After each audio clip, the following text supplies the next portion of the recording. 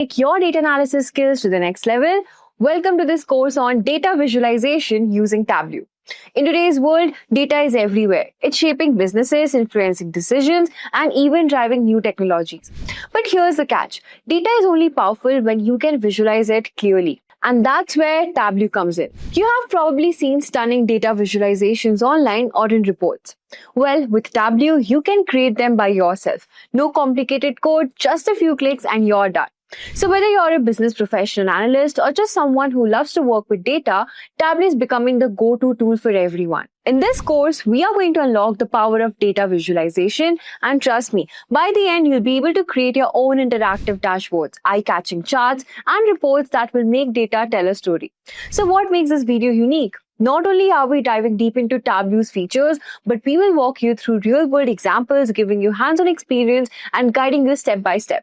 Plus, at the end of each lesson, we will make sure that you're fully equipped with practical tips that you can apply right away. First things first, let's talk about what we will learn in this course. First, we'll have a look at Introduction to Tableau. We will start by setting up Tableau and giving you the basic overview of its interface and features. Next, we'll learn about connecting and preparing data. You learn how to connect data from different sources and prepare it for analysis. Then you learn about creating visualizations, getting hands-on with building charts, graphs, and other visual elements to represent your data. Dashboards and storytelling. You'll also learn how to combine visualizations into dashboard that can tell a complete data story. Advanced techniques. You'll dive deep into filtering, formatting using Tableau's advanced features to make your visual even more powerful. Next, we'll have a look at real-world applications. We'll end with examples and use cases from actual business scenarios, giving you the skills to tackle any challenge. Also, just a quick information, guys, if you're interested in becoming a professional in the world of data, you should definitely check out this Data Analyst Master's program. This course is specifically designed to help you focus on Tableau, which is one of the most powerful tools for creating visual stories and interactive dashboards. So whether you're a beginner or looking to upgrade your skills, our syllabus covers everything you need to know. You can start with the basics of Excel, SQL, move on to Python, R programming, and master advanced data visualization. The biggest advantage of this program is that it's not just about theory. You'll get hands-on experience by working on real-world projects, analytics, sales tracking. Plus, when you finish, you won't just have new skills. You will earn industry-recognized master certificate from Simplilearn and official certificate from Microsoft. So this is your chance to join a field that is adding millions of new jobs. With our expert-led classes and career support, we will help you get noticed by top hiring companies and land your dream job. So what are you waiting for? Hurry up and enroll now. You can find the course link below. But before we get started, let's have a quick quiz to test your understanding. What's the main benefit of data visualization? Your options are: it makes data more colorful, it helps to identify patterns and insights in the data, it's just for fun, or it makes data look complicated. Choose your answer and let me know your answers in the comment section below. So without any further ado, let's get started. Tableau is one of the best data visualization tools since last 25 years. So Tableau is not a baby. Tableau is already in the market from the last couple of years, like last 25 years, what I mentioned. And it is one of the best tool in the market. Even there are a lot of tools came and wash out from the market in between. But still, Tableau is one of the best data visualization tool. So Tableau is a data visualization tool, or you can say the partially BI tool, where you can generate the visuals. So did I answer your question part? Right? Means this is the Tableau you're concerned. And definitely we will go for the more explanation as well. So this is a one part. Another question I got from the Kunal. I'm taking those questions which are very important. I think these are the very common questions to everyone. Definitely it should come in your mind. Why we are learning Tableau, or what is Tableau exactly? So that's all. To answer your question, Kunal, like Tableau and Power BI, which one is better? So means in each, Tableau is designed for the pure data visualization tool. It's one of the best tool in terms of the data visualizations. It's a very nice chart, very clean chart altogether, while Power BI is coming from the Microsoft background. So it's like a family pack. If you are using the Microsoft Windows, if you are using the Azure Cloud, if you are using the SQL Server database or Azure, in that case, Power BI is one of the best tools because you don't need to go for the external kind of integration. The tool is inbuilt, so it is working perfect. And now everything is moving towards the cloud, moving towards the AI part, machine learning. So Power BI is also working good in terms of the Microsoft product.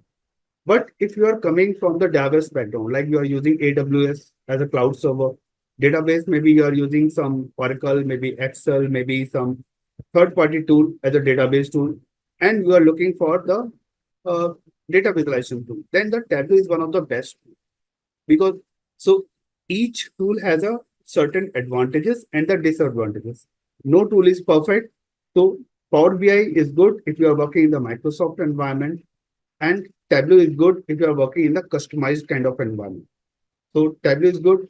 In terms of the data visualizations, Tableau is perfect. There is no competition with Tableau in terms of the data visuals, chart and everything. It is pretty good to align with the machine learning also. You can go for the prediction modeling. You can go for the forecasting.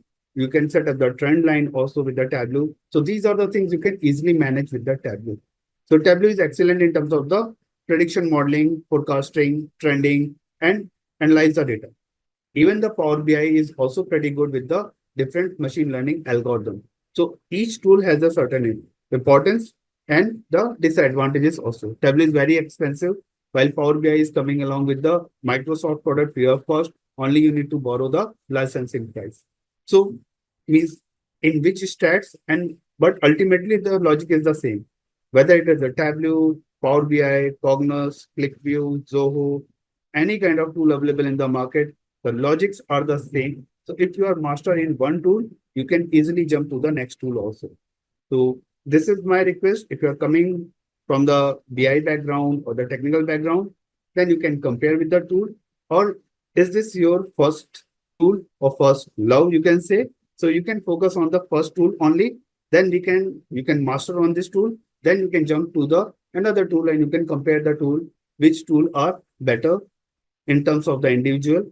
So for Tableau, you don't need to go for the much technical part. So for the functional people can also use the Tableau in a very nice way. Power BI somewhat you need the SQL kind of guidance. So bit technical part you also need to be included. So these are the comparison between the Tableau and the Power BI. If you take the Gartner chart now from the last 2 years, Power BI is taking an advantage because it's a BI tool, business intelligence tool, while Tableau is a data visualization tool. Data visualization with using the Tableau. So the very first thing which what we are looking for, what exactly the data visualizations. So data visualizations means whatever the data we can see in the sheet, it is always available in the row and column kind of format. So row and column format, it's good if you have the limited set of data, 100 rows, 200 rows, you can calculate, you can conclude the result, and you can get the data. But every time it is a time-taking process. So better if we have something in the visuals, like suppose we have the number of like in a company, we have a like different departments, right? In any company, we have HR department, we have the IT department, we have the finance department, as well as we have the sales department. So these are the four departments. So in the Excel sheet, you will get the list of the employees over there, which is working, how long it is working, start date, end date, and different profiles as well. But every time if you go for how if I go for the counting of the employee in each department, it will be very challenging. You cannot count every time. If you go for the Excel, you need to calculate manually and you just need to take a lot of functions involved and then you can calculate the value. While in case of data visualizations, like you can develop a chart, maybe the bar chart, and for each bar chart, you can get the value for the number of employees related to that. So it will be very easy immediately because as a developer, obviously you are happy to develop a report or the dashboard. But the manager point of view or the stakeholder point of view, you always bother about the data should appear in a quick way because they don't have time in a seconds or maybe in a minute. They want to take a decision. So in that case, the data visualizations are coming into the picture. Means the data visualizations, even you can use Tableau, Power BI, or whatever the tools, but the data visualizations, why it is required? Because you want to summarize the data so that you can take a decision-making process. So data visualizations is turning towards the data decision process itself. So now jumping to the next process, like what is the power of visual analytics? And that is the reason I was trying to explain what exactly it means. Let me minimize this part so that we can see the full window. So data visualizations, as I already explained, So now we are getting into more depth for the data visualizations. So we can see it's the data visualizations means we have the data arranged in the Excel data or the CSV data or the SQL data. We always get the data in terms of the columns and the rows, right? So we have a lot of data altogether. If we convert data, such a two-dimensional data in the row and column format data into some pictorial format, maybe it's a map, because in this case, we are taking a series of the data like year, income, region, country. So we can visualize a map. So because we have the country-based data, so it is better to have the data need to be mapped in terms of the country itself. So it is good to have the map. Or region-based, we can go for the another kind of chart. Maybe the bar chart we can take. Or based on the data, we decide what chart is going to fix. They're the very good questions because we have a lot of charts in the market. Whenever you go for the any kind of data analysis, you can see the if you have the bank account, if you have the share market like a demat account, or any kind of chart analysis, you see a multiple charts altogether. But sometimes a bar chart, sometimes a line chart, sometimes a pie chart, donut chart, heat map. A lot of charts are coming together. So the question should be in mind on what basis they pick the chart, right? There is a certain logic. So each chart has a certain meaning. Like if we have the locations, if we have the particular, the latitude and longitude. Once we talk about the locations, there was some, information, locations details. Once we share the latitude and longitude. If you have such kind of information, and if you're looking for the distribution across the geography, then we can go for the map. So in this case, like the country, we have like you can see the Afghanistan, we have the US, we have the Germany, France. If we have such kind of data, then obviously, if you're looking for the data visualizations based on the country, then we can pick the map. Have the data on the year wise, like year wise, or you are looking for the data for the time series data. In that case, we pick the line chart because that's a continuous data. So for the map, for the location, if you have, and if you have the latitude and longitude, you pick the map chart. If you have the time series data in terms of the year, month, if you are looking for the week, such kind of data, and you are looking for the continuous pattern, in that case, you use the line chart. You use the bar chart also. So bar chart, if you have the categorical data, like you are looking for the data, even in terms of the year also, you're looking for the year by sales. In that case, you can go for the bar chart also. So that's another pie chart is generally used whenever we have the percentage distribution of the data. Whenever you go for the any pie chart, you can always see there is always a percentage information. Like I took an example for the organization. We have the like couple of departments like the IT department, HR department, sales department, finance department. So these are the like four sectors. And under that, you are four departments, and under that, you are looking for the count of the employee. So if you are looking for the count of the employee, then you can use the bar chart. But if you're looking for the percentage of employee distribution across these departments, then better to use the pie chart. So each chart has a certain business meaning. No need to worry. I will share you a lot of stats, how the things are going to evolve. Even there is a scatter chart. If you heard about it, the bubble chart, and it is coming very soon. In this map also, they are using the bubble chart in this chart. So bubble chart, whenever you have the data on the x-axis and y-axis, both are the numbers. In that case, we use the scatter chart. Means between the two measures comparison, we always pick the scatter chart also, or you can say the bubble chart. So I have picked because this is the like first sessions and many people are coming from the non-technical background. So that's why I'm trying to throw as much as jargon as I can throw because these terminologies are getting challenging. This is a normal tendency. Whenever we learn any new thing, uh, the new terminology is always stuck in your mind, in our mind. This is very common. If someone asks me if someone is coming from the like medical background or the finance background, finance I'm working from a long time, so I'm aware about many terminologies. But if someone is coming from the like automobile industry. If we pick the any terminology over there, so rather than focusing on that details, how the that particular instrument is working, I will stuck first time if I'm listening the name, I will stuck with the name only. So that's why I'm trying to pick the jargons, whatever the jargons are possible in Tableau, I'm going to pick. And maybe in the couple of sessions, we have many sessions are available. So I will explain one by one each things. So at least for the terminology or for the jargons, we should not get surprises anymore. So this is a way how we can take it forward. Just for on this slide, we are looking for the data visualizations. So what exactly the data visualization is? It's a what we have the data in the row and column format that we are going to convert into the visual format so that we can take a good decision making process. Okay. So data visualizations. So these are the steps. If you go for the Excel data, then you convert the Tableau representations. And based on that, you identify the patterns, the trends, how the things are going to happen. Means you can take a decision, like if you have the sales in a positive way, you can identify, then you can think about it, you can increase your inventory, you can increase your resources, or you can ask for the inventory in the sense like if a particular flavor, like the cappuccino is in demand, then you can go for the such flavor of the coffee in the market, and you increase the inventory. Or if the particular flavor is getting not in demanded, you can reduce the quantity in your outlet. So such kind of things you can define to identify the patterns and the outliers and get the insight. Means how the business is getting profitable, how you can increase your footfalls for the customers, and such kind of things you can take a decision. Ultimately, it's all about the business, all about based on the historical data, whatever the data has been done, whatever the things we have done in the last 5 years, 10 years, 50 years.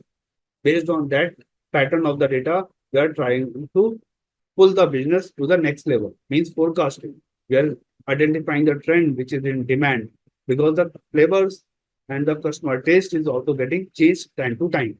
So based on that, we need to identify the patterns and we can identify the outliers. Outliers means which are not in demand or which is creating a disturbance that we can also decrease. So such kind of things we can get to the get inside and we can define our data visualizations process. So all these things we can manage through the Tableau and the data visualizations part. So whatever the concepts or the terminology we have done so far, this is a good example, like example income versus life expectancy chart. So this is a good example. There is a very good thing about the Simplilearn. They took a very realistic kind of example. With this examples, you can take it and on the whenever we develop any kind of chart, we have the two axes, right? X-axis and the Y-axis.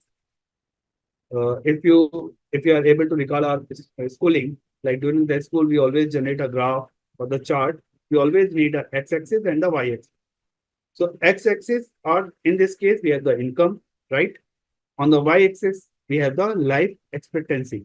So income is in dollar or maybe the rupees, whatever.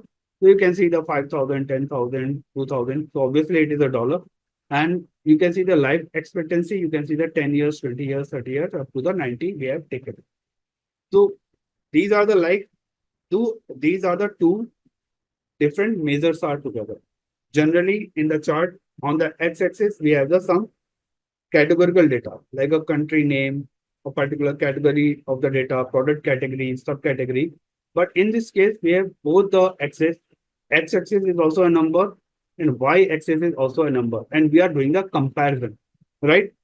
So as I said just a couple of minutes earlier, if you have both the axes are the numbers, then you use the scatter chart or the bubble chart. This is a very good example for the scatter chart and bubble chart. There's a lot of data. So at the very beginning, you can see the low income country, we can easily identify. And you can see the high income country, which is also going to identify. As well, on the right hand side, you can see the color coding is there, world region. It is going to show you, you can define the legend as well. You can filter out the value. You can see the country name altogether. You can, based on the sizes of the population, you can decide which country is low income country or the which country is the high income country altogether. So these are the way how to identify the fix the data and how you can identify the pattern or the data insights altogether. So based on this chart, you can conclude whatever the steps we have.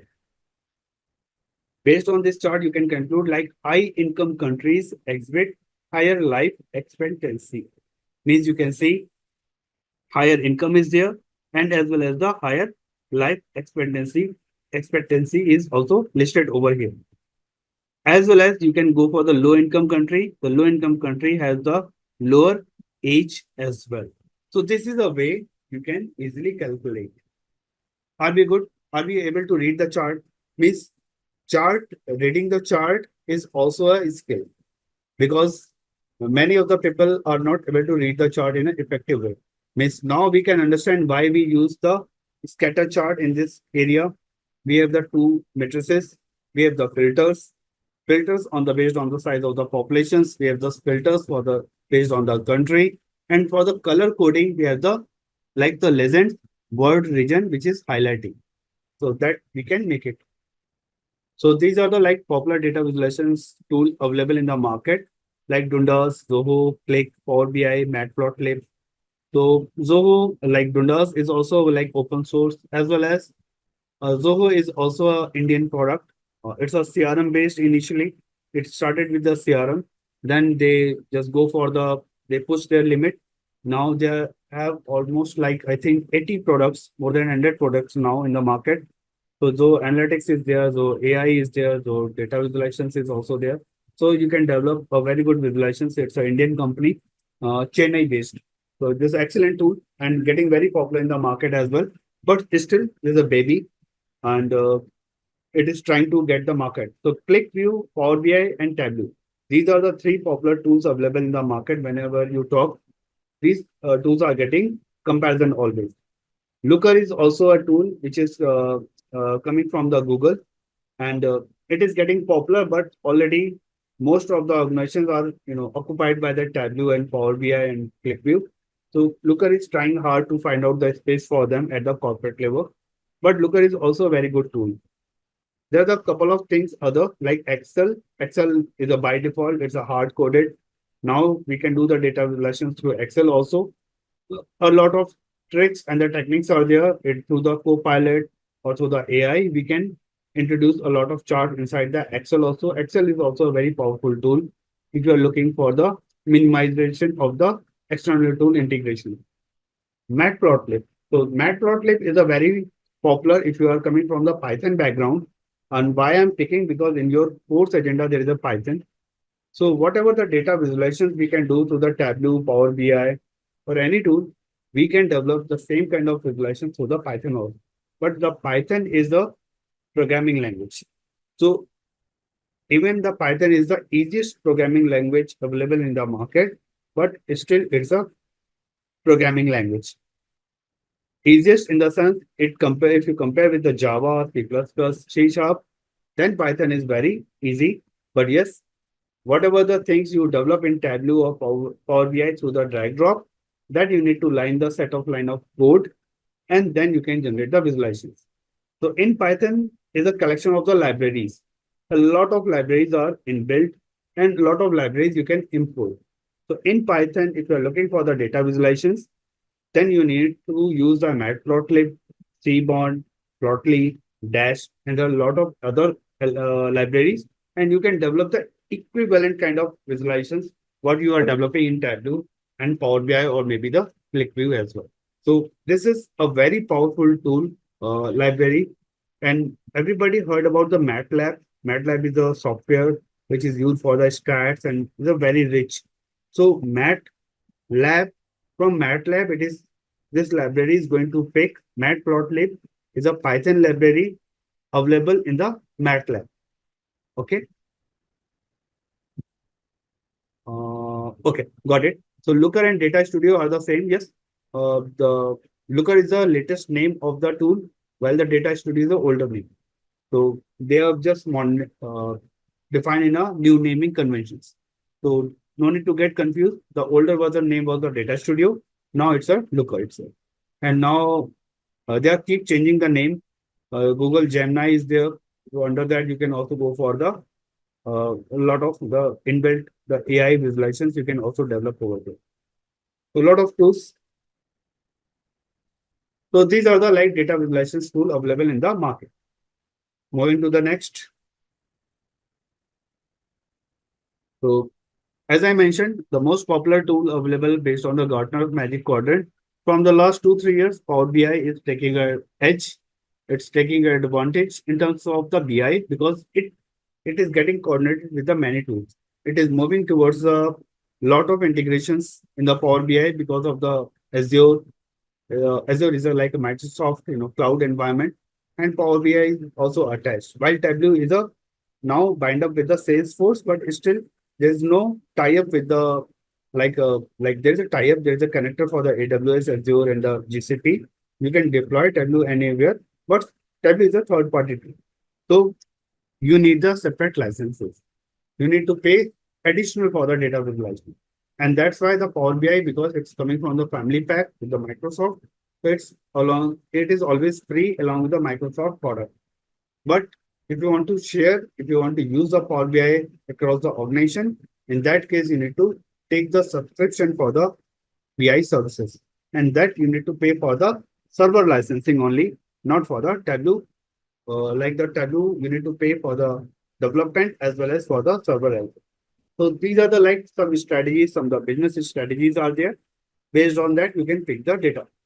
But these are the three most popular tools available in the market. Now from the last, because as I said, these are the like Power BI is taking a edge now. So Tableau is at the same place. Like in terms of the data visualization, Tableau is the best tool available in the market. Now the click is losing the market. So whatever the click is losing, Power BI is taking a advantage. So click is getting decreased because click is hybrid of both of these and bit complications in terms of the visuals. So that's why, and Tableau is taking an advantage in terms of the visualizations part, while Power BI is taking advantage in terms of the environment as well as the machine learning kind of tendency. So these are the three most popular data visualizations tools. There are some best practices we need to follow, like during the development for the visualizations. So before getting into the visualizations, we need to understand the business meaning, what exactly the context or the problem statement is there.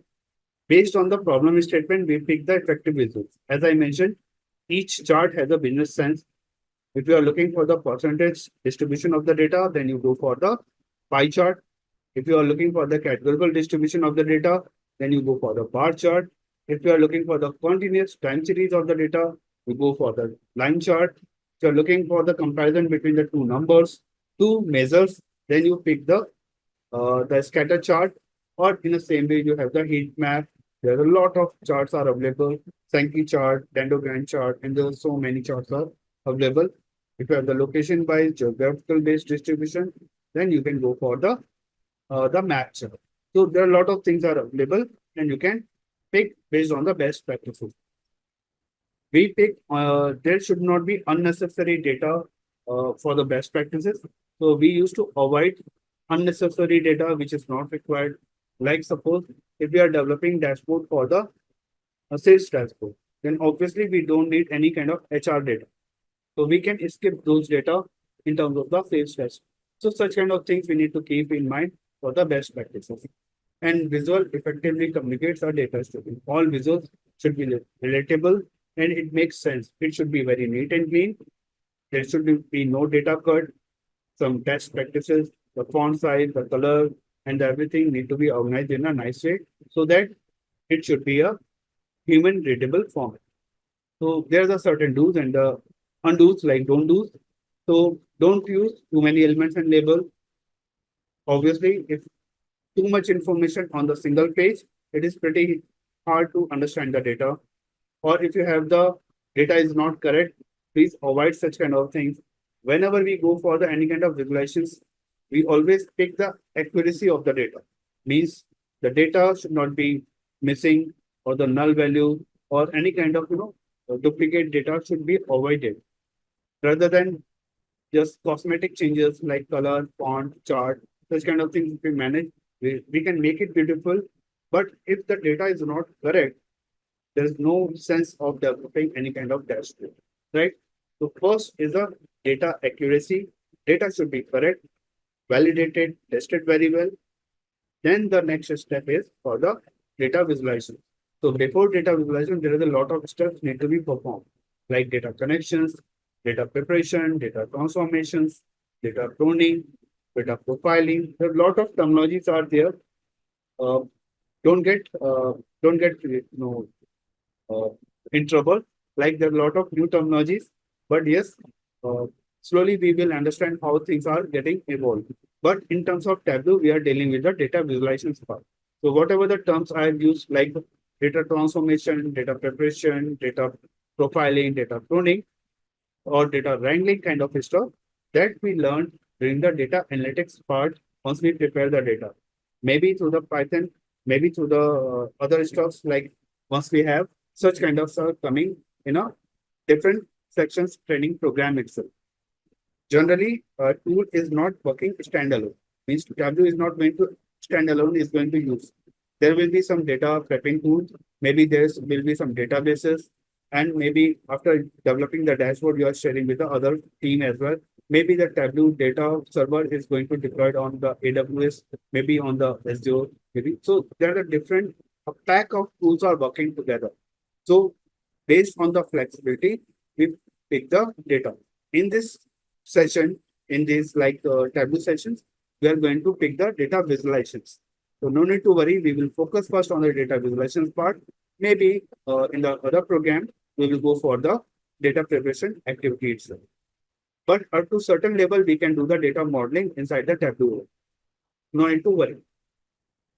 So best practices is like know your audience, choose the right chart type. As I already explained, means know your audience means what is happening if you are coming from the financial background. So obviously, the color coding is very limited.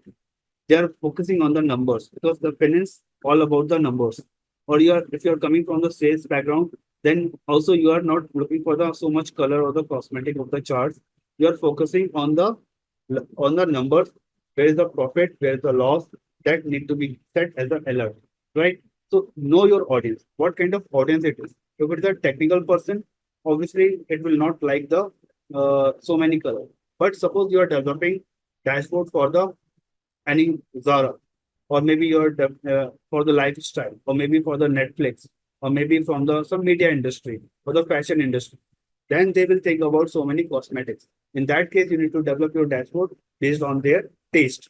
So understand the audience, understand the domain, and based on that, you pick the color.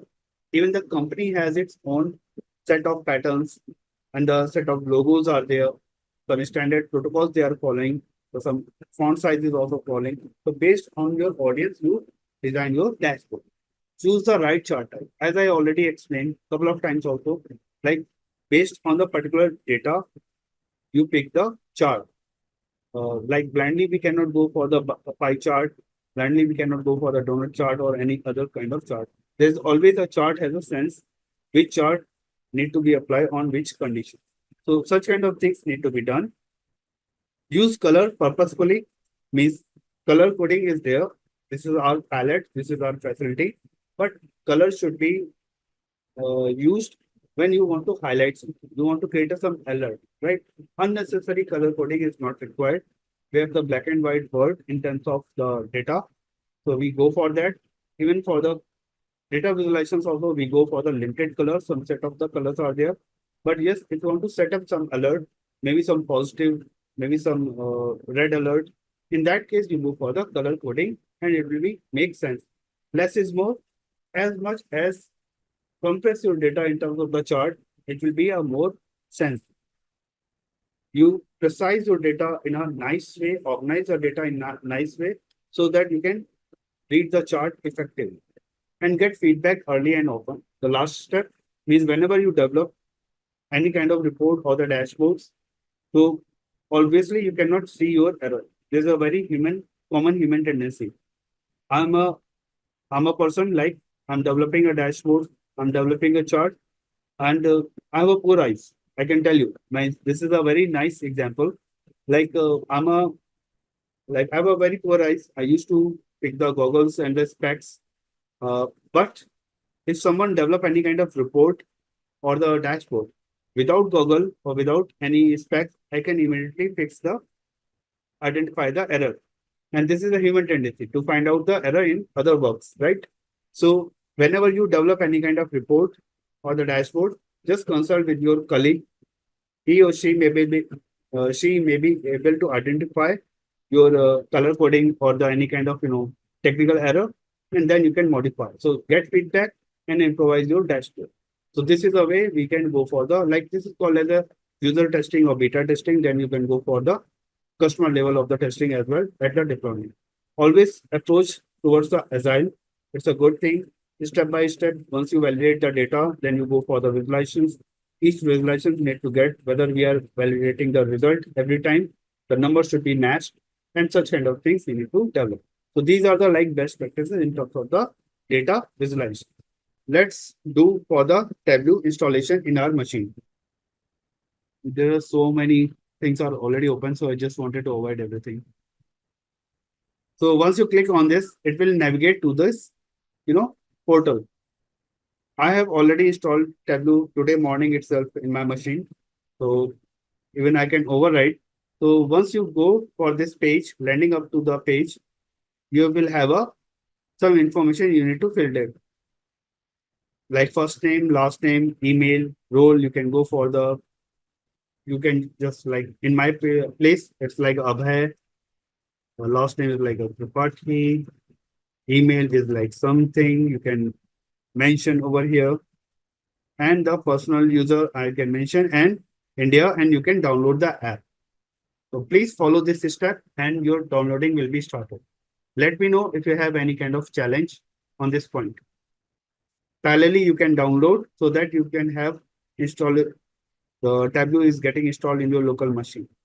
Thank you for downloading Tableau Desktop Public Edition. If your download does not begin automatically, try again Mac, Intel, Mac, Apple Silicon or Windows. So if you are using the MacBook, then you can go for the Mac, this part. Otherwise, you can click on the Windows and the downloading will be started in your machine.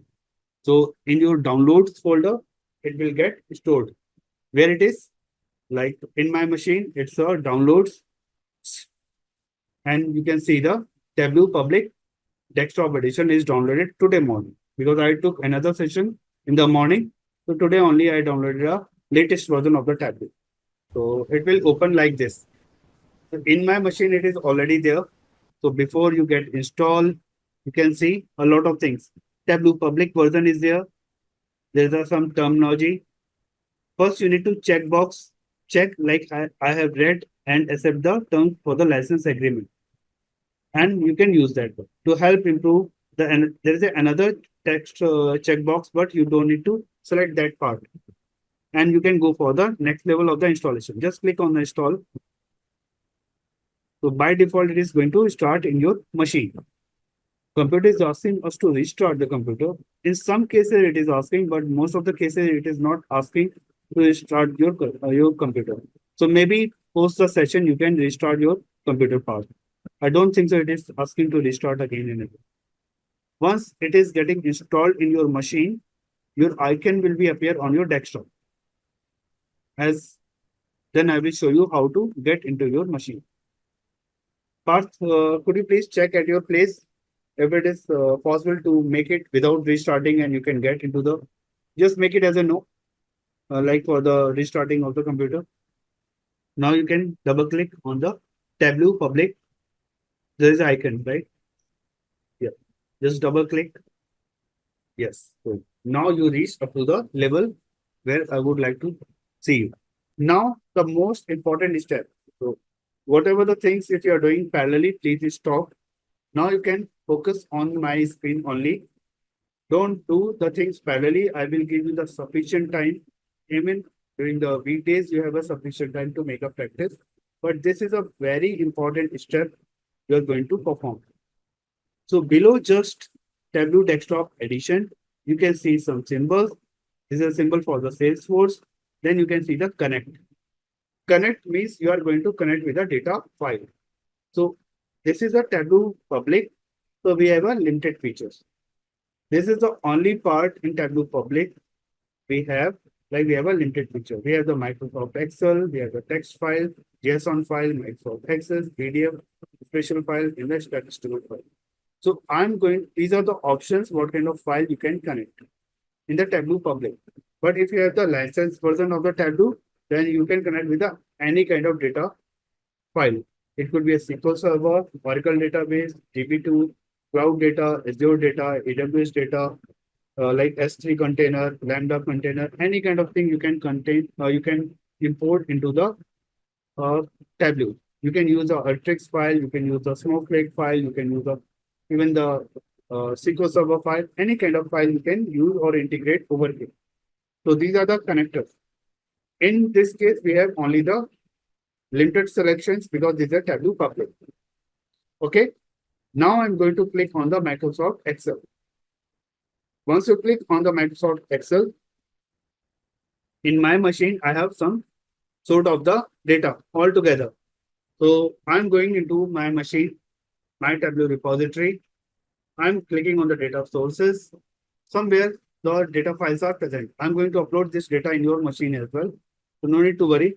Sample Superstore, and I'm selecting Sample Superstore and open over here. So once you open, now the magic is happened.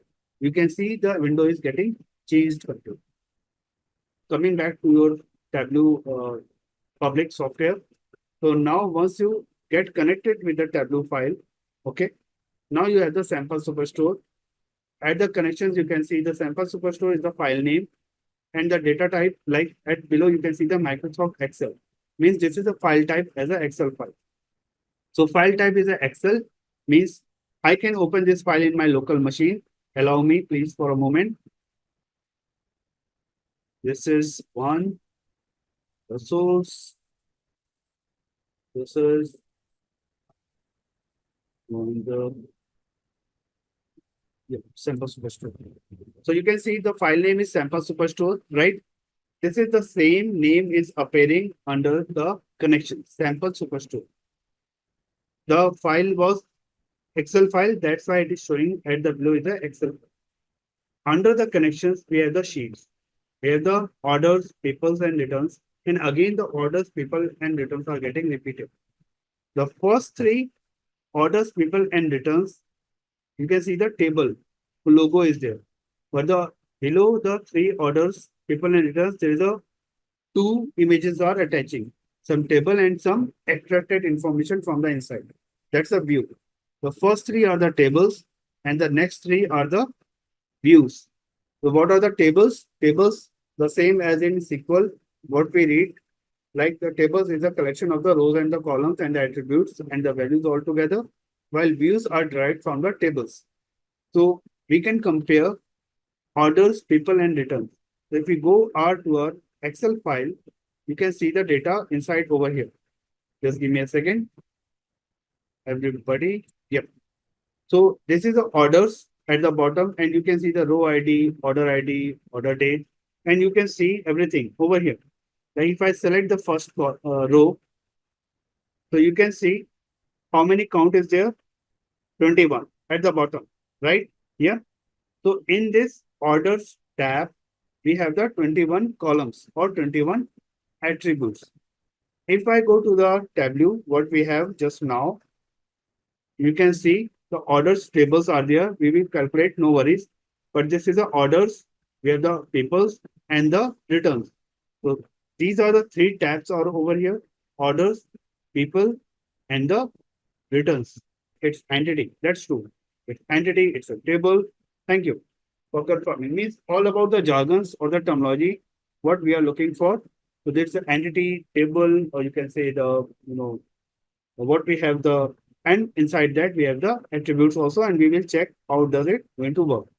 So on the left hand side, what we can see once you get connected with the file, the connections, what kind of file you have, the file name, as well as the under the sheet, you will get the list of the tables or the list of the entity, and below are the number of the views. How many views are there? Now getting back to our PPT. Please reach up to this level, then we can take to the next part. So coming back to the data storytelling part. So data storytelling, as I mentioned, once we now we are talking about the PPT. Uh, it's a 8:33. We can go for the next uh, 15 minutes. Then we can take a good break for the 15 minutes, and after that we can have a, because this is a 3 hour sessions.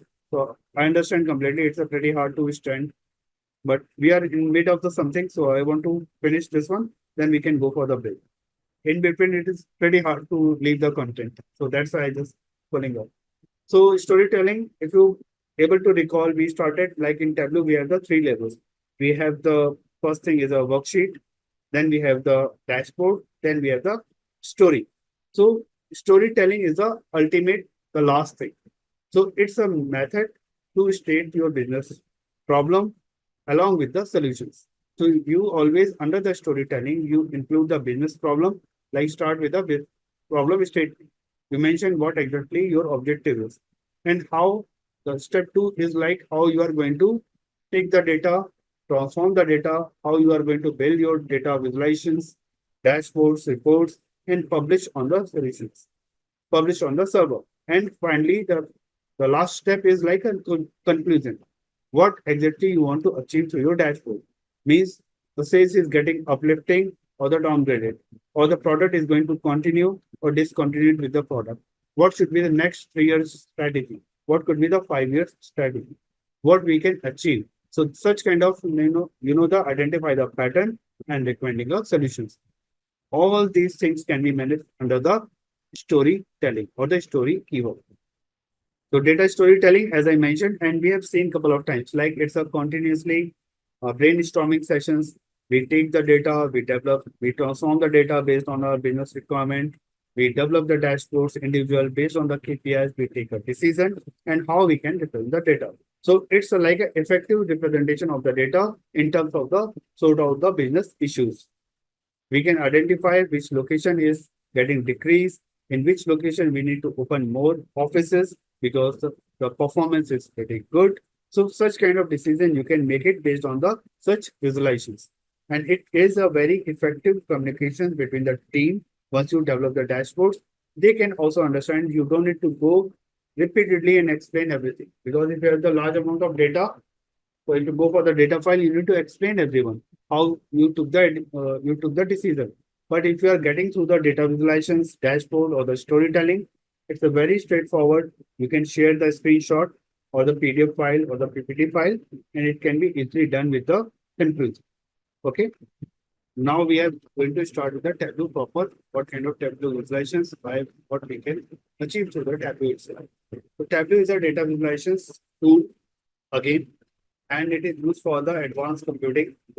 There's a another term is going to introduce like a data blending and dashboarding to create data visualizations. So advanced computing means you are performing some data transformations. Suppose you have a in your data, suppose you have the data file like employee data file with the employee ID, employee name, employee locations, department, and monthly salary. You are looking for the annual salary or the package for the employee. So in that case, and in the original data file, the annual package is not there. In that case, you can compare, you can go for the computed column. You can calculate a new column, just multiply monthly salary with the 12, you will get a annual salary. Along with that, you can add some bonus. If it is there, then if you are looking for the appraisal kind of thing, then you can go for the CTC as well. So such kind of computation, you can also do that in Tableau itself. So such kind of things are coming under the advanced computing. Or if you are looking for some forecasting kind of attributes, that you can also define. So any kind of data display, data concatenation, data, massage kind of things you can do, like advanced computing in the sense like if you're looking for the missing data or null values or any kind of the duplicate values, that you can also figure it out through the advanced computing. Now the million-dollar question for the data blending. Data blending is a excellent concept in Tableau. So data blending is, if I break this word, it makes a sense for the data and the blend the data. To blend, everybody, I think in your kitchen, you will have a blender with a mixer where you play with the data. What you do in the blending, in the blender, you or in the mixer, you put the ingredients, you add maybe the sugar or the salt, whatever you like, and you prepare your mocktail. It could be a mojito or any kind of flavor, you can make it at your place. So under the preparation of such kind of, the like mocktail, you put number of ingredients. You put the mint, you put the lemon, you put add the sugar, maybe some salt pinches, and some additional flavors you can add over there. Maybe some soda you can add. So these are the like individual items you are going to prepare for the mojito. So what exactly? And you just turn on your blender and it prepares mocktail for you. So this is how the things are working for the blending for the mixer. The same thing is going to apply for the data blend.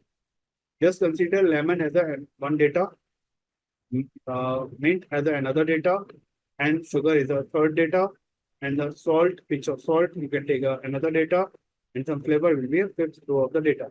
And you are mixing the data all together and you're preparing your mocktail, mojito. Right? So this is a way, if you are clubbing multiple data sources, multiple data all together into a single place, that is considered as a data blending.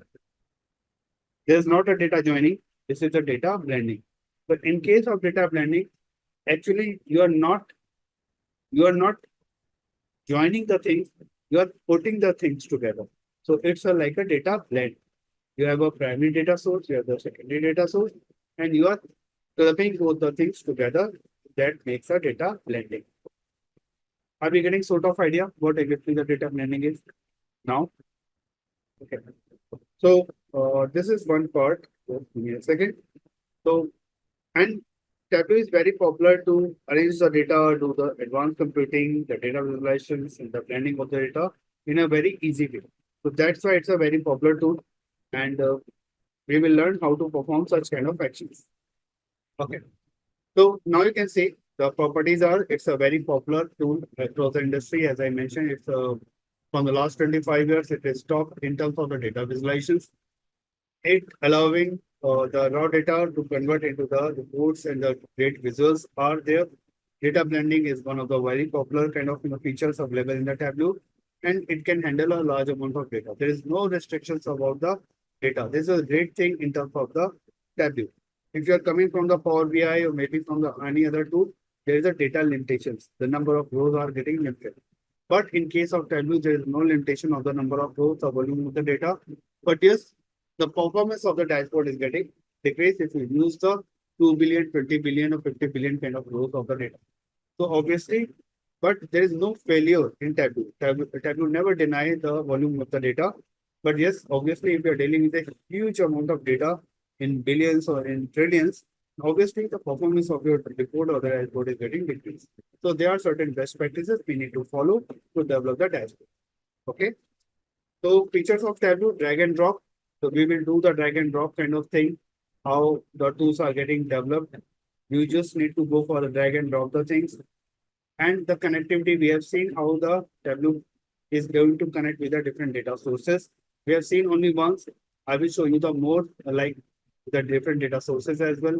Different kind of visualizations are there. Like we have the charts, map, and dashboard stories.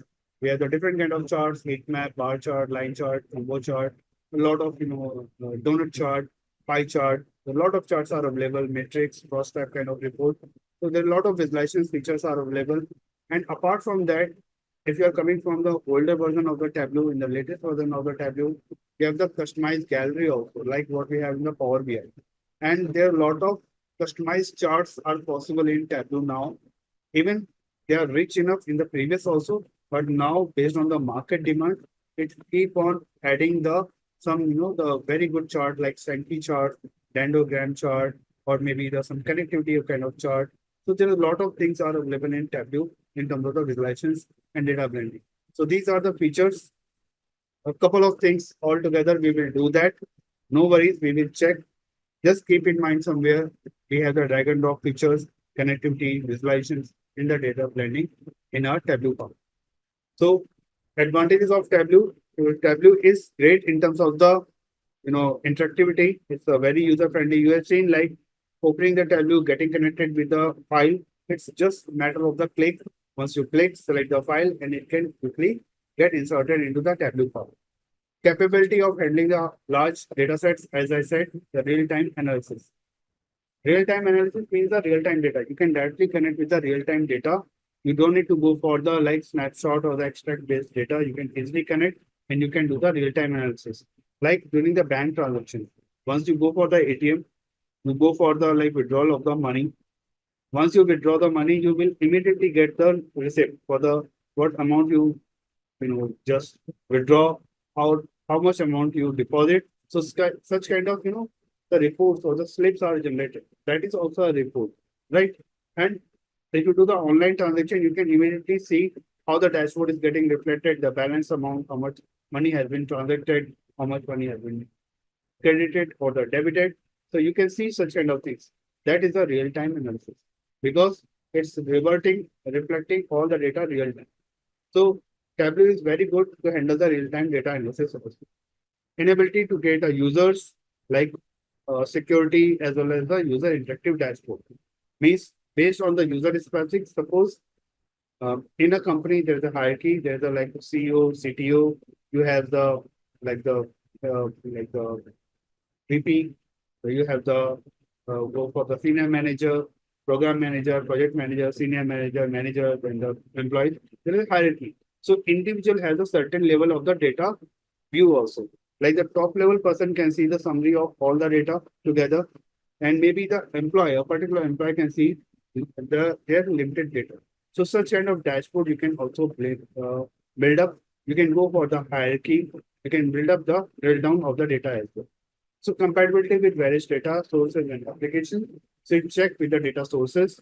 A lot of data sources are available. As I mentioned, SQL Server, DB2, Oracle, Excel file, flat file, any kind of CSV file, image file, any kind of things you can import into the Tableau and develop the dashboard. Now we can go for the introduction to Tableau product. So there are a couple of products in the Tableau. So anyone can mention in what product we have downloaded today in the chat. In which product we are going to work? Tableau Public, right? So this is a Tableau Public desktop. Yes, yes, not public server. Not a Tableau Public server, Shivangi. It's a Tableau Public desktop. So there's a Tableau Public desktop. You can see the developer tool and rest of the products I'm going to explain. So Tableau products, Tableau is a big, the product hierarchy they are maintaining over here. So you can see there is a lot of other products inside the Tableau itself hierarchy. So for the data preparation, like once you go for the data development, the dashboard development or the report development, first you need to go for the Tableau, the data preparation activity. So for the Tableau, they have a individual product which is launched in 2019, Tableau Prep Builder. Tableau Prep is there under which you prepare your data. Means before getting into the data visualizations, before creating a report, you prepare your data. Under the preparation, you develop a workflow, or automated workflow which pick the data source, which cleans the data, maybe based on your business requirements. Suppose in your data, the column is like employee name. My name is like Abhay Tripathi. So I want to break my name into the first name and the last name. Means it's split out. The first name and the last name. The first name is like Abhay and the last name is like a Tripathi. So such kind of data arrangement you can do under the data preparation, under the Tableau Prep Builder. Even you can do under the Tableau desktop also. But it is advisable for the best practices. Such data cleaning or data arrangement or data transformation things should be done before the visualization. So such data preparation activity you do under the Tableau Prep Builder. As I mentioned, you can split the column like first name and the last name. You can concatenate also. Maybe in your data sheet, there is a first name, middle name, and last name. But you want to see the full name in a single column. In that case, you can concatenate. You can join the individual column. You have the maybe the column data as a date, and you want to split out the year, month, date, maybe the day as well into a different separate column. So such kind of data arrangement or data massage you do under the data Tableau Prep Builder. Means under that you can handle the missing values. You can go for the duplicate values. You can remove. You can clean the data. Maybe in your table there is a 50 columns are there, but in your business, in your dashboard, it is required only the 20 columns.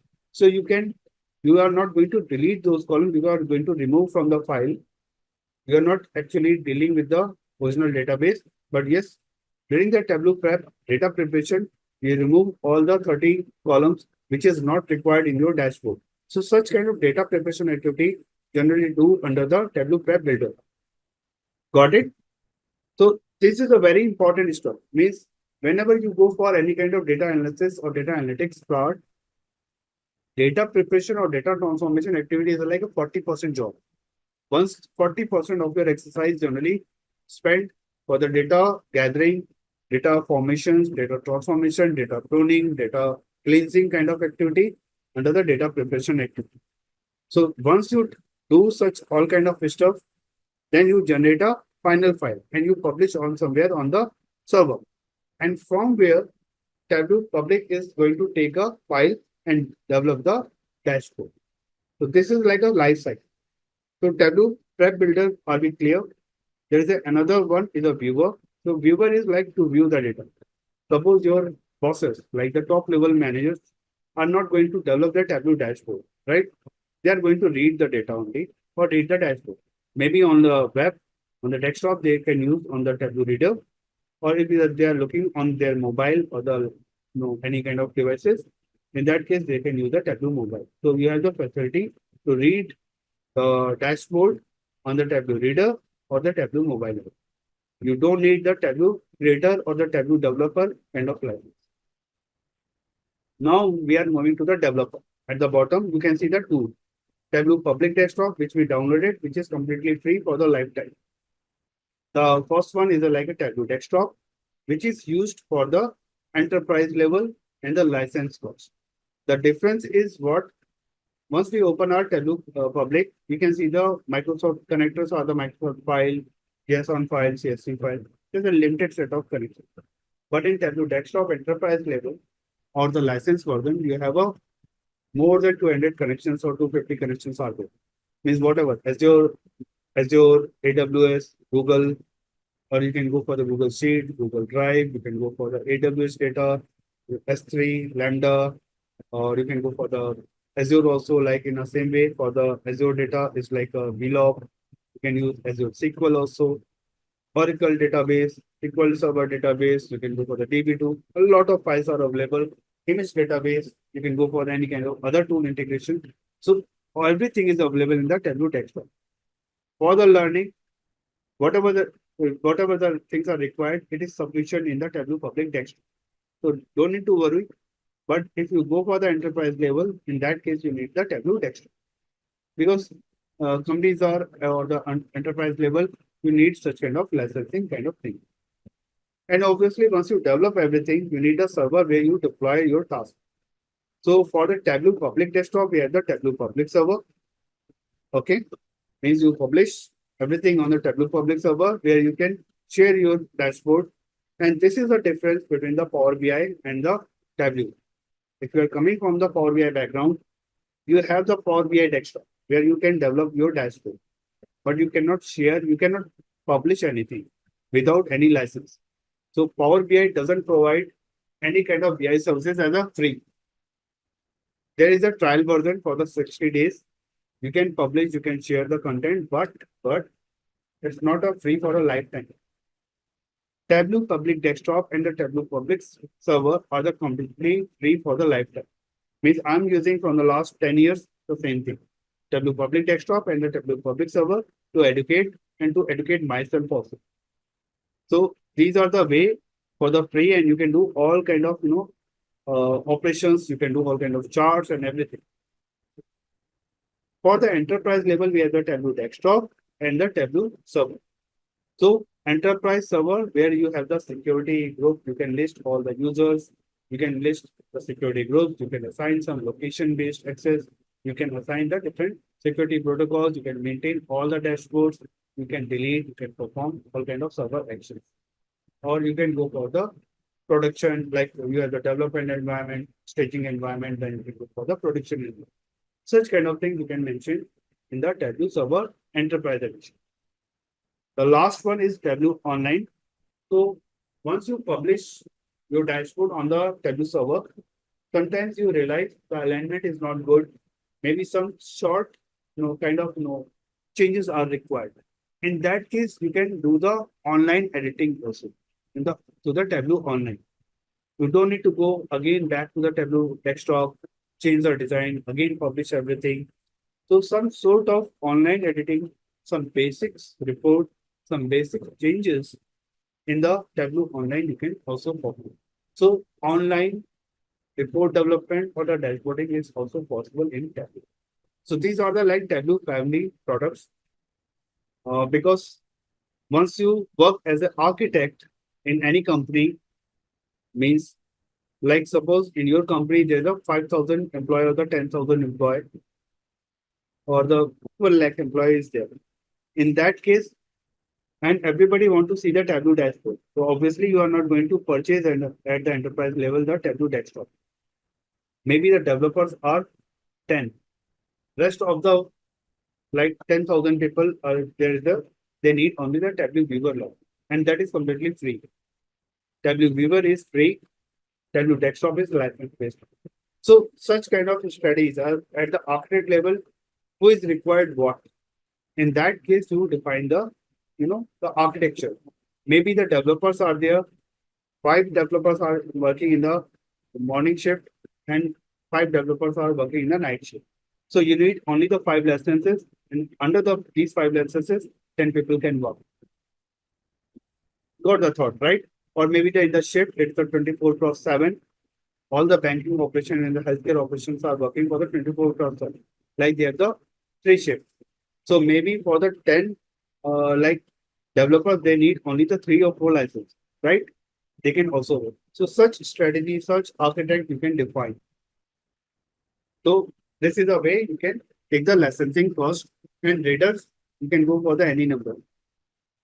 I think this is very clear now.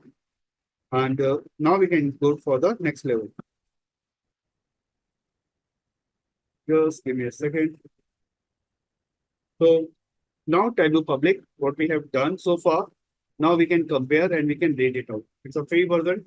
Tableau visualization, we have seen this is free. Once you open your Tableau Public, you can see the connect.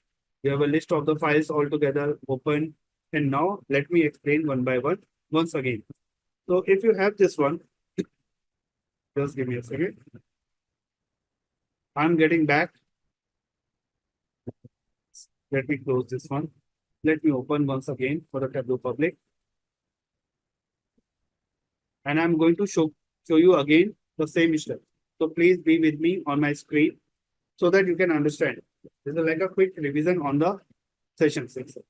So now you can see everything is available like, yep. So you can see under the connect, we have the different tour file. Under the tour file, we have the different options to connect with the file, Microsoft Excel, text file, JSON file, Microsoft Access, PDF file, Excel file, and statistical. At the below, there is a tour server. Obviously, we don't have any server, but yes, you can configure to the OData. If you click, you will get a different, like you can connect with the URL, you can connect with the any kind of server as well. Okay. We will check once we go for the more, you have the different set of values. Just give me a second. You will get a Google Drive or the OData, again, the web data connector as well. So these are the different of the ways to get connected with the file size. Getting back, just give me a second. Now you can see at the blank, this is a blank area, open, and open form Tableau Public. So during the chat, I have seen like someone asked me what does it mean by the open form Tableau Public. So first, I will talk about the open. This is the area like, because this is a fresh installation today only, and there's no history of the task.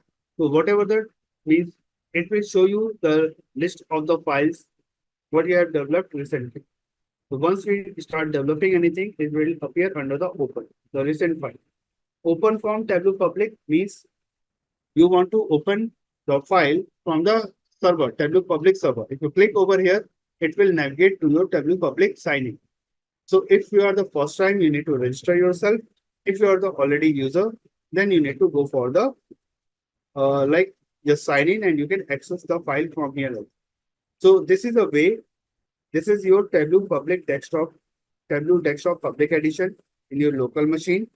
And this is open from Tableau public. This link is for the server itself, Tableau public server. What we just studied, we have the two products from the public side. One is Tableau desktop public edition, another is Tableau public server. So these are the two which are going to link to each other. Okay, OData. So Risker, to answer your question, OData is like going to connect with the data with the some URL. It could be a data which you are getting through the URL, maybe the web data you can connect, maybe you can give your legacy data also. Sometimes within it's not always a web data, it's going to connect with the authentication. You are looking for the authentications. If you have like Zira connection, like you want to connect with the Zira or the Confluence or any other tool, you want to fetch the data, you can connect to the this way. Means suppose the connector is not available, still you want to connect with the data, then you can connect to the with this OData kind of URL and the pattern. So this is and the on the right hand side you can see the what's new. So this is like a regular update of your product. Whenever you open, this will be open for you, and you will get like what kind of updates, the version updates, what is the new things. You can get it from here. Along with that, the bottom is very important. Learn Tableau. So Tableau is also very helpful to understand the updates. To get started with Tableau, you can click over here. You will get some sort of videos which is published by the Tableau itself. Watch how to videos means you can get the particular guide how to open the Tableau public, how you can connect with the data, what's the trend in the market. Everything is available from the Tableau. So these are the learning links from the Tableau itself. Like below is a like explore sample data set. So sample superstore is a sample data sets from the Tableau itself. So you will get the sample data sets also. If I click over here, you will get a list of the Tableau like the sample data. You can see superstore says for 2014. There's a lot of the category, the business wise. You can see the superstore, the employment changes in the great retained by industry, uh, entertainment industry, sports. You can see public data. You can get for the education, government. A lot of sample data sets are available, and you can download from here at the free of the cost. And you can see the extension of the data. Some are XLS, CSV, XLS, CSV, some zip file, PDF file. There are a lot of things are available. So for the learning, you can click and you can get the sample data also. And the very important thing, each domain they have the data. So suppose if you are coming from the business, that's fine. If you're coming from the entertainment, you will have a lot of sample data is from there from the in the sports vertical. This is a very huge demand vertical for the right now popular across the world. Like sports vertical, it's like a if you heard about the NFL, National Football League, I've recently done one project for the not one from the last 3 years. I'm working for the NFL National Football League, and they are developing the Tableau dashboards for the individual, for the individual team, for the individual player. They are tracking individual record for the player as well. Now IPL also started in the same way. NFL is a like we know IPL Indian like our cricket Indian Premier League, right? So in this case, we have the NFL is a like a just big boss of the IPL. IPL is a very limited, but NFL is a very big in terms of the US, a $1 billion employer, and they are maintaining a lot of football matches across soccer matches across the globe, uh, mostly in the US and the European countries. So for them, they are using the sports vertical, such kind of Tableau. They are using Tableau and Power BI also, but heavily they are using the tablets. So you can get a lot of stats, how the sample data sets are there. And this is a very important. Please take it in a very important, strong way. Public data, there is a public data, educations, government, a lot of sample data are available over. So now getting back to the Tableau again, and you have the learn, what would you like to go and the read the blog, so you can explore your knowledge level. Now, what we have seen so far, we have seen for the Excel file. Now we can go for the any other file like JSON file. I'm looking for how to import the JSON file. So just click on the JSON file. JSON file is a JavaScript object notation. It's a web-based, you can say, and you can go for the, just give me a second. Let me open this with a set. Yep. So we have in my machine, I'm going to upload on the portal also. This is the JSON file, which is a sample file provided by the Simplilearn. So if I click on the JSON file, simply select, open, and the magic is there. Means you don't need to bother about anything. Means you can see in the same way we connected with the Excel file, the same way we are going to import the JSON file. And now you can see the select schema label, you can define the schema label. Under the sample file, we have the petals information like petal length, petal width, sepal length, sepal width in the species. It's a very similar to the iris data. If you are aware about the iris sample data, it's the same thing. If you select this one, and you can get the information. Like, so you can see the data is like this. So this is like a JSON file. You can see. So the data is like a dictionary kind of pair. The key value pair are there, and the data is coming in this way. So if you count the number of columns, we have like 1, 2, 3, 4, 5, and yeah, the number of rows are there. So you can go for the bottom and you can get the number of rows. Altogether, it's like a 151, but 152, but the first, the last one is like a closing bracket, and the start is also like a opening a bracket. So you can just please don't count the opening and the closing bracket line, but rest of the values are the 150s. Now you can go to your Tableau and you can simply see the 6 fields and the 150 rows. The one is going to add for the indexing by default. Means this is the facility provided by the Tableau. In your data, you have this 5 columns. There is no indexing. But in Tableau, is going to create for you the index. Row number 1, 2, 3, 4, and rest of the columns are there. Right? And you can get the data. So this is the one part. Just give me a second. Below, there is a like a whenever it is required, it is gone. You can see the sample2.json. You have the 6 field and 150 rows. So now we can identify like this is a sample2.json index file. It is like index. It is by default generated by Tableau. It's a feature. That's why the Tableau is intelligent enough to create a new index column itself. Rest of the column is the same, like sample2.json, petal length, petal width, sepal length, sepal width. You can compare the data with here, like sepal length, sepal width, petal length, petal width, and the species. And Tableau is going to arrange the data without doing any kind of programming skills. You can easily connect with the data. Well, left hand side, you can see the metadata. Metadata is like information about the data itself. So means what kind of rows or the columns are there. Everybody, please be with me. This is very important. I would say, just give me a second. So you can see like the type, field name, physicals, name, as well as the remarks. So type, you can see the hash. Hashes means like the numbers. It is signed what kind of data type is there because the numbers are there. Document index is the number. So it's a hash. You can see the physical and the name of the values as well. Just give me a second why it is not. So you can see all the values are in the numbers. So that's why the values are coming. The last one is like a species is a ABC, everybody. So ABC is like a string value. So you can compare with your data. So the last column is like a Setosa species. So these are the like the rest of the values like petal weight, petal length, sepal weight, sepal length are in the numbers.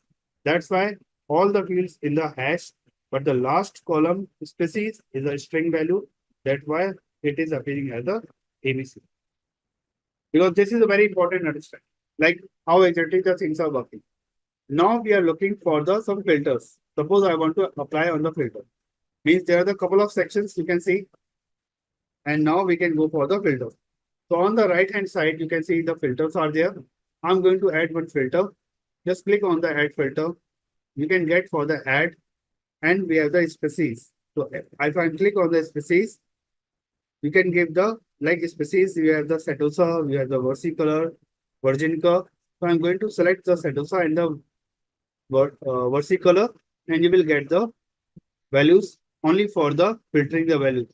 Earlier it was a 150 rows. Please be focused. Once we apply, now you have the 100 rows because you filtered the data. So this is called as a data source filter, what we applied. And you can apply as much as filter you are looking for. You can apply the filters more as you are looking forward. Okay. So these are the like how to apply the filters and everything. I'm going to save this file in my local machine. So just taking this file and save as, and in your local machine, you can save also. So this is the answer of your query who is asking for the Power BI. Can we save? Yes, now we can save in Power BI in Tableau also the data file. So I'm going to save like Simplilearn, and we are getting for the sample to JSON file, and the file extension is like TWB or the TWBX. So TW is like a Tableau workbook. Just go for the extension. And Tableau BX is like a Tableau packaged workbook. Means the first one is going to save a file as a workbook only. It is not storing the data, but the second one is going to store the along with the data also. So I'm going to select .pwbx file. Don't get panic if you are not able to collect all the terminologies together. I will keep repeating such exercise until unless the things are not getting into your blood. Okay. So no need to worry because this is a new tool for many people or the people who are coming from the different background, non-technical background. It will be a challenging for them because now I'm trying to speed up the process also. But yes, don't worry. You can go for the recording video. If you have any challenge, you can free to ask me anytime. I'm available. Or you can, I'm available on the post session also. If you wish, I can continue to answer your one-to-one query as well. But yes, these are the very important steps need to be performed. So please stay, and this whatever the video we are taking from the last 3 hour sessions, it is going to upload on the LMS within 24 hours, I think, or 48 hours max. And you can take this video, keep repeating, go for the screen by screen, and you can get the help in a proper way. Okay. So I'm saving in my local machine. The file is getting stored. You can see now the file name is got changed. Tableau public sample to JSON. Earlier it was at the top, the file name was the book one. So I'm going to take another file also. So I'm going to take a new file. Means just give me a second. So just click on the new. You will get a new completely the things. Go to the data source. This time I'm going to take a different file, text file. And we have the latest data set is the text file itself. Text. Just give me a second. Yep, this is a text file as well. So you can take your CSV file or the text file. You can see the data extension in my, and I have already uploaded on the portal. So you can take it from there as well. So if I click on here, we have seen the Excel file, we have seen the JSON file.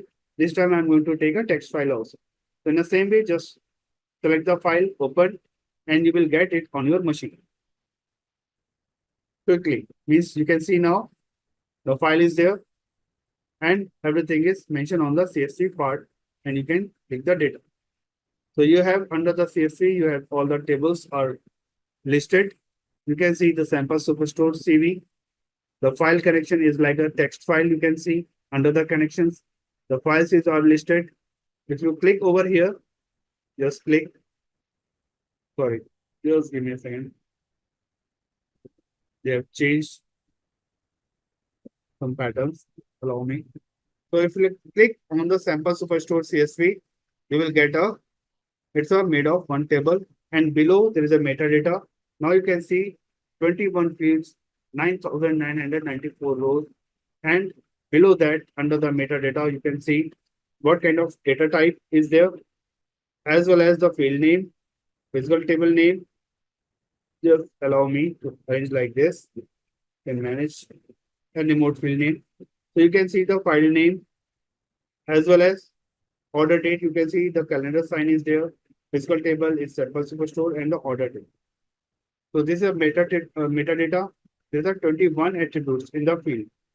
So now you can see one more thing.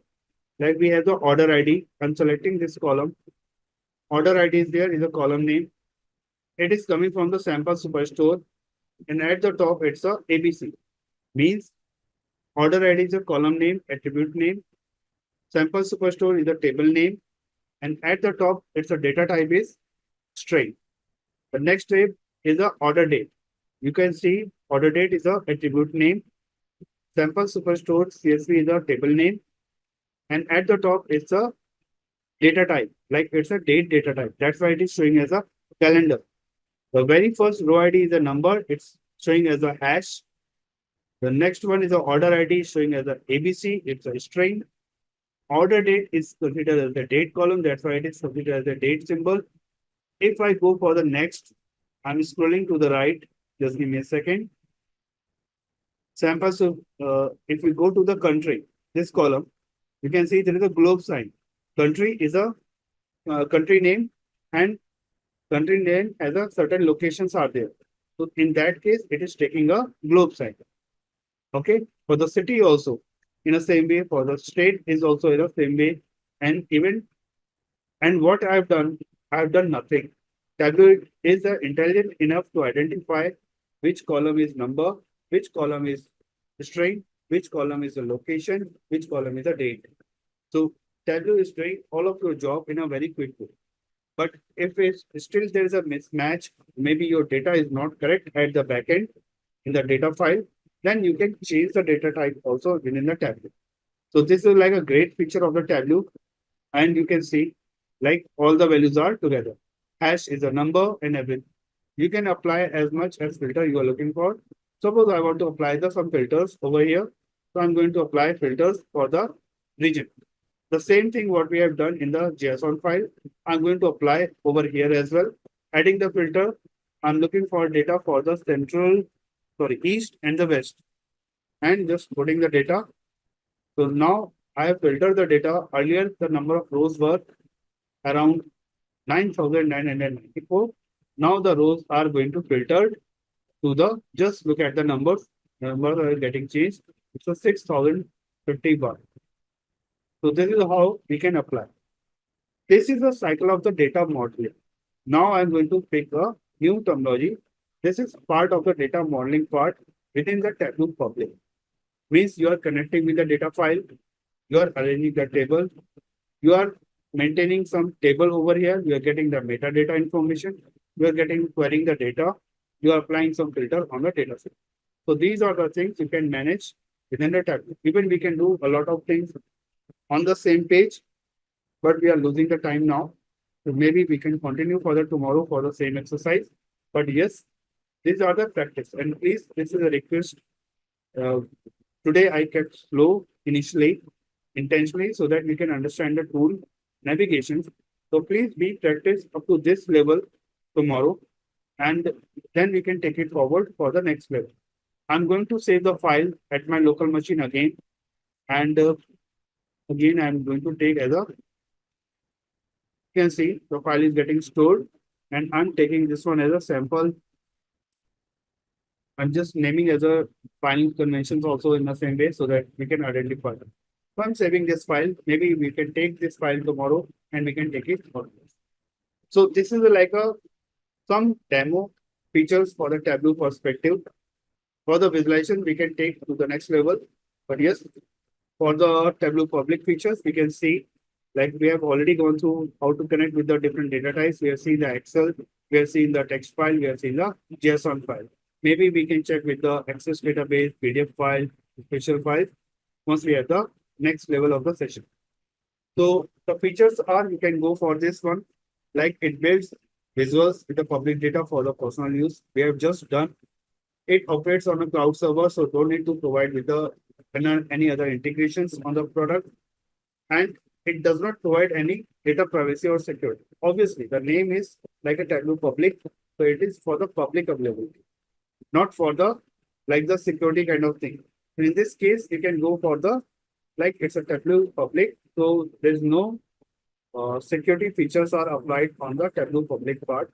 But yes, you need to create your license, you need to create your credentials on the Tableau public so that you can log in. Not individual, like suppose you have published your dashboard, you want to restrict your dashboard, you can give the access to the particular people, but you cannot hide the content in that case. If I allow you to see my dashboard, and if you are able to see my dashboard, but after that I cannot hide the content in that. So that is the important thing, is not provided in the Tableau public. But if you go for the Tableau enterprise level, the Tableau services are there, and you can create your security group. You can hide the data. Hide the data in the sense like I'm from India. Suppose someone is sitting from the US. So someone want to see only the US data. Maybe I am eligible to see only the Indian continent data or the South Asia data. So that is the data hiding ability is not in the Tableau public.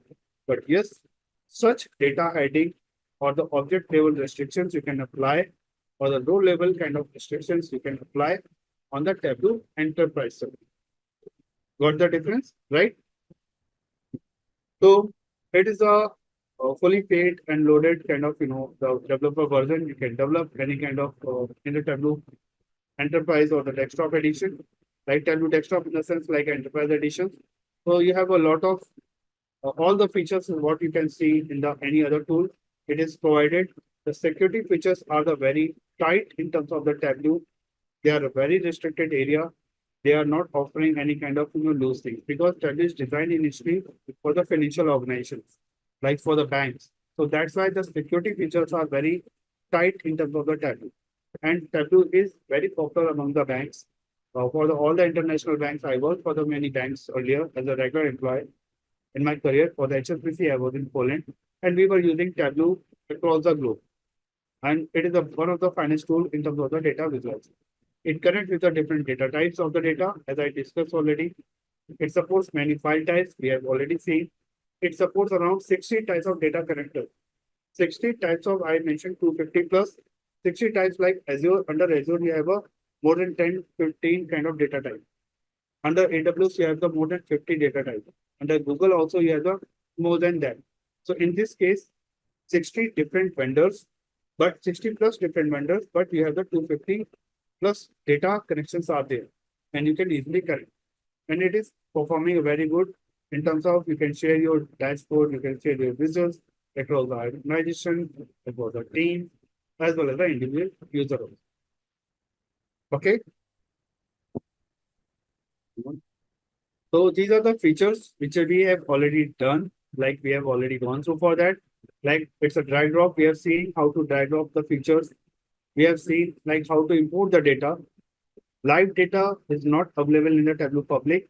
We have play with the extracted data. So someone asked me how to import.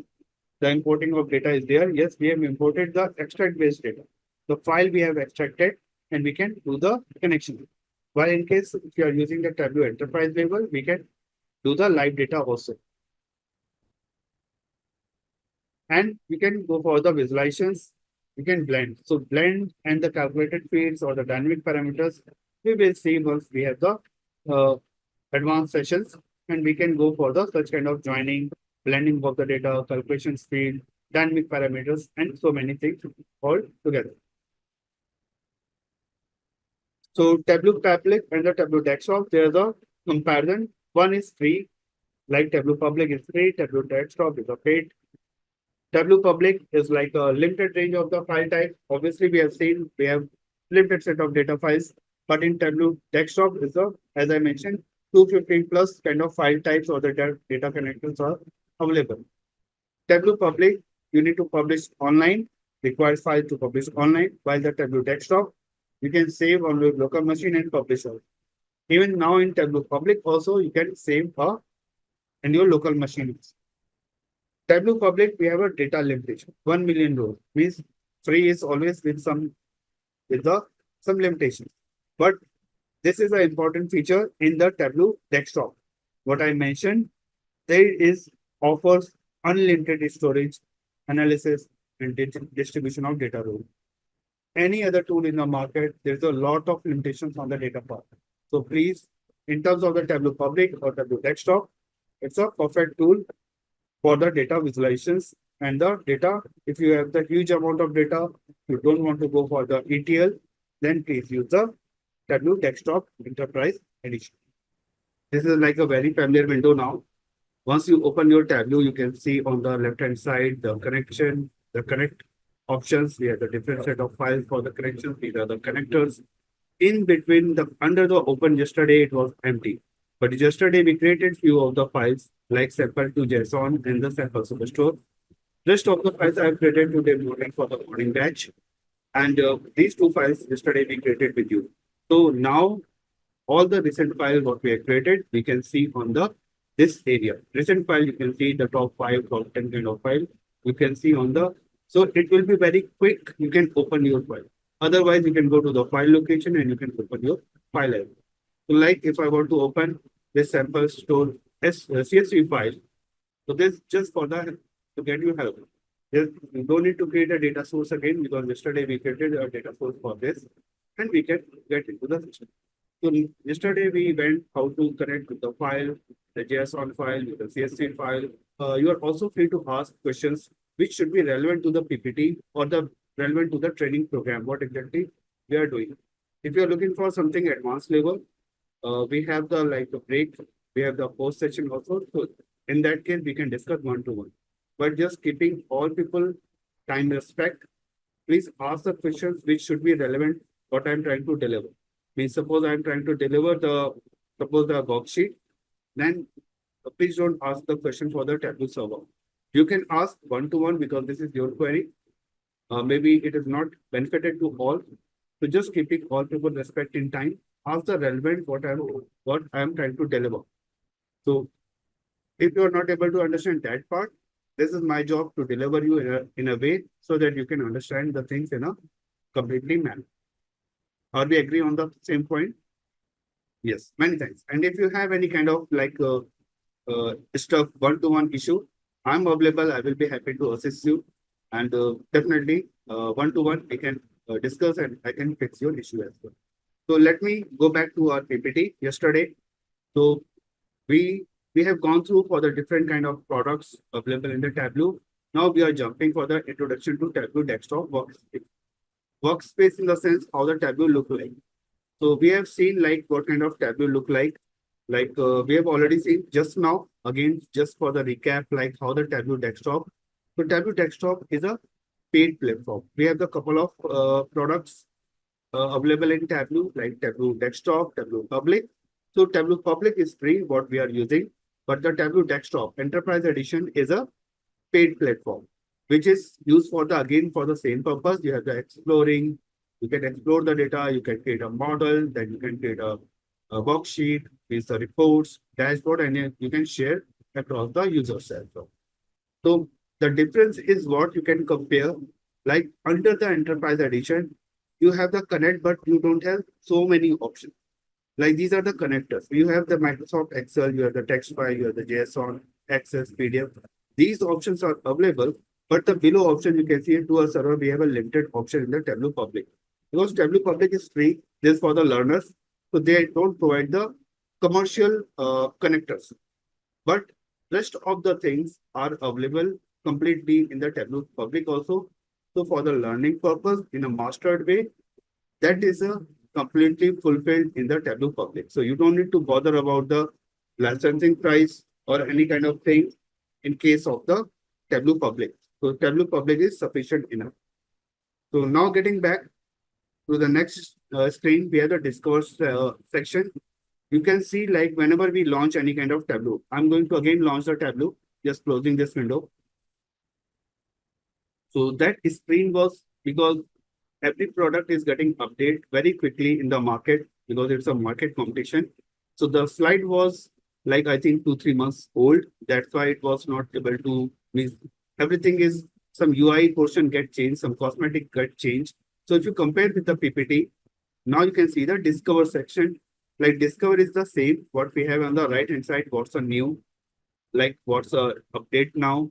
learn Tableau. These are the links which are really going to help you to get the data, like get started with Tableau Public. You can watch the video, which is also available. These are the Explore Sample data set. If you click, you will get a lot of data sets available. I'm just going to click over here and you will get a list of the data sets and on which you can practice. And you can download from here as well. Means just allow me.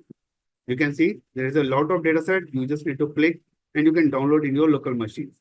So just for the practice or getting from the different domain, you can see the data is coming from the, just give me a second. Let me put somewhere else. Okay.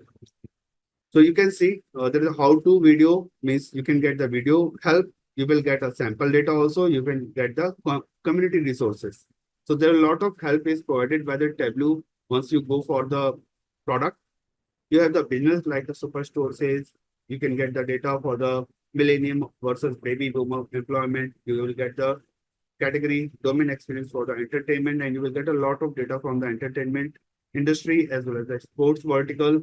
You will get from the public data also. So these are the very validated data which are published by the product, and this is very authentic data. So you can play a lot, you can develop a dashboard in which domain you are looking for. So this should be very handy. Uh, so now this is a part, like you can see, you can go for the Tableau hands-on challenges as well. You can work with the competitors who are the very practitioner. They can give you some challenging tasks and you can also make a good practice on the same. You can read the blog. You can go for the trend visualizations, trend widgets, as well as the other information. So this is a good page of the learning as well. We have seen this part. Just wanted to confirm like what we have done yesterday on the same page. So these are the same thing what we have done yesterday also. Now moving to the next open sections. So open sections like once you are trying to open the file, the same what I did just couple of seconds earlier, open. So you have the 5 files are ready with you. In the morning, I created one file, so I can show you what exactly it was. Just in a very quick, just open your file and you will get whatever you have developed so far. You can get like something like this. Today morning, I have developed such kind of charts and the visuals. So you can quickly get it and you can take your work carry forward. So in this way, you can open your file as well. So this is a very quick short. How could you open, how you can access your file, how the navigations are working. So for Tableau, I think there's a Shri Priya. Tableau is also not working as well as the Parth. So request to both of you, Parth as well as the Shri Priya. Once we have the like break time or the free time post session, please stay with me. I'm going to fix Tableau for you. But this is a like a ongoing process. This for everyone. It's a because everyone is working. So just keeping all the people respect in time. So time being, we can focus on the session, and in the individual time, then we can sit together. So this is like how you can open it. I'm going to close this file. Don't worry, we will create much better than chart like this. Whatever the chart is there, these are the like ABCD. Once we go for the like advancement, the sessions is getting increased. Like you have the 11 sessions, right, on the Tableau. This is a day 2 only. So we are going to develop same kind of chart today itself. No worries, and better than this one as well. So just like this is a glimpse what we are going to cover today. This is the agenda of the training today. What kind of chart we are going to develop.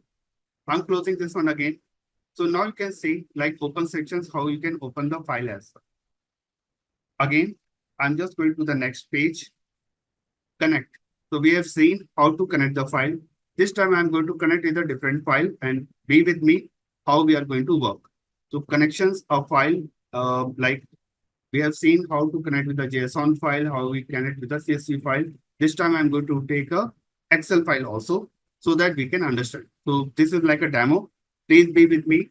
This is going to start from the very scratch, everything now again. And this will be a good recap for everyone.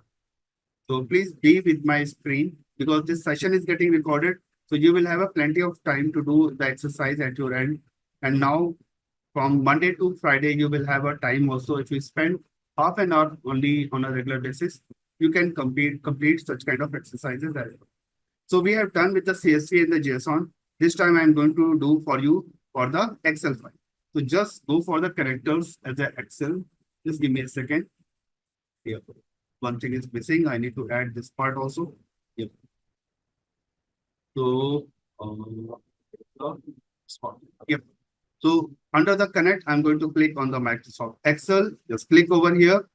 We have on the dedicated file like sample store. This is a Excel file you can identify immediately. If I go for the all the files, you can see what are the list of the files. So we have the three files. One CSV file, one is JSON file. But this time we are interested to get the Excel file only. So I'm going to pick the Excel file. So just select and open. And the magic begins now again. You are directly landing on the data source tab. At the bottom, you can see there is a data source tab. You have the sample superstore under the connections. You can see as well as the type of the file, you can see Microsoft Excel. So now you can see under the connections, we have the, like this is a file, we have the orders table, we have the people, we have the return. So like this is a workspace. What exactly the demo we are looking for? This is a workspace. So we have the three tables. Under the sheet, whatever the values are there, these are the tables. I'm getting into the like the data set. Click. And now you can see the data set like this one. I'm going to open. So under this data set, you can see. So at the bottom, you can see there is a three tabs, right? At the bottom, you can see that there are the three tabs: orders, returns, and the people. Now getting back to the Tableau. You can see under the sheet, we have the three tabs, the same tab name, but in Tableau, it is considered as a table. Or you can see the database, we have the tables or the entity. In the same way, we have the orders, people, and the returns. And sample superstore is a file name. You can see the Excel file name is the sample superstore. And that's why it is behaved as a schema. Or you can say the completely a warehouse connection. Okay. So we have the file name, sample superstore. We have the three tables over here on the left-hand side under the sheets. Now, if I'm getting into the orders, just take a drag drop. Because on the in between, you can see the sample superstore is labeled. You have the database name. Now, it is clearly saying drag tables here to create a data model. Means Tableau is going to help you. You just need to follow the instructions. And how we can do that? Drag tables. On the left-hand side, we have the tables. Just drag means just select and drag into the middle area of the portion. And you will see the magic. Now you can see the orders tables are present, right? And you can see the lot of the values are present on the below. Let's select everything one by one. On this blank area, earlier it was, now you can see the orders. Orders is the name of the table. In parentheses, we have the sample superstore. That's a file name. So this is telling you like we have first the order table from the sample superstore file itself. So this is the one state. Below that, we can see the this is the order. If you put the mouse over here for a time being, okay, yeah, sometimes it takes time. So if you put the mouse over here, you can see it is saying logical table. So once you drop whatever the tables are there, we have the logical table need to be dropped. What is logical table? Definitely, I will explain you. Just keep this jargon with you. Once we have the data modeling exercise kind of thing, I will explain what exactly the logical table means. What is a physical table? Under the data modeling, we have the concept for the logical table and the physical table. For the logical table, you build the cardinality. Under the physical table, you build the joins. You must have heard about the joins like left join, right join, full outer join, outer join, and the union. So such kind of things you can build up, but that is we will cover once we read about the join case. So these are the orders, and under that, if you double click over here, you can see another table. That's a like you can see the order is made of one table, and this order is a physical table. I'm just closing this one. Please be with me on my screen. You can see the first one is a logical table. What you drag drop initially. If you double click on the orders, you will see a nested table inside. That is a physical table. I will explain. Just be with me with the jargons. so that you can understand in the future, because many people are coming from the non-technical background. I will explain you once we have the data modeling kind of exercise. But just try to understand the other two terms, logical table and the physical table. With logical table, you are building a cardinality. And with the physical table, you are building the joins or the relationship. Okay. Below, you can see the orders are there. Just I can see there are a couple of queries are coming. Let me look into that. If you have like now the question for the dashboard, like how to build a dashboard, that's an individual question that I can take it once we have the dashboard or maybe the one. So that is I set up for the initials. So this is one thing, like we have the orders under the this area, you play with the tables, you build the joins, you build a cardinality, you build a relationship, multiple tables, and we will see during the data modeling exercise. But the below you can see the order is there, right? And along with that, you can see the 21 fields and 9994 rows. So you can see these are the in the sample data file. If you go here, if you click on the first row, on the row number 1, you can see at the bottom the count is 21. And this is exactly the 21 columns or the 21 attributes in your table. If you're looking for 9994, just select the column over here. And at the bottom, you can see the count is 9995. One is for the header. So you need to exclude that part, and rest of the values are the 994 rows are present. So these are the this is showing you how many rows and the columns in your data. Below is the metadata information, what kind of field, what kind of values are listed together. This is showing for you. And you can see the name is orders again, the table name.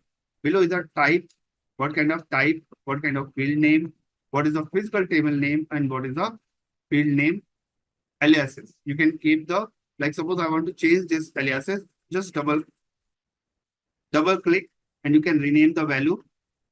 Oops, sorry, just give me a second. Let's click somewhere else.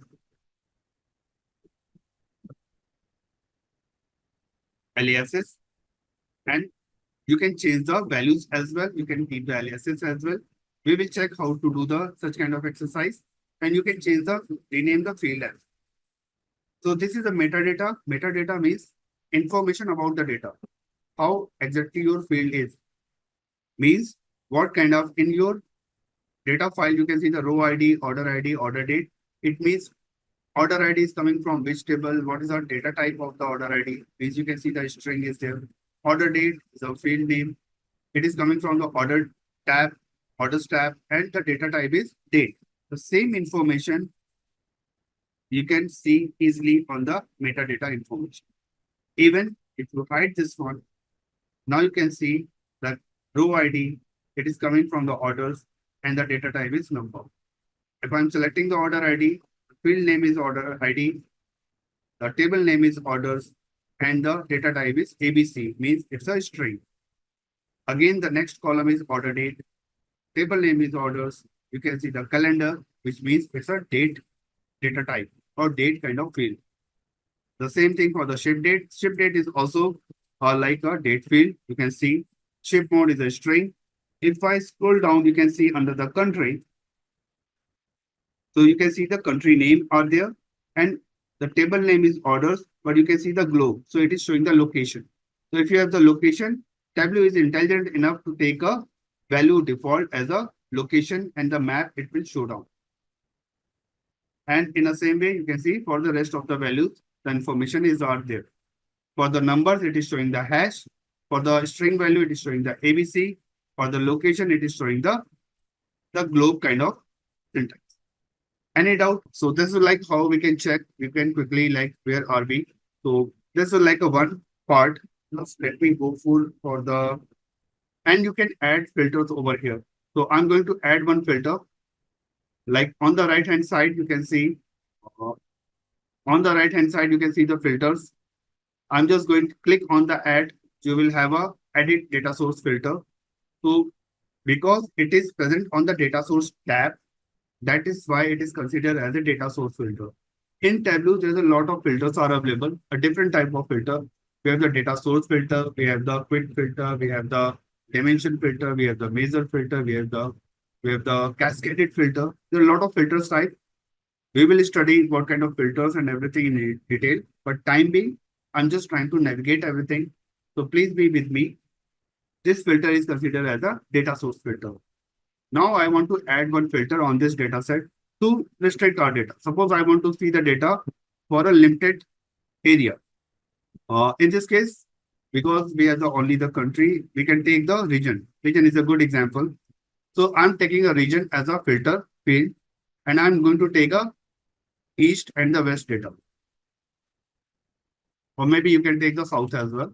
Just avoid the, because we are trying to filter the value. So out of 4, I selected the 3 and the one value I skipped out. So now you can see the value. Just click on the OK. You can see the information filter is region, scope is order and related tables, and details are the keeps, east, south, and west. Means we are filtering the east, south, and west. Press on OK. And now you can see the number of rows are getting decreased because we filtered the data. Now it's 7671 rows. And the region, let me go to the region. And now you can see the region is like east, south. There's no central values over here. Okay. So this is how you can filter out the data. So this is like a very simple kind of stuff what we have done. But yes, this is how we can take the workspace. So now we have done the 3 type of file already. Yesterday we took the 2 JSON and the CSV. This time we took the Excel file. In the same way, you can go for the other files or the data collections as well. So this is how to import the file or extract the file from the database. So getting back to our PPT. So like in this case, the objective was introduction to Tableau and its workspace. Workspace in the sense, the same modeling page, import and modify data from different file types in Tableau and navigate its workspace for effective data visualizations. So now we are good to go for the data visualizations on that file. And let me save this file also. So I'm going to save the file on my local machine and giving the name also. Just give me a second. Let me navigate up to the same part where we have Simplilearn, cohort. Just give me a second. Give me a second. So many nodes. So many things are there. We have the, where it should be. Okay.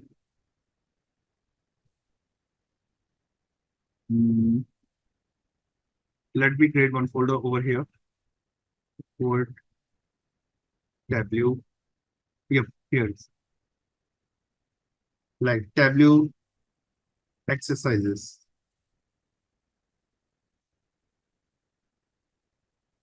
Under this, I just created one folder, and under this, we are going to create this book as a, we have the course for the, uh, just give me a second. Give me a second. This is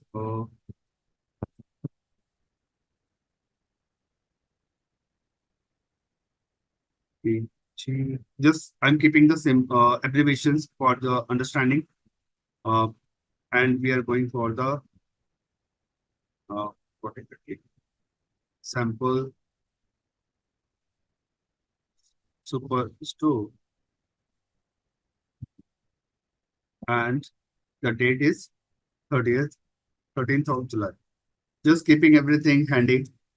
It should not be any. And you can see below is the save of the file type. There's a TWB, Tableau workbook, and there's another file also. If you put on the drop down, Tableau package workbook .twpx. The difference in between, if I select a TWB file, so it will save only the design file. It will not save your data. Whatever the data we have, like 9,000 something rows or 7,000 something rows, it is not going to store in this file. So Tableau workbook is storing only the connections, your schema or the design only. If you develop any sheet, it will store that design, but it will not store your data. It's a lightweight. But if you're looking for the complete data package altogether, like along with the connection, along with the design, along with the data, then you need to store as a .twbx file. Making sense? And then I'm going to save this file as a in my local drive. So now you can see the Tableau public is pg underscore sample store on the 13th of July, just keeping the extension so that in the next time we can keep remember, we can create another copy. So it is getting saved. So this is the complete cycle for creating a demo. Okay. Now getting for the data connectors. So data connectors, these are the things which are going to help you to connect with the data file. Like what we have done just now in the Tableau, like you can see under the data source, we have a lot of data connections file. If I go for the add in, you can see these are the connections. Like you can see a to a file, Microsoft Excel, text file, JSON file, or Microsoft Excel. You can see a very interesting thing. If you are connecting with a Microsoft Excel on a same page, you cannot add the JSON file. It's a like a invisible kind of thing. It's a like unhighlighted. It's not highlighted at all. But rest of the options are available. So you can add these files on the same page. Suppose I want to looking for the another file need to be updated. Add. Suppose I want to add the text file also. Just click on the text. There's another window will be open, and this is a comma separated value CSV file sample superstore. You can click, and now you can see the another magic. Like you can see the two files are here. You can see one thing sample superstore Excel and the sample superstore TXT file is also present. Able to see? So if you have the data files from the different data sources like Excel or the TXT, if they have the common features also, they can join. So by default, it is taking as an inner join. The blue pill you can see is an Excel file sample superstore. The sample superstore 2 is a text file, which is a like the amber or the orange kind of color. In between, you can see some circles, it is getting joined. You can see the order is made of two tables. You can see the order table and the sample superstore.csv table itself. And we have the inner join by default. If you click over here, you have the option for the inner, left, right, and the full right. Time being, just ignore these kind of join. I just wanted to showcase how we can add the multiple file in a single page. And you can see on the left hand side, the files are the sample superstore CSV, but the orders, returns, and the like the other table has been lost. How can we go? Just select the file over here, and you can see the order, people, and the return. If I select the sample superstore, then we can see the only the sample superstore file data over here. So this is a way how you can connect with the multiple files as well. Are we good? And you can see how the joins are there. Now they are the 42 fields. And there are a lot of combinations because it's like a all values together. And now this is going to help you. Everyone can read with me. Please be with me. This is a very important means bit advanced over here. If I go like this, you can see the order ID. If I select the order ID, give me a second. Only I want to select the order ID. So now you can see the order ID column is there. The name of the column is order ID coming from the order table and the data type is sales. We have seen this one. Even for the customer ID, if I click, you can see the customer ID, the column name, the order is the table name, and the data type is ABC. Now just scroll towards the right. Be with me. And now you can see the sample store. I'm selecting the segment. So this segment, and you can see this is coming from the sample superstore CSV, and the data type is CSV. So this is going to help you. Tableau is very intelligent enough. It is telling you which column is coming from the which table and what is the data type.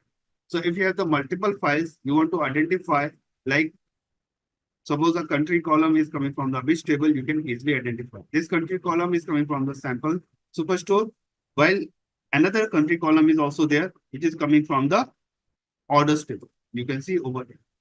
So this is a way you can set your objective, which field you want to pick from the which table.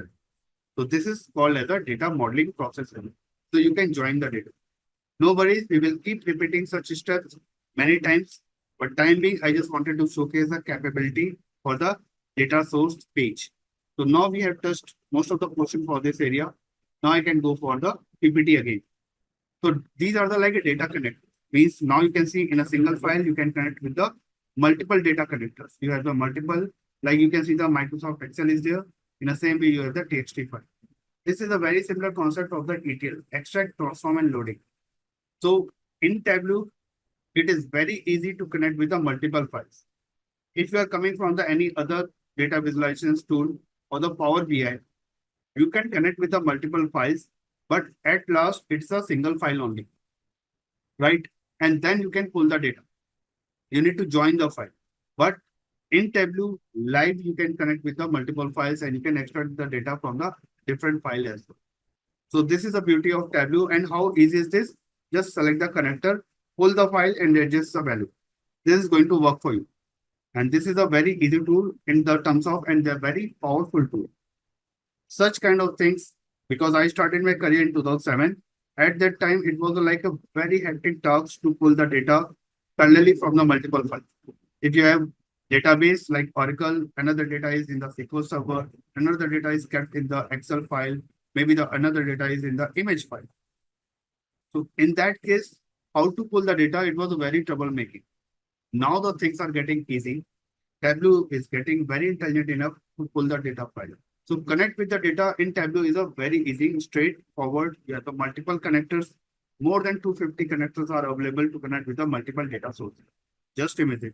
And if the connector is not available for a particular, because every day the so many tools are launched in the market. So obviously we cannot cover all the tools in the Tableau itself. Even if this is the richest tool, but you can connect with the REST API. So you have the programming way also to connect with those data file if you don't have the connectors available. All good? Let me read this query. I think this query. Can you please show again the connect with the two files? Sure, I will do that. No issue. Okay, you need to connect that part. In that case, you need to connect that part. No worries. Sample superstore txt file, it's a orders. So it's not coming for the joining itself. So no worries. In that case, you can join because I already click on the table. So that's why it is joining to the table section. No worries. So I can show you how exactly it is going to work. Means you can see like this. You're looking the table like this only. Okay. So that I think I need to explain and I will explain the things. So for the joining, I can show you again. Just doing the Control Z, everything. Be with me. And now you can see we reached up to the optimum level what we have done earlier. So again, I'm repeating the steps. This is the connection for the sample superstore Excel. I want to add one more file. Just click on the add. This is the highlighting button. This time I want to add a TXT file. Just click on the TXT file. In my dataset, we have the sample superstore CSV file. Yesterday, I shared this file also on your LMS. So even in your local machine, I believe, because we created yesterday, it will be there. So just select this file and click open. And now you are getting the file over here. To answer your question, I reach the same level, but if you double click over here, you will get the. So to answer your question, some people are not getting the joining because they were on the logical table. So even now, this time also I am at the logical table. That's why it is not joining. If I am at the physical table, it will by default it will pick the connections. How it is going to work? Again, I am going to repeat. Please be with me. Means this is the answer of your query why the table is not getting joined in the last time. Again, just Control Z. Okay. Just double click before joining anything. This is now orders is made of one table. Now I want to join the another data source. TXT file. Go for the again the same steps and possible store. Click open and you will see the magic over here. Got the difference? Because I mentioned joining can be happen only on the physical table. Cardinality or the relationship can be happen on the logical table. Give me a time once I will explain about such data modeling. I will explain such concepts in a very detail. All the joins, all the relationships, how we can form out the logical table and the physical table. But you can see how the Tableau is on the click. You are doing such kind of complex data model. This is a complex data modeling. If someone is coming from the ETL background or maybe some from the data modeling background. But in terms of Tableau, it's just a click. You are clicking and you are building a relationship. Just clicking, you are building a joining itself, right? So this is how you can define. So this is like a one part. Now getting back to the data connector. So we have seen how the data connectors are working. Now moving to the types of the connector. We have the different types of connector. Google Sheet, Web Data Connector, OData, Google Drive. We have the Excel. We have the CSV file. So a lot of connectors are available for the like just give me a second. For the database also, we have the Azure, AWS. If you have the enterprise connections, you will get all kind of the possible data connectors are available in the market. Now, external and live connection, we have already done this exercise. How to import your sample superstore file. We have seen these tables. We have already gone through such exercise. You can look into that. So we can quickly go and we can compare with the extract and the live connection. So live connection and the extract condition connections are present in the Tableau enterprise license. By default in Tableau public, you have only the Tableau extract connection. So like next to the filter, if you have the trial version, if you are using the 14 days trial version, you can see next to the filters, there will be another, the options for the extract and the live next to the filters. So like that is available only in the enterprise edition. In the public edition, because we are using Tableau desktop public edition, we don't have option for the extract and live. In Tableau desktop public edition, we use only the extract type of connection. So what is the difference between the extract and the live? The live means you are connecting directly to the database, the live data, like the bank data or the share market, or maybe the railway data, maybe any kind of transact-based data. Extract means you are doing with the historical data, like last 5 years, last 10 years, but it's not a real-time data. So for any kind of data modeling or any kind of prediction modeling, we use the extract-based data. Extract-based data is pretty faster compared to the live data. For live data, we need to keep the data set very small. Then we can go for the live connection. Otherwise, your dashboard performance is going to decrease very, very fast. Means live connection is required, is suggested only once it is very severely required. Once you are looking for the real-time transactions only, like the cricket update, cricket dashboard. Maybe you're looking for the IPL kind of dashboard. Maybe you're looking for the flight, kind of in and out, kind of the hangar, whether it is placed or not. So such kind of way, you can split the data in a small chunks and then build a live dashboard. Otherwise, for all kind of predictions like last 5 years, last 10 years, last 3 years, such kind of analysis, you always go for the data extract. So these are the two ways, two different type of connection and individual purpose. Even most of the prediction modeling or the forecasting generally happen through the extract based data connection. We got it, right? So this is what we have in the Tableau public. We have seen this data type also. So, and rest of the data type we will check once we have the different data types. We have seen the string or the text, it's ABC, date values in the date format, date time is along with the clock also, numerical values in a hash, Boolean values in a true false, geographical value or the location value in the globe. Image is the image format and a cluster group. This is a good one and it is represented as a cluster. So cluster is related to the machine learning part. Once you create a cluster, don't worry if we reach up to that level, definitely I will show you how to create a cluster or at least for the scatter chart, and then we can show you the cluster group. So Tableau is very intelligent to touch the area for the machine learning. Tableau is designed completely along with the different tools. You can take data from Python via using Alteryx or Snowflake. You can customize your data. You can push towards the Tableau. You can design your dashboard. On the dashboard, you can go for the prediction modeling, forecasting. You can set the trends, and you can implement for the machine learning kind of data. So visuals you can create from the Tableau itself. So Tableau is very intelligent to integrate with the couple of tools available in the market. You can insert your Python coding within the Tableau itself. So this is like a flexibility of the Tableau. Now the tools, the other tools in the market, which are like Power BI, also they are also now capable for the Python, but Tableau is using such kind of functionality from the long term. And that's why it was like from the last 25 years till date, in terms of the data visualization, this is the best tool. from the last 2 years or 3 years, Power BI is taking a market, but it's a BI tool. It's not a data visualization tool completely.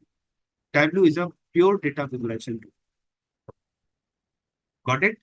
Just on the right hand side, if you have the like logical view or the physical view, if you double click over here, you will get such kind of things. Just give me a second. And you can see on the right hand side, there is a cross option. So from the physical view, you can go back to your logical view. Just close that one, you will get this. Or like what's the difference between the BI tool and the data visualization tool? So BI tool is a business intelligence tool. Business intelligence tool is coming along with the data modeling capability. Means where you build your data, where you clean your data, where you build your data model, where you can perform the data transformation, data cleansing, to build some workflow for the data perspective. And after that, you build the visuals like reports, dashboards, and publish your story. So this is like for the BI tool. Tableau is not for the Tableau public is not for the data preparation activity. For data preparation activity, you can use another tool from the Tableau, that's a Tableau Prep. Or you can use Alteryx. That's an excellent tool available in the market, Alteryx for the data preparation tool. Or you can use Salesforce also. That's a data warehousing tool, cloud-based data warehousing tool. Or you can use any kind of databases where you can clean your data, where you can arrange your data, customize your data, you can concatenate, split out, you can arrange your data, you can handle the missing values, fill the values, data transformation, data pre-processing, data cloning kind of activity in the data prep tool. And you can build a workflow over there. Then you can push the data in the Tableau. So Tableau is a data visualization tool. It's not a data prepping tool. Even there are some options are available for the data modeling. What you are doing over here, this is a data modeling part, but this is not a data modeling tool. Data modeling is a big one. Earlier, the concept of the ETL tool is a data modeling part where you you extract the data from the different tables, different databases, you can connect, you can load the data, and you can build the things over there. But Tableau is not designed for the data modeling purpose. Tableau desktop public edition. This is designed for the visuals. This tool has been developed for the dashboard only. So this is the difference between the BI tool and the data visualization. Did I answer of your query? Right.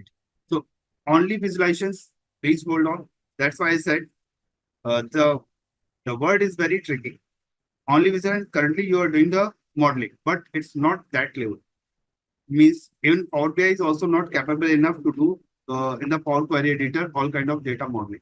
You need the external tool. There is no tool available in the market which you can say this is a complete BI tool. Even the Cognos is pretty good. Cognos is, in terms of the BI tool, you have the Cognos and the SAS, the perfect tool. Power BI is getting popular to showcase is a small kind of data set. If you have, then you can build within the Power BI everything. But if you are dealing with a real-time enterprise level kind of project, then Power BI standalone is not going to help you in the data model. In that case, also you need the Alteryx, you need to use the Salesforce, maybe you need the other like Tableau Prep as a data prepping. So ultimately, you need to like, there is a multitasking kind of tools are available. But if you're looking for the data visualizations, go only for the Tableau or the Power BI or the only for the visualization purpose. For modeling, SQL is used. Yes, that's true. Ankit means for modeling, we can use the SQL, we can use the Alteryx, or you can use the Salesforce, you can use the Tableau Prep. There are a lot of tools, or any ETL tool like Informatica, Data Stage. You can use any tool available in the market for the data prepping. If you do the modeling within the data visualization tool or the BI tool, your dashboard will be slow. Because once you connect with the data, it starts from the modeling purpose. It extracts data, it concatenates data, it split out the data as well. So it takes time. So better to do such exercise outside the BI tool or outside the data visualization tool. So that's why Tableau is getting popular, because Tableau job is to create the visualizations. For the data prepping, we should go for the another tool. Okay, so this is a good question, Bijay. Data prepping tools is a different set of the tools. This these sessions for the Tableau public desktop. We are going to build the visuals. We are going to build the scripts. We are going to build the dashboards and the things. This is not a data preparation. Okay. Once we go for the modeling, after that we have the sheet. We have the some pills, marks, cards, legend, and the labels. So pills, what exactly it means? If I jump to the our Tableau, it's a design file. Below, you can see next to the data source tab, there's a sheet one, right? Under the sheet one, if I go here, why we are looking for the addition filter? Let me keep this file as a very simple because this is the beginning. It will be a troublemaker for the. Just give me a second. Yep. It's a very simple file now. So please be with me. Like this is the original file what we had just we created. Now moving to the sheet one. Please click on the sheet one. And now you have the other options are visible. Like we are supposed to create something. So now we have under the orders table, we can see below all the tables, you can see the search box on the left hand side. We have the tables and the list of the fields. You can see the category, city, country, customer ID. And before that, you can see the symbols. What kind of data type it is? ABC is a string, city is a globe, like a location, geographical data, country is also a geographical data, customer ID is a ABC, means it's also a string. Order date is a date. You can see the calendar. And you can see there is a blue strips are there. While at the below, you can see the discount, profit, quantity, sales, latitude, longitude, orders. These are the numbers and these are represented as a green. So the blue pills, blue data is a like all are the categorical data, discrete data. And the below are the measures. Measures are the numbers generally along with some fact value. And these are the categorical data. So whenever we talk about the data warehousing or data modeling, we talk about few values like dimensions and measures. So dimensions are the categorical data, while the measures are the numbers. Uh, no, measures and the dimensions. That's true. Thanks, Sanjeev. So this is like even there are a lot of terminologies. You can say the measures and the dimensions. You can say the categorical and the continuous data. So the qualitative and the quantitative data. There are a lot of terminologies in terms of the data. So slowly we will explore. So you can take as a dimension and the measures. So you can take the first, all the blue pills are the dimensions and below are the measures. Or you can say as the categorical data are defined and the below are the continuous data. Continuous data means you cannot count the data. For the time series analysis, we build the continuous data.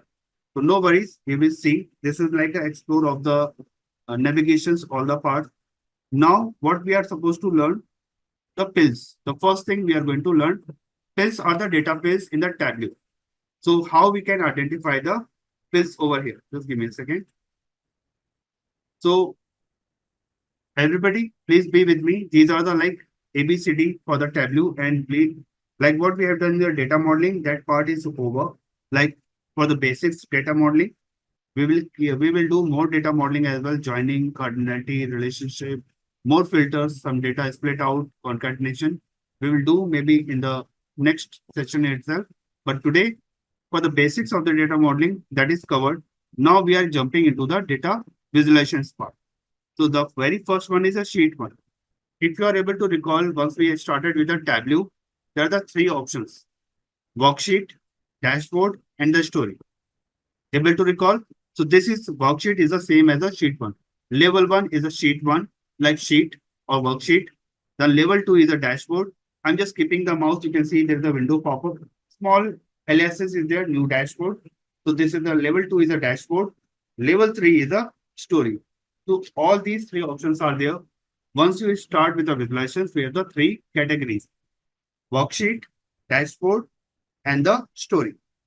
Worksheet is an individual identity, a single sheet itself.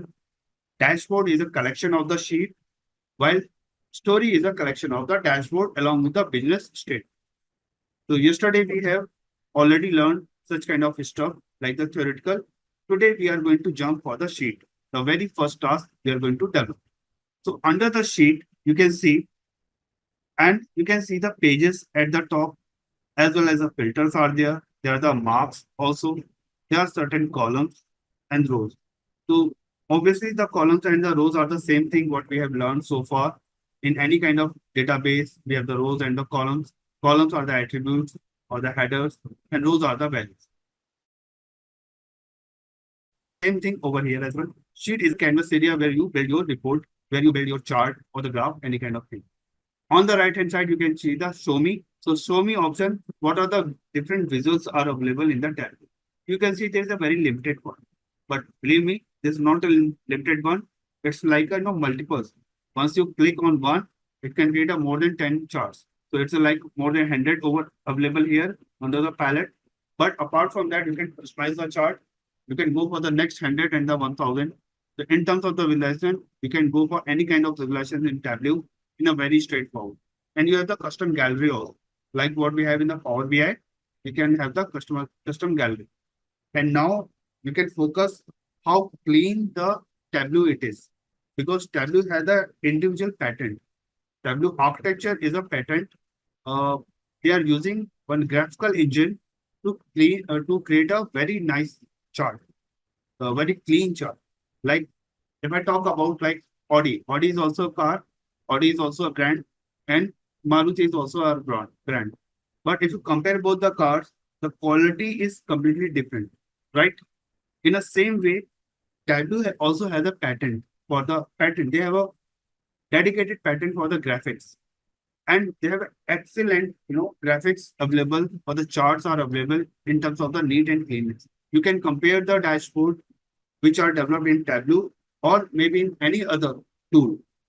The look and feel of the Tableau is very fascinating. And that's why it is very popular from the last 25 years. Now we are going to jump. So first we will start with the pills. So I'm going to pick one column from the left hand side. Please be with me and drag drop to the columns. We get it over here, right? Now I'm going to pick another measures, like one dimensions I pick as a category. Another measures I'm going to pick from the like a profit and take under the rows. Please be with me and you can see the magic. Magic is why I didn't select any kind of chart.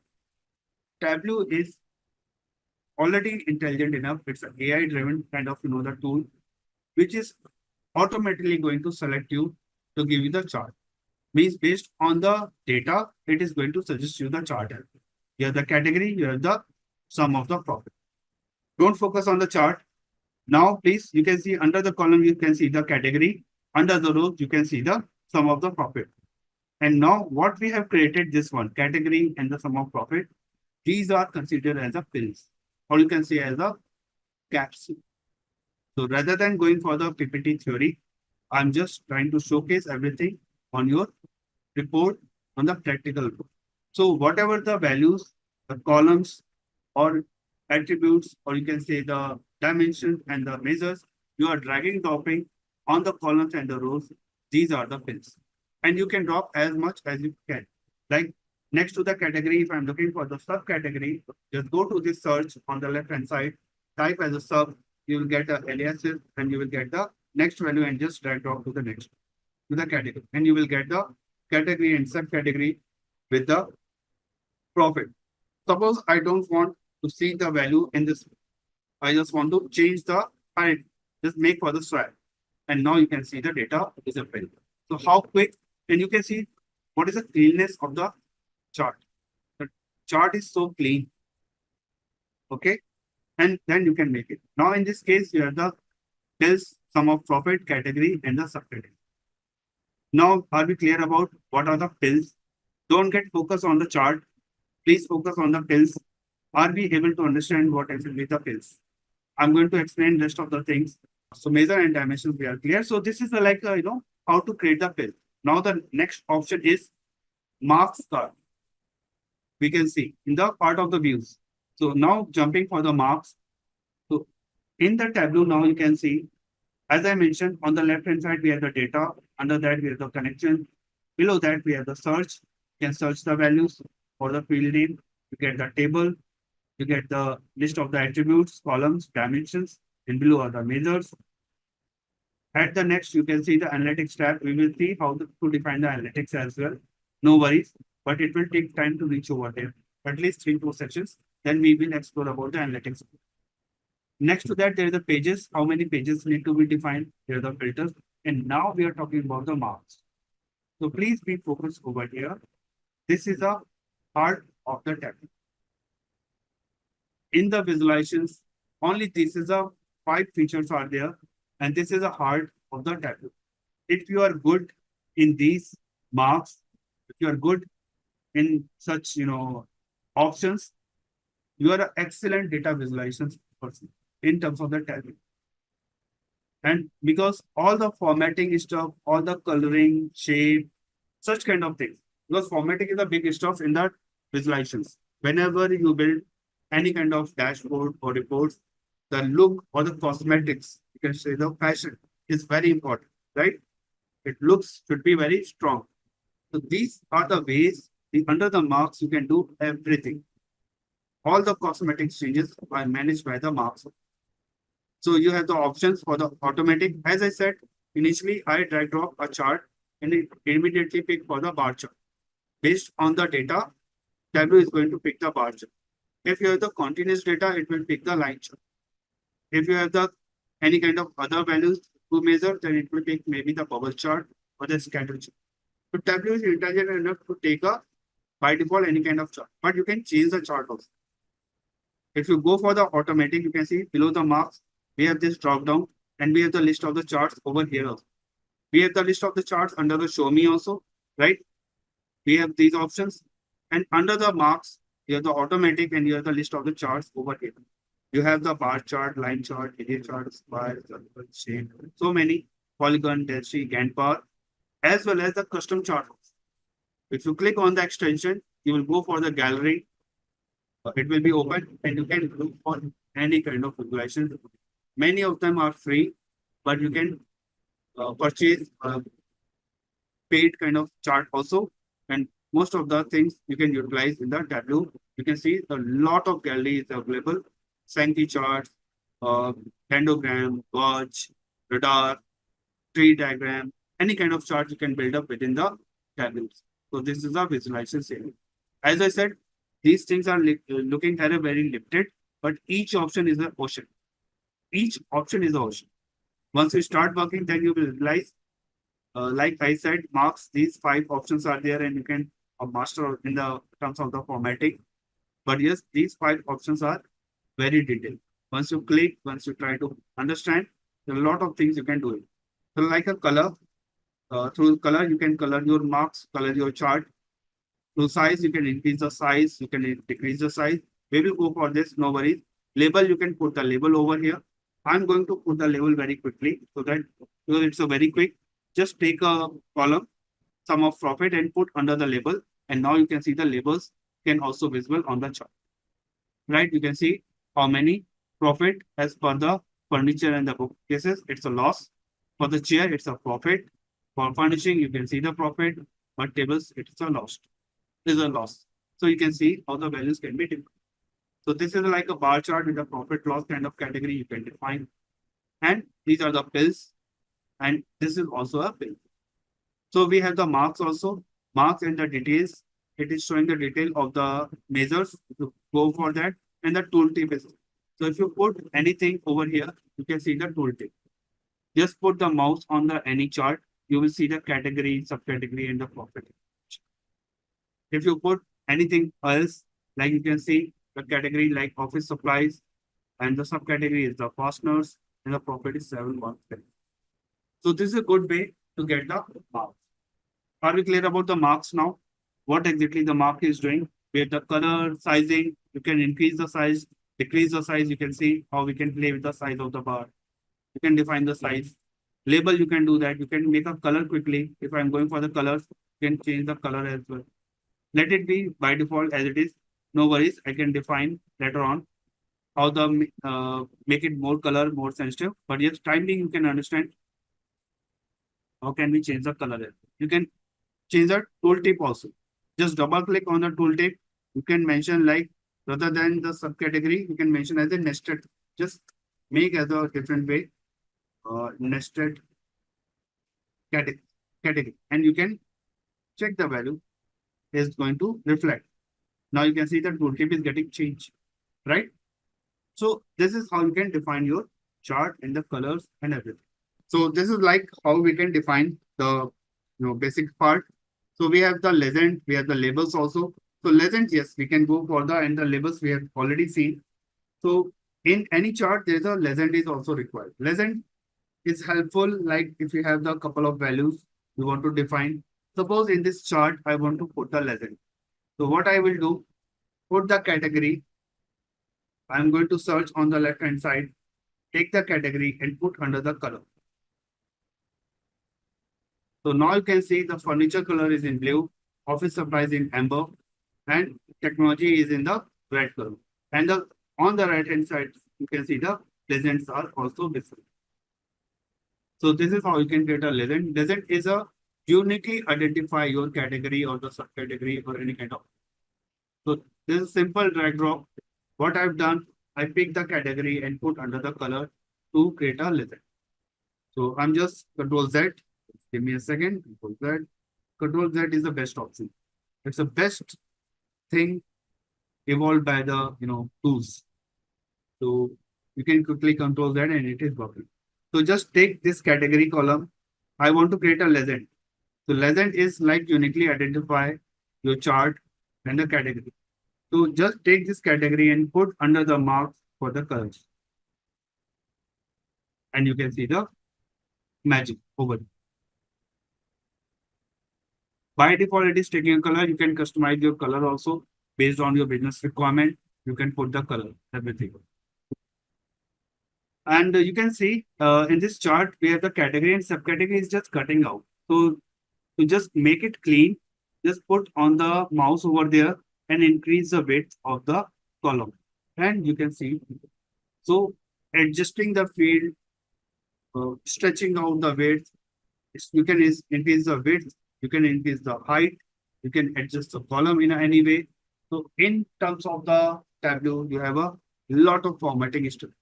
You can see this is a like all the values in the profit and loss. Suppose I want to display this profit and loss in terms of the dollar also. Dollar symbol is also should appear. What I could do, just click on the label and go for the this expression, sum of the profit. And before this expression, sum of the profit, just put as a dollar and apply. Now you can see the dollar sign is also applicable. It's a very simple formatting. Click on the label. I will explain again and again. Don't get offend or don't get nervous. I will explain such kind of things again and again. It is going to repeat because the session is getting recorded. Once you repeat this session, you can easily identify the steps. But time being, I'm showing you once again some formatting stuff so that I can clean our chart. And it's a very quick compared to any BI. So now we have everything. Now, because the numbers are visible, I'm going to hide this axis. Just select below the axis and you can show header just unchecked. Now you can see everything is good. We have done many things all together for the chart, but we didn't put the title. So we are going to put the title also. Sheet 1, you can see at the top, just double click over here and you can put the name over here like profit by category and sub category. Just select, make a font in a good shape, take a header as a like title as a Tableau bold, come on, and make it as a underline, apply. So now you can see the title is also appearing in a nice shape. At the bottom, you can see this title like sheet 1, right? That is also you can rename. You can mention, just click on the sheet 1, right click, you will get a rename option and you can put the like profit profit by category and sub. You just uniquely identify your sheet because you are supposed to create a many sheets. So this is how you can create a. So this is a one sheet we have created, one chart we have created. In this chart, I'm going to summarize again. We have drag drop the pills under the columns and the rows. Under the columns, we have the sum and profit. Under the rows, we have the category and subcategory. After that, by default, it is going to create a bar chart. I'm taking automatic kind of chart. Under the colors, based on the category, we are creating a legends. Over here, we are putting the label for the sum of the profit. And we have renamed this sheet title as well as the sheet name. Okay. For the color, just you can to answer this question, just take this one category, any field, and you can drag drop to the color to answer your query. That's why I said, please ask the whatever I have covered so far. If you are able to understand this one, then I can go for the next level. I can explain the next. But please don't ask to jump to any other topic. Okay. Just give me a second. I'm just trying to understand. Color one, it is explained. I believe like color sorting, I'm going to explain. No worries, it's a matter of click only. So I will explain once. I need to get everyone on the same page. I cannot edit the text of it. Okay, Shina, uh, how can you share the screenshot on the, because for the editing, you just double click on the title, whatever the title you have, and you can edit in the Word. It's all about clicking, accessing the mouse. You want to see the increasing or the decreasing order, ascending order, descending order. In case of Tableau, it's like a matter of click. So just go for the, at the top, you can see that there is a couple of options. You can see everybody with me and just see this one, what I'm highlighting over at the top on the taskbar. Just click over here. You will get a sorted values. This is like a ascending order. If I'm getting for the descending order, just click like this, you'll get a descending order sorting as well. Now, this is like a tool which is defined. You can go for the custom sorting also. So for the custom sorting, then you need to go for the rest of the exercise. I will take another session where I will explain about the sorting, filtering, and the other stuff like LODs, custom calculations. Then I will explain for the sorting. But time being, these are the tools, these are the clicks which are provided by the Tableau, and you can explore.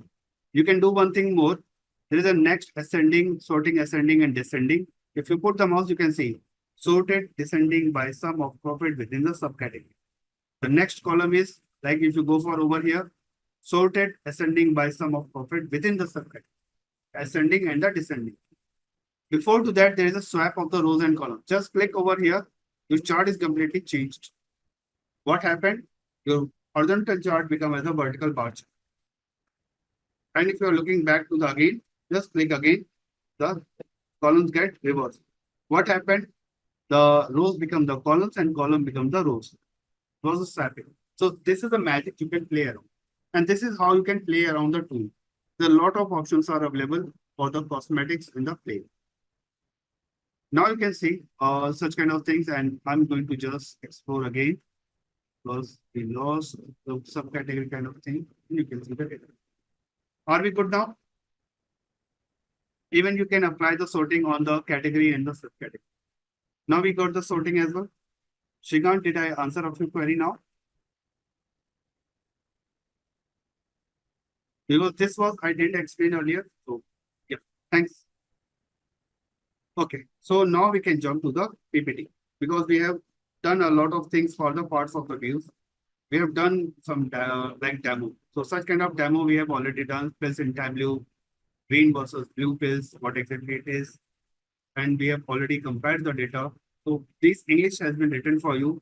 And once you have the data, you can easily compare like green are for the measures value or the continuous data, while the blue are the categorical data.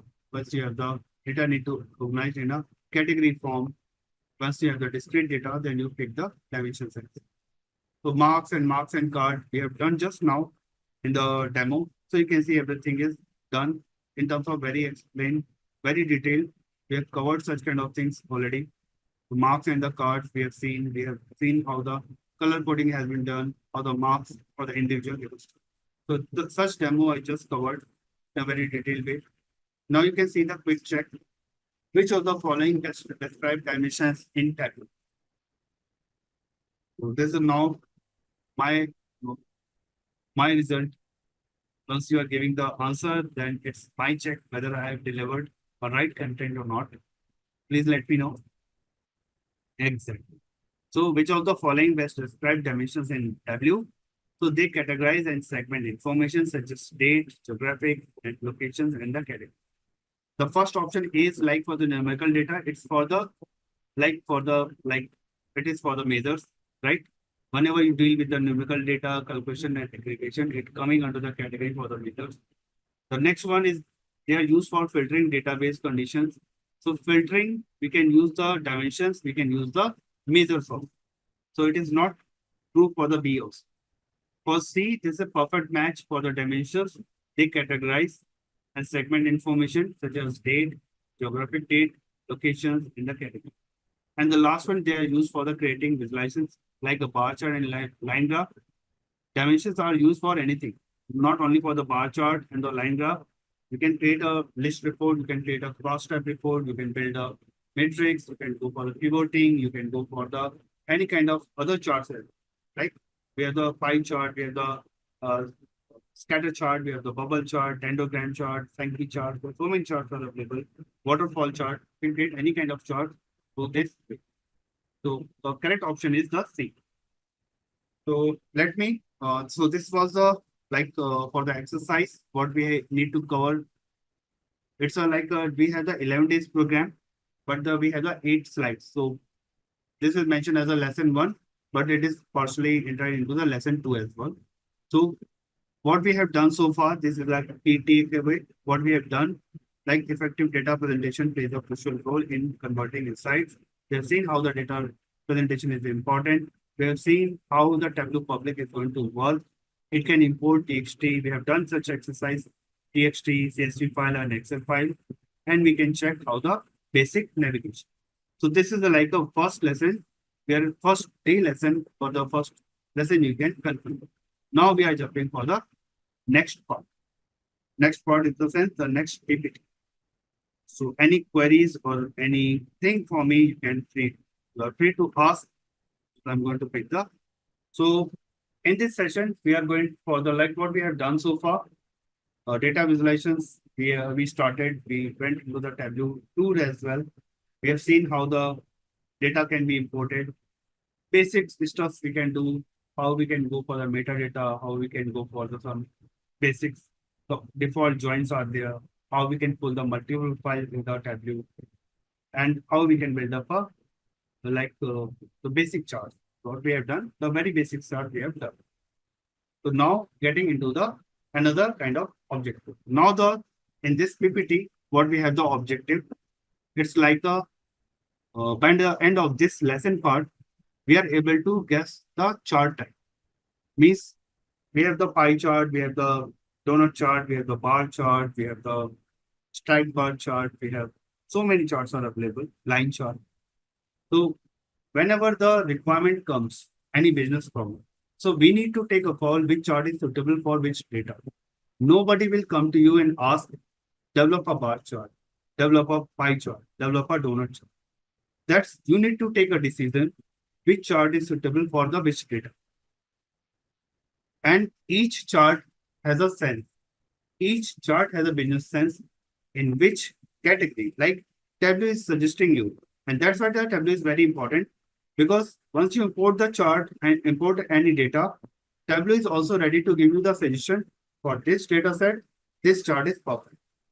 Now it's your call whether you want to continue on the same chart or you want to pick the another chart. So this is a great thought from the Tableau and choosing the appropriate chart to represent the set of the data.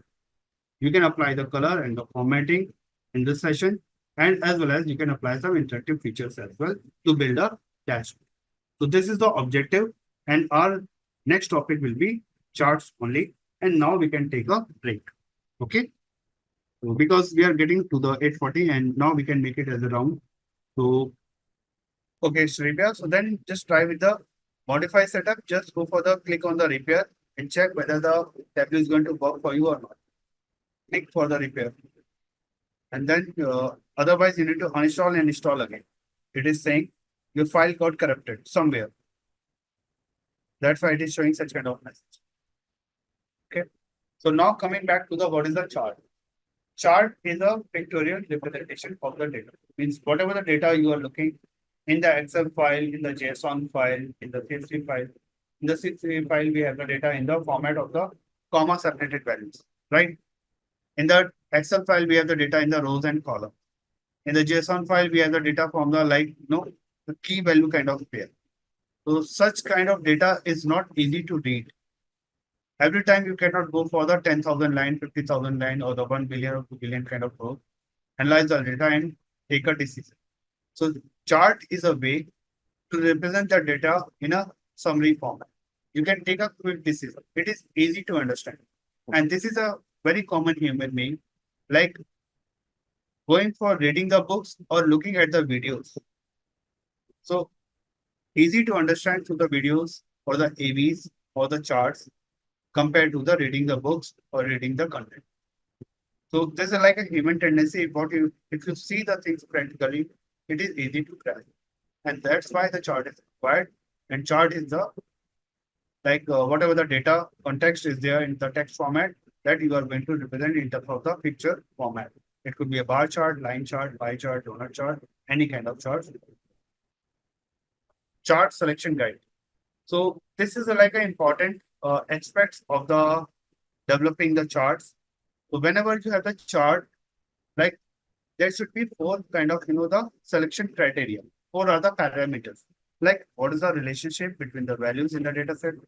The very first thing means you need to identify if you have in what cases we have the bar chart. If you try to recall, we developed the bar chart here because we have the categorical data. Like we have the rows category and the subcategory. We have some string data, some category classified data is there. And that's why, and column is only the numbers, the measures. And that's why Tableau is also suggests the bar chart. Suppose we have the time series kind of data. Suppose any axis is the time or the date or any kind of thing. Then if I want to track for the profit, then it will show you the line chart. So for the trend analysis, for the continuous data, the line chart is suggested. Maybe if you are looking for the percentage distribution of the data, as I showed you, if you have the very less category and value want to convert into the percentage, then the pie chart is suggested. In this chart, you can see under the rows, we have the category and the subcategory. These are the classified data, categorical data, while the columns is the measures. What if we don't have any categorical data? We don't have any string data, we have only the numbers. And we want to create a chart. In that case, we use the scatter chart or the bubble chart or maybe the any treatment. So such every chart has a business sense based on your data, based on your business requirement to pick the chart. Don't worry. Once we go for the each development of the chart, like the bar chart of what I have explained, the same way I will explain each and every chart. And you will understand which chart is useful in which area. Making sense? The third criteria is how big is the data. The data size is also matter. We people already go for the pizzas and everything. So pizza sizes are like 2 slices. You can get even the 1 slice is also the pie is also available. The pie is there, then you can take a 2 slices, you can take a 4 slices, 6 and the 8. Most of the times we have seen the 8. There could be a 12 also. I've seen somewhere for a 12 slices. But beyond 12, I have not seen any pizza. So, jumbo pizza is also like a 12 max. So pizza is also look like a pie chart, right? And the slices here are 12. So if you have the categorical data is less, like from 2 to 12, then you can take a pie chart. If you have the categorical data, like category of the data, like in this case, for the category in the sense, in the chart, we have the furniture, office supplies, and technology. We have three values. So if we have the three values, then we can build a pie chart. Even for the subcategory, you can see 1, 2, 3, 4. There are a couple of values. This is more than 12. So for the subcategory, the pie chart is not registered. But for the category, we can build the pie chart. So if the size is too big, the number are too big, then we should not go for a particular chart which need a lot of nonsense in that case. Means you have seen your bank account, there's a pie chart, projections are there, some debt, some credit, some transactions are there. It is representing through the pie chart. Or gender kind of chart, male, female, such kind of charts generally are the pie chart. They're the percentage distribution. For the voting eligibility, you can check through the like greater than 18 or less than 18, then you can build the pie chart. But you cannot think about it pie chart population across the country, across the all over the country. There are the in the world there are the 216 countries. So you cannot think about it pie chart in terms of the country's distribution, or you cannot think about it population in India across the states because more than 27 states, and you cannot read the chart effectively. In that case, you need to go for the bar chart. So every chart has a business sense and the business logic in which place we should use what kind of chart. This should not be like the conversion of the chart is not the right time to answer you. So that's why I'm taking this part. So how big is the data is also dependent. Now, whom will be the data to be presented to? The fourth factor is very important. Like this is a client taste. Like if you are coming from the financial background, they are very much worried about your data quality. Data should not duplicate. Data accuracy should be there. And this is all about the concern from the financial or the banking background. Even from the healthcare also, this is the same concern. So based on the client, you are thinking, they are not looking for the very fascinating kind of chart. They're not looking for the waterfall chart. They're not expecting Sankey charts or, dendrogram or any kind of, lollipop kind of chart. So in bank or maybe in healthcare, they are looking forward the data meaningful and it should be represented with the basic charts, maybe the pie chart, bar chart, or then the bar chart, line chart, some kind of. So based on your domain, based on your client, you pick the chart. If you're coming from the like the Netflix is your client, or Amazon is your client, or maybe some sports vertical is your client, then they are expecting a lot of colors, a lot of the fascinating kind of chart, sunburst kind of chart, waterfall chart, dendrogram kind of chart, or any kind of animated kind of chart. So based on your client, you pick the chart also. And everything we talk about the client, what do they like, and based on that, we build the dashboard. Maybe the color coding, logos, formatting, everything completely depend on the client. Even we follow the best practices, but client doesn't like the best practices, then you need to go for their taste. So the fourth factor is very also important. Whom will be the data to be presented? This for the client as well as the role also. Okay. So suppose I'm a junior developer and I want to see every information. Then I will go for the list report. Maybe I will go for the cross tab report. But the top level manager is not going to read line by line item. He's looking for the summary of the data. And in that case, we build the dashboard. We build for the pie chart, maybe some fascinating chart. And this is going to summary for the information. So again, based on the role, based on the target audience, we build the chart and build the chart solution. Okay. So just now I had one question, like how can we convert this chart into a pie chart? So pie chart, we have a limited balance. So what I'm going to do very quickly, please be with me. I'm not going to explain this one. I'm going to just reduce the pie chart. How can we convert this? So please be with me to get the answer. Just give me a second. Because once we develop the pie chart, I will explain about such things. So go to this sheet. I'm not going to change the same sheet. I'm going to create a duplicate. So select the sheet, right click, and you will get a duplicate. So I'm going to create a duplicate sheet. Now you have the duplicate also. I'm going to remove subcategory from here. So we have the category because for the subcategory, we have the lot of the values are available. So it's not a good idea. As I said, For the pie chart, we should have from 2 to 12 categories values should be there.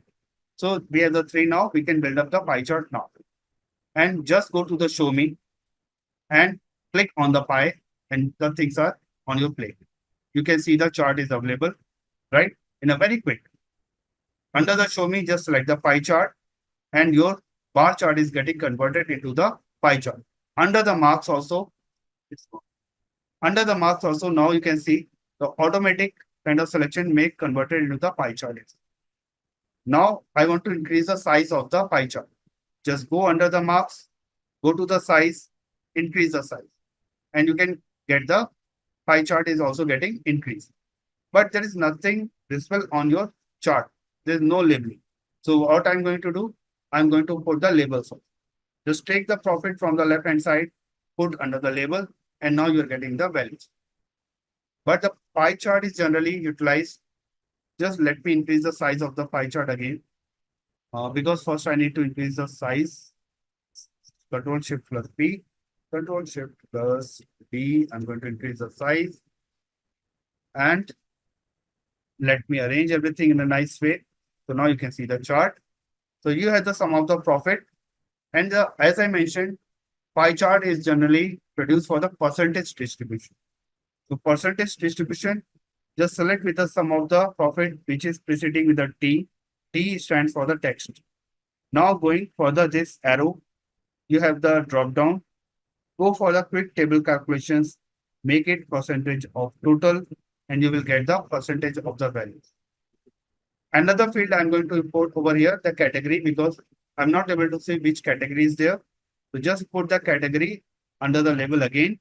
And now you can see for which category, how much percentage distribution of the profit. Office supplies percentage distribution is 46%, furniture is 8.64%, and technology is 45.30%. I can replace with the subcategory, but it's make a nonsense. Means by just give me a second, I can replace this chart with a subcategory also. And again, I'm going to take just give me a rename of this chart. So this is only the category now. And that's why I said, please to answer your query only, I'm just trying to explain and duplicate again. So now you can see this time I want to create to the subcategory, right? Just remove the category from here. Now you have the subcategory and the values all together. Now go to the show me tab. Just click over here and you can see how the values are not getting reflected. Just give me a second. Why it is like this? Okay. The values are like something in the. So you can see the things are not working in terms of the pie chart, right? So Tableau is not going to read in this way. For the subcategory, yes, you can define. Just give me a second. Subcategory, I can make it. Subcategory, just give me a second.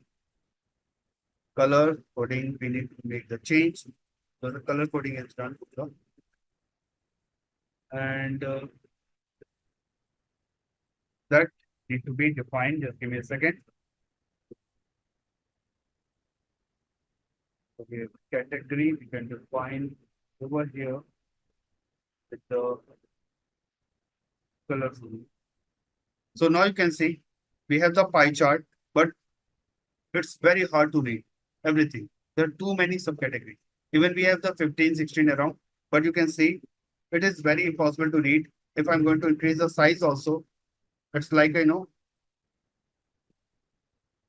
I increase the size, but still if you go for the labeling and kind of thing, it is not easy to understand the chart. There are so many ways. So even this is readable. If you put the values and everything, it is creating us so many things in a parallel. Like, just give me a second. Profit.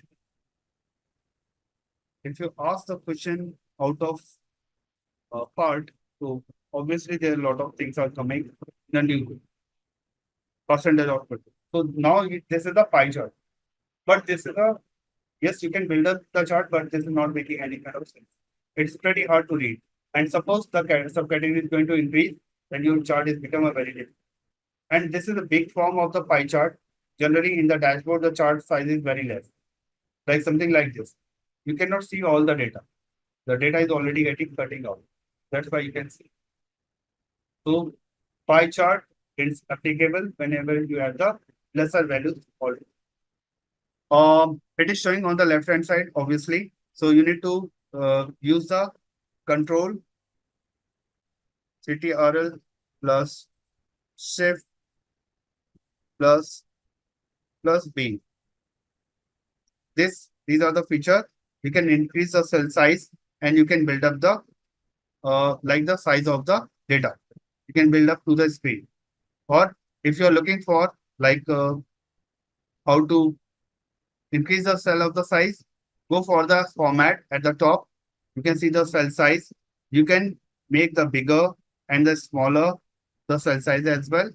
First, you need to increase the container space, increase so that the big chart can be fit under that.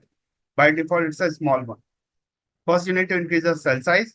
Then you can go for the this size option under the mark and you can increase the or decrease the size of the pie chart. Making sense now? I think in my case, if I increase size, it's not visible fully, not coming to the center.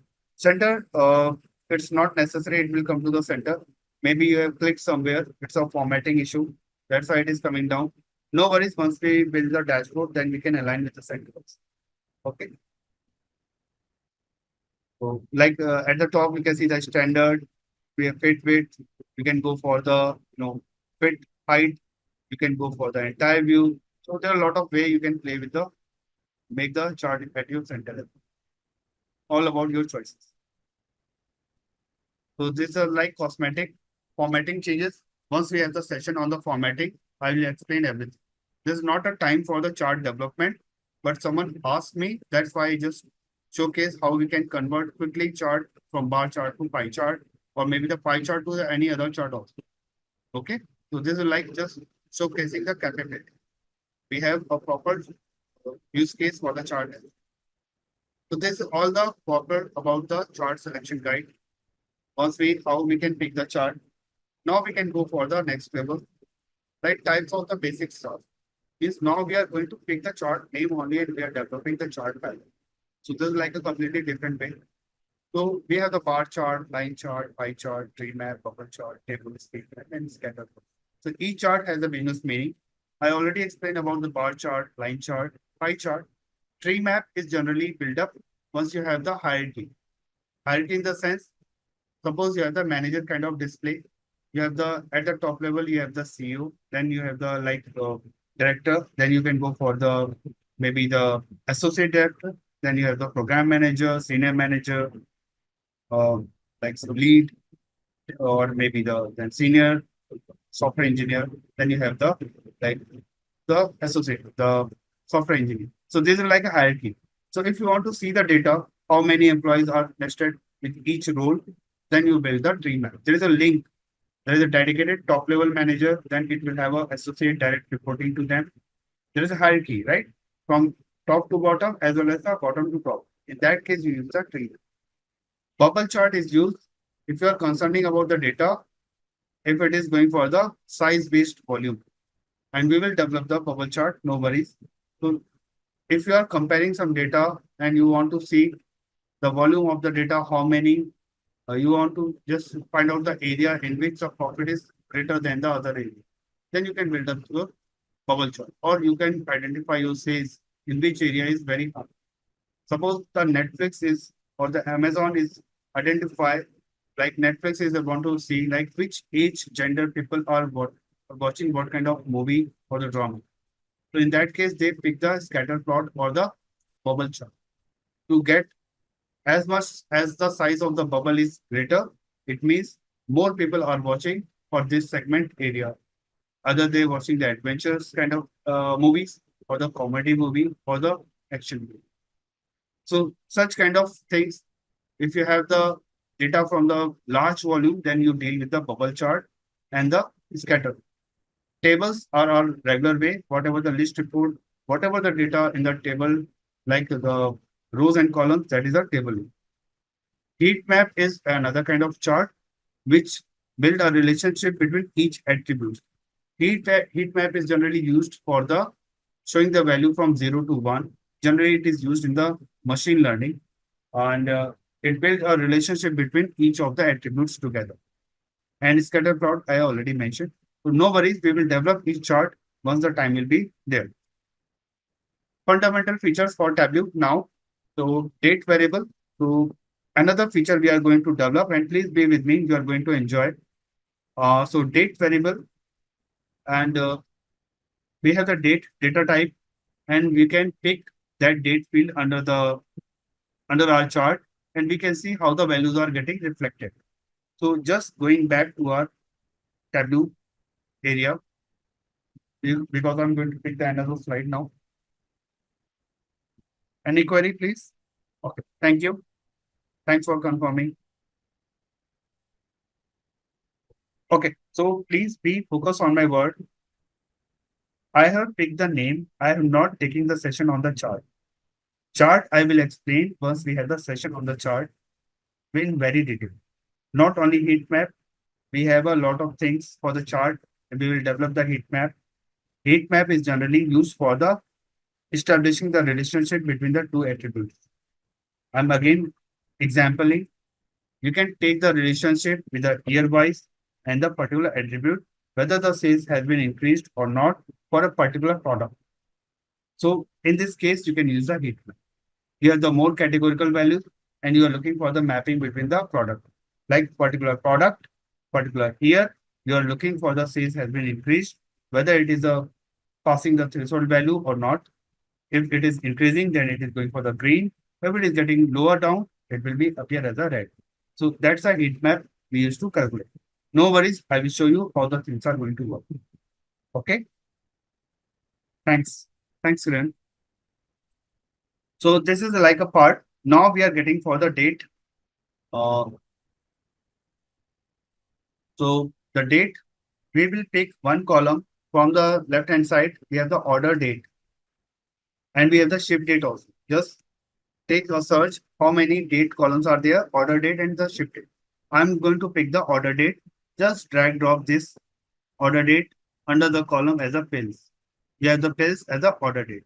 And there's a magic over here. Please be with me. There's a lot of things over here. I'm not going for the PPT. Just please be focused on my screen. You will see a lot of things. Even I have dropped the year order date, but you can see it is appearing as the year of the order date. And before that, there's a plus sign. Everybody able to see? Kindly confirm, please. Yep. Order date, we have dragged down. I'm again dropping out. I'm again picking up the order date. Under the columns, I'm going to pick. Even this is the order date, but by default, it is taking as a top level as a year. In a date, what kind of fields we have? We have year, we have month, we have date. Maybe it is a date time, it's a hours, minutes, and seconds. Maybe the nanoseconds are there, but we have a lot of things. Along with the date, we can identify the quarter also, right? Even you have not declared anything, but Tableau is very intelligent enough to pick the right. So you have the years over here in this case. So now if you click on over here plus sign, you will get the quarter. Means this is a Tableau intelligence. It is going to create a hierarchy of the date. So you have the year and quarter. If you click on the quarter now, you will get a month. Means year. From the order date, you are getting the year, you are getting the quarter, you are getting the month.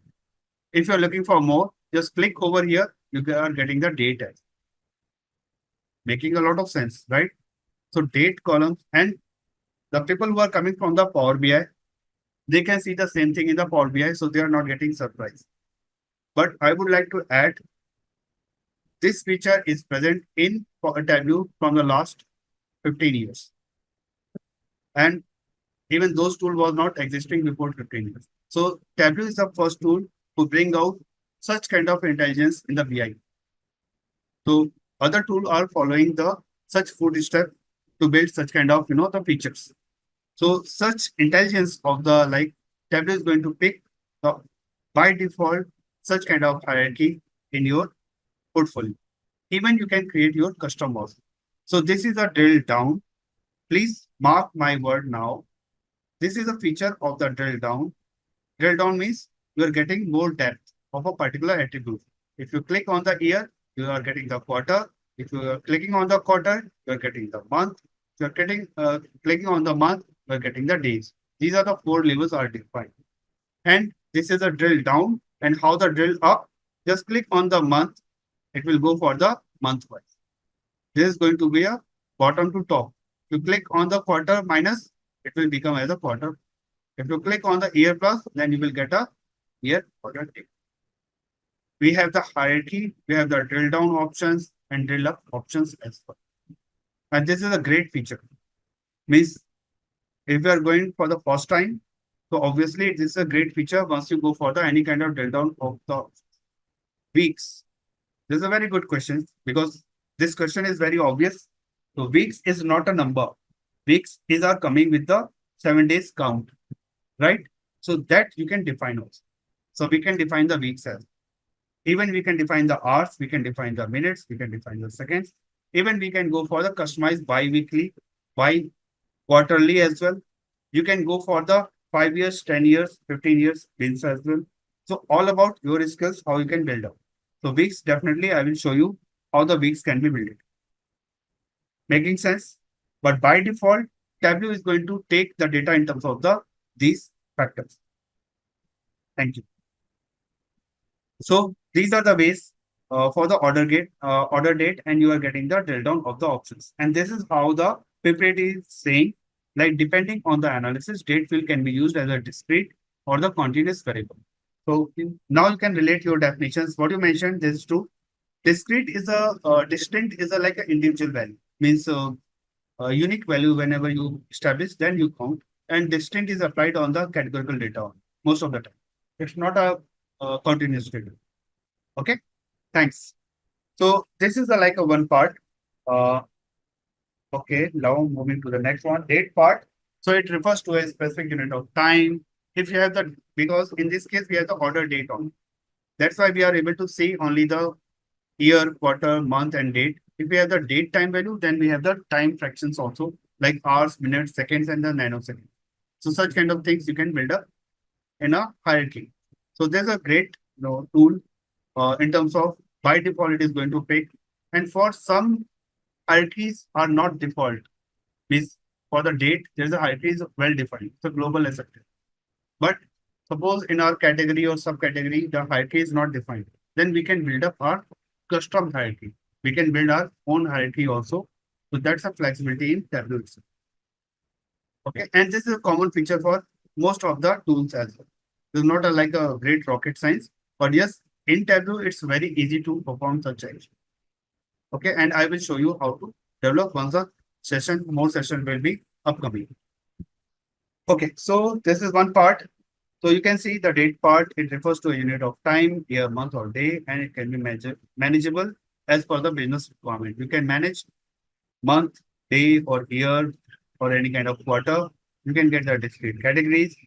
Whatever the meaning are going to show, I will show you through the demo itself. No worries how the values are going to work. Just give me a second, couple of minutes. I will show you how the things are going to work. Come on. So now, suppose I'm going to take the one data, like we have the axis, and we are going to represent the data for the sum of the phase or maybe the sum of the problem. So no worries. Google axis we will touch. First, we are going to build some chart on this basis. So we have the year of the order date. And now what we can do, we are looking for some sales. So just take this sales measure and put under the rows. And now you can see even Tableau is suggesting the bar chart. Sometimes it is suggesting the pie chart. Now it is taking as a line chart. And why it is a line chart? We have the continuous data at the bottom. Even you can convert this into the bar chart also, like this way. Just make it as a convert, and your chart is converting into the bar. But Tableau is going to, according to the best practice, it will it will give you the line chart because we have the continuous data. Agree? Now, what I am looking for. If you go for the click on the year, now you can see the quarter wise data. Please be with me. If you click on the quarter, you can see the monthly data for each year.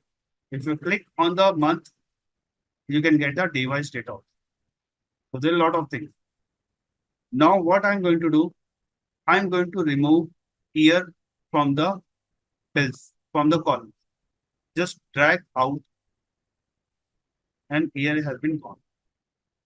I'm going to filter out the quarter also from here. So let me do one thing, right? This is not a good way. Uh, so we have the data like this.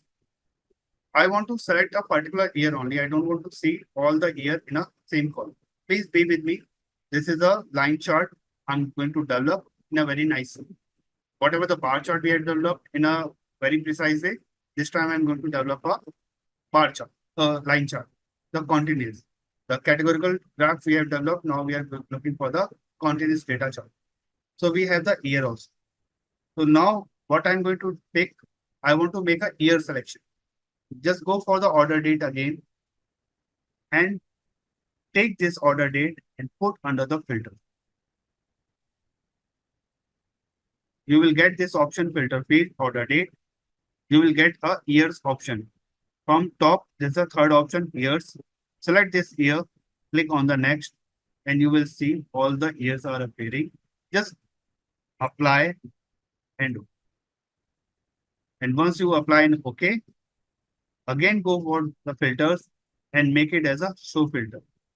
And once you apply as a show filter, you can see on the right hand side, the filters are appearing. Let me know once you complete. So this is like a for the all the years.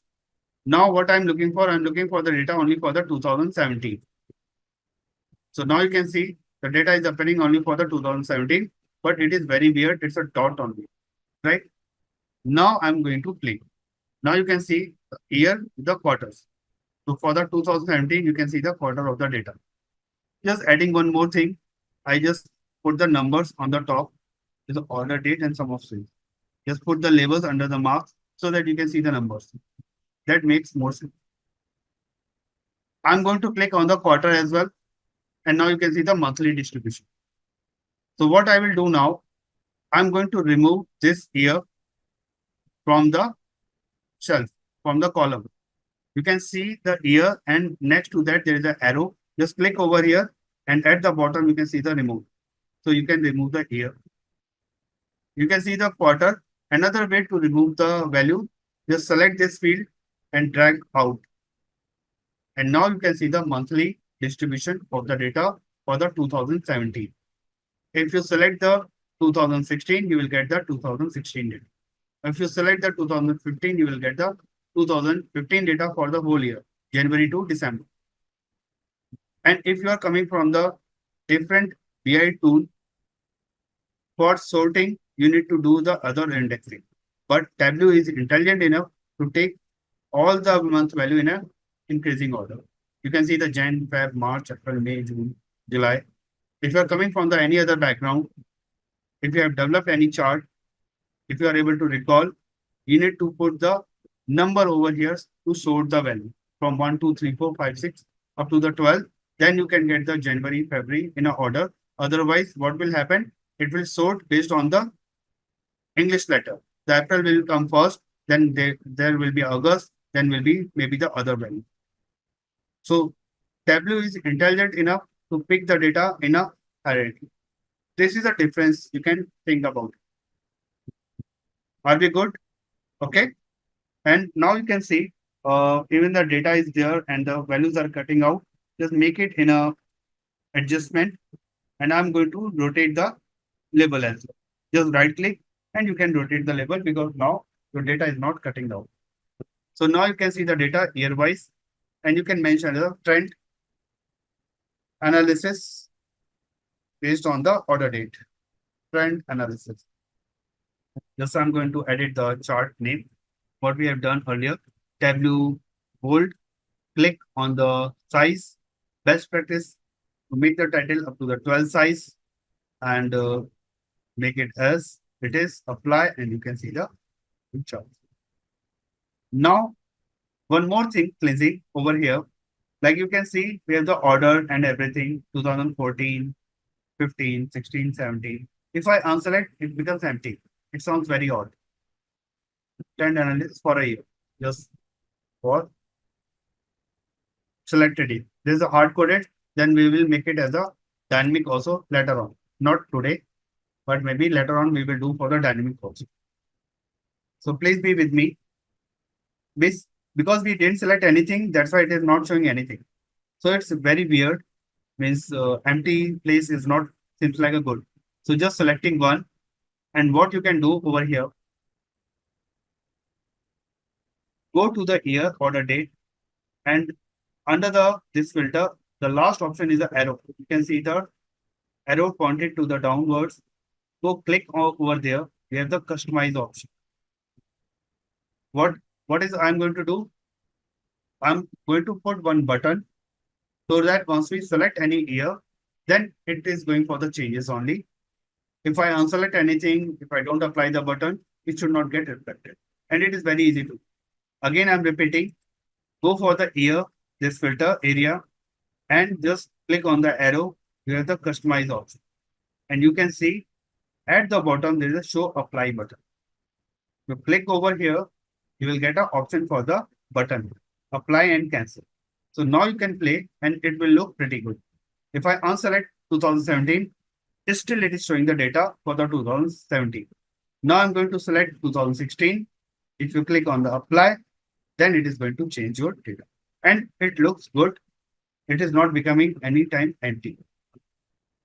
So this is a complete cycle of the sheet, like the trend analysis. You can see for the year wise, you can see the 2016 to see the 2015 data. You can compare the values and you can do anything. Okay.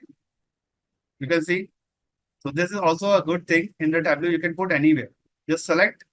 You can put below the rows also, right? You can put on the side also. So it's all about your drag and drop feature. You can put it. To answer your question. So Tableau is very flexible. In terms of the formatting, this is the best tool. Means I love this tool. I'm Cognos certified. Means I can tell you, I'm a Cognos certified. I've done other certifications also. Because I worked for the IBM for a long time. And during the IBM, I did certification in Cognos. But if I compare Cognos, Power BI, Tableau, MicroStrategy, Hyperion, ClickView, Tableau is the easiest tool. I found out, and formatting is very easy in terms of the Tableau because you don't need to go for the multiple window. In a single window, you can operate all kind of stuff. All the options are playing available in a single thing. It's like a football ground where you play in a single ground all kind of things. So this is how the Tableau is designed. Let me rename this one trend. So this is a very good exercise. Please have a look and make a good practice on this.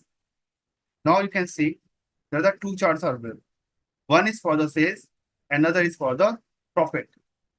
Be with me. This is a week exercise. You can make a good practice. You can take as an assignment. What I'm doing right now, please make a practice. You will love it because now you are going to develop a lot of things, and that thing is not available very easily in any other BI. So now you can see the line chart for the sales and the profit, and the marks is also getting changed.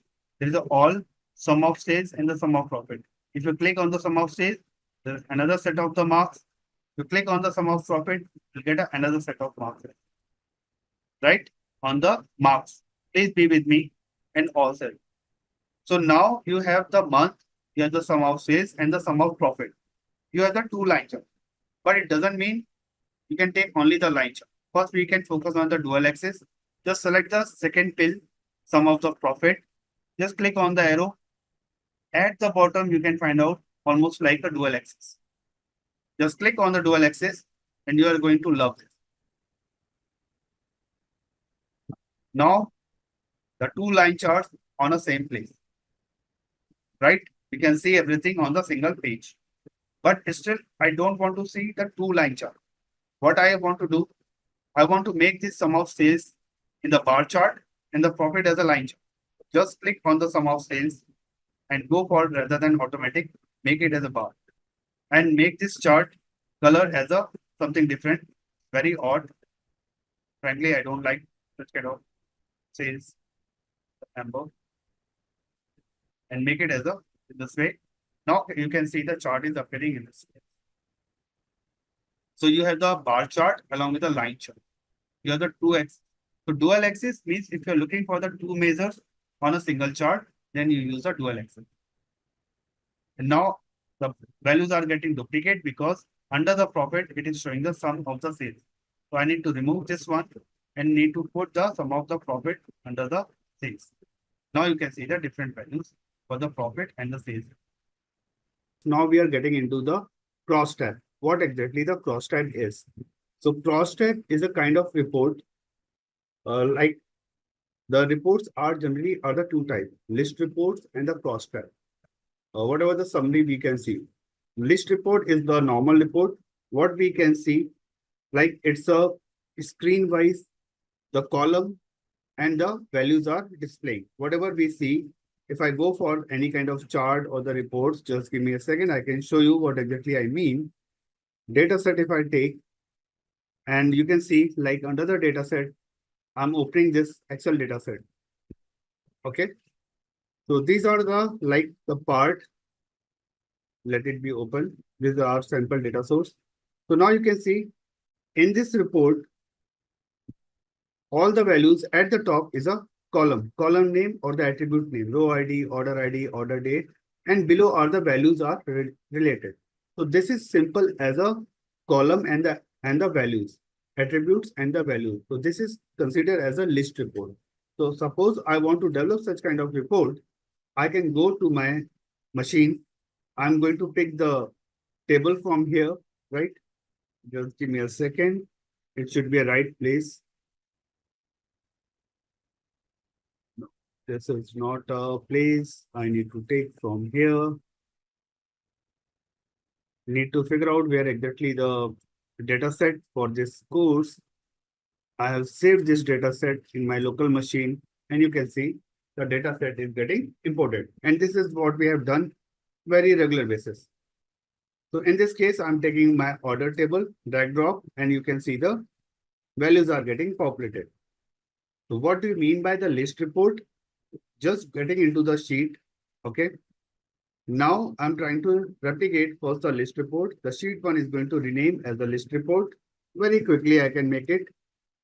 If I'm speeding up, please make me stop because I'm assuming this is kind of recap kind of thing along with the new concepts. So if you are feeling in a fast, please let me know. I can slow down. I can explain in a very layman manner as well. So now for the list report, what I've explained in the sheet, I can go for the like product ID. You can see list all the members along with the product name. So you can see like this is a simple list report is going to appear product ID, product name, maybe the ship date I can produce. I can go for the like the ship order date as well. And you can see by default the dates are appearing in the in the like a drill down kind of format. Suppose I want to see the simple report. Okay, just give me a second. List report. Okay. So Srinath, this is like a list report. I'm just reverting back whatever the actions I have done. So I'm addressing a name. It doesn't mean I'm addressing to a single person because this is for me too easy. If I address someone means who asked the question to answer the query. But the concept is for everyone because this is a good ask to the relevant questions. If you have any individual query, you can ask one-to-one during the break or the pre or the post session. Many of people you have seen, like I joined the session 15-20 minutes earlier, and I always stay on the session, post the session as well. So you can ask me if you have one-to-one or project-related query. I will be happy to answer. But this question is very general in the sense to benefit to everyone. So that's why I'm taking this query as well. So now we have the data source. After importing the data source, just go to the sheet one. Okay. And then you can rename as a list report because just trying to understand how the list report is built up. So renaming the list report. Now list report is very similar to like this. right? In the data source, we have the row ID, order date, and ship date kind of thing. And below are the values. So in the same way, I'm going to add the value. So in this case, I'm taking the product detail. So you can take the product ID. You can take the add all members. Once you drag drop, because there are a lot of values under the product ID, so it is asked like a warning. Gives you the Tableau is intelligent enough. If the member is more than, like 1,000 or any kind of thing, then it will give you some sort of, the warning itself. So the field being added may contain as many 2051 members. Means we have the 2051 data, and the limit is like settle down for the 1,000. So what would you like to do? Add all members, filter and then add, populate, like disable automatic updates and then add and do not add. So I'm adding all the members, just displaying the value. So now you can see the product ID. Okay. If we filter out, then we can restrict our data, right? Means if we filter out the data, means I've already added. So if I go for the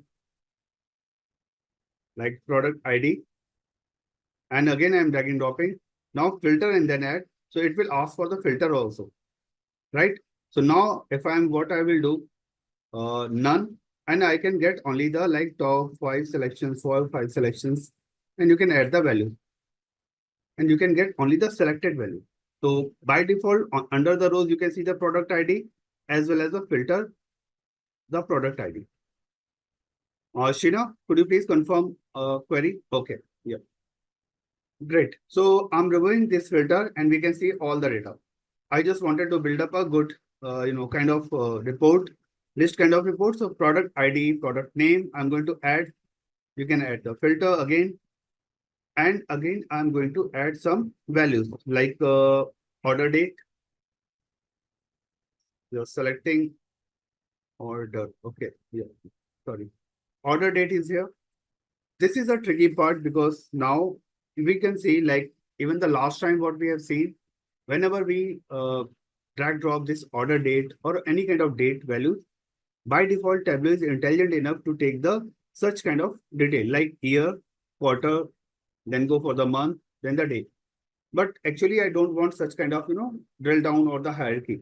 I just need a very simple order date. So how can we do that? So that is a tricky over here. In a multiple way you can achieve. So I'm going to replace and everything. Just be with me.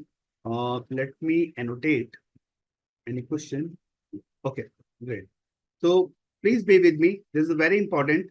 Uh, please be on my screen. Maybe later on you can replicate on your sheet as well. So if you have the year order date, this blue pill, or you can say the blue highlighted background, the capsule is a dimension, right?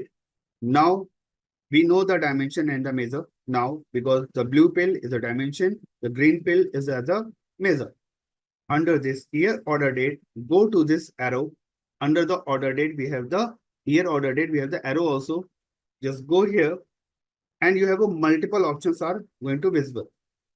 Now we are trying to focus on the like particular what kind of data. So it is a discrete and we have the continuous data.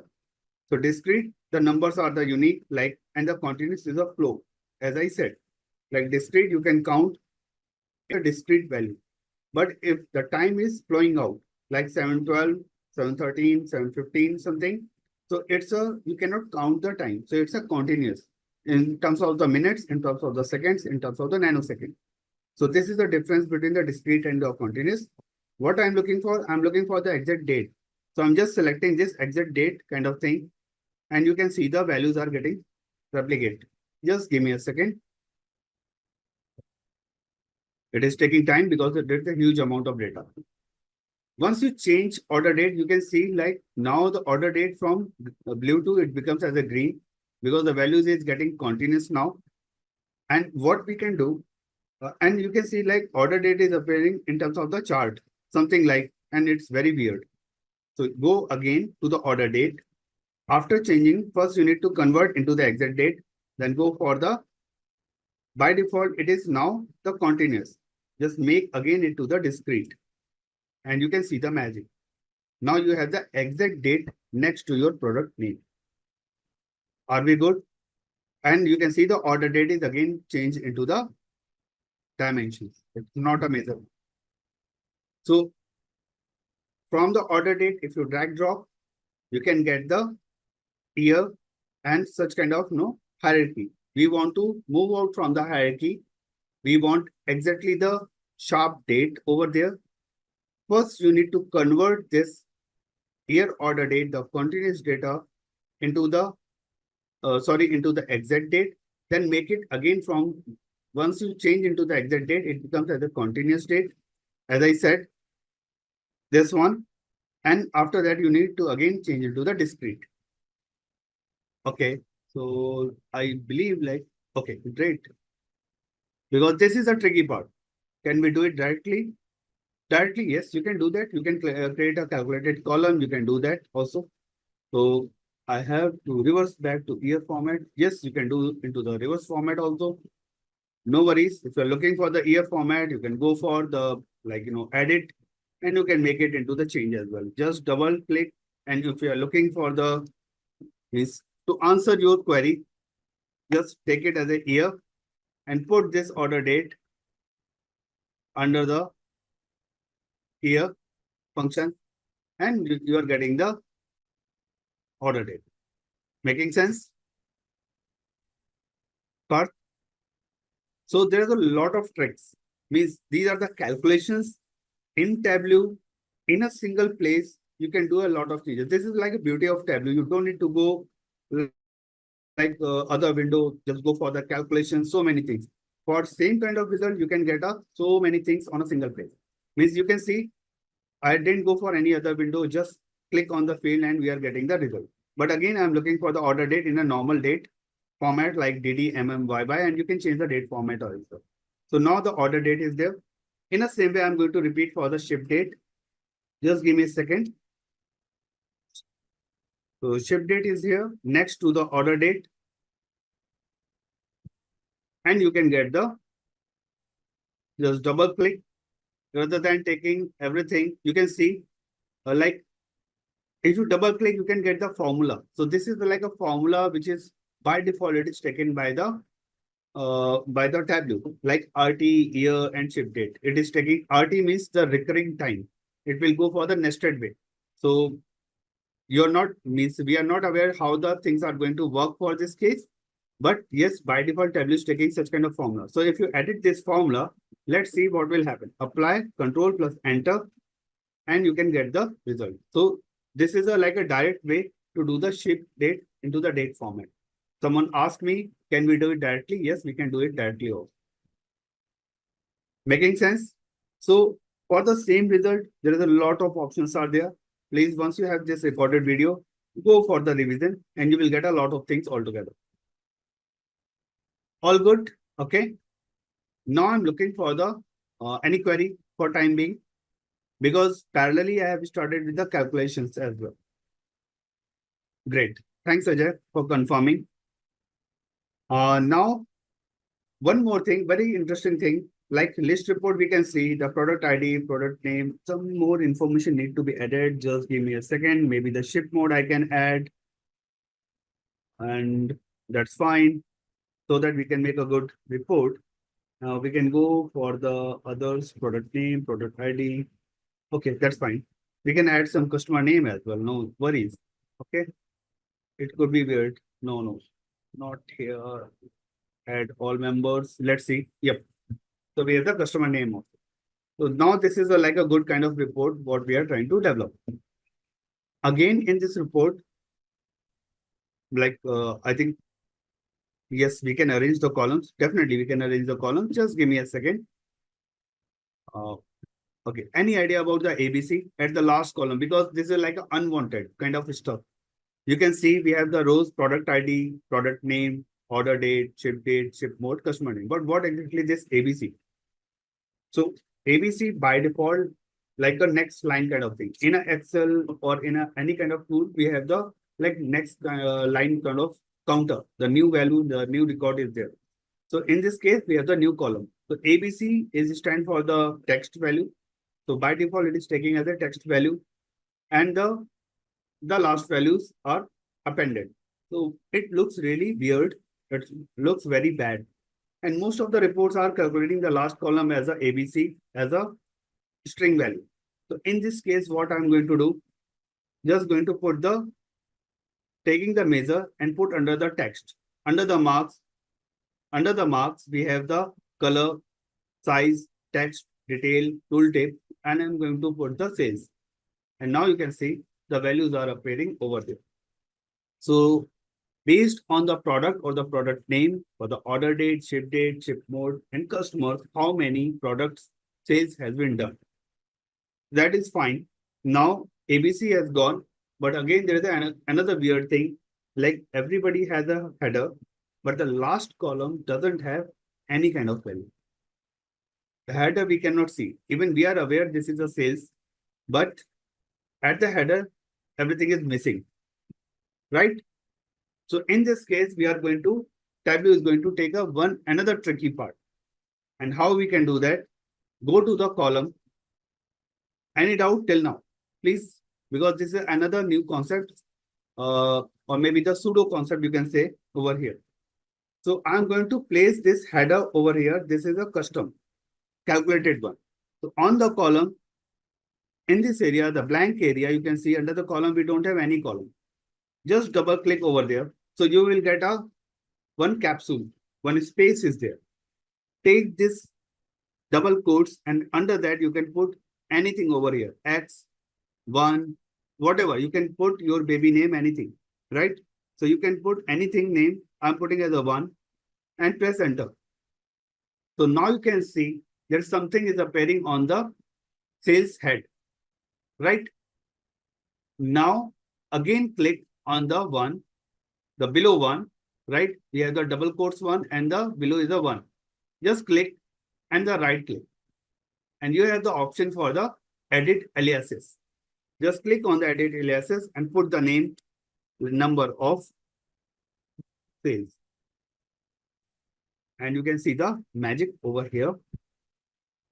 Just expand this one. More expand. Now you can see the number of sales.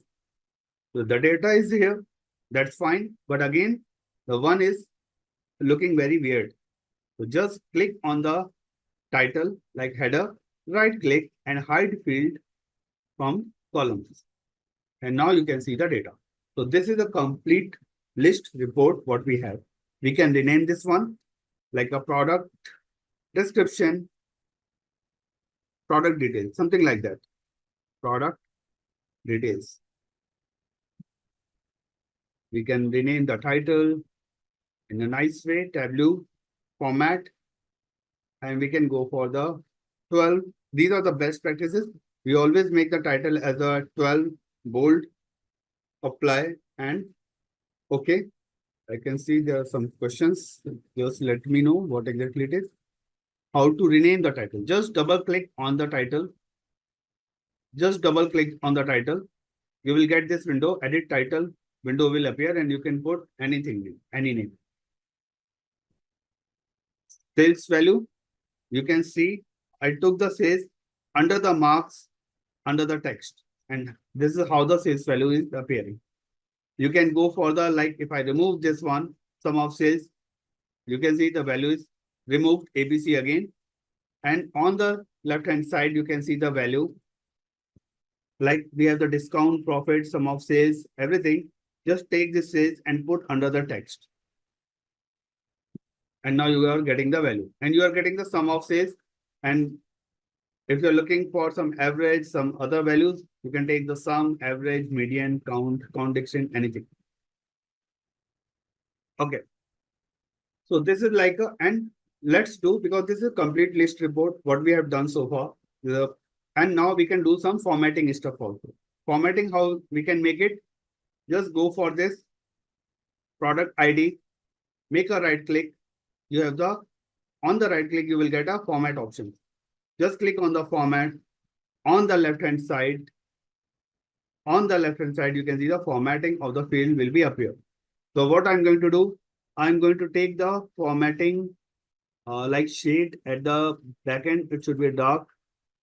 blue, and the font I will make it as a 10. These are the header format, make it as a bold. Okay. The color is as a white and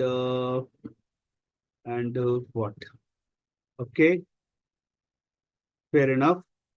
And just make the width is header width is bigger so that it looks beautiful. Yes, one thing I again forget. Take this format and make it as a bold. So it is make it as a bold. Yep. You can see the number of cells is not going to highlight it because this is a calculated value. So just you need for this you need to select again, make a right click, again go for the format, and this time you are making a format over here for the 10, bold, white, and the back shading is like a blue, the last blue what we have selected. And now you can see the report in a nice format. Is this looking better than the earlier, right? Everybody? So this is like a from scratch what we are trying to achieve, right?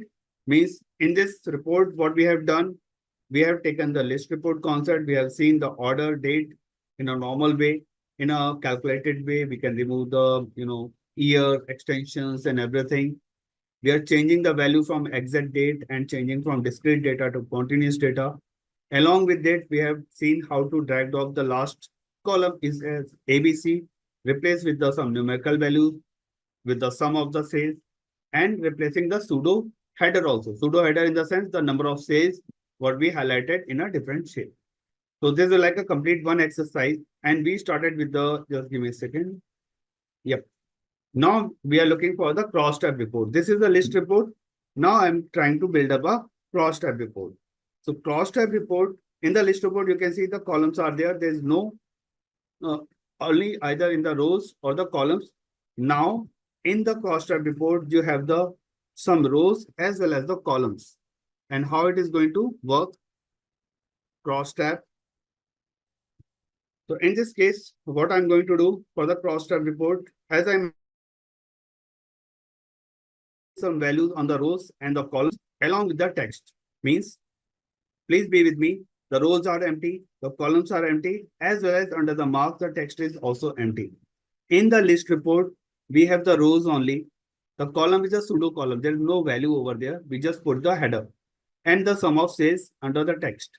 In this case, we are going to add some columns also. And how we can make it, now you are going to see. Just take a category, okay, under the rows. Then I'm taking the subcategory also next to the rows. In a very quick shot, I will do that. And take the order date again on the columns. So now you can see we have the value on the rows category and the subcategory and some columns on the some value on the columns like the order date in terms of the year. Now I'm looking for the sales information under this measure. Just drag down the sum of sales under the text. So this is like a cross tab report. You are calculating the sales each category under that subcategory and the for each financial year 2014, 15, 16, 17. So this is like a cross tab. You are calculating value from rows and group by columns along with the sales value. So even the in the PPT, it was a very short in the sense of the definition wise. I took an example in a very detail so that we can understand the difference between the list report and the cross tab report. And now we can take another advantage, not only for the displaying value like this, you can go for the analysis under this tab.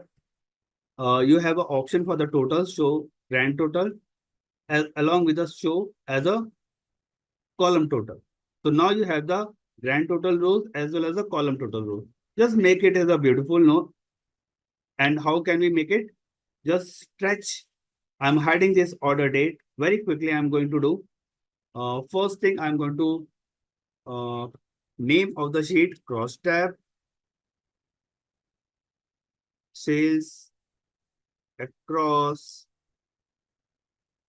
category.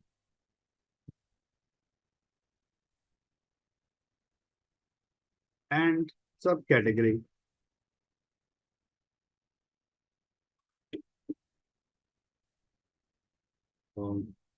For order year.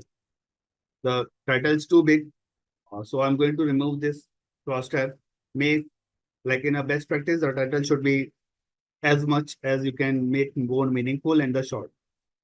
So maybe I'm a poor guy, so not able to do that part. So making this title over here, I can see there are a couple of asks. Just let me check. Thank you. How you edit a grand total? Okay, for the grand total, please go to the analysis tab. On the top, you can see right under the analysis, you can see the multiple options are there. Analysis means the data analysis. So what one option I'm showing, you can go for the more as well. So under that, you can see the percentage, total, forecast, trend line, special value. So under total, you have see the option check. I have already selected the show row grand totals as well as show column grand total. So you can take this one and you can get the value. Even if I'm looking for the like what data we have the furniture and the subcategory, right? If I'm looking for the subtotal also, like category wise also, you can introduce that part as well.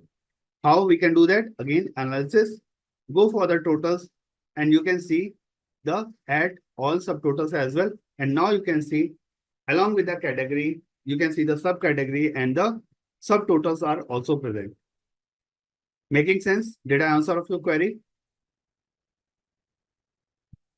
I'm not able to pronounce your name correctly, maybe. So, yes, this is indeed means this is a masterpiece.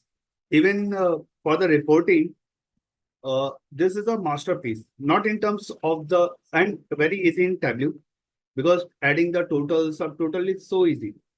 But the concept is also cross-tab report or matrix report is very, very good in the sense, very meaningful whenever you do such kind of, analysis.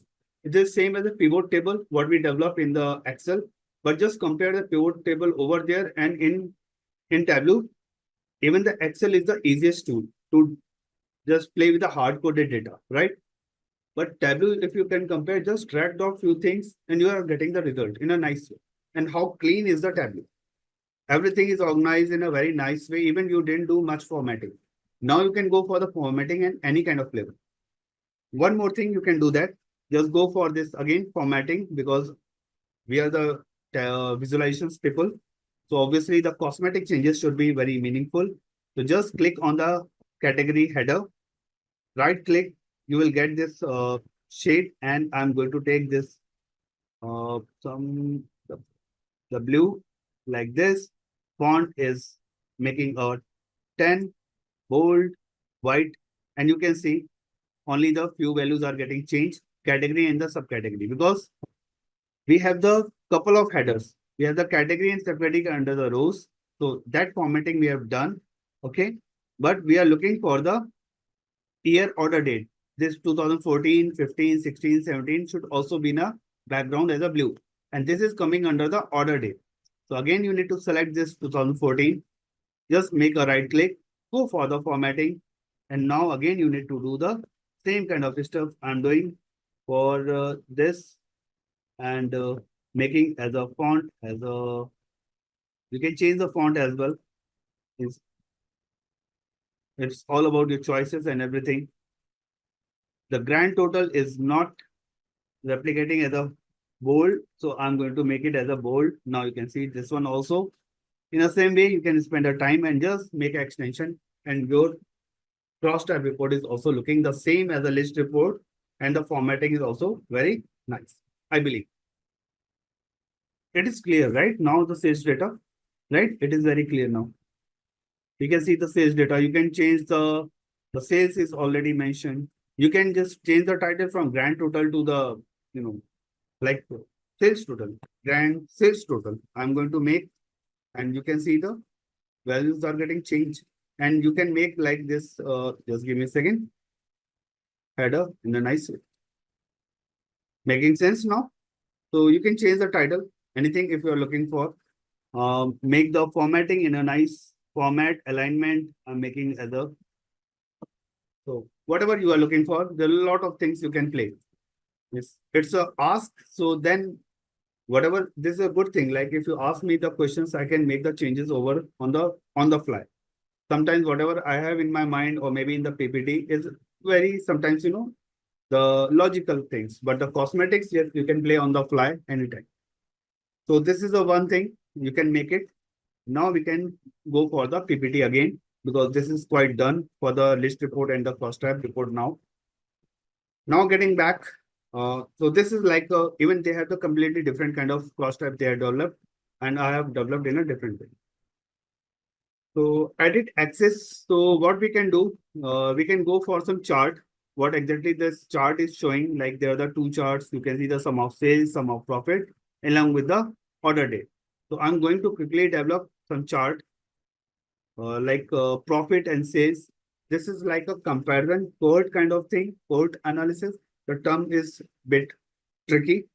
So what I'm going to do, I'm taking a order date on the columns. Okay, we have done couple of times.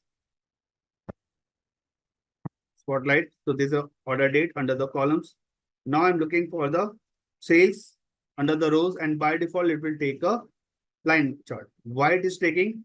Because you have seen like couple of times it taking a bar chart automatic. Sometimes it takes a line chart. Line chart it is taking because we have the date column.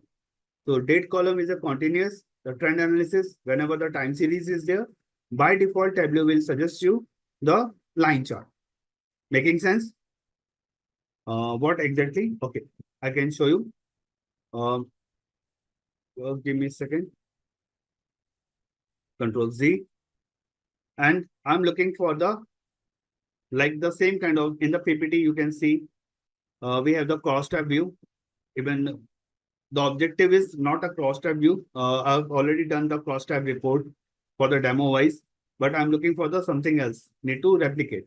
So the same kind of chart, what we have done, you can see this is like a sales and profit trends over the quarter, something they want to develop.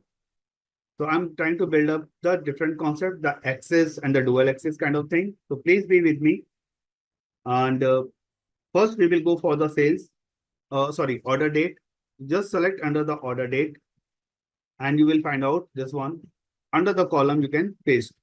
We are aware by default, it will take as a hierarchy of the, and we want this time the same kind of thing. Now I'm looking for the sales. So just take the sales from the measure and drag to the rows. So now you have the by default sum of the sales. Now again, I'm going to take a profit also next to the sum of the sales. So by default, it is taking the aggregation value, sum of sales and the sum of profit.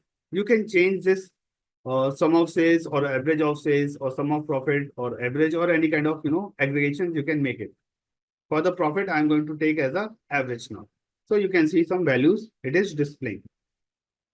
So now we have the two capsules or two values on the rows in the chart. We have seen under the cross tab also multiple, right? In the list also, we have the multiple. But in the chart, we have, even in the last few sessions, I have showed you, but now I'm going to explain the concept. So under the rows, whenever you have the multiple, like in the chart, under the rows or maybe under the columns, if you have the multiple kind of, the values, like sum of sales and the sum of average of profit. So this is the introducing the concept for the dual axis. Dual axis in the sense, two y-axis. The x-axis is the same, order date, order year. You can see 2014, 15, 16, 17. But the y-axis is average of profit and the sales. So it's a dual axis. These the two axes are there. Now this looks okay. This looks like a slope kind of chart, slope or the steep chart.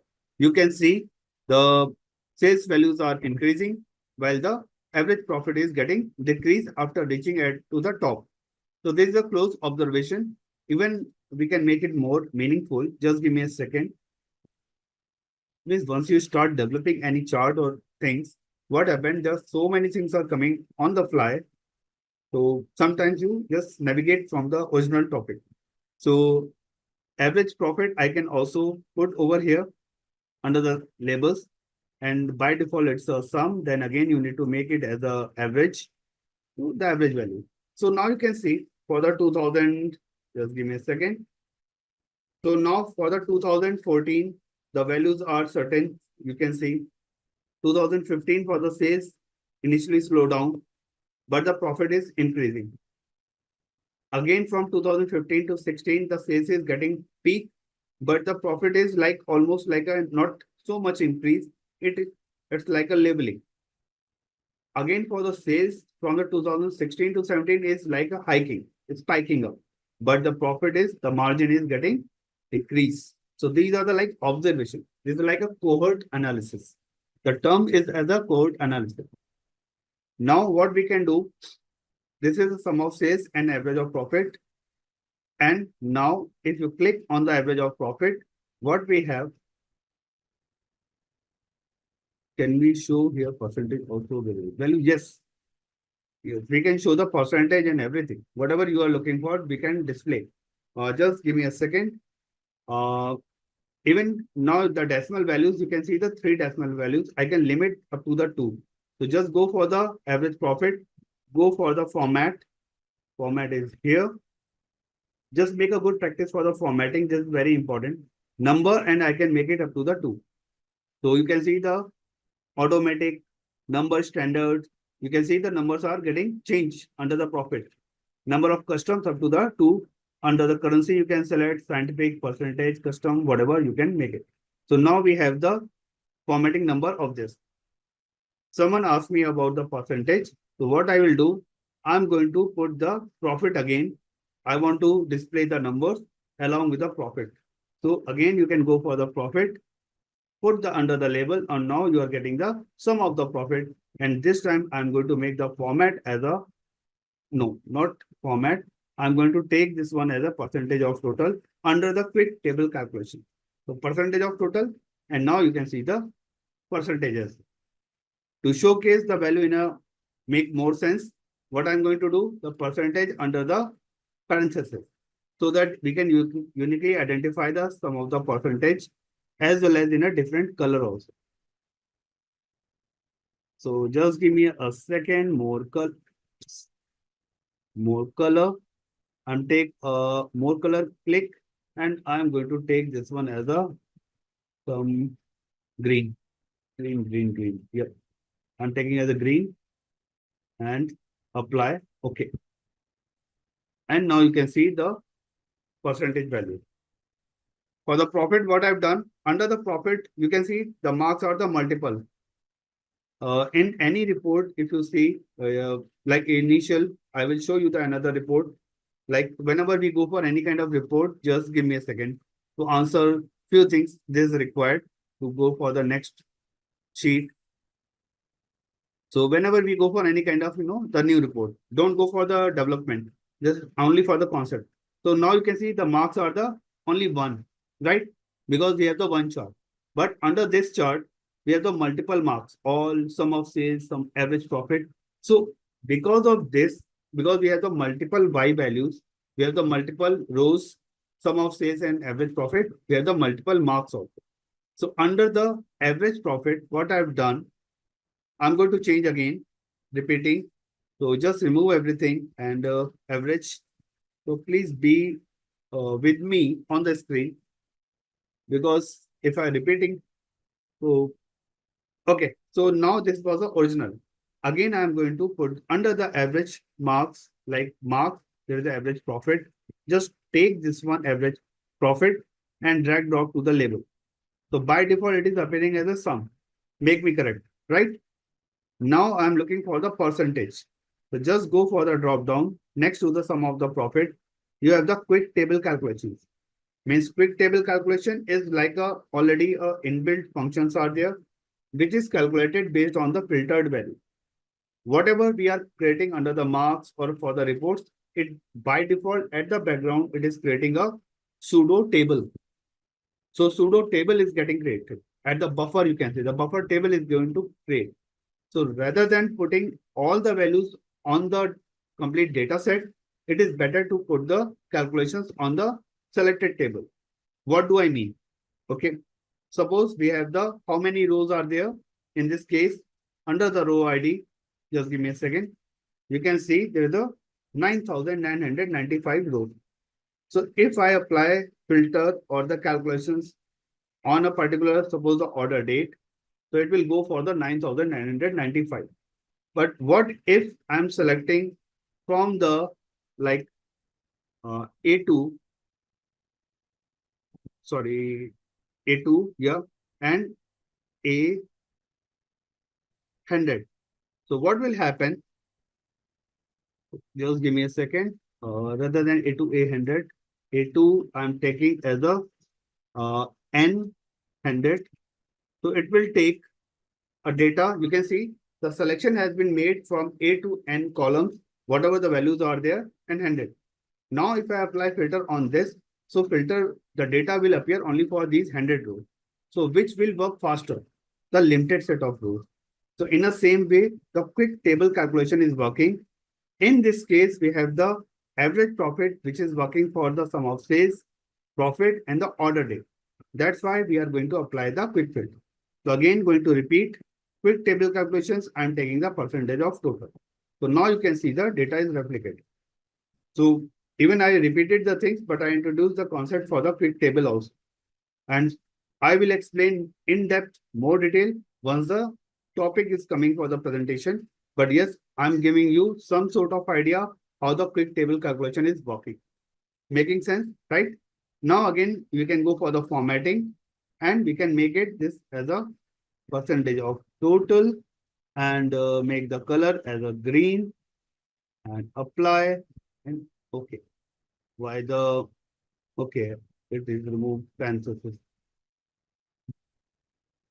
This is for the parenthesis and we can apply. So this is like a we have the two axes, but and this is called as a steep. Again, I'm repeating. This is considered as a steep graph or the slope graph. Okay, because the x-axis is the same, and on the same y-axis, you are showing the two measures. You are showing the sum of sales and the average profit. Now we are going to make as a dual axis. Dual axis, the multiple y-axis.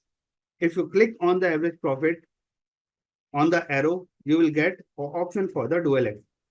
Please be here and you can see the difference. Now we are getting the two line charts and you can see on the left hand side, we have the sales.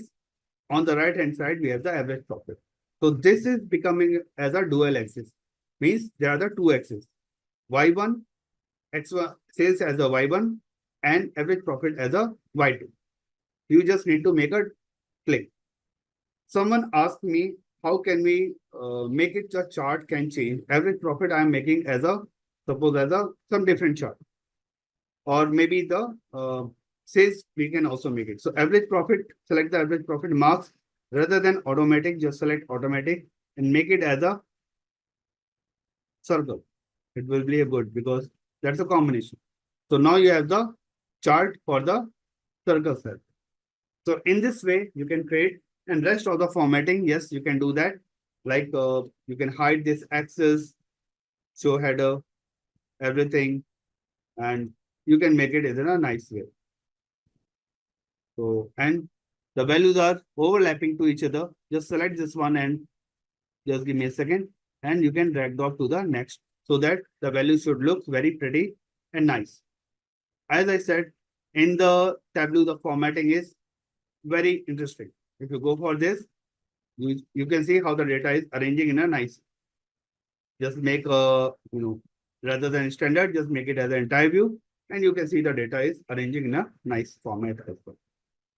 Making a sense, right, everybody? So this is another dual axis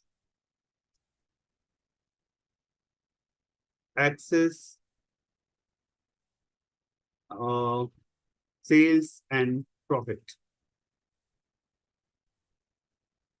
And I'm going to take this one as a Tableau bold, highlight as a 12, bold, underline, apply.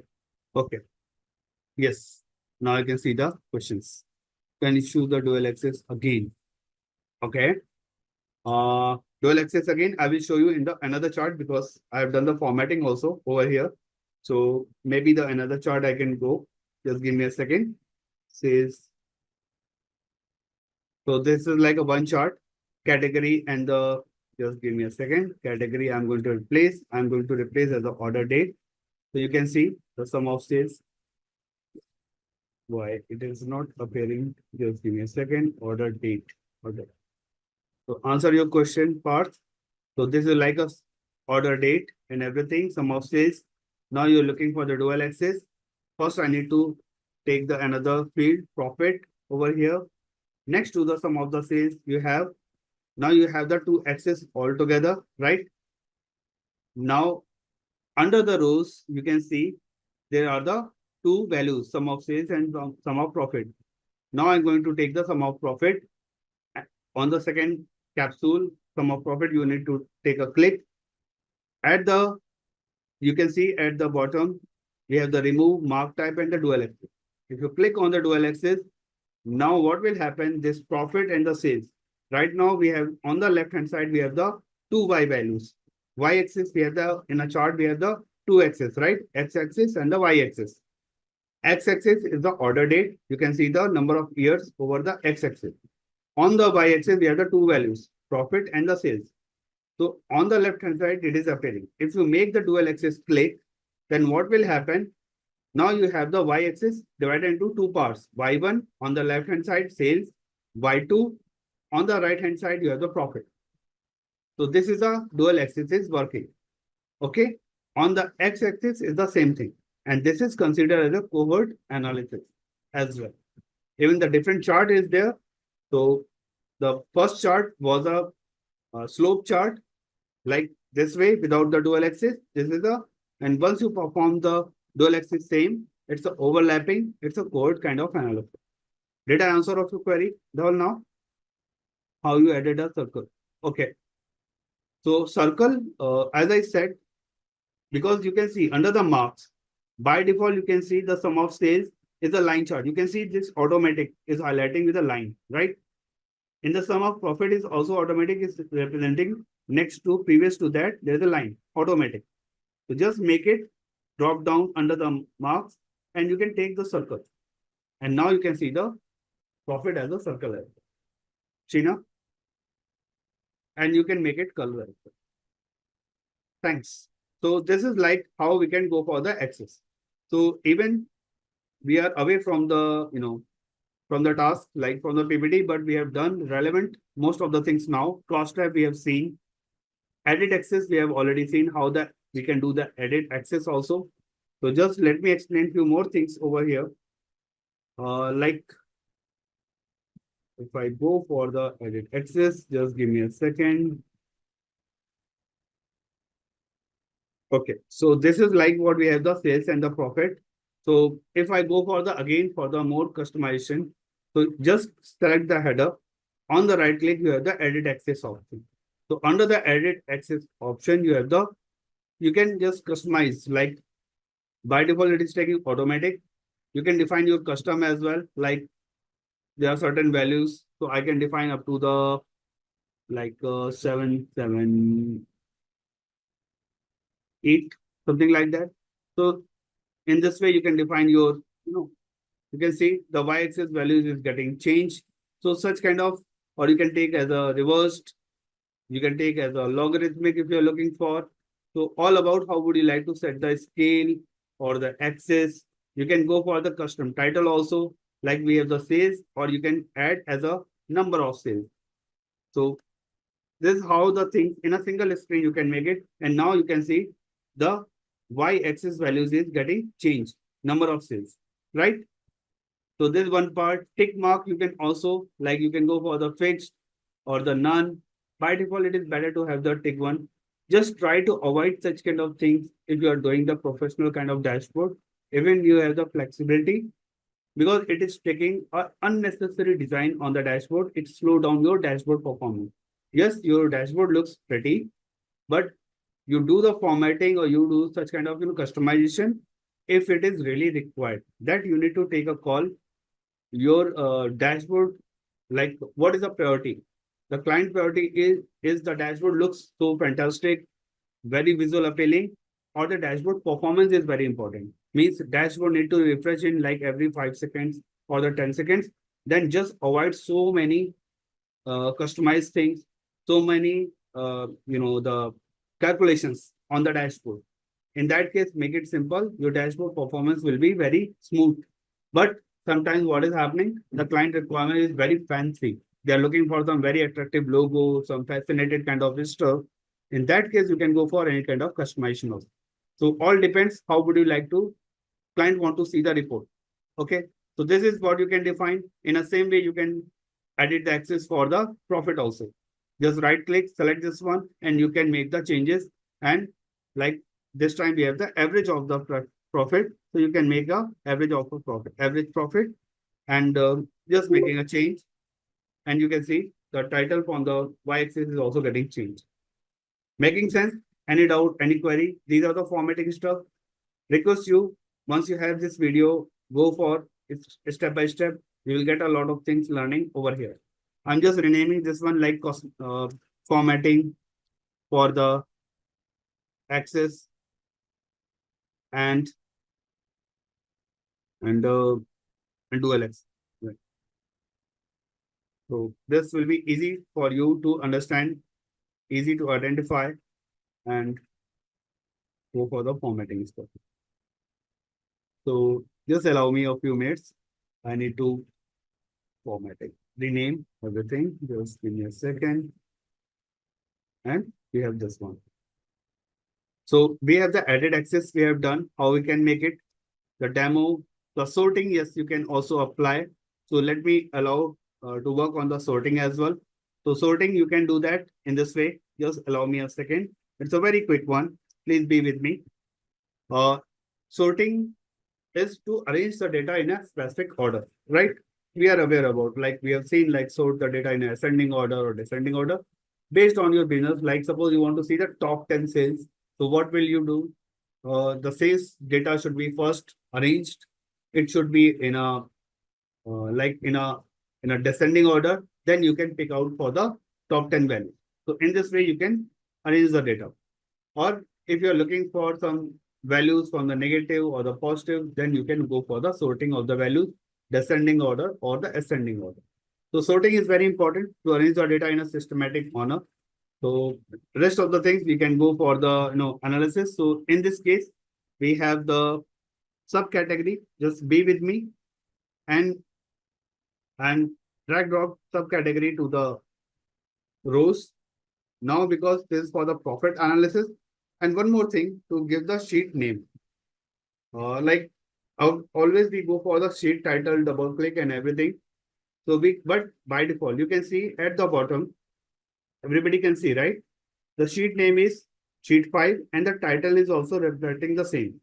If I rename this sheet 5 as a profit analysis, suppose something like this, and click, you can see the title is also getting changed. Obviously, you need to do the formatting, but yes, we need to go for this way. Okay, so profit analysis is there, and what we can do, profit analysis, and after that we can go for the profit keyword, and you can see the column at the top. So Tableau is giving you the profit, you can see based on the subcategory. Good to have if we put the category also just before the subcategory. That makes a sense to work around it. Just there's the category just before the subcategory, and now you can see the data in a nice. So there's a profit. I'm hiding this one, and we can show the numbers on the profit quickly. We have the numbers. Now I'm looking for the data should be in a positive or the negative. But the data you can see, this is like in a different order. Like it's a random order, it is generated. So I'm going for the sorting. So sorting ascending or the descending, whatever you like. Now you can see the ascending order sorting. But better to go for the descending, you can see now. And it is by default sorting is applying for the category and the subcategory. Now you can see the data, right? So Definitely I will take, but I don't want to leave the things in between because we lost the track. So better we will go for the break once we have some, this section is going to complete, and then I can take a little bit break this time. So, so this is like a profit. We can see now again what we can do. We can go for the color coding. Even we have done such kind of things earlier, but this time we will go for the coding in a different way. I'm going to apply the coding only for the profit in the green or the red mode. The negative will be red and the green for the like the positive values. So what I can do, I can take this profit and put under the color coding we need to go for the under the marks colors. And we are getting some colorful picture, and that sounds very bad because we are looking only for the two colors. We are not looking for the gradient kind of color. And by default, it will take as an automatic gradient kind of thing. To just avoid such kind of things, we have the this red and the extreme. We can make it as a, okay, there will be a question. I believe, can we change the color? Yes, we can change. We are changing the color. Obviously, our life is black and white, and that's why we are playing so many colors in our visualizations, right, Ajay? So what we can do, we can make the colors and we can go for the green. So now you can see. So now we can make it. You can see there are the two colors, but there's a gradient. The value you can see there's a custom diverging. This is a palette is showing as a custom diverging. So even people like this one also, like the diverging and everything. But I want to make it as a stepped color. So I can make the stepped color. Just go for here and make it as a two color only, so that you can see the red and green kind of thing. So once you have this one, red is too much like a red. Just avoid such kind of red. We can take this one. This one also bad. This one is, yeah. So now we can see the values in a proper way. So I just take a two colors, green for the positive and some other color. I don't know the name of the color, but this seems like something value. And you can see the values are reflecting. Any observation or anything, please let me know. Because few things are still left. So I just wanted to understand from you. Are you able to catch what is the issue over here? Okay. So observation, yeah, thanks. This is very clear. But there are some values are missing. You can see this. Even the if I put under the office supplies, we have the art, but the level is missing for it. Under the technology, we have the accessories values are. If you put the mouse, you can see the values, but the values are missing over. So this is like a overriding, means the value, the space is left. So just click on the label, okay? And under the label, you can see there are a lot of things are appearing. Just at the last, at the bottom, options allow label to overlap other marks. Just select this one, and now you are able to see all the data. So these are the small things, but making so many challenges whenever you develop the report. Because, okay, I have data in Google Sheet and connected with Tableau. Now data getting added in Tableau, but in Tableau, how are refresh or Tableau? Google Sheet data, if you are going to replicate, it is connecting to the refresh the data, in the sense like if you are changing data in the Google Sheet, you need to import into the, it is not a live connection. If you are adding a live connection, that's fine. Otherwise, you can need to import the data once again. You don't need to make any changes in the Tableau design. You just need to import, like whatever the Excel file you are going to create, whatever the, you import the data in the same way you need to import only the Google Sheet. So this is like a manual way you can do that. If you have the server, then it is going to replicate again and again. It is loading the value because it is doing for the weekly, daily, or the any kind of thing. Got it, Sanjeev? Did I answer of your query? Yeah. Thanks. So this is like one part, profit analysis as well. I was thinking something. Just give me a second on the fly. Thanks, Sajay. Thanks. Everything. Okay. Yeah. There's another thing. Means apart from the topic, means once you are in a report or the flow, you get so many, on the fly the logic. So again, what we can do, the category and subcategory we have, what I'm going to do, I'm going to create one hierarchy. And you can see the magic like what we have done in the order date and year date. So just go for this and select on the category data. Why the spotlight is near? It is there. So just go for the create. Just give me a second. There it is. Yep. At the bottom, there is a hierarchy, create hierarchy. You can see everybody. So just put the create hierarchy. Now you can see the category tree. Just make it as a some name I need. So just I mentioned as a category tree. So now you can see there is a category tree is a label is appearing on the left hand side and some tree sign is there. Category under the category tree. Now I'm looking for the subcategory. Just drag drop below the category itself. So now you can see under the category tree, we have the category and the subcategory. Got it? If you just plus sign, you can see but the magic is also happening on the rows. Now you can see before the category, there is a minus and the subcategory. Just click on this side. You have the furniture and like some profit analysis category wise. If you click on the plus sign, you have the category along with the subcategory profit analysis. So this is very simple, but you can build a hierarchy also at the backend. So hierarchy chart, hierarchical way, this is a bar chart including the hierarchy, or you can display any kind of chart in this hierarchy. And you can build up any kind of thing like location.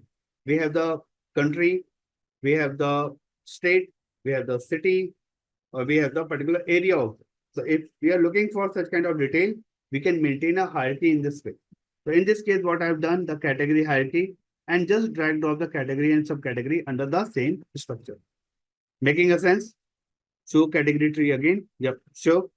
So not category tree. I will show you something else. Just give me a second.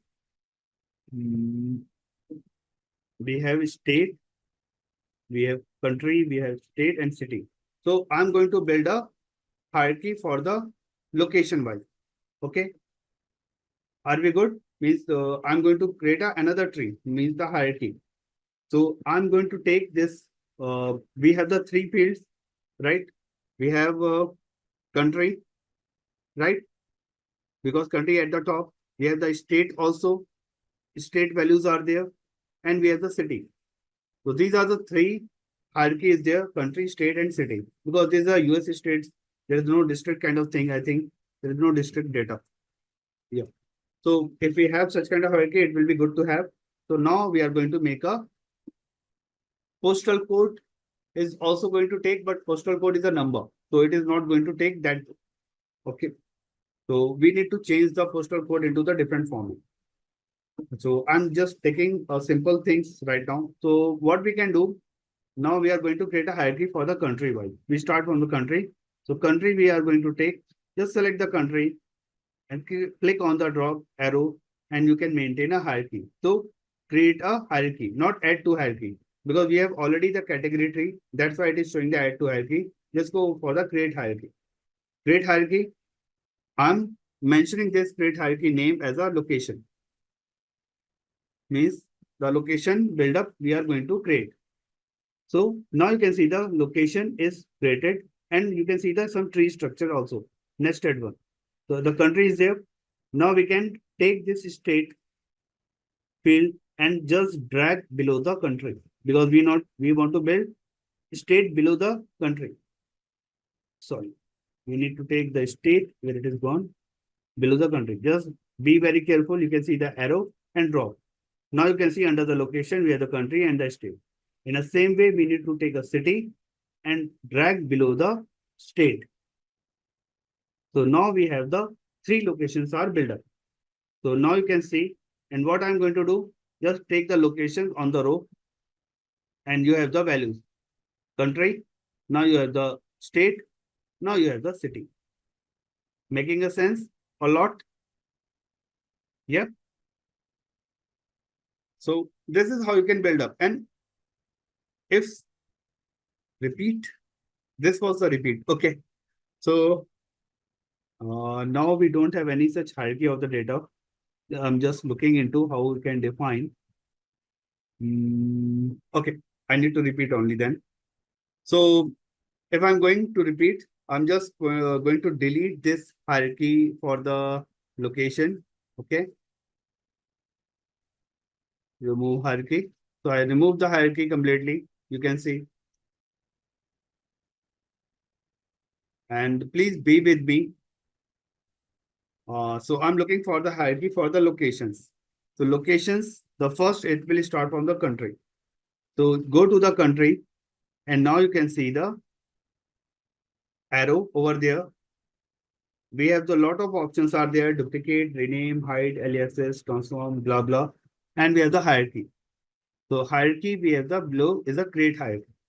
Just click on the create hierarchy. I'm going to rename this hierarchy name as a location. Okay. So put the location over there. Under the location, now you can see there is a nested value as a country. Everybody able to see? Yes or no? Are we able to achieve like this up to here? Because Sheena, Sheena, did we get this one? Yeah. So now we have the under the location, we have the country only. What should be the next? State. Because in our database, we have the state and city only. Maybe we can go for the further detail. Like if you are from the like location from the outside India, the Google map is accurate to your flat number also, or the house number, apartment number. So you can go for such, kind of hierarchy. You can start from the globe, then you can go for the country, like the continent, country, then state, city, whatever the things you can define. So now we can take this state and drag below the country. You can see the line is also appearing, right? Below the state, and you can drag drop. So under the location, you can see the country and the state is defined.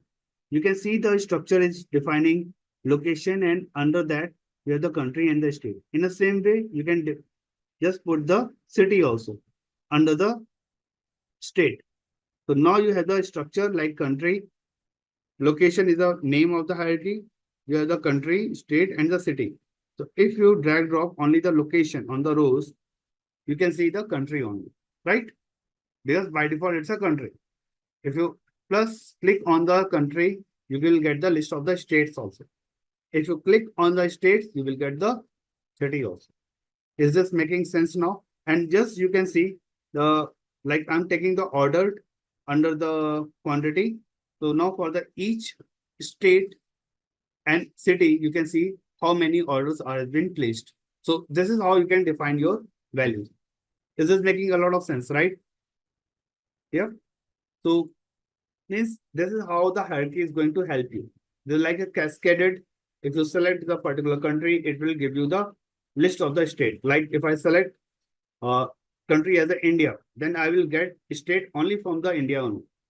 I should not get the states from the different country.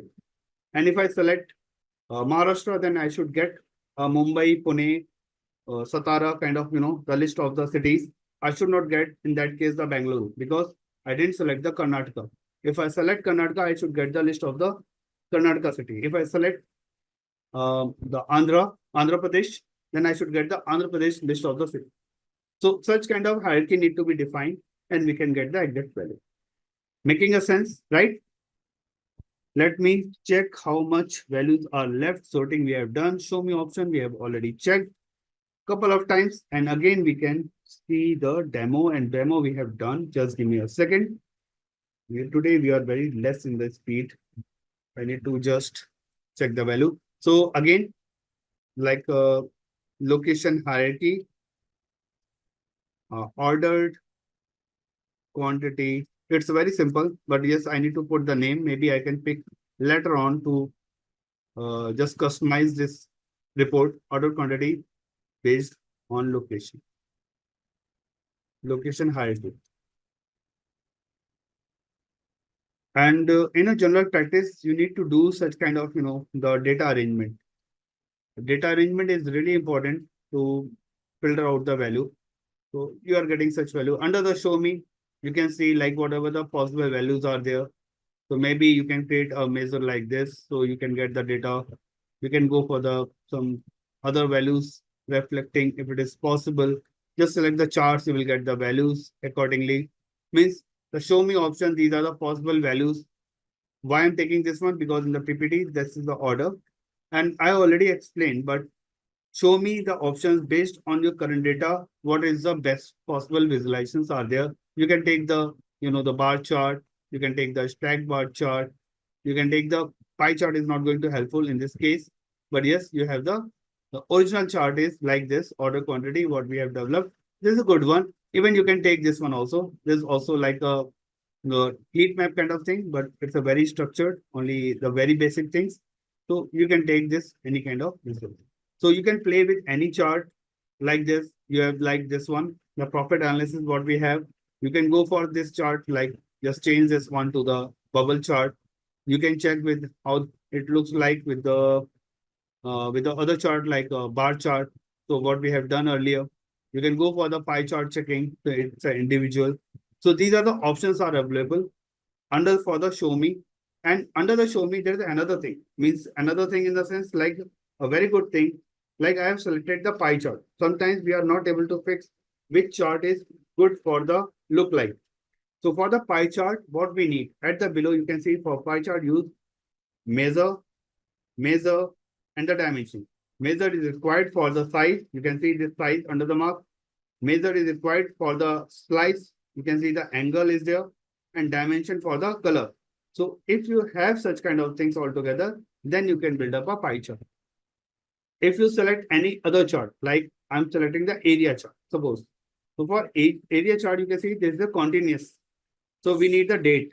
At least in our report, we should have a one date column, one measure, and the dimension. So this is Tableau capability. It is showing you help. Like for if you are looking for area chart, then at least one date column should be there, one measure should be there, and one dimension on the color. In the same way, if you have the bubble chart, you can see there will be one measure. There will be one measure on the detail. You can see on the detail as well. One is for the color, one is for the T for the text. So you can define in this way. So there are a lot of things you can define. Okay. Just wanted to showcase the capability. I'm returning back to our original report, what we have done in a very nice way. I don't want to disturb that area. Just give me a second. Let me save on my local drive first. Save as, and I'm going to save as this not original part. Again, I need to go back because your course is different from the others. So this is like a Tableau workbook, and I'm going to, is this or yours? Is this or yours? No. Tableau exercise. This is yours. Yeah. So because I'm keeping some standard and I will upload also this one. No worries. There's like a sample again, sample superstore.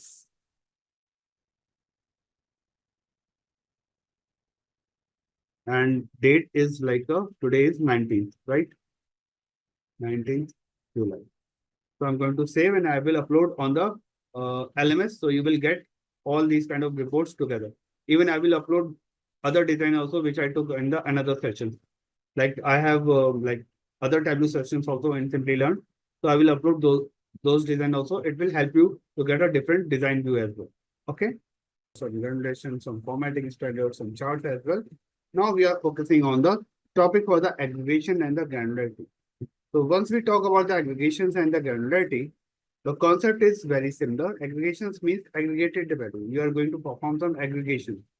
Maybe you are going for the sum, measure, average, any kind of aggregate value, median you can take, mode value, or you can go for the quick table calculations.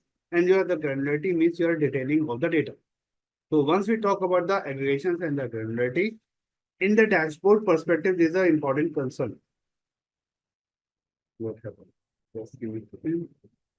I just need to place this in a nice place because it is not. Yeah. So now you can see like the aggregations and the granularity in the dashboards. It is very important terminology when you want to summarize the value. If you are able to recall what we have done so far, aggregations is like when you summarize the values. If you are able to recall in the cross-tab report, once we have the row and the column data, we want to put the grand total, row wise as well as the column wise. So this is like aggregation, right? If we are able to recall the cost of report we have, and the extreme right, you can see the grand total, the row wise as well as the column wise grand total at the bottom. So these are aggregations of the value. So this is you can define, right? This is the one thing. Now, what is granularity? Even I have covered through the practical way. Now I'm trying to cover those topics to the some logical in the sense the theory wise, you can say. So these are the like the granularity means you are getting the detail. Sorry, aggregations. Granularity in the sense what is happening. First, I just click on the category. So now you have the detail about the category. Sales across the category year wise. You have the total and the grand total. Suppose I want to get into the more detail for the category. Even I want to look into the subcategory wise. Just click over here. Now you are getting the detail. You are getting the detail along with the category, along with the subcategory also. Like furniture bookcases, here the total grand sales total is like 114,880. And for the furniture chairs, here the grand total for the row wise like 328,449. So these are the like granular way. Means once you have particular category, you can see the data. If you have the category along with the subcategory, you can go for the further details. In the same way, we have the location also, right? We can see the sales. Like in this case, we have the data for the United States and the total sales is like this, right? Order quantity, sorry, not sales. This is like number of orders placed. If I click on the particular state, now you can see the data state wise also. United States, Alabama, and number of orders are the 256. If I'm looking for the particular, again granular detail, now you can see United States, Alabama, as well as the Auburn is 16. So now you can see Arizona, you have the like Gilbert is 58. Mesa is 128. So in this way, you can get the granular detail along with the country, state, and the city. Means this is the hierarchy. So these are the part for the aggregations. Once you calculate the total values or the average or any kind of aggregation, along with the granular means you are getting into the detail of the report. Are we good for the definition wise now?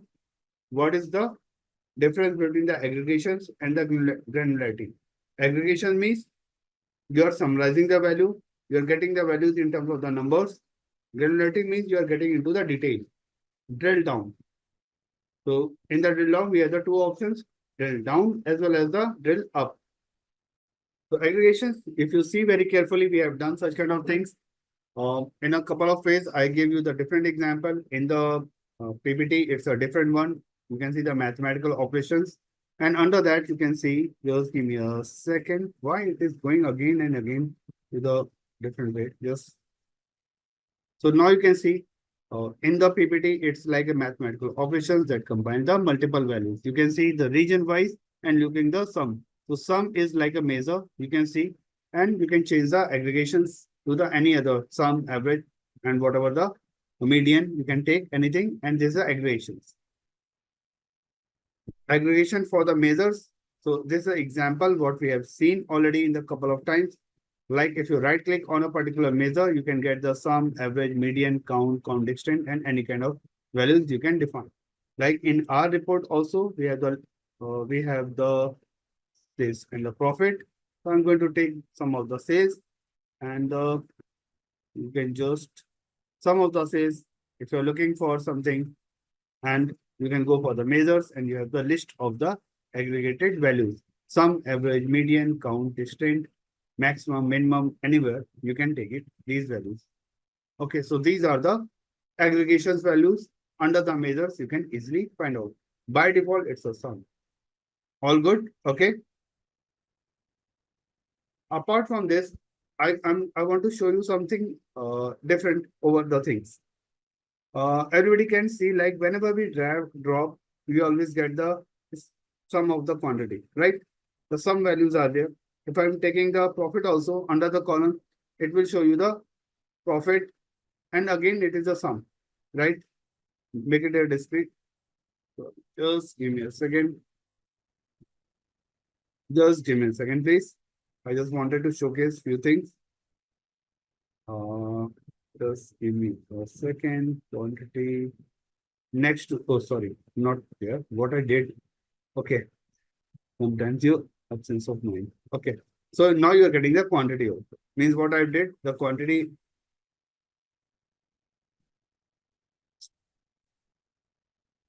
profit. Sorry. I just wanted to put the profit over there and make it as a discrete. So now you can see the discrete profit as well. So you have the two measures altogether. So by default, it's a sum. Then you can make it as a like a anything. You can go for the measures and you can change the value to the median average. You can see the average profit. You can go for the median values, right? You can go for the another aggregations like count. You can count the values also for the profit, how many counts are related to the particular city, particular state, particular country. So this is how you can define the different kind of measures, everything. Why it is getting back. Okay. So these are the things, aggregation for the measures. Now we can see in the same way, we can have the aggregation for the dimensions. Like we can go for the minimum, maximum. In the donut chart, I showed you how to take the aggregation for the dimensions. Able to recall? Once we develop the donut chart, we have not developed the donut chart. Sorry, apologies. So I can show you the like on the dimensions. So dimensions you can also apply and you can apply with the minimum and the maximum value. So in this case, I'm taking this one. So minimum value like profit, I can take, right? The minimum values are related as well as you can go for the maximum value, you can also define. So all depends, whatever the business requirement is there, based on that, you can set up the value. So this is all about for the aggregations for the measures or the dimensions, or you can apply on anything. We will do on the, maybe we will do on the filters also the same kind of aggregations. So aggregations are to just compute the values across the different values itself. Aggregation you can apply on the different attributes as well. Means in this case, what we have done, like there are some segments and some counting the values. So just give me a second. I can show you what exactly it means. So just take this segment means, and under the segment, I'm just putting the sales. I don't want the chart. I just want to make it as a text. And very bad. Just give me a second. Data we are not able to see, so that's why I just looking for the. Okay. So now we can see the data. So under the segment means what exactly they are looking for. Attribute aggregations. So attribute aggregation means you are applying the attribute aggregation on the attributes. So in this case, we have the segment as an attribute. So just go for a segment, take this, we have the options like dimensions, attribute, and the measure. Just click on the attribute, and now you can see attribute segment, and it is replacing as it's a like an asterisk. It is taking all the segment and giving the total value. Able to get it? What I have done earlier, you have the three different segment values: consumer, corporate, and the home office. Each one has a different sales respective for the each segment itself. If you change segment to the attribute, what will happen? It is giving the attributes and it is giving the total sum of the sales. So this is like a aggregation on the segment. Means what we have done, we have applied all the aggregations on the measures, like sum of sales are the measures, sales profit or the quantity or any kind of measures. Now I'm trying to apply on the attributes or the dimensions. So you can get the aggregated values and it is showing the asterisk. Asterisk means if you are able to recall the SQL values, whenever we are looking for to fetch all the columns, we type as a select asterisk from table name, right? So the same concept is over here. Asterisk stands for all the segment inside the table. Got it? So this is a very interesting kind of thing, and it is used whenever you are looking for to fetch all the values from a particular table or for a particular kind of thing. Then you can take this value. It's a good for the like general in practice. It is used for the validation of the data. Not most of the times we are using the attribute aggregation because it's not a good idea for the dashboard performance wise. You should not use attribute aggregations. Attribute aggregations are very good if you apply on the dimensions or sorry on the measures, not on the such aggregated values. Ultimately, it is going to club all the values and going to perform some actions on the measures value itself. Okay. So this is one thing. Granularity we have already seen, like it's a level of detail in a data set for data set. We have already seen the year, we have the country, state, we have the city. In the same way, we have seen the year, month, year, quarter, month, and the day. So this is how you can define the data. So means from year to seconds, please be with me. In Power BI, someone is coming from the Power BI, they have the drill up and drill down. And they ask me, how can you see such drill up kind of thing in the Tableau? So even that terminology is not defined, but yes, Tableau is doing in a very smart way. How we do that? Just give me a second. Cross tab. Yes. So now you can see we have this one, right? So category is like a at the top level. Once you click on the category, it becomes as a subcategory. So this is from top to bottom. It's a more granular, moving from category to subcategory. Now, if we have such kind of things, we want to go back to the category, just click on the category. It's a drill up. So category to subcategory, it's a drill down. Subcategory to category, it's a drill up. There is no unnecessary kind of terminology they are using. You just need to understand how the logic is working. So this is what we created. Now the Tableau is already created and we have already explained about this, but repeating again, if you take the order date, by default, it's a year. So now you can see the quarter wise data. So this is a drill down, or you can say the granular information. If I'm looking for the more quarter detail, again click, you will get a more quarter in the month wise as well, right?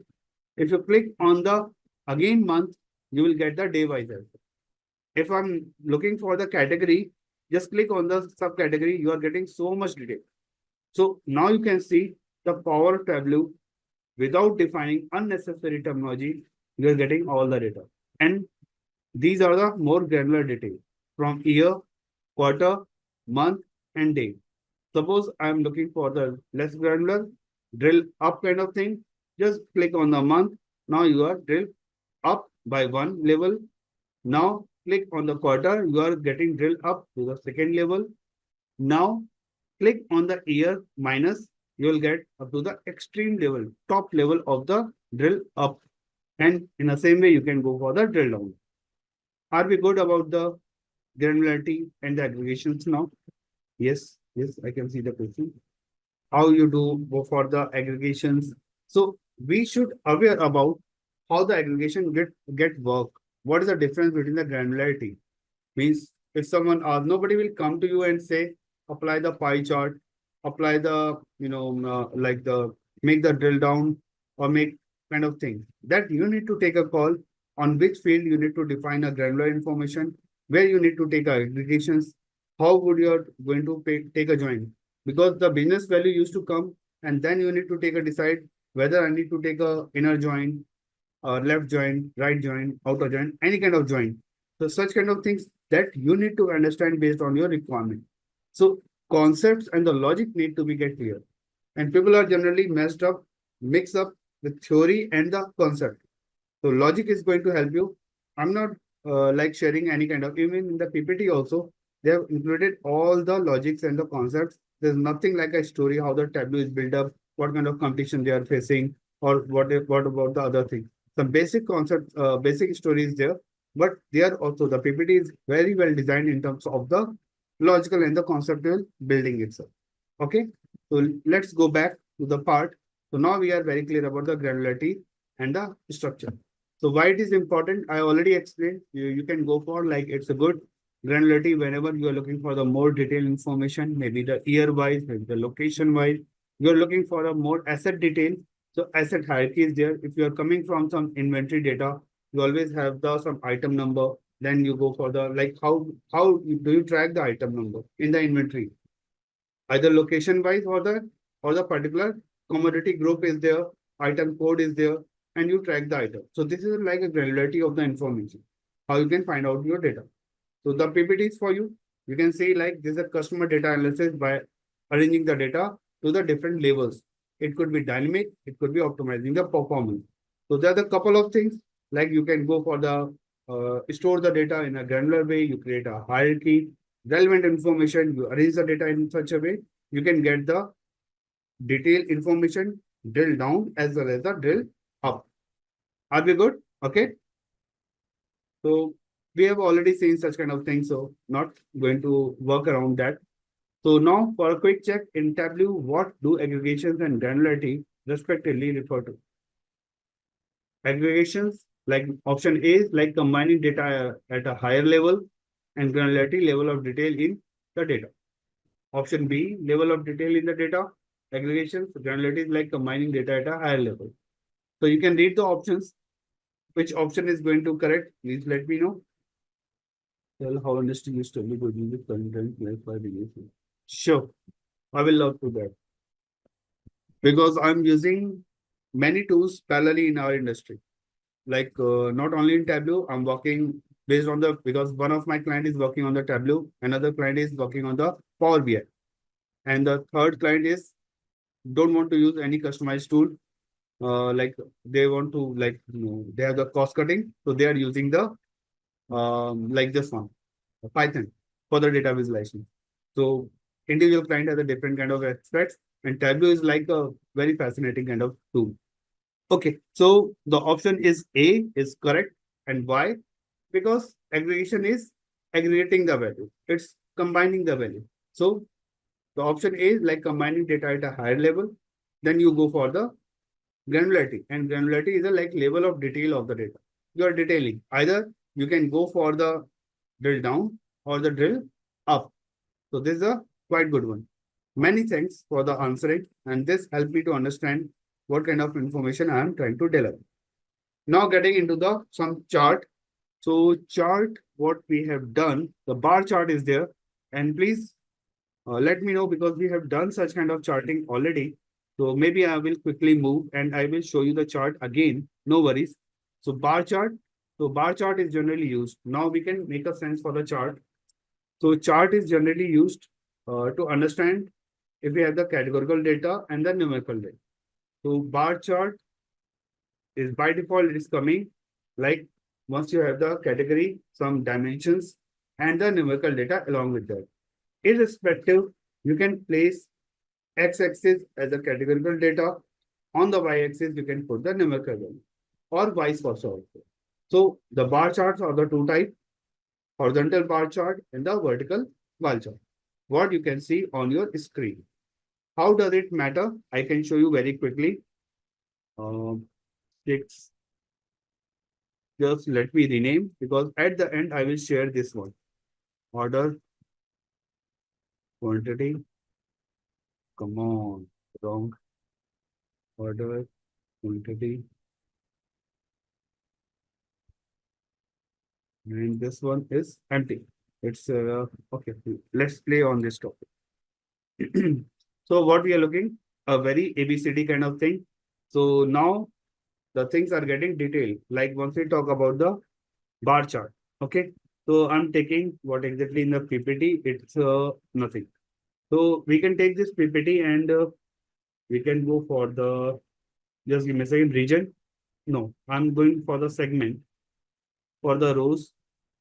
You can see the rows segment are there, and for the segment wise I'm looking for the quantity placed. So if you put the text over there, you can get the text value, but I'm looking for the bar chart. So just place the bar chart. A wrong way, just give me a second, because I put the text under that, that's why it is appearing. Come on, what is happening? Segment, and now I'm going to put the sales. What sales quantity, whatever you are liking, you can go for the columns. Now you can see the horizontal bar chart has been created by default. Just make this is a horizontal bar chart.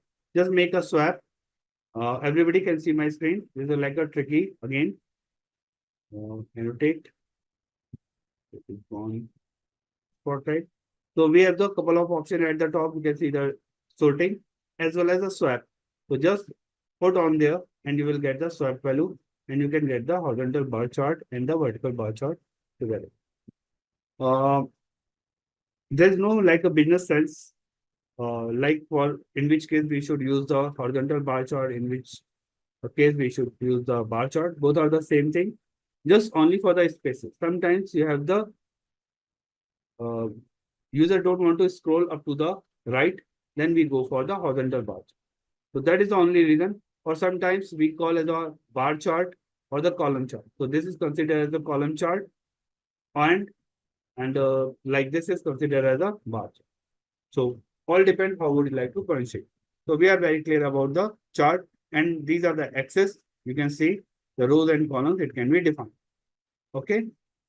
Even we have done such kind of chart couple of times, so we should not get worried about such area. Now the stacked bar chart. Suppose what is happening, this is a column chart. Again, I'm repeating. I'm putting under over here.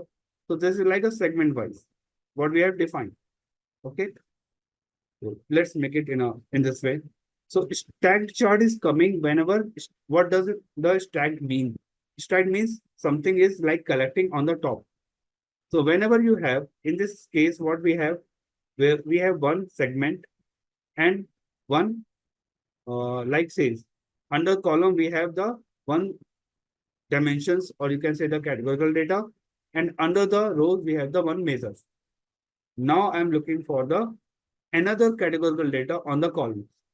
Like under the segment, I'm going to place the another value. I want to see the data. So either you can place the side by side, like I'm going to place the region now. Okay. Take this region and put next to the chart. So, okay, that's fine, but it doesn't looks like very beautiful. This is called as a side by side line kind of chart. You can see at the home office, at the below, you can see the central, east, south, west. At the top, you can see the corporate, you can see the central, east, south, west, and you have the side by side chart also. But what if I'm looking for the stack chart? Then take this region and put under the color. And now you have the stacked bar chart. So now what is happening? The chart is reflecting the same thing. You can see under the home office, if you put the mouse, you can see region, west, segment, home office, and the sales is also responding. Are we clear about this stacked bar chart? Any doubt? And I'm going to put some values like some of sales and under the label, and you can see the values also over there. So this is like now the meaningful chart. Like you can see the sales across segments by region. Sales across segment by region. Even we have touched, we have explained this topic already at the beginning. But yes, this is quite understood. And on the right hand side, you can see the labels are appearing, legends are appearing, which is self-explanatory, like blue for the central, for the, you can see the east for the amber, south for the red, and west for the some different color. It's a green or peach, whatever the people used to say. This is very complicated for me. So for the color coding. So even I'm working on the data visualizations, but I don't know the many colors name. So whatever the code we used to get, we used to go for such coding. So, okay. So these are the like the stacked bar chart. And you can put the sheet name as well. So I'm going to put the sheet name the same, just going very quick. So for the sheet name, just click over here and I'm put the title name as it is. So the same thing you can do for the many ways. And now we can calculate also. We have done similar kind of charting already, but yes, we can quickly go for the line chart. You can see like it uses a line to connect the data with the different values over the time. How does it matter? So just give me a second. Getting back to the report and we can go for the line chart. Just allow me line chart. and we can quickly play the data. So we have the line chart. So anyone can help me for line chart.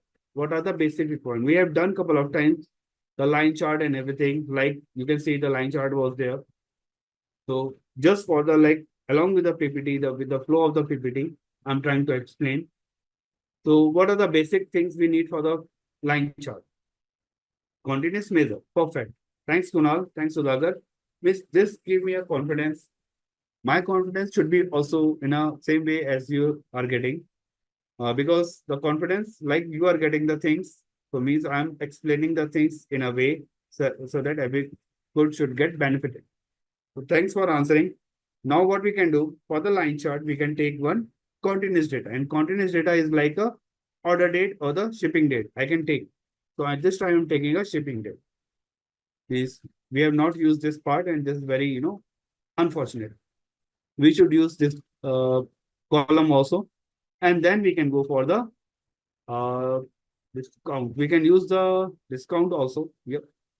And we can see the, so you can see like, discount is like anything. It started as well, go for the top, and then suddenly the discount is completely off. So this is quite, surprising the data, and you can put the label and you can see the data as well. So this is like a line chart. Very quickly, we can make a line chart. Its name you can mention, the line chart is already there. So based on the shipping of the data, you can see the data as well. You can increase the width of the line chart. You can see how the data is getting increased. You can make a lot of things all together and make the chart in a nice way. So this is a line chart, and you can see the path. You can define. Okay, everybody with me. The path is there. The line pattern you can also define, like this is like a dotted chart. Even you can define in this way as well. You can color code also. The line chart you can define like this. So you have a different line options also. So, but yes, you can play along with the data, whatever you are looking for. And you can make the color. If you want to make the color for the dot in a different, then you need to do for the dual axis and just highlight this area in a different color. And you can do that part also with the circle and overriding the value. So this what we have covered for the line chart very quickly. And just give me a second. The second is like line and the bar chart. We have done this one couple of times. Um, let me do again. Line with the bar chart means I'm going to include the another measure.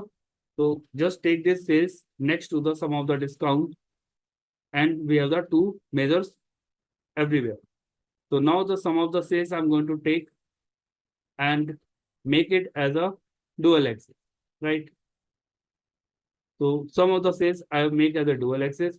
Now under the sum of sales, rather than taking the line, I'm taking the bar.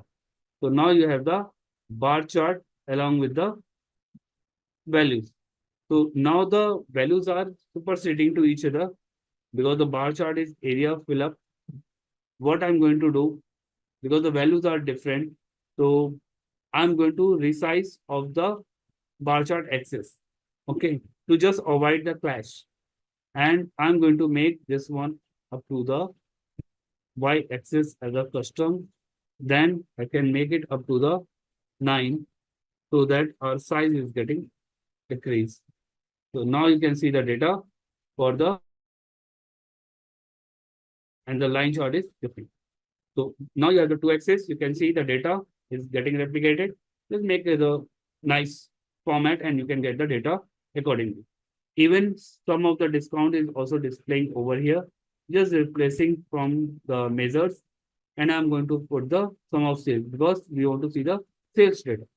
So now you can see the sales data as well as the discount, right?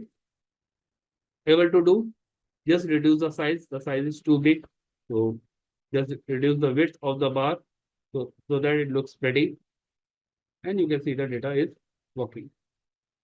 Any question, any doubt for me? We have done such kind of things, but yes, this time we are playing with the lot of things. Means the customer, I'm just replacing everything in a different way. Now you can see the data is appearing in the measures name are the discount and the sales. On the below, you can see the measures because this is a measure name. So you can take the different values altogether.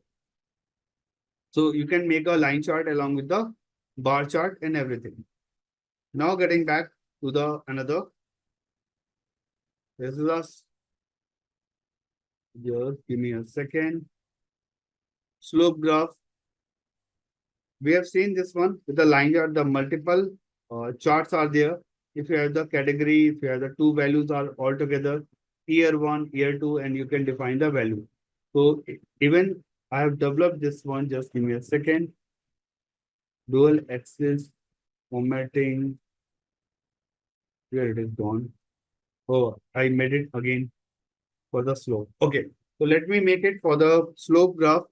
So slope graph is like whenever you have in this chart, you can see what is the difference. So once you have the two categorical variables along with the different time periods, then you go for the slope chart. There is a steep fall or the steep rise. If you are able to recall, I use the sales and the discount on the sales and the discount on the same order date.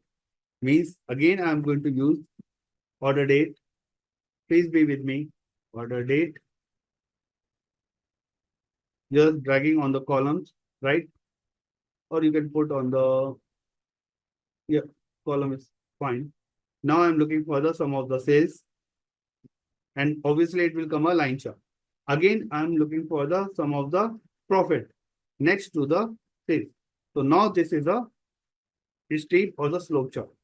Even this is I took a different parameters in the PPT. It's a different one. Intentionally I did. So some of the sales I can put like this one, a label, and some of the profit, just select the sum of the profit marks and go for the profit and put the label. So now you can see and this is the slope graph because you're looking, the x-axis is the similar, but you have the two measures and you are putting the data on the same y-axis. You are not using the dual x. You are using on a same y-axis the multiple measures. Are we good? You can add more data as well. If you're looking for the quantity, you can add more quantity as well. So now you can see the more data. So this is like a part of the quantity and you can make it as a slope graph. And based on that, you can compare your data. Like 2014, 15, 16, 17, you can measure like quantity, profit and sales is going to vary. Are we good for the slope chart? Right? Basis on this, you can do the comparative analysis for the slope, for the quantity, profit, sales from the last couple of years. Analysis by order date. Because trend, I'm looking for the many things. Even though for the shape, you can also change. You can go for the shape and just make this tableau bold, 12, bold, underline, apply, and okay. So you have the multiple data. And you can go for the individual coding also. Color coding means I can make this chart a very beautiful chart. And maybe it is taking time for this, but yes, you can make it in a different way. I just make it as a color coded, and color coding for the sum of the sales is like more color. I can go for the some different color like the blue is good. Okay, I can take the original blue. Oh, sorry, my bad. So this is for the blue, for the one dark blue. You can see now for the profit, I can make it as a different color, make it as a green, dark green. So you can see the values, right? And for the quantity, I can make it as a different color, like maybe the amber. So, oops, sorry, I select the wrong green and then go for the sum of the quantity. I can make this line chart as a orange or amber. So there are three different color coding. Even you can change the chart also, whatever the chart, all depends how would you like to see the data. You can make it as a percentage also. So everything you can make it. Okay. Profit should be green always. Yes, obviously. We all are working for the profit. If something is there isn't a loss, there are a lot of brainstorming session will be started. Lot of meetings. By the I was working for the bank and I was like taking the ownership for the complete for the IMR. My department was a risk analytics. So there are a lot of things. Means if something the model is not performing, it's like a lot of brainstorming session for a single thing. We used to propose a lot of solutions, like 5 hours meeting only. So it's a very challenging if something is not meeting with the profit. Now we can talk about the area chart also. Yeah, this is a good time to switch to the area chart. So the line chart is like touching the area with the, sorry, the touching the peak point, but you cannot see the below whatever the points has been covered so far. So area chart is useful whenever you have the some quantities data and you want to analyze the under the curve area. So that's a very important area chart is generally used during the machine learning kind of thing. There's a couple of charts are very useful whenever we go for the data analytics. Data analytics are like data analysis and the data analytics are the two different terms. Data analysis, what we are trying to achieve through the visualizations, EDA, that kind of thing. Once we are stepping into the machine learning kind of area like correlation, heat map, then we started with the data analytics part. So in that case, we train the model kind of thing. So before training the model, we have the certain criteria. We need to calculate certain measure, which model is going to be fit. So we have the like heat map, we have the scatter plot, we have the correlation matrix, and we have the area chart. So based on these couple of charts are going to help you to build up the data analytics set.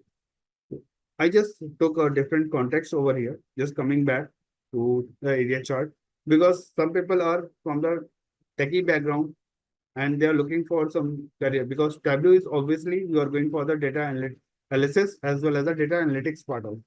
Maybe in future you are going to expand it for the machine learning. So in that case, it is going to help you to understand which chart is going very helpful. If you heard about it, the box whisker plot, that is also very used in the machine learning kind of stuff, where you define some threshold value, some lower limit, some stable value, and the upper limit. In that case, you define the box whisker plot.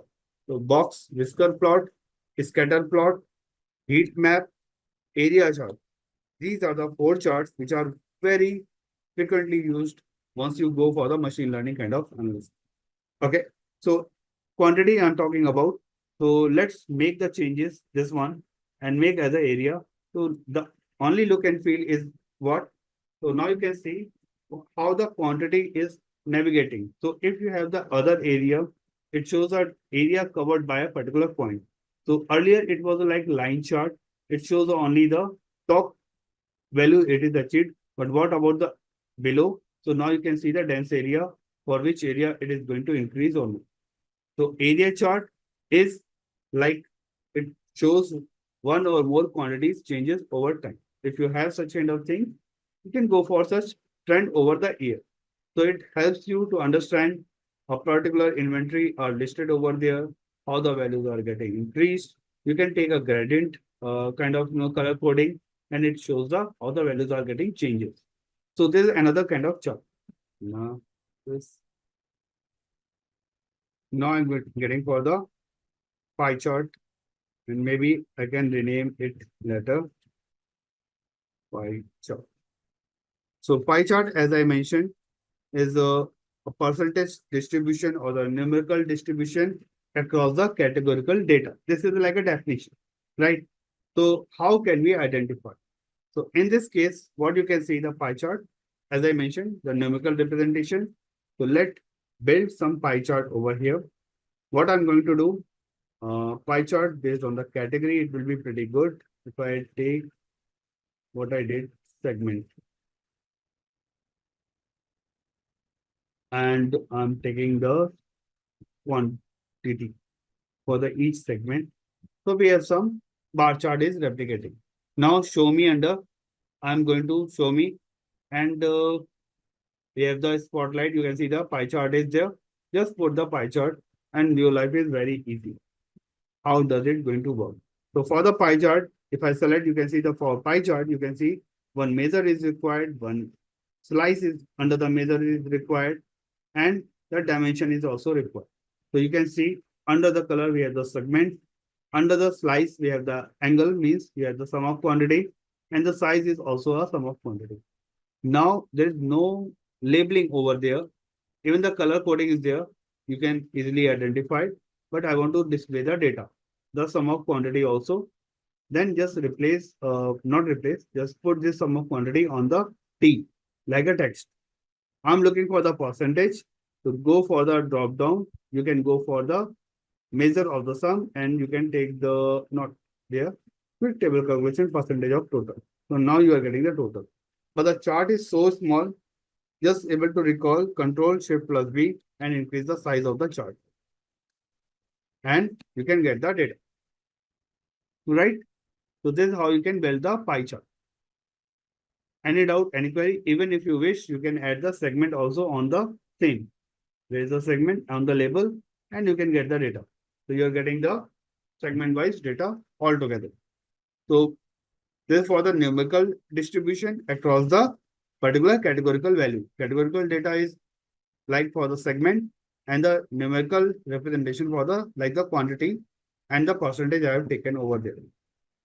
Now getting to the next point is like how can we make it to the like to the tree map. So tree map is a like a, it seems like a tree map is a like a, looks like a multiple rectangles altogether, but it's more than that. Tree map means there is something how the tree is working. Tree, there is a root. From root, there is a stem, and there you can see the number of branches and the leaves are there. Means there should be some origin, and from the origin, there will be could be a multiple values are associated. Okay. I have already uploaded on the like, yes, we have the files where steps are defined. But what I'm trying to showcase on the Tableau, that is, I'm not referring completely the steps from there. So from the file, it's maybe a different steps. But I'm quickly do the some smart coding also, means very quick access. So whenever you develop such kind of visualizations, please go for the video along with the file also. So I'm going to upload it. The file is already also uploaded. Okay, so in the new tab, I'm going to take, I'm talking taking a, just think about it, how would you build up a bar chart? Simple. So I'm taking the region now under the rows.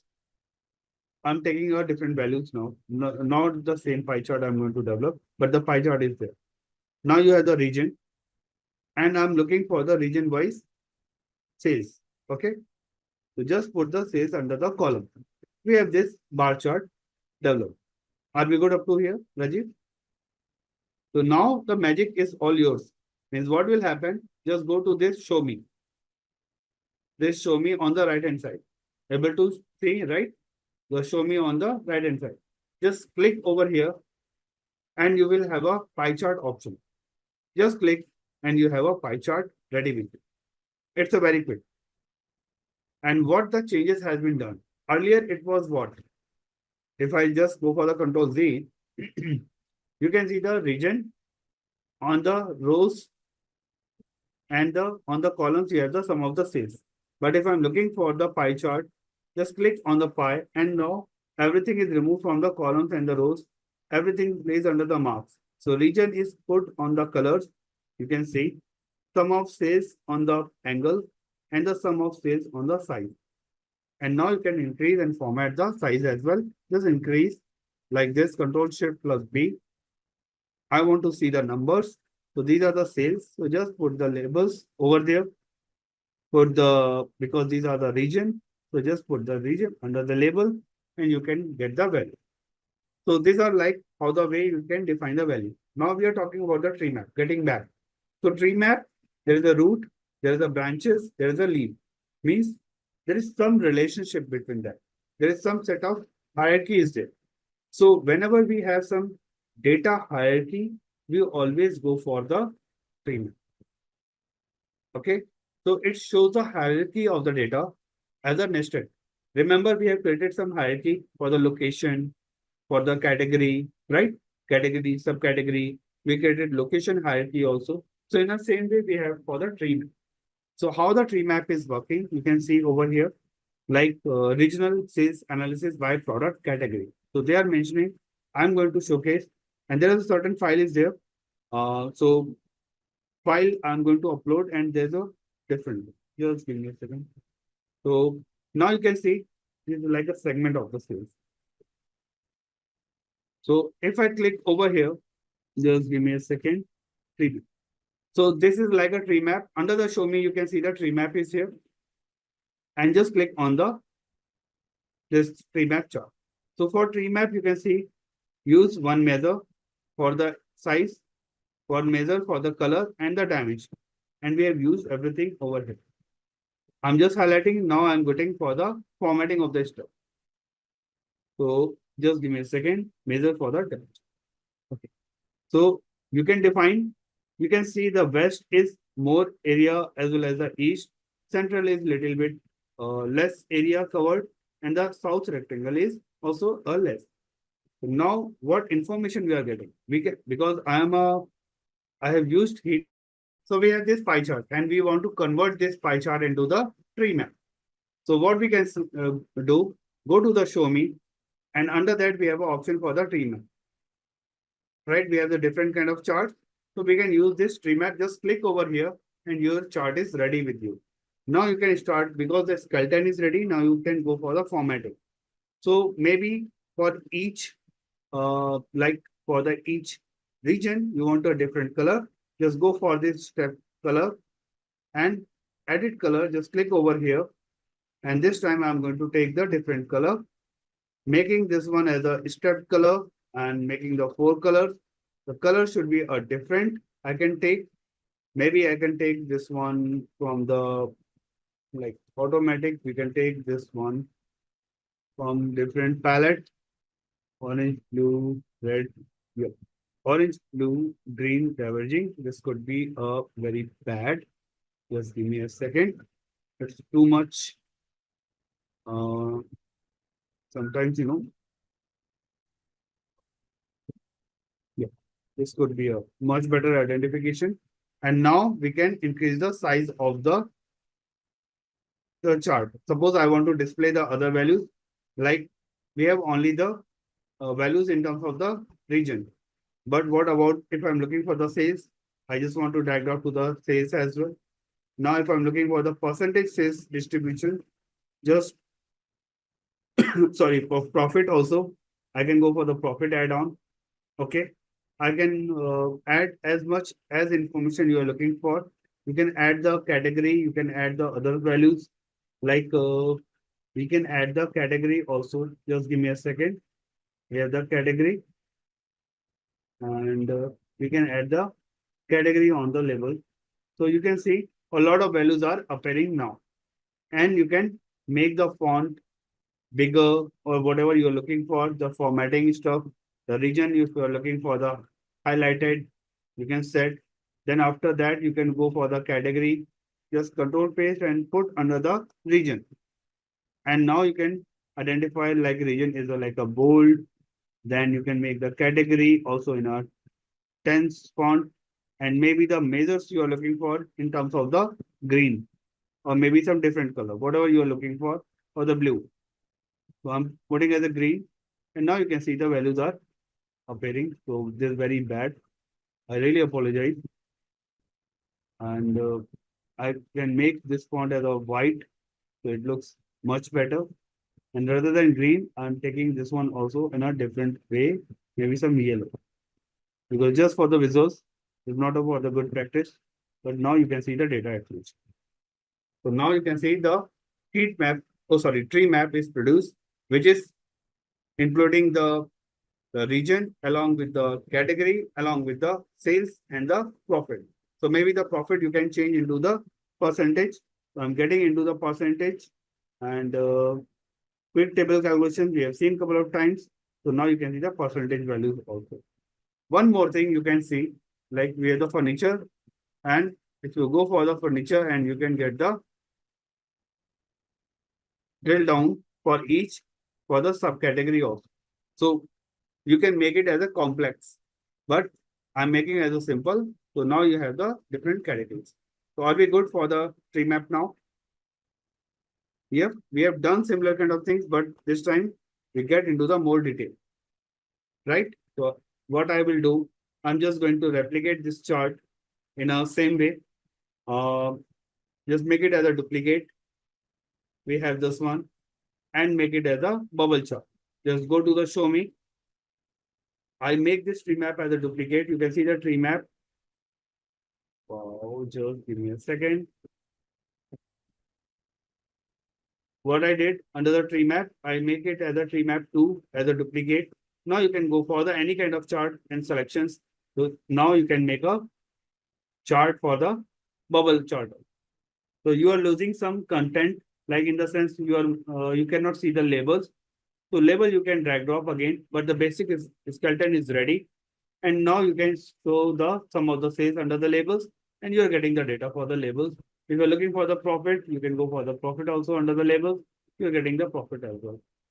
So now you can see the multiple data or putting together. If some data is missing, you can go for the allow labels and you can see all the data on a single page. And you can increase the size because this chart is bubble chart. So you can increase the size. Just give me a second. And you can increase the size of the not standard. I'm going for the entire view. So now you can see all the data as well. So you can make it in a nice way. So the bubble chart you can make in this way. So you can play in this way for the other charts, whatever the listed possible charts are there. Not only for the like what chart I am showing, you have the like tool with you. You can go for the box Lister plot. You can go for the histogram, and you can see like what kind of information is required. Like for histogram, you need a bin. So definitely we will go for the bin, and I will explain. So such kind of stats we need to understand. We have the circle chart, we have the stack bar chart, we have seen the couple of charts altogether. So this is a good way how we can explore. And bubble chart are generally deal whenever we have the categorical data, we want to establish the relationship between the categorical data, means one or more dimensions, and we want to see the shape of the value. Means if the based on the shape of the value, size of the value, the shape is also getting increased. As we did in the tree map, the same thing over here. So what is happening, you can see the technology best and the sales size is big. That's why it is taking a big size. While in case of the furniture, you can see is this one always okay. The furniture, you can see the east and the size sale is less. That's why the bubble is small. So based on the size or the volume of the data, the size of the bubble is also getting increased, and you can increase or decrease as well. Okay, it is already there. Any one negative value is there? Yes, that could be negative value because we are taking the profit, so there is some loss. So it doesn't mean like and we build the size of the chart based on the sales volume, not the profit. So negative value is there. That's why we can see not one. There are a couple of negative values. We developed this profit analysis. We can see the furniture for bookcases. There is a negative value. For tables also there is a negative value, and the supplies is also negative value. So this is not a like any kind of right. Yeah. So this is how we can identify. Thanks for sharp eyes. Means this is how we should read the chart. Means I really appreciate who observed Shrikant, right? So Shrikant observed like there is a negative value. So this should be catch. Means means we are dealing with the profit, so we are getting the loss. How you change to gray color palette? Okay. So it's all about the palette. Means under the tree map, what I did, go for the color coding kind of thing, some of sales. Just go over here. I took edit color, and under the palette, you have the so many options are available. Gray, warm, palette, anything you can take from here. Right? You can do it from the gray palette. So this is one part, and bubble chart we have seen. So I will pick from the tables, heat map, and the scatter plot first today. Then we will jump to the rest of the advanced, like the chapter 3 kind of stuff. That is including a lot of filters, a lot of the other values, and we will go for some logical questions as well. So this is the agenda kind of thing. So let me focus on the table part, this one. Just give me a second. Okay, so table is there. On your screen, what we have done so far, the list report or the cross-tab report, we are aware like tables are generally are the two types, the list report or the cross-tab kind of report. So these are the two reports are coming under the tables. So in this slide, you can see we have some rows, some column values. Under the rows, we are putting the subcategory. Under the columns, we have the order date, and we are calculating the sales. So this is a cross-tab report, but it is assuming as a tables. It's a kind of report, and in other terms, you can say like in Excel or maybe in Power BI or maybe other. There were some different terminology for this. Rather than cross tab, they are saying as a matrix reports or the pivot table kind of thing. Such kind of thing we can create. Under the pivot table, you have the grand total. So we can do the same thing on for this purpose as well. So let me go back to the Tableau desktop. Let me start, and parallelly we will draw the develop the report also. Just give me a second. We can go back to the Tableau public. I'm going to start the Tableau public in front of you. And the fresh report I'm going to create. So again, I'm going to do all the exercise, whatever we have done so far. Means the connecting with the file, extracting the file and everything. So this is a like our Tableau. We can connect with the Microsoft Excel file. And in my place, we have the, just let me jump to the original part. So this is a like Excel file in my local machine. I'm going to pick, and now you can see everybody able to see my Tableau screen, everything, right? There's nothing like today. Sometimes what happened, some screen is not getting proper populated. So please let me know if you're not able to see my screen as well. Okay, so I'm highlighting now. So you can see on the left hand side, many thanks Kunal for confirming. Many thanks Dhaval as well. So now you can see the connection is sample superstore name. We have the Excel file. Below are the tables, order, people, and return. We have the sample superstore at the, and now we are going to drag drop the things like order table under the canvas. Once you drag drop, you can see the structure has been changed over the page. You can see the modeling area. This is the modeling area where you build up the tables, you connecting with the multiple tables also. And don't worry, we have a session fifth, maybe in next Saturday on Sunday, maybe we will have a detailed session about the modeling, data modeling, whatever the possible in Tableau public. That's a joining, relationship, cleaning the data, splitting, concatenation kind of thing on the next coming Saturday or the Sunday. It depends how we move in the first phase. Because next week, it's definitely a data play. So we will have a time, and then I will explain how the modeling is working in this page itself. We will explore more about the data sources part. Makes sense, right? So now we have the orders table. We can see the on the below, there is a metadata, and we can see there is a 21 fields, 9,994 rows. So this is like a quick recap what we have done under the data source part. On the right hand side at the top, we have the filters, which is showing like which we can attach the value. Like you can see, we can add the filters. It depends how would you like to add. That's a data source filter, and we will learn today itself. So we will get in more detail, but time being, we are focusing on to get the table, right? So just jumping for the sheet one. Let me minimize myself. Photo is irritating. Okay. So now we have the sheet one, and what we are looking for, we are looking for such, the table. Like we are looking for such table which have some sales trend or the trend analysis, sales analysis by subcategory. So this is the like title, what we are looking for. I'm going to take the segment from the left. On the left hand side, we have the data tab. And under below that, we can see the order sample superstore. The connection detail is also you can see from here as well. Under the search, I'm looking for the subcategory. Why I'm repeating again the same things in a very quick way so that we can have a quick view. And once you have the hands-on, these are the some, quick activity you need to perform once you have any kind of development. So that's why I'm repeating.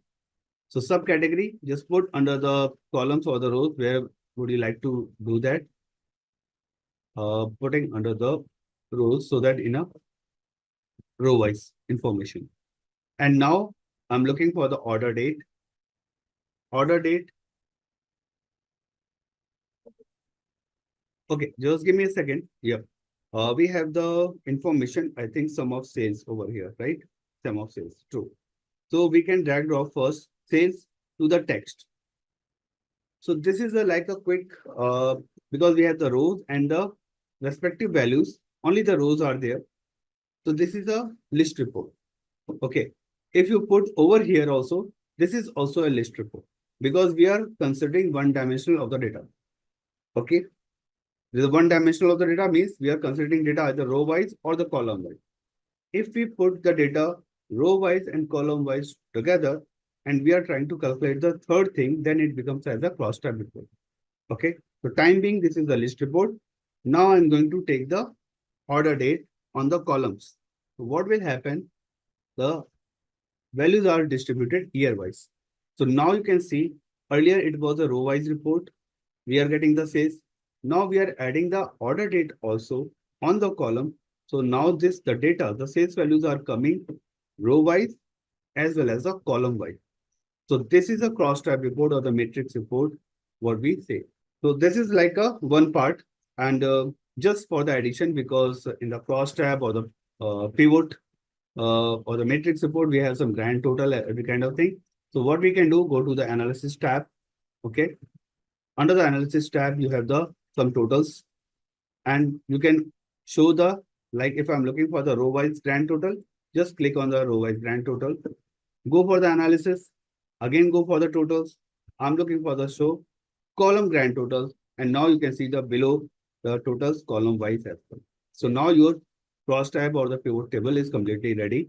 It's a very quick, some clicks, some values you need to just, and I'm just trying to adjust the value on a platform. So I'm expanding. You can see the data. Looking for the middle. Okay. So this is the one thing. So this is the cross tab completely ready. I'm going to rename this field as a, like give the title sales trend by order year, because it's a year wise, and we can go for the drill down as well. So we have seen how the date values are working. 12, making a bold, underline, and let me do some formatting stuff also. Like it will be pretty good. So what we can do, we can make this header in a nice way, some background so that it looks like a report. Okay, so just select the subcategory at the top. On the right click, you will have a format. Once you have the format on the left hand side, you can see the multiple options are getting appear, right? So under the field label, you can go for the shading. I'm selecting dark blue, and the font is going to make as a best practice in the visualizations. Make this header as a 10, make it bold, and the the corner is not getting. Just give me a second. Now it is a bold. That's a good, and subcategory value got, because it's a row only one header subcategory. It is getting the background and changes are done. But for the 2014, 15, 16, 17, this should also be in a background in a because this is also like a header, but it's a order date, order year. So that we need to do again, because under the column it is there. Again, you need to select the 2014, just select only 2014 or any value like 2014, 15, 16, 17, whatever you can select, just select only one. Click on the format. Again, you are getting at the top, the values are like format year date. Now you can see the window, right? Go for the formatting again. Take the value as a 10, header, bold, white, and I'm going to take the shading as a blue so that everything look like the same. Now you can see the values are getting up. But still the grand total is not appearing in a gold. Also, sorry, bold. Then you can go for the below. There is a grand total section, right? And you can go for the align font and make it as a bold as well. And now this grand total is also getting the bold. So these are the quick things. One thing I'm leaving up to you. At the bottom, we have the grand total also. I want to this one also grand total as a bold. So this you can keep as an exercise. You can do it yourself. How you can do the formatting, because formatting is an endless kind of job. You can do as much as you are looking for the formatting. Even the grand total should appear in the middle. So I'm making alignment. That's why I'm showing you a lot of things. Just make it as a middle, and you can see the data is appearing there nice. In a very quick, you can see how clean the data in Tableau, how you can make it in a very nice. And you can do one more thing. You can do the sorting on the same. You just apply the sorting, and it is sorting based on the data. It is sorting applied. You can see the subcategory you can apply also, or you can apply with the sales number as well. Whatever you are looking for, you can apply with the data. So this is a descending order on the numbers. If you're looking for the sorting for the data, just remove the sorting from here and apply on the subcategories. So a lot of things you can do. So this is a cross track. Any question, any query, please let me know. I will be happy to answer. For the tables, this is like for the table only. Okay. Show the link in which we give color and font in the column ones. Show the link in which we give color. Okay. Yeah, it is done here.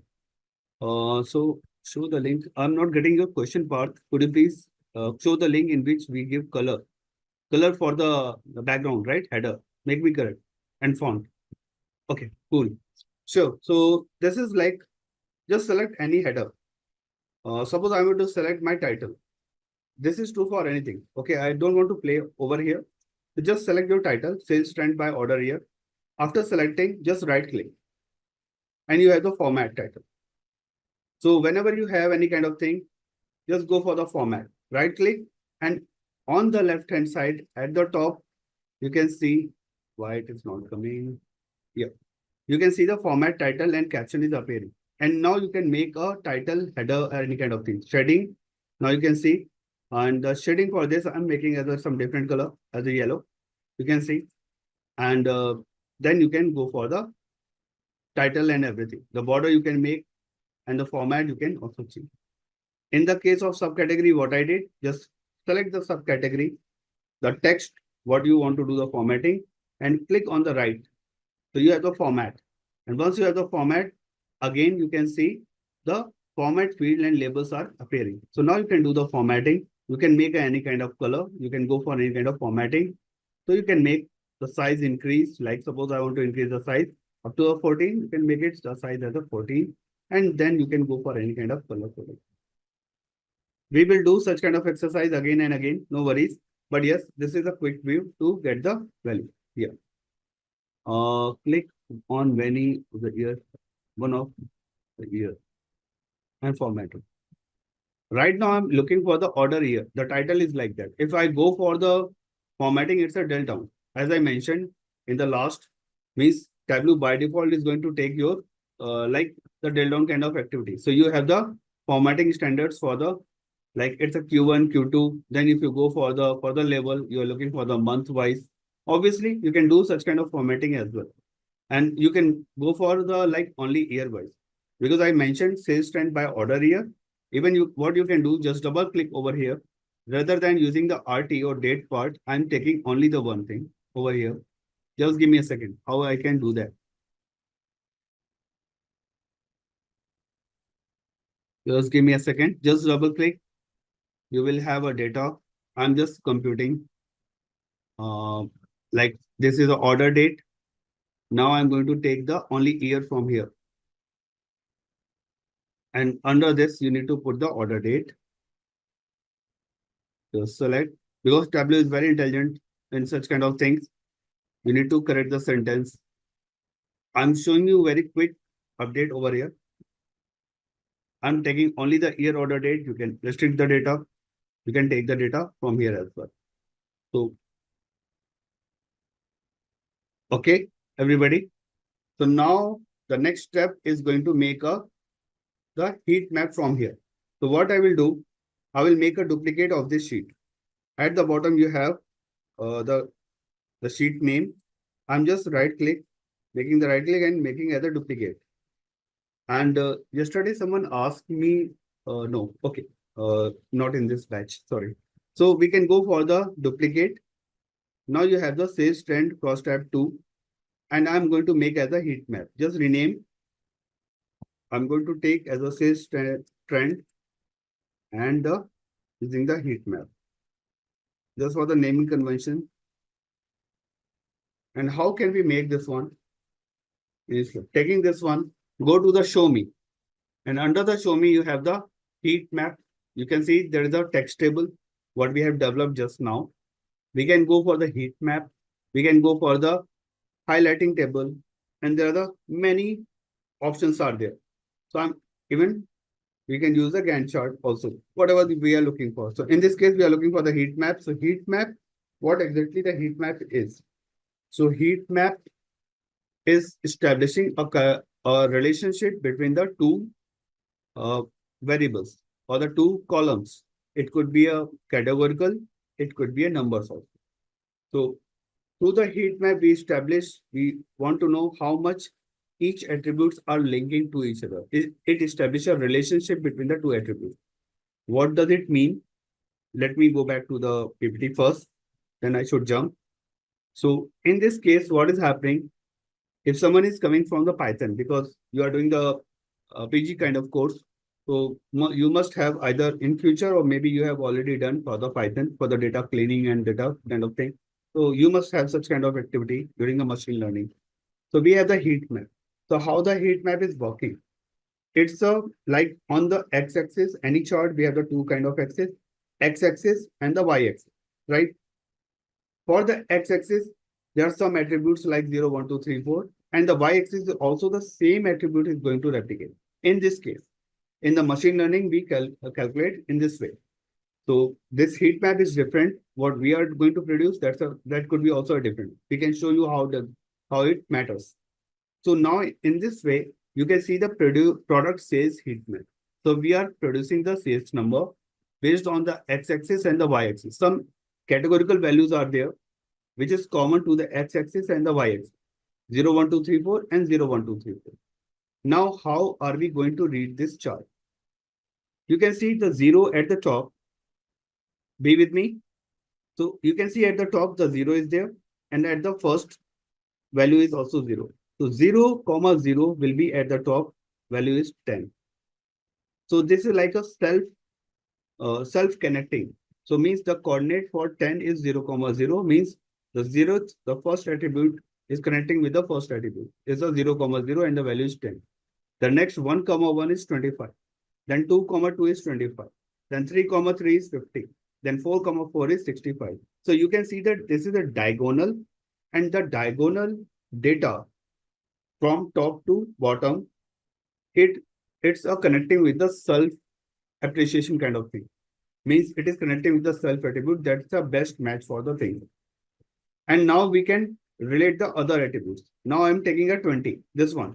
So this is a 0 row and the first column, right? So this is a 0, comma 1. The next is 0, comma 2, that's a 30. The next is 0, comma 3, that's a 40. And now we can see the best value means it all depends how would you like to color code it. 60 I'm considering as a severe, and the 10 is a perfect cool mode kind of thing. So value as much as close to the minimum, it means it's a good data.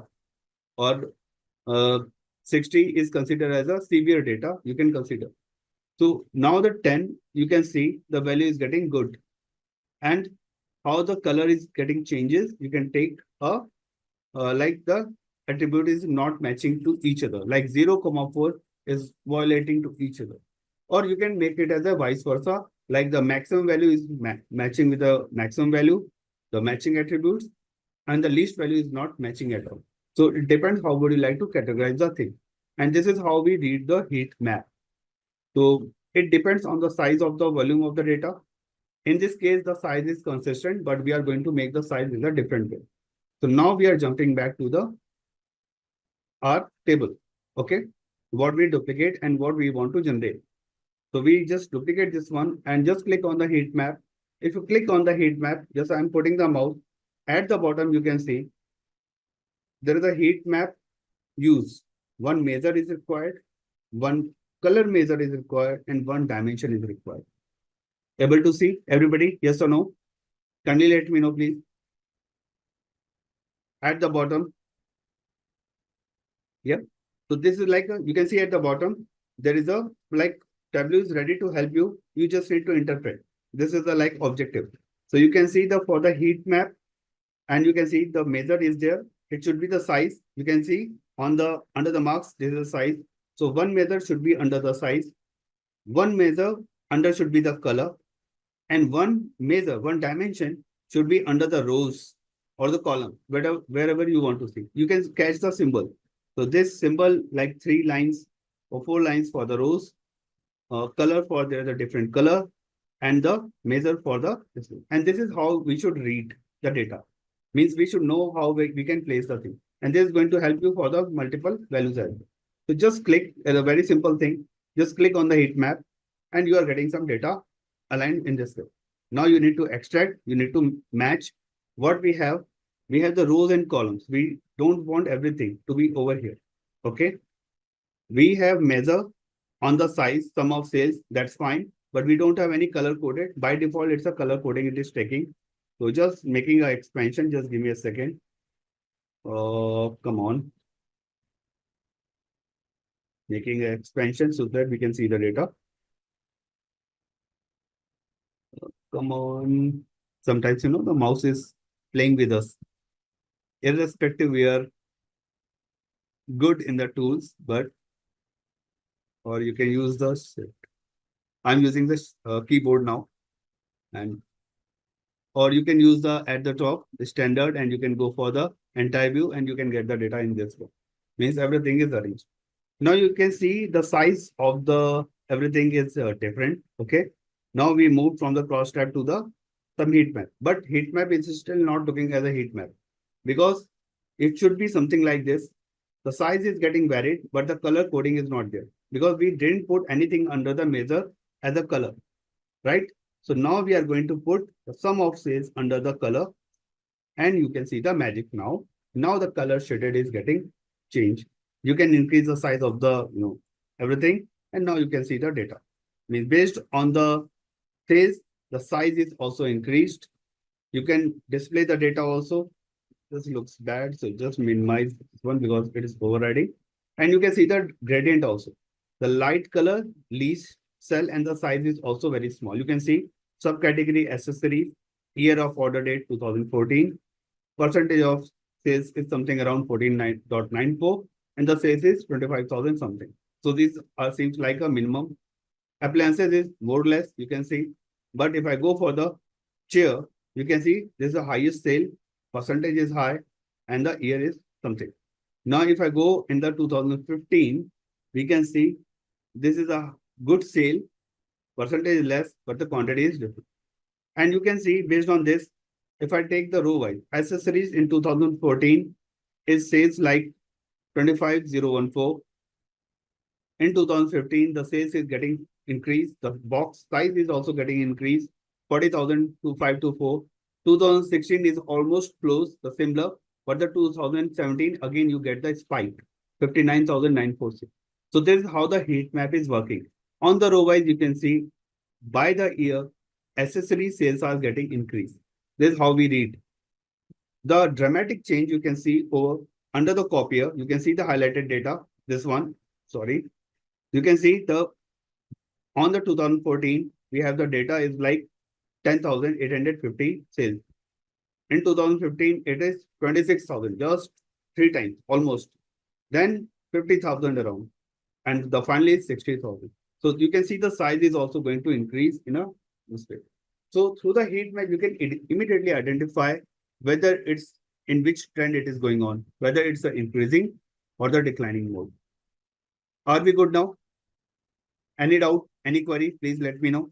This is a very good example, I would say, easy to understand how the heat map is working. Heat map means it's giving the heat, means the data is either increasing or the decreasing. It gives you the sign, the color is getting changed. So you can define like this. All good? Okay. So this is one thing.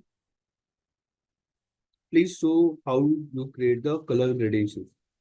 Sure, color is just click on the color and edit the color. You have this palette. By default, it is taken because we have done many coding earlier. So it is taking from the history. So now you can see, you can select any palette and you can change the color. So suppose I'm going to change the color from green, maybe rather than blue. Now the color coding has been changed. Okay.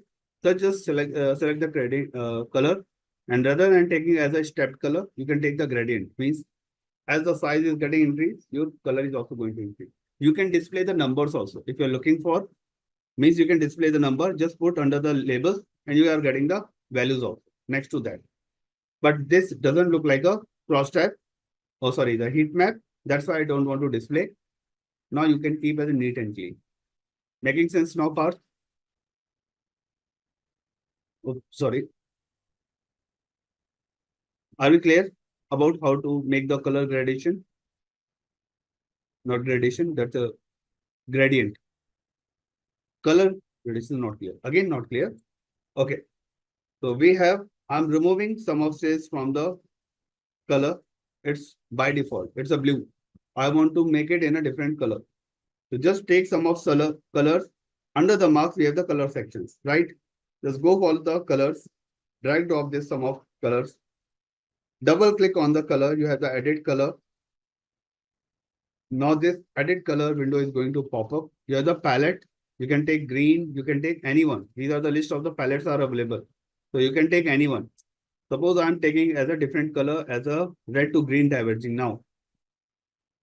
Okay, I'm taking as a different color palette. I'm changing the color. I'm making the life colorful because we have a very black and white life, especially the married people. Okay, so now we can take a red green diverging, and you can see the minimum value should be in red and the maximum value should be in a green. Or you can take the color changes as well. Just close this one and you can get the value read. Means the minimum value is red and the maximum value is getting the size as a green as well. Now is that clear? Making sense? Okay. Yep. So you can see the colorful, but obviously we need to avoid such kind of color because this is not a professional way. We take the gradient color on the same palette so that we can see the gradients. Based on the gradients, we can identify. But yes, just for the showcase of the colors, I did this one. So this is a heat map and it is very useful to establish a relationship. Now you can easily identify how the values are getting, increased or the decrease. Or you can say the fluctuations also. Some product are getting increased. You can see for the machines. Just quick observation. There is a green, then it is become a smaller size. It's a red. Green in a 62,000 sales.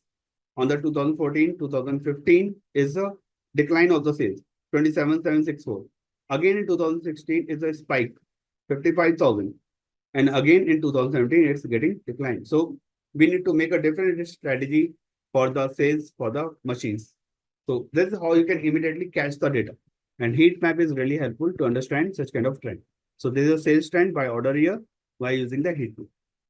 Now the last one, and these are very important also. The heat map, scatter plot, box whisker plot. These are the few charts, confusion matrix. These are the build-up for the machine learning. Because under the machine learning, once you train the model, before getting trained the model, you analyze the data, right? EDA. So under the EDA, you establish the relationship between each of the attributes. You are trying to find out the accuracy. The other, like if you are using, suppose the supervised or the, like if you are going for the classified data, structured data or the unstructured data. So for the supervised algorithm, you need to find out the accuracy. You need to call the precision, recall value. Based on that, you decide the which algo is going to fit. But before getting that, you need to establish the confusion matrix. For the confusion matrix, you need to get such kind of structure. You need to analyze your data, which data quality is good. So you establish the scatter plot, you establish the heat map, you establish the correlation matrix and confusion matrix, correlation, every kind of thing. Then you go for the picking the machine learning model, which is performing well based on the accuracy. And then you take it for the training and testing the model. So these are the beginning part for the machine learning. So these charts are basically very important. Okay. And that's why I took a time to explain about this thing. I have a question. What skills or topic in Tableau are often overlooked but highly valuable in real job? Okay. That's a Dhawal, to answer these questions, because any tool doesn't work in an enterprise level as a standalone. If you are Tableau guy, obviously, and in the industry, what is happening whenever you appear for the interview, they are expecting so much. They're expecting Tableau, they're expecting AWS, they're expecting data cleaning job, they are expecting SQL expert also. There are so many things they are expecting. But once you land up to the job, they're asking one thing. Either they will put you on the data preparation activity, either they will put you in the dashboard development, either they put you on the AWS or the maybe the Tableau server management. Tableau admin is also another role. So, but as a package, company is expecting you should know all the cycle of the product, all the project. Means how to connect with the data, how to clean the data, how you can make it a workflow. What are the other tools are working with the Tableau? Like Tableau is not going to work standalone. Tableau will be there. There will be Tableau server. There will be some database. Maybe you are getting data in terms of the Excel sheet, but they are expecting you should know the data also. So there are a lot of skills are parallelly working. But if and based on your strong skills, because once the company take your interview or company decide, they need to allocate your project. So based on your skills, the strongest skill, they will assign you the task. So maybe you are excellent in the Tableau visualizations, they will give you the Tableau visualizations only. But to get the job, you need to get as a complete package. You should have a sort of idea how the data is getting connected, some basic queries, maybe some data preparation activity. So data preparation tools are the Alteryx, Tableau Prep, maybe some ETL, maybe some ADF like Azure Data Factory, maybe creating your data pipeline. Maybe you should have experience on the AWS part, how to manage the data over there, how to connect with the cloud data, because everything is moving around the cloud. So there are a lot of skills are parallelly working, but that should not be skilled that much. You can focus on one thing like a Tableau development, but rest of the you should have a knowledge as a complete package. Means you need to be get master only one skills, but you should have aware about the how the environment is working, right? Did I answer of your query? I think this is a good ask. That's why. Okay, thank you.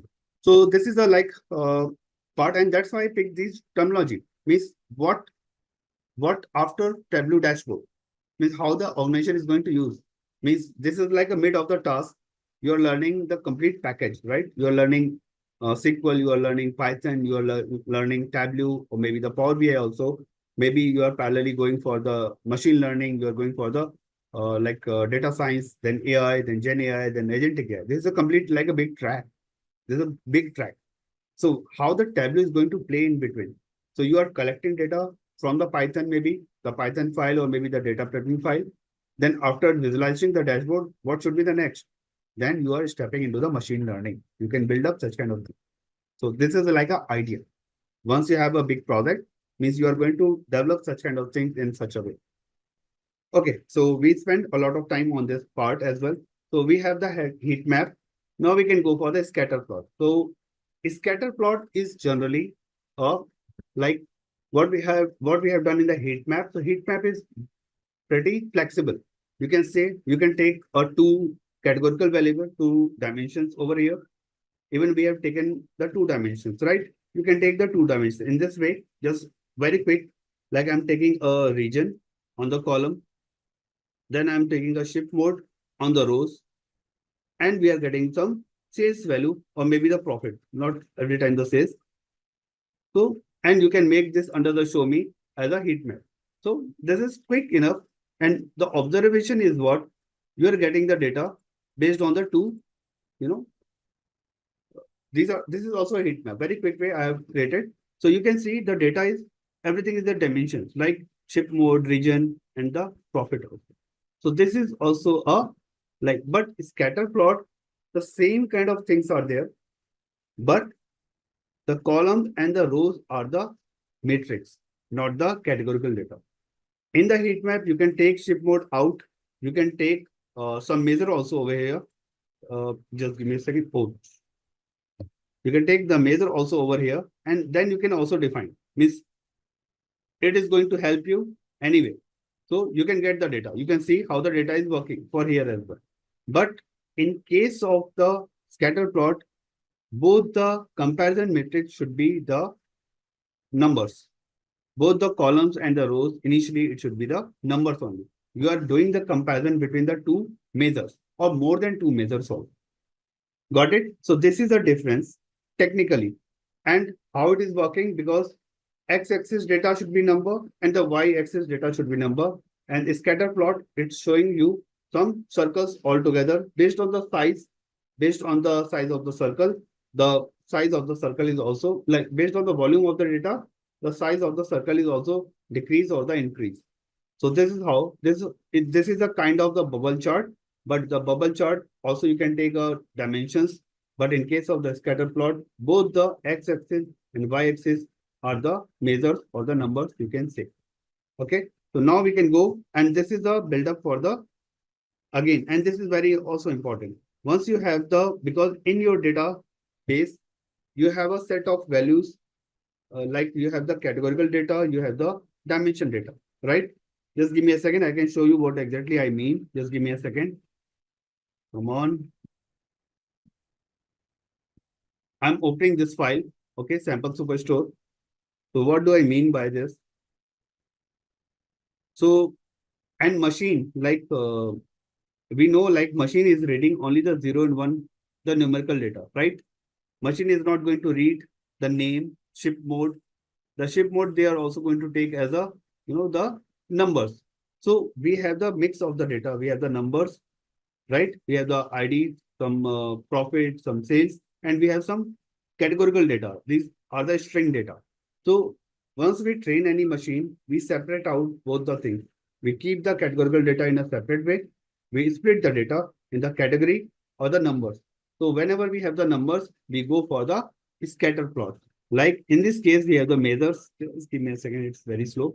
We have the sales, quantity, discount, profit. These are the numbers. So under this, we can prepare a scatter plot. But what about the other, the category plot? We can go for the other plot. We have bar plot, heat map, histogram, so many things we can make it up. So are we clear about this topic? So now we are going to make a scatter plot. So we have the measures. I'm going to take up sales under the rows. I'm going to take profit under the columns. So we have the profit under the columns.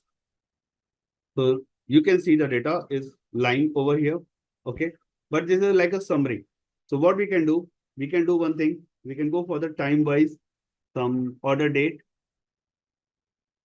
And now we can see the data, and it is going to fluctuate the value. Just take it as a click on the scatter. You can see the scatter single is there. And under the scatter, you can see what we need below. One measure under the row, one measure under the column also. So what you can do, yeah, it is already there. One measure under the row, sum of sales, sum of profit, one measure under the column, and the dimensions on the color. So, okay, let me do the dimensions on the color. So just give me a way. I can make it in a different way. What it is saying, the dimensions I can take as a region under the color. And now you are getting the data for the scatter. You can see few data is there. Let me pull out where we should have a good amount of data on the region. So I'm going to take a subcategory, and subcategory I'm putting under the colors. Now we will have a color pattern.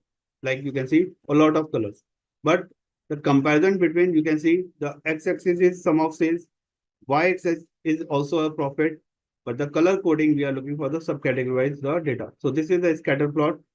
You can increase the size also, like based on the volume of the data.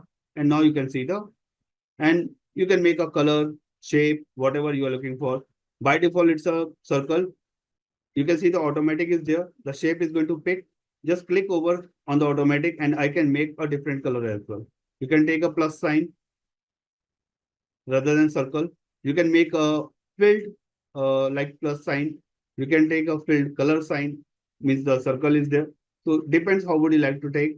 If you're looking for some custom kind of shape, suppose, and then you can click on the more shape, you will have a palette and you can go for the like everything. So what I did, long back I prepared one dashboard because I was working for the NFL. Everybody heard about the NFL. That's a National Football League. That's a US uh, project I was working, and at that time they are looking for some sample. So what I did, rather than the football, I just went for the sample data because I wanted to show them my skills. Then I get the project, right? So in that case, I took this IPL kind of thing. So I took this custom images, batsman, bowler, buck tracking. You can see the gender, everything is mentioned. So such kind of things I just added in this palette, and we can add the data. But you can see the weather is there and everything is mentioned over here. So in this case, I'm taking this shape only for the like filled plus sign, and you can see the data is getting changed. What I mentioned, just I'm going to show you, be with me. I can show you the data as well. There's a sum of sales and the profit. So sum of sales, I can as a label, you can see the label data as the sum of the profit, you can also make it. So means as much as would you like to just go for, you can make it in a shape as well. Is what shape you are looking prefer, you can go for such kind of thing. And what I mentioned as a NFL kind of project, just give me a second. I'm going to showcasing you. Uh, just give me a second. This is a scatter.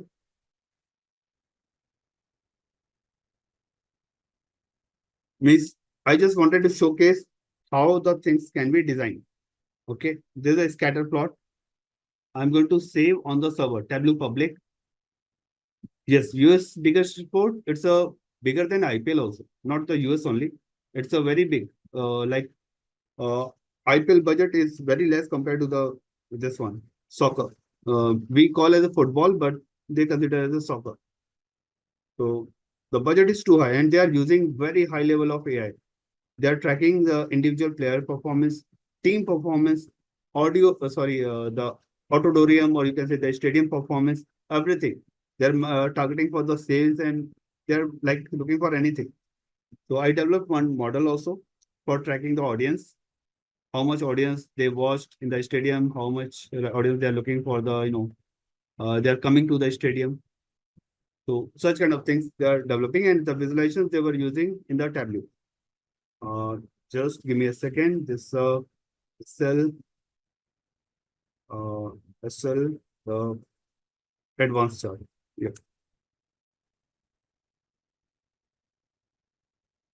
come on. I'm going to publish this one, and you can see how the things are working. Just give me a second. It is going to publish. You can see saving workbook to Tableau public, sending data, saving to the workbook. Quickly, it is getting deployed. This for those people like who are new. So that's why I'm trying to showcase the work. And this is how you can share the value. Now you can see the data is publishing on the portal, right? Tableau visuals, and you can see the data. At the bottom, you have the lot of things are available. So what I published, and I mentioned about that images, the shape. Just give me a second. There are a lot of it is available, and this is the public. Anyone can access. You can do the IPL analysis. This was the dashboard I just showcases my earlier, for the project bidding, and they really liked it. After that, I got the project. You can see now the IPL analysis. I have the data from the Kaggle, and you can see how the dashboard is going to work. There's like a full screen now, and you can see the each the team has a the logo I just took. You have the RC, you have the Knight Riders, Rajasthan Royal, Mumbai Indians at the top. IPL analysis, you can see the title winner because for the 2020 it's a Mumbai Indian, orange cap like KL Rahul, purple cap KM Rabada for the bowling. You can count the tournament sixes, you can count the tournament fours, as well as the select season, IPL logo, toss this season, match win based on the toss this season. How many tosses are then? Like Mumbai Indians, like once they like count of winners, like if they win the toss, they win the match also. The 5 times they lost also. So these are like a strategy. And once you go for this, you have the 2020, and if I go for the 2019, you can see the data is getting reflected in a different way. You can see again the values are getting changed, right? Title winner again for the this. I'm taking 2012. You can see the values are different. So this is like a dashboard one. And there are a lot of cosmetic changes I have done because This is for the sports or the fashion, you can say. So they are very, concerning about the images and everything. So even this was a very rough, but yes, this is how you can make the shape. And under the shape, what I just took for the plus sign and everything, you can maintain a palette like this, and you can just imagine. Just take, I took images from many, in a quick way, you can see the twinkle.com. I picked the images for the sixth and the fourth. And the dashboard second was there. There's like a complete stats, the analysis. You can see the heat map is there, or not heat map, this is like a table map. But yes, there are a lot of values you can count over here. So this is like a total title winner, orange cap, sixes, and again, based on the selection of the data, you can see the individual batsman and the bowler, how the stats are working, how many balls are faced, scored, strike. There a lot of calculation was there.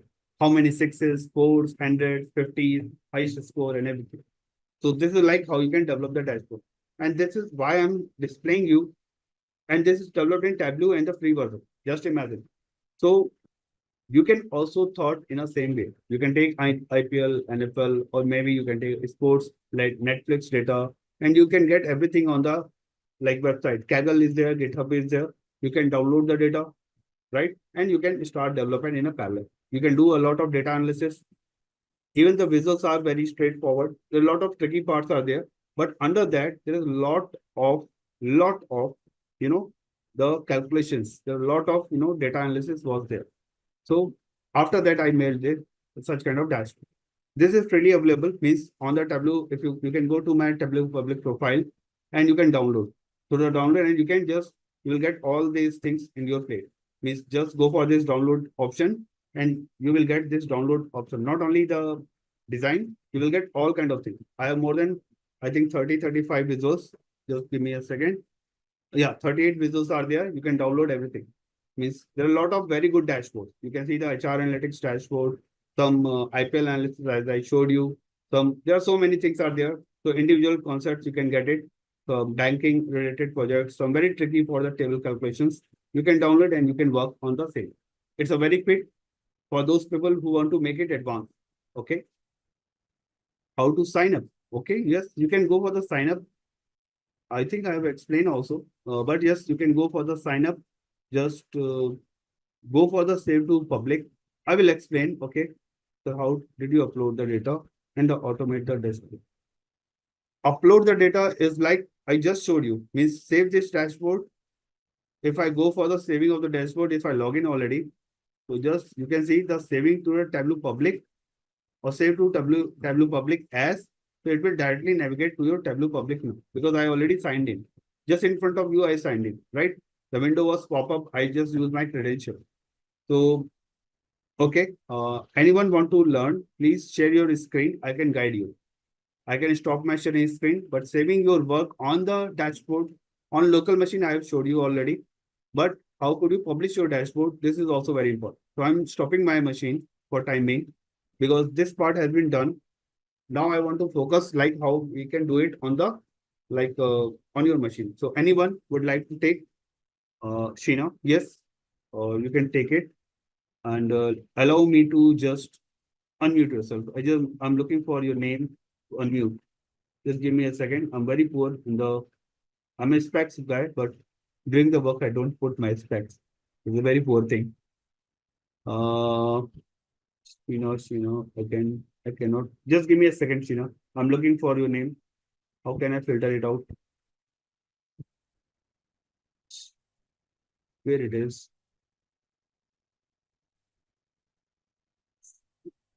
Okay, engineer. It's pretty hard. I can't see you. Kunal Pod, engineers. Yeah, Sheena, I got it. Sorry, my bad.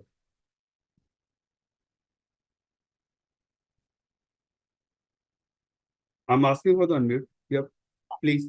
Hello. Yes, Yeah, sir. So I can now hear. this is my sheet. If I am saving to Tableau Public, it Right. is Please asking. hold on. Please hold on. Hold on. There's like trying to educate everyone. So let me complete one by one, and you will do that. Okay. So close this one. Yeah. So please close this sign in. Yeah. This box. please close this pop-up here. So now on the Sheena machine, we can see there's a like a what we have the develop the workbook. We have the different workbook and everybody can focus on the screen now. Please go to the file. We want to store this file first on our local machine. So please go to the save as first here. And this is the local machine is appearing. And you can save anywhere. This is like 20th of July. We can save it. And you can see there's a package and you are sharing. Please navigate to the drive where it is getting stored in your local machine. Can you show to everyone? Sheena, please. So this is how you can save in your local machine. Is the design file. Earlier, it was not allowed in Tableau in 2023. After that, Tableau also step in to allow the same file. So now you can see the local file has been saved in the tw dot. Now I want to publish, or you can save the file on the server. So now please go to the save to Tableau public. Yes. So once this is for the one-time registration, you can see the window is popping up for the Tableau public sign in. So just let me know, Sheena, have you created your login credentials on the Tableau public or not? No, no. No, that's a great. Even this is like for everyone now. So if you already created, because I had already from the last 10 years, and that's why I used to use my email ID and the password and immediately sign in. But who are the first time user, they need to create some account. So please click on the create an account. Yep. So now you can see there is another window is getting popping up. Create a Tableau account. So please put your name, last name, and you can put your email ID. If you want to hide, you can hide yourself. So it's all about. So this is your email ID. You can keep the password with you only. Otherwise, how many people are here? Like 30 people, and 30 people can see your password now. So now you can create, please hold on. So now you can create your account. Just make sure the password is valid the policy. So now you can see, thank you for registering. You will receive an email containing a link to confirm the registration. You must follow the instruction in the email in order to provide. So you will get an email also. You got it. You make it for the activations and this is a lifetime free. There is nothing going to expire. So just click. Now you are on the Tableau public. And this session is getting recorded. So if someone is not able to create, please go for such recording video and you will get all things together. So you can open this one and make the sign in. Yeah, sign in. Sign in on the top. You need to make a sign in again. Yeah.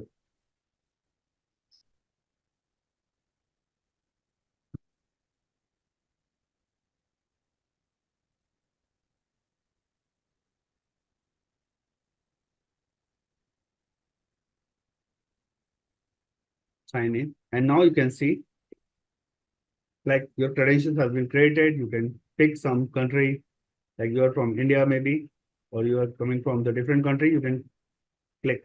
Many people are working from the abroad. So complete sign in.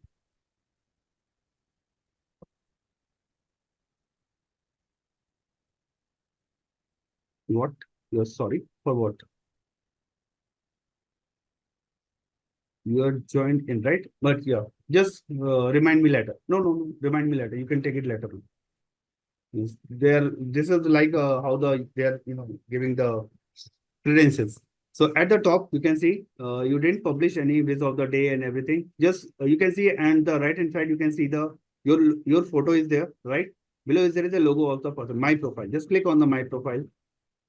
And now you can see there is no visuals up to now. Now you can save your visuals again. Go to your Tableau public, means your software Tableau. Yeah. Again, save this design file because it is already there. Yeah. And now I think it will by default take it, or you need to sign in again. This is the first time only, not every time. Just do it here again. Password, yes. Remember me, okay, cool. Now jumping to the objective of this session, like what left today, it's like a learning objective. We will go for the filters, how the filters is going to helpful for the analysis, data analysis, obviously, how we can make it as a more effective. There is a couple of types of filters. Filters are like, we have the different type of filter, like what filter you applied on the data source, that becomes as a data source filter. What you use for the extract, that's an extract filter. Then you have the filters, like we have the dimension and the measure. So we have the dimension filter, we have the measure filter, and we have the context filter also. We will learn slowly how these things are going to help, how we can effective create our visualizations, how we can do the effective data analysis. So data manipulation is not a good word. You can say the data transformation and the filtering the data, how we can improvise our visualization. So this is the complete objective. Now introduction to filter. Whatever the case study I picked for the L&D department, how they pick the number of people, how do they pick the like training also, like in which training they are looking for, because you people are doing the training in advancement, right? Because this is a market booming. You're looking forward towards your career. You are not learning Pascal. You are not learning Fortran or the C, because they have the different market, but they are the very less market. You are targeting the hot cake, which are demanding the market. Based on that, that's why you're filtering the task. You are filtering your skills. You are enhancing your skills, and that's why you are using such kind of advancement of the tools or the technology. So how you are doing filtering the data based on the hundred of the tools are available, hundred of the programming skills are there. You are filtering some selected values. You are picking some particular codes, right? So this is how you filter the data. So now filter is like uh, based on your business requirement, based on your particular requirement, how would you like to enhance the skills? You go for the cut off the data. You filter the data. Suppose in a department, we have the complete database and we are targeting for the IT department, then we should not bother about the HR data. We should not bother about the finance data. So that's why we are using the filter. So filter is a way to get the cut off data, what we are looking for means, and it helps you to perform the data dashboard performance as well. If you deal with the 2 billion of rows at a time, it will slow down your dashboard performance. But your business requirement is only for the IT, then you pick only for the IT data, and maybe out of 2 billion, there is only 20,000 rows only for the IT department. Now your dashboard need to play only with the 20,000 rows. And obviously, the number of data is less, your dashboard will also perform better. So this is another way, this is another point of view to think about it, how the filter is working. So if you apply the filters on the data source or the data set, it reduces your number of rows or the unnecessary kind of filter, unnecessary kind of data is going to filter out. Are we clear about the filter role? Any doubt, any query?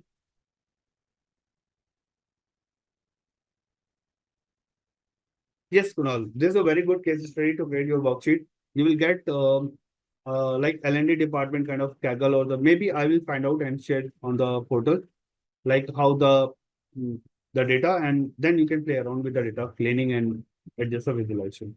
But thanks, this is a like good initiative as. So filter definition, thanks for confirming. Now we can go for the next level, like what exactly it is. Come on. So filters, again, the definitions are in front of you, and we will learn slowly.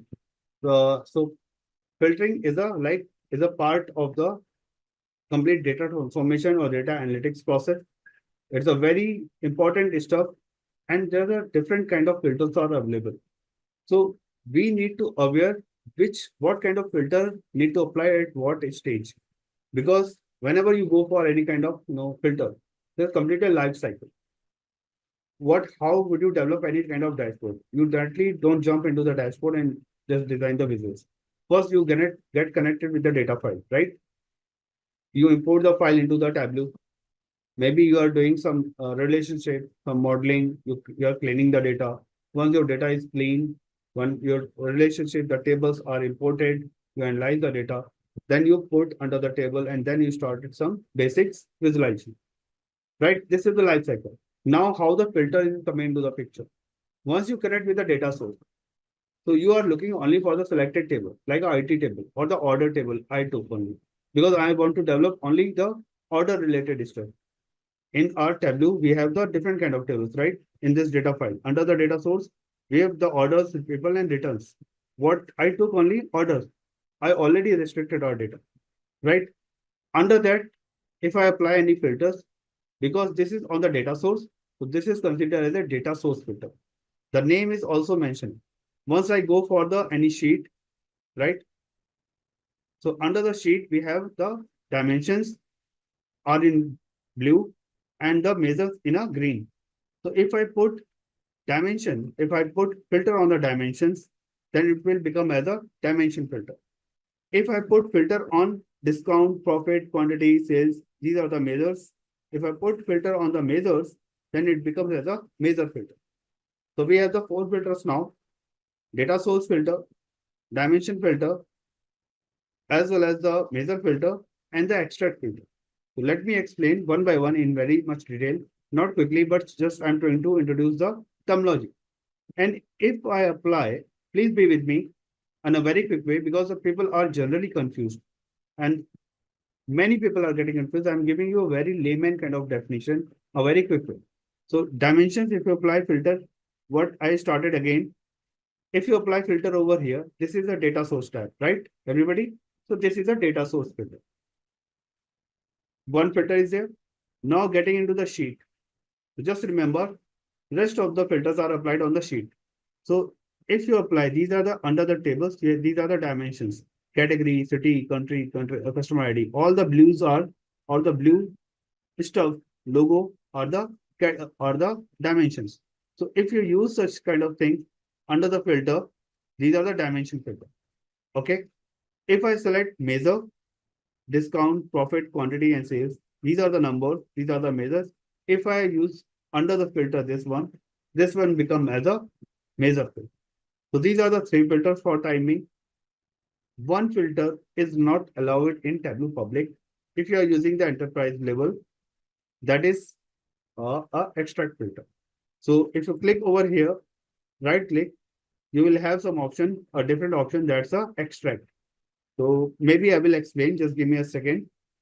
So these are the like kind of filters are available. So it can quickly filter your data source, which I just mentioned. And what is going to benefit it?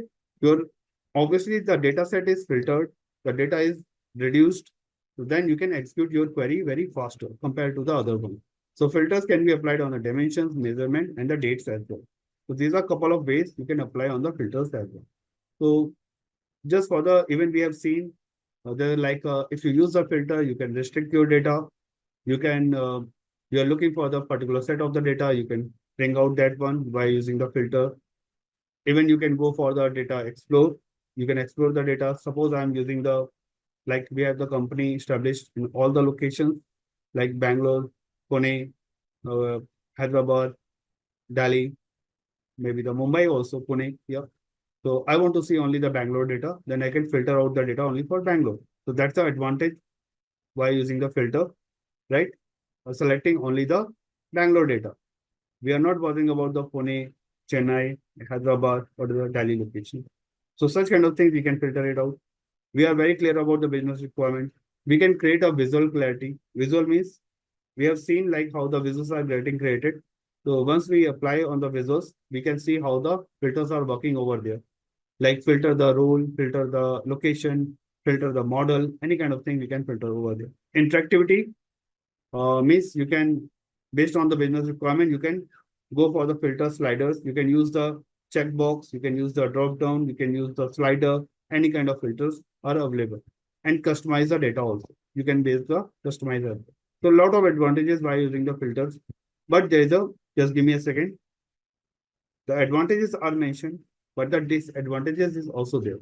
There's nothing perfect in the life, right? Even that there is no tool is 100% perfect. In the Tableau is also having some issues, not in terms of the technicality, in terms of the pricey. It's very pricey tool. It's very expensive. It's like a Mercedes or the BMW, or you can say the Audi. So People like go if the company is trying to invest the money, they are looking for the cost cutting kind of stuff, right? So Tableau is very pricey tool. So there's like one disadvantages. And apart from that, filters. I'm talking about the filters disadvantages. We should avoid so many filters on the dashboard because filters is filtering the data repeatedly. It processes the document again and again and again. That's why your dashboard is getting very fine.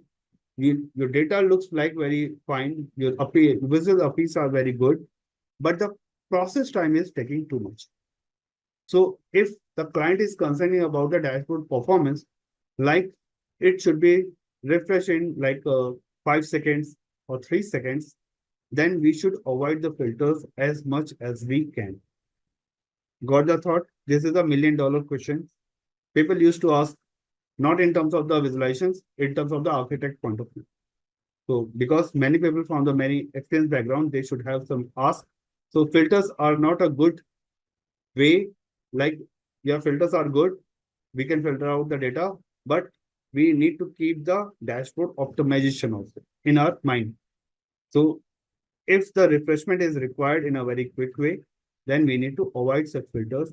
In that case, we can go for the another solutions rather than using the BI tool filters, Tableau, Power BI, Cognos Insight filters.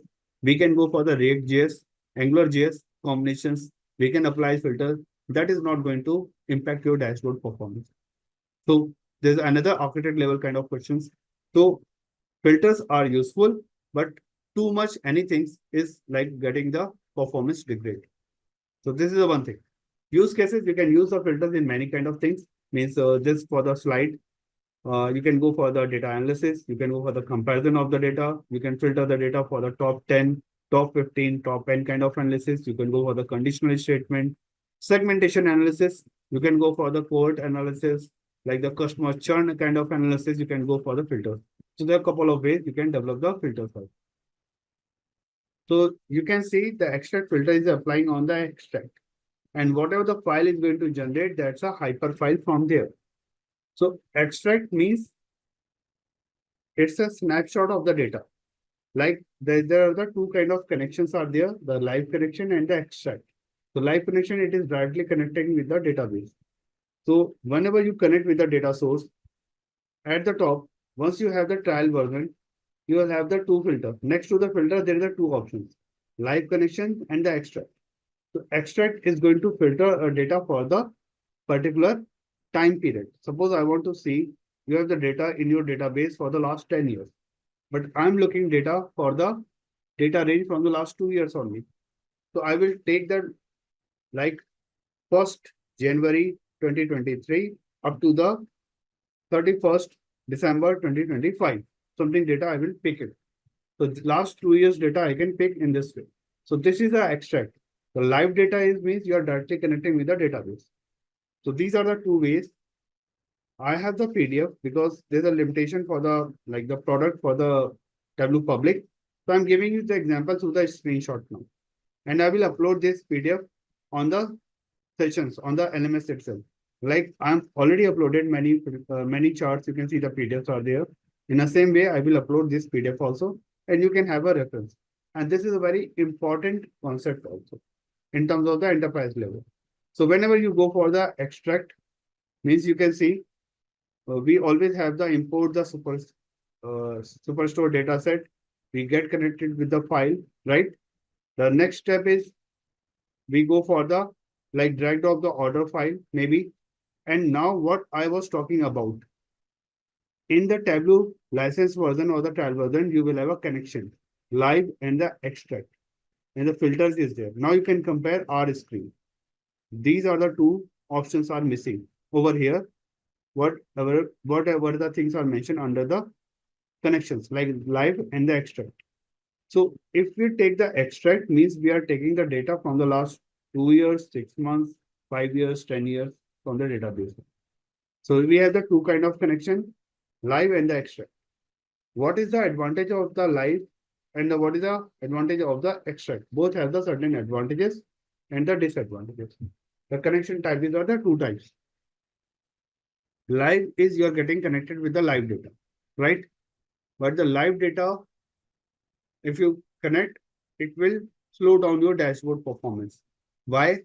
Every time depends on the network speed. It is taking a time to connect with the data. Maybe it's a cloud data, maybe on the shared drive.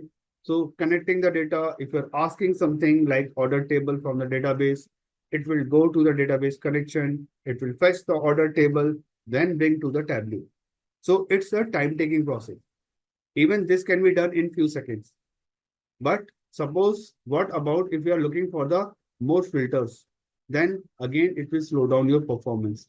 If you are applying more filters, more customization, more calculated fields during the live connections, your dashboard will be almost killed the performance. Your performance is getting to impact very badly in the live. So what is the advantage of live connection? If you're looking for the live, like a share market data. So share market data, that data is only designed only for the specific, you know, taking a particular share and they track the price. So they keep the data side minimized. And for the multiple data, multiple shares, they are making the multiple table also. So in that way, the live connection is going to work. So for the live connection, our database should be very small, very restricted, and it will be very straightforward. No calculations, no computation. We need to pick the data as it is, and the size of the data should be small so that our dashboard can refresh very quickly. Now I'm talking about the next connection is the extract, right? I'm just moving around the cursor. Please be with me.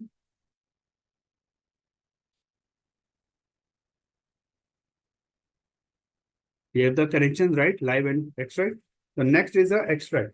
So if you take the extract connection, what is happening after extracting? Suppose out of 10 years data in our database, we have the 10 years data. We are taking only the last 2 years data. So once you select the extract, the first time it is taking a time, the last 2 years data is getting loaded in the inside the Tableau server, Tableau data server. It is not the live. So the buffer memory is going to store your data within the Tableau.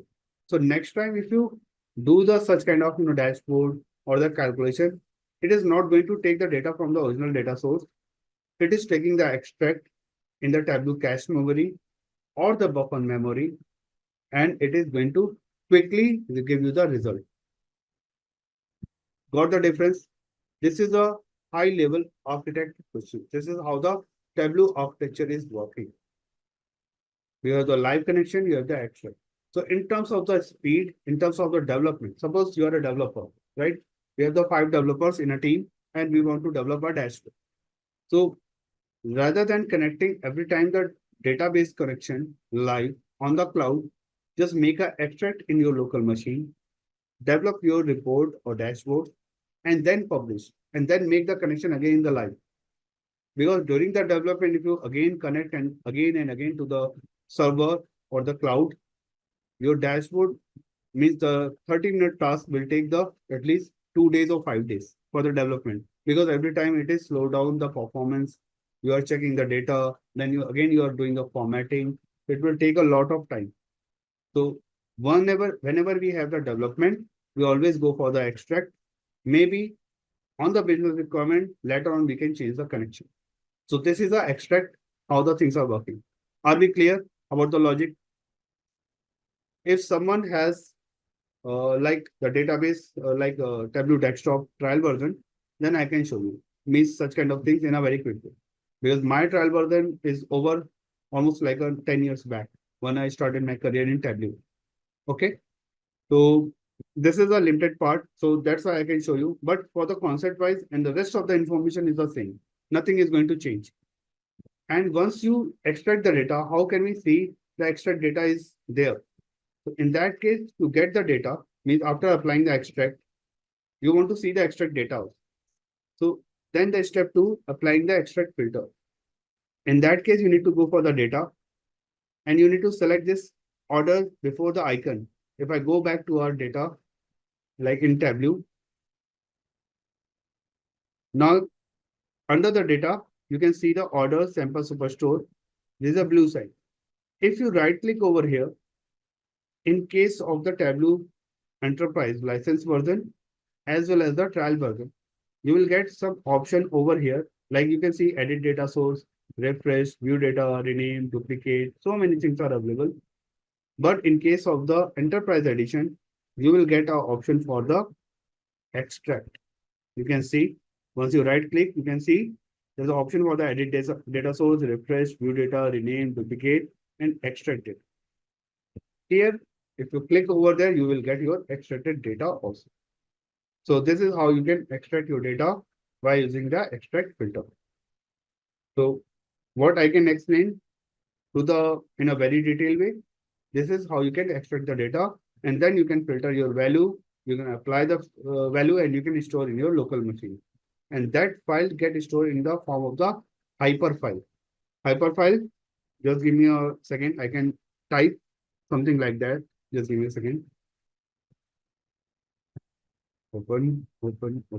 Yeah. A lot of things in the file. So after doing the extract,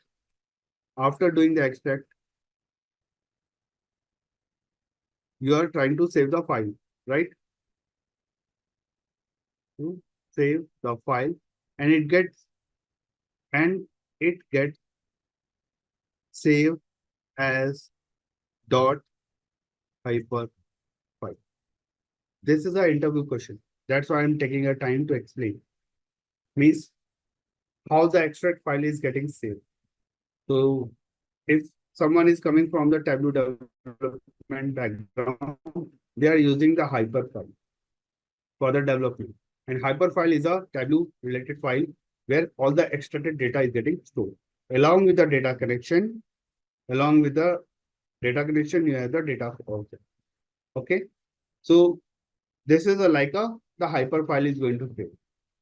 In a summary, whatever we are developing over here, by default, everything is a extract file.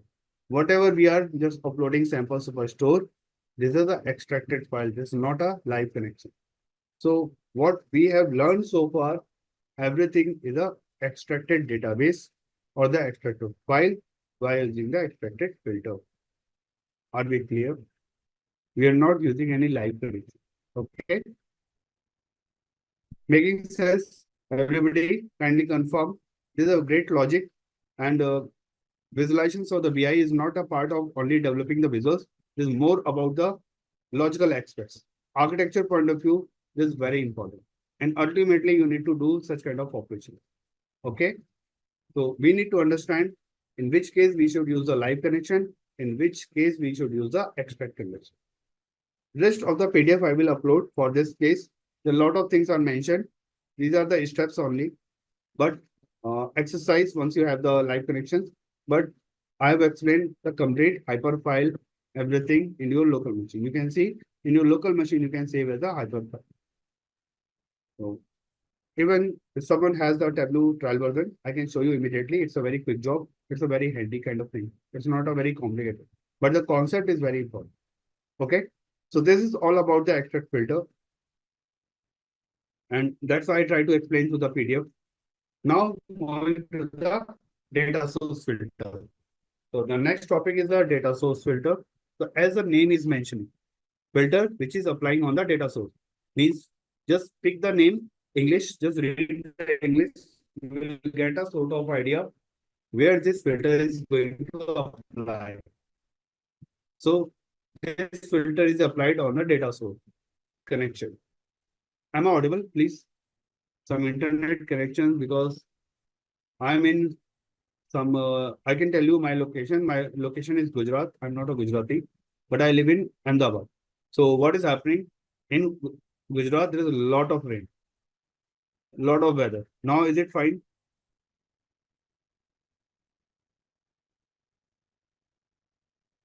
Yeah. Okay. And there's a lot of rain because next to this place, there is a lot of flood is going on. So internet connection in the evening time is fluctuating sometimes. So because this is happening for you people only, for the evening batches, for the morning batches, they are absolutely fine. And we lose the time because we have only 3 hours. So if I lose the connection to reconnect, it takes 10-15 minutes, right? So that's why I'm asking. So data source filter, as the name is mentioned, means this filter is applying on the data source. And what is the benefit? This is the only filter which doesn't impact your performance of your dashboard. Just keeping in mind, we have so many filters named, right?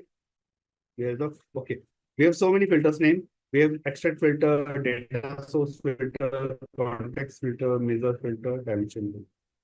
So extract filter is applying on the extracting the data. That's a different thing. The next level is data source filter. So this is the filter which is increasing your performance of your dashboard. So this filter you can apply because you are going to restrict your data at the very beginning. You are not loading data after suppose I have the data for the Bangalore, I have data for the Hyderabad, maybe the country-wise data. India, you can take as a Germany, France, you can take as a UK and US. But I'm looking data only for the India, right? So in that case, you can apply that filter country at the very beginning. So now your data is restricted only for the India. So that's why you can consider your dashboard is neglecting the US data. You are neglecting the filter out the data for the Germany, UK, or maybe the France. So such data is already filtered. It means the number of rows are already cut down at the beginning of the process, at the very beginning. So now you have a limited set of the data and your dashboard is going to perform very well. So extract filter and the data source filter is going to enhance your performance. So you can apply as much as filter you are looking for. And where it is going to apply, please be with me. I can show you the data source filter. Now we are on the data source tab. Everybody can see my screen now. Data source, kindly confirm. So please be with me. Lot of theory is going on, but not theory. This is a big logic. And this always comes through your experience. Because I worked in a different tools. I can compare the filters in each of the tool. Okay. So and developers mindset is a completely different. They are developing the things. But once you go for the lead, once you go for the architect level, then you can think about it in a different way. Means you're not a developer, you're not going to just drag off only the things. At the beginning, you need to do because you're coming, everybody is passing through. I also started 18 years back as a junior software engineer. Then I become as a director. I was a director in LTI. I was a VP in HSBC. So I performed this role, but I started also step by step. So in the same way, and the process, the logical process getting changed. Initially, I was worried about the visualizations. Then think about once I become as a lead, then think about the data perspective. Then once I become as an architect, then I think about the whole, how the complete orchestration has been done. Think about all the bands should work in a sync. So this is a way how we can think about it. So now whatever the filters are available on the data source tab, at the below the data source is there. Just click on the filter. So this is going to be a data source filter. You can see the name, edit data source filter. The name is also applied. The filter which is applied on the data source. Just as much as you are looking for. Suppose I'm looking for the data for the region wise. Just click on the region, click OK. You have the region values are the central, east, south, west. There are the 4 options are here. General, wildcard, condition, top. I'm taking as a by default as a general, taking all values, and you can apply the data source filter. And you can see all the regions values are keeping 4 members. Fine. And I can apply as much as filter I'm looking for. Just let me filter out the data, not taking all. I'm not taking as a west. And now the data is going to change. Before applying the filter, the values are the rows are 9,994. If I apply the filter for central, keeping the east and south as well, now the data, you can see the number of rows is going to impact. 6,790. Almost 2,000 rows has been removed. So earlier it was 10,000 rows. The complete dashboard need to deal with the 10,000 rows earlier, but now it need to deal with the 6,700 rows or 6,800 rows around. So it's a good to have. Now the dashboard can play a limited set of data. Further, you can apply as much as filter you are looking for. Data source filter. Again, click on the edit. You have the add. This time I'm looking for the segment wise. Sorry, segment wise, right? Just click on the segment. You have the other value. So this time, last time we have used the region and we use the general kind of thing. This time I'm going to use the wildcard because we have a couple of options are there. So I'm trying to utilize these options as well. So wildcard we have, and I just want to take a match a value. Contains C, starts with, ends with, exact image. It is very similar whenever we go for the wildcard, characters kind of thing. So I'm taking the starts with somewhere with the C because we have only limited value. You can see how much data consumer, corporate, home office. So under the wildcard, I'm taking the start with C.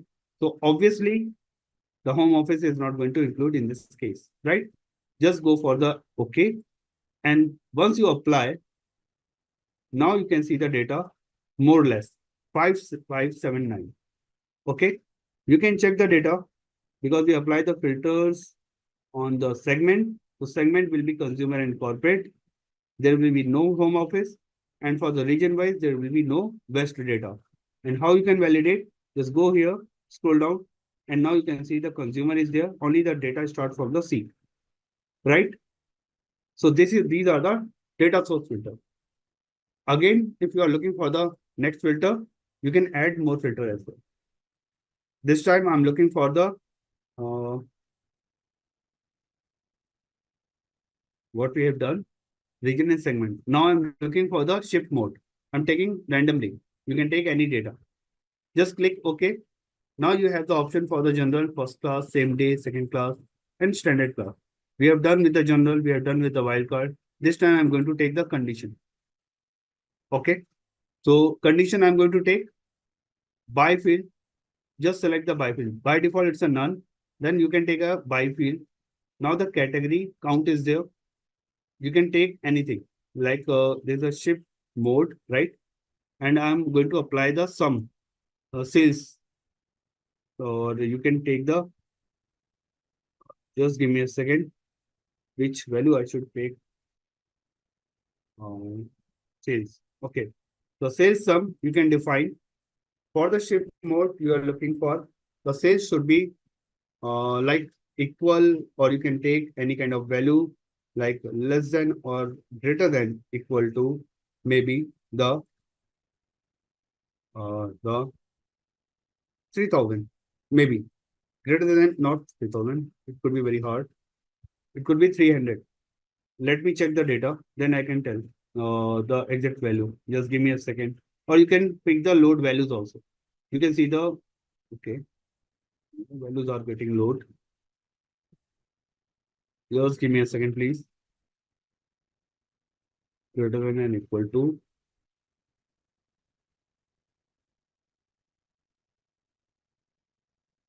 I need to check the sales data, then I can apply the filter value.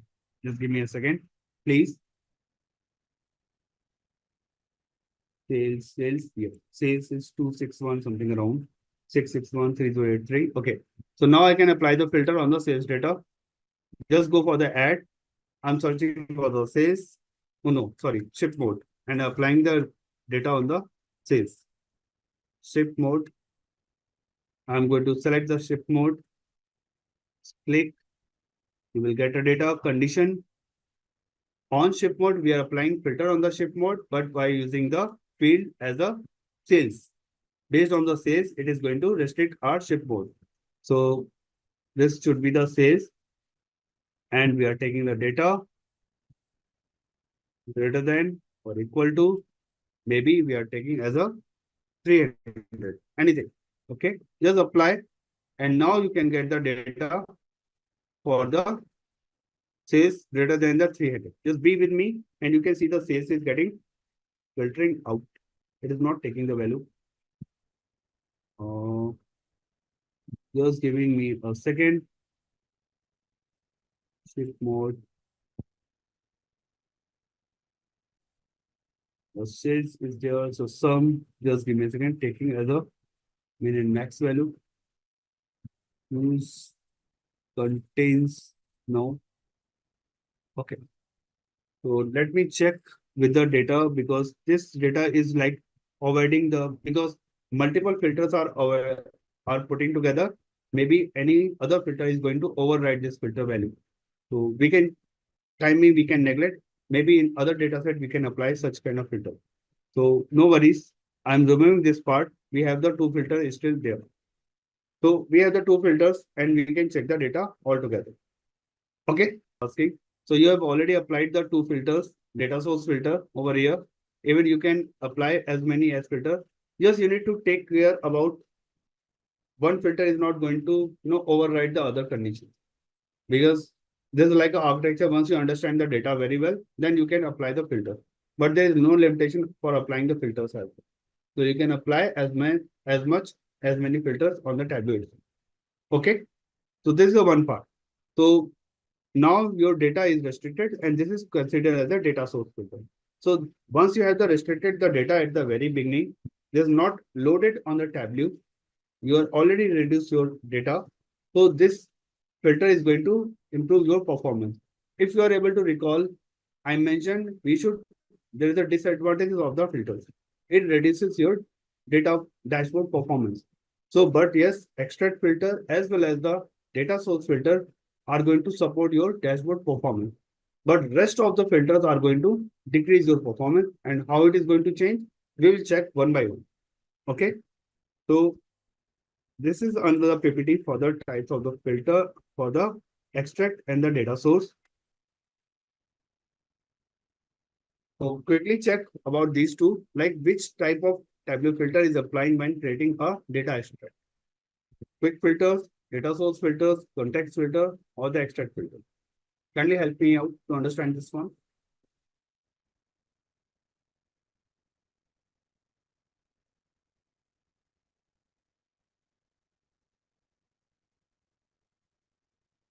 Everybody.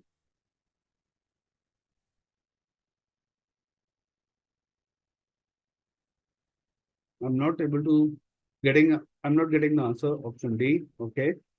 Thanks. Wow. Maybe the net is slow. That's why the people are responding, but okay, means I don't need to explain the answer because people are giving the very perfect answer now. Because you are playing with a data extract, so obviously there is an extract filter. Okay. So in this case, very clear for the extracting the data, we are using the extract filter. Now moving to the context filter. Slowly we will go for one by one. So context filter is like a context. Okay. Just go for the English again. Is there is a filter for the context? I'm taking a session on Tableau. What is the context of the session? Anyone can answer me in the reply in the text chat. Context is like a subject, a particular topic we are talking about, right? So if we are developing any report or any kind of particular sheet or the dashboard, and yes, thanks Vinita, we are talking about the Tableau. So Tableau is a context. Rest of the we are not talking about the Python, we are not talking about the ClickView, we're not talking about the Power BI. So that's a complete. So out of the so many BI tools or the visualization tools, our context filter is like a Tableau. So based on your data, you are putting the filter, and that is a context. Okay, that's a just for the understanding how the context filter is working. Not in terms of the Tableau, this is true for all. If you talk about the data extract, data source filter, extract filter, and the context filter, I'm trying to deliver the definitions in which is very applicable for all the tools. Like this is a data warehousing or the BI tool kind of concept. Okay, so please be with me. So context means if you are the subject related filter, that's the context filter. So this is a filter applying on a specific subset of the data. The definition is very critical. I can explain you what exactly the context filter is. But the definition first I will read. So if you are applying filter on a particular context or a specific subset of the data, that becomes as a context filter. So how the context filter is going to work? There's a backend in Tableau, it is creating a table, and table you are applying the filter. How it is going to work? Because it is not working alone, it is working with the many other filters also. So let me collect all the definitions, then I can explain you very well. Okay, but I can show you where the Tableau the context filter is going to work. Suppose I'm taking this one. Our sheet was this trend by year, order year. So very common, the filter is like we can apply the category. Just take from the left hand side and put under the filter. We take this filter as a, and anyone can mention me whether this is the dimension or the measure. Category is the dimension or the measure. Please let me know on the chat, please.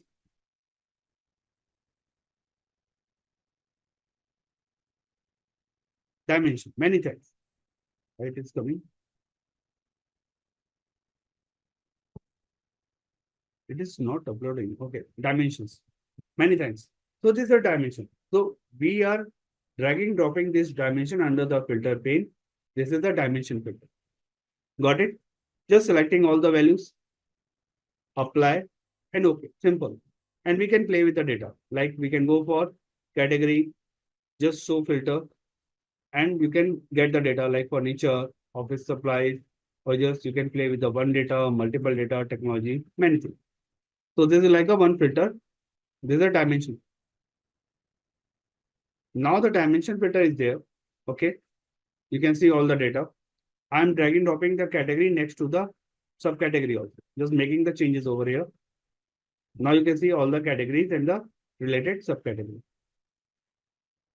If I'm going to check this one category filter, just go to the drop down and you have the options, edit filter, show filter. We have already done with the show filter. That's why it is showing on the right hand side. We have the show highlighter, we have the clear filter, and you can see the option add to context. Means this filter is going to add with the context. And what is the context? Context is this one. What the whatever the sheet we have created, like you can see the category, subcategory, order year, as well as we have the sales data, right? So that is going to a context. So we are attaching this category only for this context. It is not related to the other sheet. It is not related to the data set. So once you add this one, you can see the shade of the category background, it is changed. It is becoming as a context filter. Okay. Even this is not going to make many changes, but I will show you how the things are going to work. Just keep somewhere in the mind because there's only one filter. Context filter plays along with the other filter. It is a superseding by the other filter. Sorry, it is taking the supervision for the other filter. If you apply the multiple filters, first the context filter will execute, then the dimension or the measure filter will execute. This is a flow of the filter. The very first filter is the extract filter. Then it is going to execute the data source filter. After that, we have the context filter. Making sense, everybody? For time being? Yes? No? Yeah. Many thanks. So this is a context filter. Along with that, we are going to apply the other filter also because so that we can see the category and any kind of information. So I'm going to apply the subcategory also as a filter. Just subcategory is also a dimension. Once we drag drop over here, it will become as a dimension. Okay. And now this time we can take this. Just give me a second. I'm reviewing the category. For time being, I will apply again, but just for the understanding how it is going to work. For the subcategory, I'm dragging dropping. This is a dimension filter. Rather than taking the general, we are getting into the top. So by field, I'm taking the category, subcategory, and I'm looking for the maybe the top 10 sales by the sum. Okay. Means by default, it's a top 10. You can take 20, 100, whatever you are looking for. You can make it as a dynamic also. But I'm keeping simple for timing. Top 10 sales by subcategory. You just apply and okay. You can count the number of rows will be 10. Like 1, 2, 3, 4, 5, 6, 7, 8, 9, 10. And the grand total we cannot count because this is automatic. So we have the top 10 sales based by the subcategory. Right?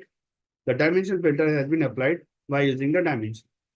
Now again getting back to the as I promised for the context filter, just go for the category again. Apply this one. Initially, it will be also acting as a dimension filter. Okay, apply and you can get the data. But now we are going to add as a context. So what will happen? Adding as a context. Okay. Oh, sorry. Adding as a context.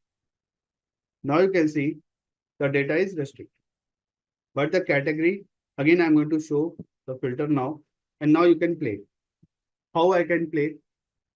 Even we have selected the subcategory top 10 sales. The category is fully selected. If I take this one as a just give me a second. Furniture on. So for the furniture, it is showing that is fine.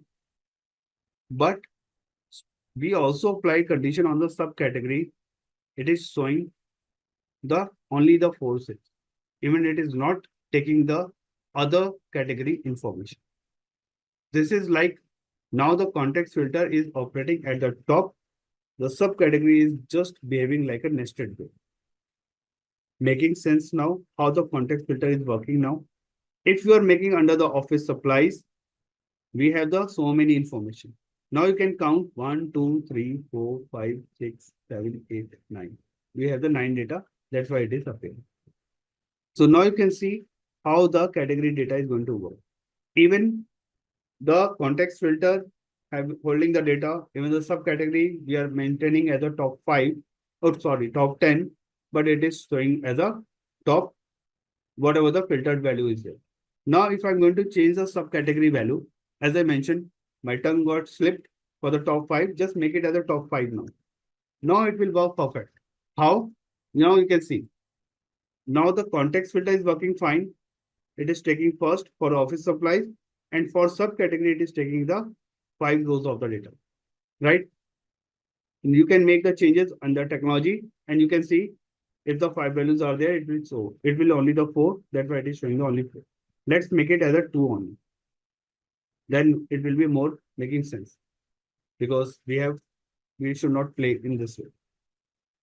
Now, category for the technology, we have the data for the subcategory 2. If I select with the office supplies, you can see only 2 data from the office supplies also.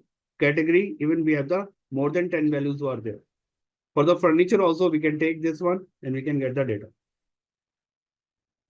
Right?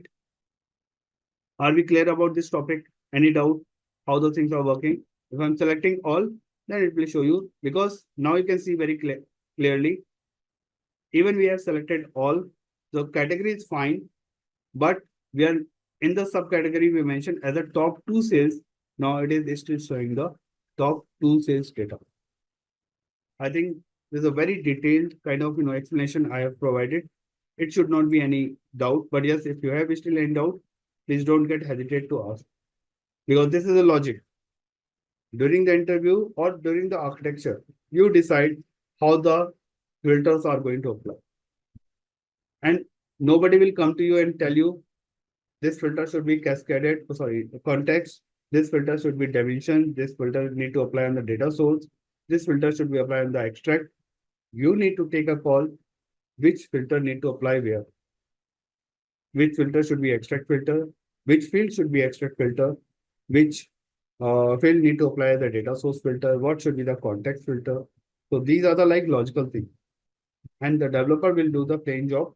Okay, you mentioned these things are the dimension filter, these things are the measure filter, and you can apply the data, right? So this is a thing you can define. Uh, just give me a second. So the third filter I can also apply. I can take as a measure. So we have the measures also. This time in this chart, we don't have anything. Just give me a second. I can making a duplicate.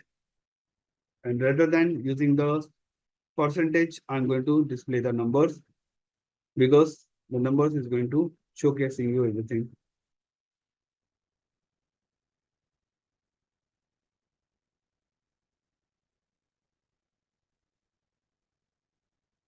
So I'm clearing and I'm making as a different, not rather than sum of sales, I'm taking the quantity. Okay, just changing because we are doing the quantity.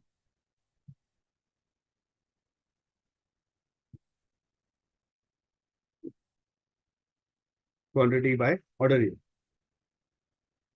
Please be with me. This is very important. I would say. So subcategory filter. I'm going to remove. So we have a lot of data now.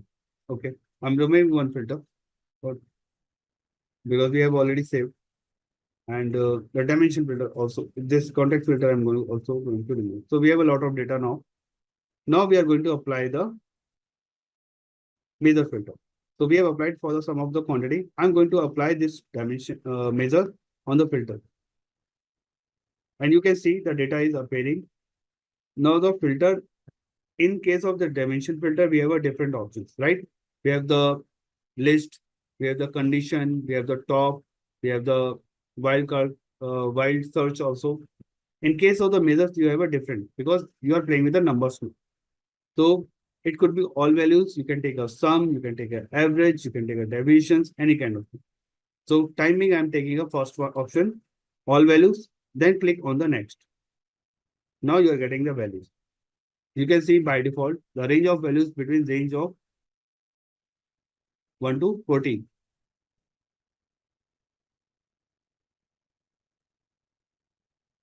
Let me take not 1 to this part. Just give me a second because this is not going to work. Taking the filter again and taking the sum value because the sum in the cross tab, we have the sum of the values. Ultimately, if I take the 1 to 14, there's nothing going to work, right? So that's why I'm taking the sum. Now you can see the range is lying between 22 to 1064. So range of values, you can see, I'm going to see the data only for the between 50 to 1000. You can type, you can slide, you can use the slider also. Like you can use the slider like this. Okay. All depend how would you like to see.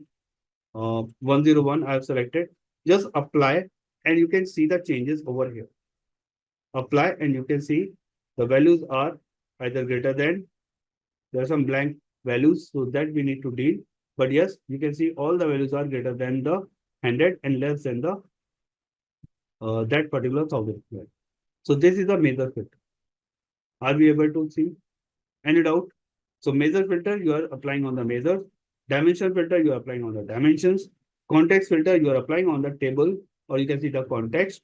Data source filter, you are applying on the data source tab. And extract filter, you are extracting the data. So this is like a complete filter structure. Anyone, any has doubt, please let me know. I just summarized the filter concept.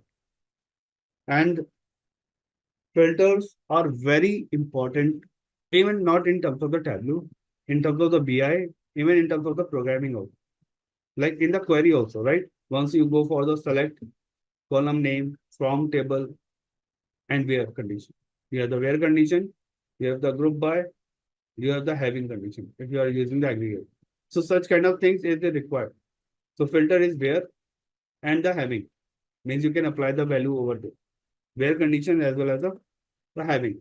Anybody idea about what is the difference between the where clause and the even this is not from the Tableau, but yes, this is very good for the data analysis part. Difference between the where clause and the having in the query.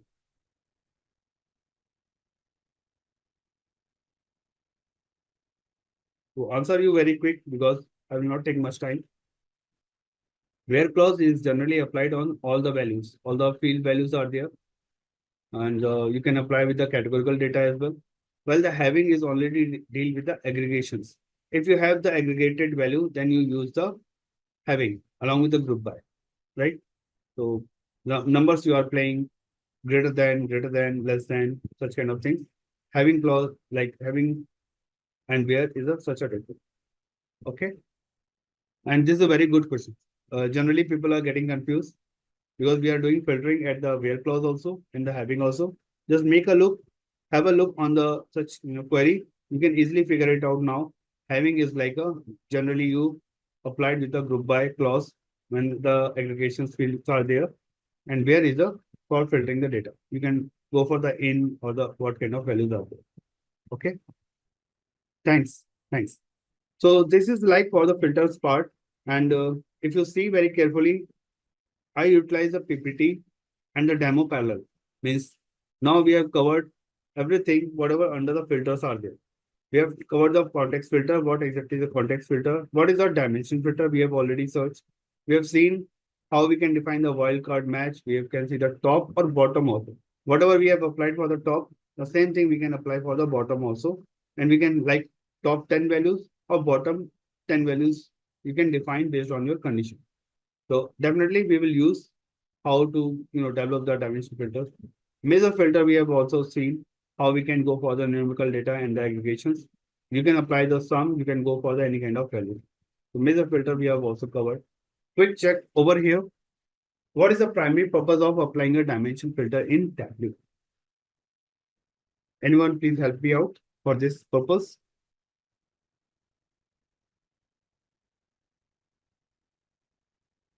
There are a lot of logic we have covered. The last session was for the chart. So chart is exactly. Many thanks, Harsh. Many thanks, Subhakar, for very quick answer. Everyone, now we need the. So the answer is like, what is the primary purpose of applying a dimension filter in Tableau? Dimensions means you are dealing with the dimensions with the categorical data. So obviously the option A is not going to fit because we are dealing to filter numerical values. The dimension filter is not going to apply on the numerical values. Option B is to filter data based on the discrete categories or labels. So it sounds good because discrete categorical data is coming under the dimensions or the labels. So that could be a good answer. Option C to filter data based on the aggregations. Aggregations are applying on the numbers, right? So this also not going to correct. Option C is also not correct. Option D is to filter data based on the relative date ranges. So relative date ranges is a different thing. Means the people get confused between B and D. If we talk about the relative date ranges, means we are taking the continuous data. It's not a discrete data. So again, option D is also going to be wrong. If we take the like year selection, like 2017 selection, 2018 selection, then it could be a dimension filter. But we are taking the relative range, last 6 months, last 2 months, or something like last 5 years. In that case, it is a continuous filter or the measure filter. So date is playing very tricky. Sometimes it sit along with the dimension, sometimes it sit along with the measure set. So this is like a very interesting question. That's why I always take a time to explain the answer also. I hope this is very clear. We have 15 minutes and we can just look into the advanced filter options and let's see in a slow way how much we can cover today. So group is another thing. So advanced filter options is like a group set. There's a couple of terminologies and these are also coming under the filter condition. Just think about your SQL query if you are coming from the SQL background. Whatever the things are there in the SQL, we are going to means that is the filter, right? Select asterisk from table. That is our like selections. But below all the things are the managed as a filter. Like where clause, then we have the group by, then we have the having, and at the last we have the sorting, right? Order. So this is like a structure of the SQL query. So in the same way, we have the group now to filter the data. So group, making a group.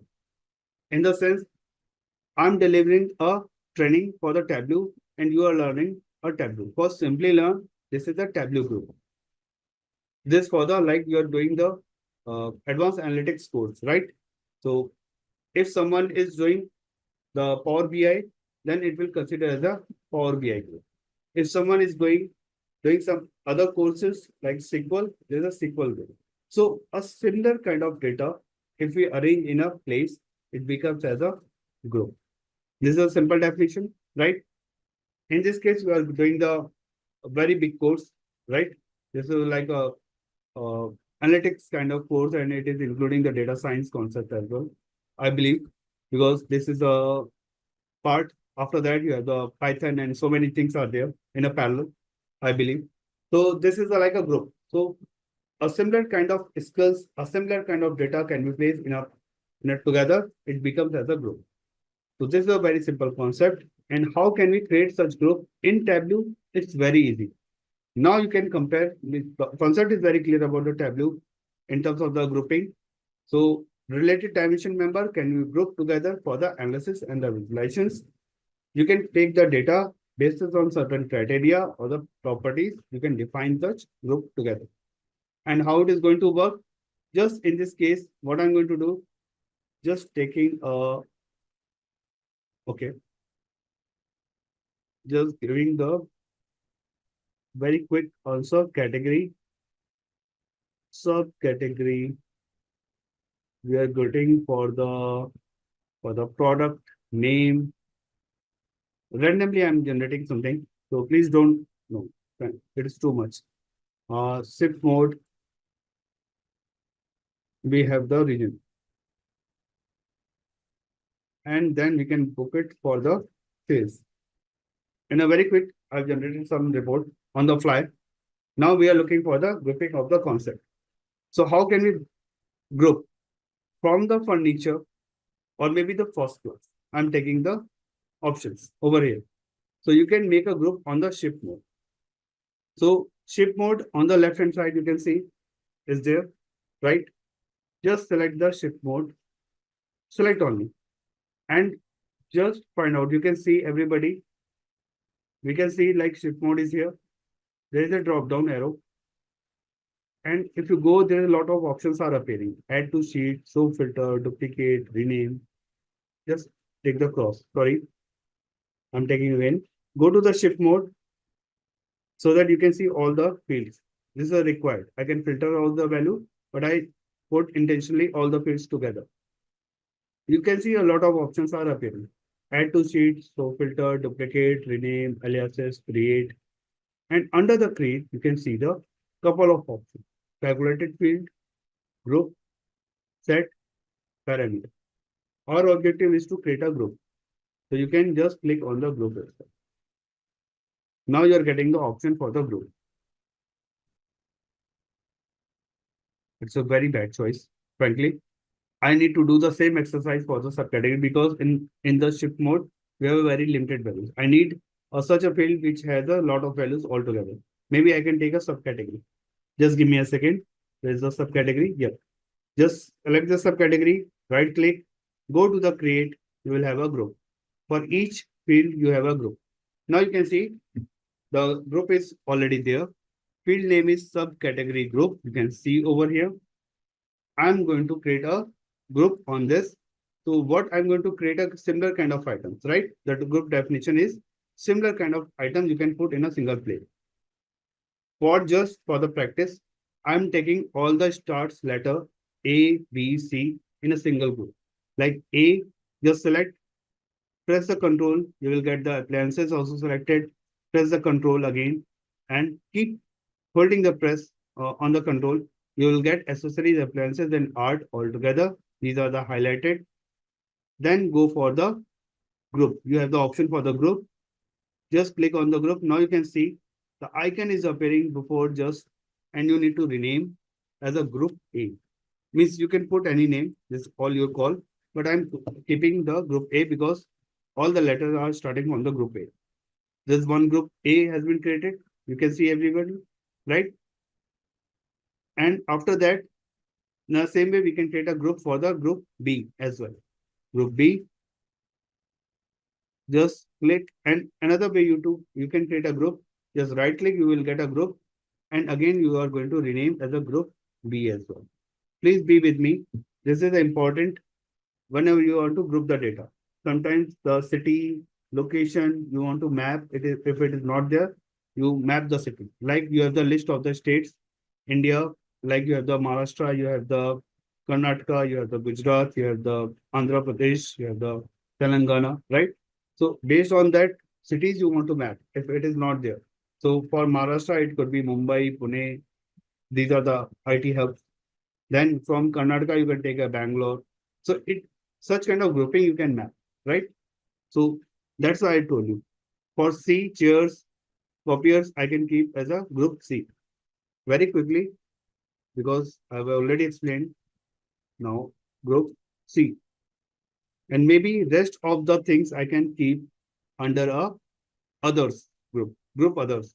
So just select all in slowly and make it as a group, add to group, and you can mention as a group others. And now you can see how the category group I have arranged in a nice way. Grouping category. I'm going to rename also this one. We have the 4 categories now. I'm going to rename at the top field name as a group sub category. So on the left hand side, you can see there's a new field has been created, a group subcategory, right? Everybody. Now you can take this group subcategory under the filters. And now the magic is going to start. Now, rather than selecting all things, you can take the data and just make it as a show filter. And now you can take the group A. You can get the group A category. You can see all the subcategories start from the A only. If you are taking the group B, you can see all the subcategories starting from the B only. If you are taking the group C, you will get all the categories are getting started with the subcategory with the C character. And the last one, group others, rest of the characters are going to manage from here. So this is a way to group the data as well as use the group filter. I'm going to start from very scratch so that everyone should be on the same page. We will have a brush up all the steps as well. And I'm going to explain also each and every step. So those people who miss some, the live demo, they have gone through some recordings, but still have some doubts, they can clear it out over here. So once we started with the Tableau, we can see this is a window, and I'm going to connect with the some file. So what is the agenda now? I'm following this PDF, and this is going to upload. No worries. Okay, so I'm going to perform the Superstore XLS file as a data file. Under these sections, the objective is to set up the group and sets. So the very first thing we will access the data. Then we will go for the chart. Maybe we are creating a group also. Then we are going to create a set as a filter, dynamic set, and maybe some additional exercises over there. So this is a exercise for such kind of thing. So in this case, we are going to access the sample Superstore database. So getting back to my Tableau, and we can click on the sample Superstore. So this is not a place. Just give me a second. Give me a second. We have this one data set, and I will time to time upload all the data set related to exercises what we are going to cover. So this time we are picking the sample store Excel database, and you can see the file is getting uploaded on the portal. Under the connection, you can see the sample superstore. Microsoft Excel is the data file. Under that, we have the 3 tables: orders, people, and returns. I'm going to take the orders table, drag drop under the canvas. This is called as a canvas area where you draw your data model. The terminology is going to be introduced new as a data model. So this is like where you drag drop your tables and everything. But this is a play area for the data model. The data model where you build your model, in the sense where you build your data relationship between the entity, logical table, as well as a physical table. Under the physical table, you build a relationship. No worries, we have a very detailed session on the such point, like for the data modeling, whatever it can be covered under the tab. Below is a order table. We can see 21 fields, 9994 rows. Under that, we have the metadata information. And the right hand side, we can see the information building by the table, like what kind of information we have. So this is like what we have done a couple of times, and I'm using the same. Now jumping back to the sheet 1. At the below, we can see the sheet 1 is there. So now the first step is going to start. We are looking for something to develop with the drag subcategories to the rows. Just quickly picking up, not navigating again and again, and looking for the subcategories and sales-wise information. Very quick. So subcategory, I can search from my box. Under the sheet, you can see the data tab. Under the data tab, we have the order sample superstore. I'm just announcing so that you can see all the windows, all the name.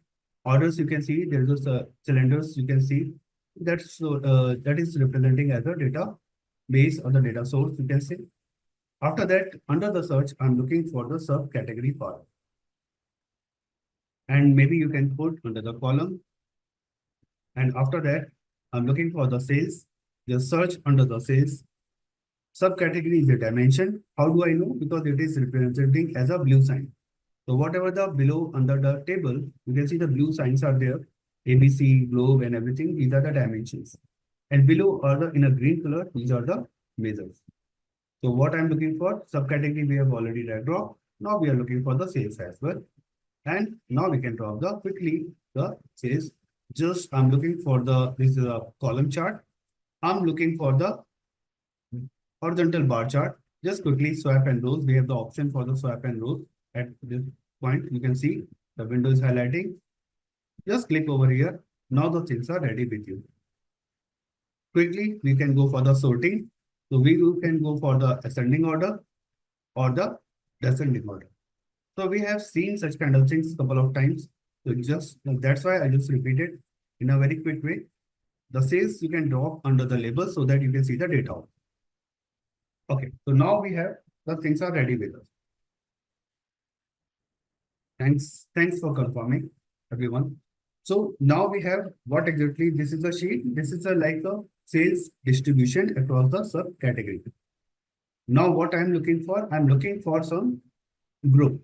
Grouping the data means collection of the similar kind of data based on certain categories. Maybe sometimes we have some city based, maybe the role wise, we can group the data. Because we don't have such kind of things over here. Even the last time I showed you how to make the group proper in a manual way. So now we are going in a different way the groupings. So if you want to refer, please go for the last recording. In the last session, I mentioned I developed the report in a very detailed way that is not referenced in the PPT. That is completely on the fly, but it was a different steps, and it was pretty good in a dynamic way. So now this time from the table, I'm taking this furnishing. Just click over here. Okay, you can see the others windows are getting other values are getting like shaded, but the furnishing is highlighting. Click on the shift. Just click the paper, supplies, art, envelope. Maybe I'm taking up to the labels. So I'm taking these things. Okay. Once you put the mouse over here, you can see the small window is getting pop up. Keep only, exclude, some informations are there, like you can download, sort subcategory. I mean, these are the way in a Tableau you can do the alternate way of grouping and everything. So in Tableau, if you want to achieve anything, there's a multiple ways to achieve. Means on the right click, you can also do that. On the field table, you can also do that. Last time we picked from the field table. This is a one icon. You can see the staple sign is there, right? So this is for the grouping of the members. Just click over here and you can see your group is ready over here. It's only one click. Now you want to rename, just go for here and you can click for the edit aliases. So just go for the edit aliases. I'm picking the name as a miscellaneous. So miscellaneous group, you can means miscellaneous category, right? Subcategory, it's a big name. So just make some small, such a big name should not be there. You want to avoid. And now you have the data. So now you can see the miscellaneous subcategory is also there, but the sorting got disturbed. So again, I'm going to sort. Now you can see the data is also arranged in a subcategory, and you have the other categories also, right? So now you can see the data is a group. So in a very quick way, you can grouping over here as well. So you can see this is the data we can also organize. Or you can go for the sorting descending so that it looks pretty. Generally, we are in a practice of this. In this case, we are already showing the labels. So we don't need the axis to be displayed. Just make it as a show header and uncheck. Now you have a very clean kind of data is ready with you. So this is like how you can do the on sorting as well as grouping of the part. Even I didn't refer this part, so just give me a quick time. Icon sorting done. This is done. Okay. Just looking if I miss any step or any other information I want to display. No, we have done with this part. Okay. Even what you can do additionally means this on the fly again.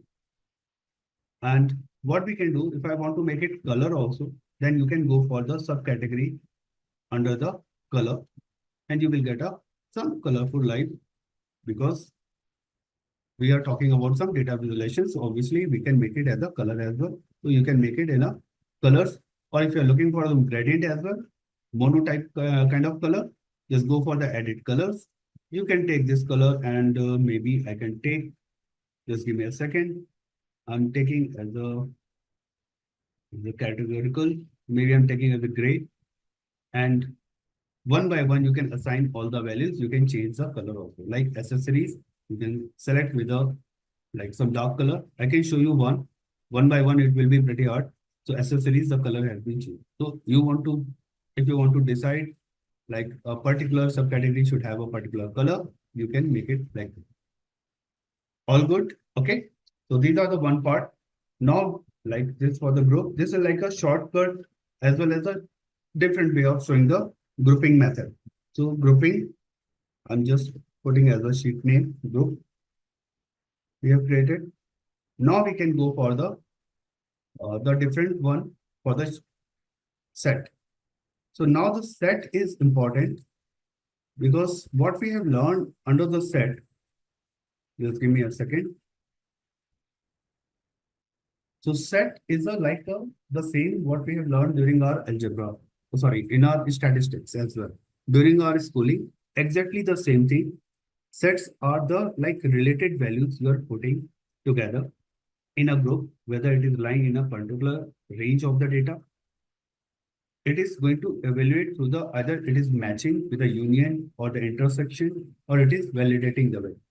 But you don't need to worry about such kind of thing like do we need to remember the old age data or the concept. But for the statistical analysis, such kind of things are required. If you're looking for the data analysis, data analytics point of view, so sets, groups, these are the like basic stuff we need to do. Tableau is going to facilitate you as a tool. So if someone is not aware about how the set is working, obviously they can use the set in the Tableau, just a drag drop, but the concept should be very visible because once you don't know how the set is going to apply, it will be a troublemaker, right? Means how the logic is working here. So in this case, set is working as a Boolean operator, like a logical expression. Either it will be a true or false, or in or out the method. So you can see in the screen, like we have the something like mentioned as a, if you go to the product name, like in this screen, on the right click, you have the set of.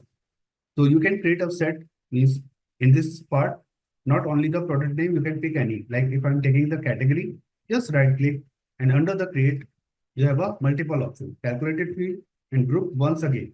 Last time we created a group from here and the set is also here and the parameter is also available. So we have the couple of things all together. Now we are going to create a set to understand the example. I'm going to pick again the example from the set quickly. So in this case, what we are trying to develop, we are looking for the state according to the sales. Sorry, sales according to the states. Simple value, you can take the same group also. If you wish, you can go for the category and the sales. You can duplicate and you can replicate the data. But this time I'm taking the set for this. So state, just drag drop under the columns. Okay. After that, we are looking for the sales. The simple sales concept what we had under the rows, and we have the simple kind of things already ready. You can take again as a bar chart, or this is a column chart. Vertical chart you can consider as a column chart, while the horizontal way you can say as a horizontal bar chart. Whatever the name you can want to spell, it's all about your convenience. So, and you can again swap the rows, then you will get such kind of data altogether. Now, what I'm looking for, first, just sort the data so that it could look beautiful. So we have this one. Now I'm going to drag down the sales over the label. So now this is a sales distribution across the state. Just give me time.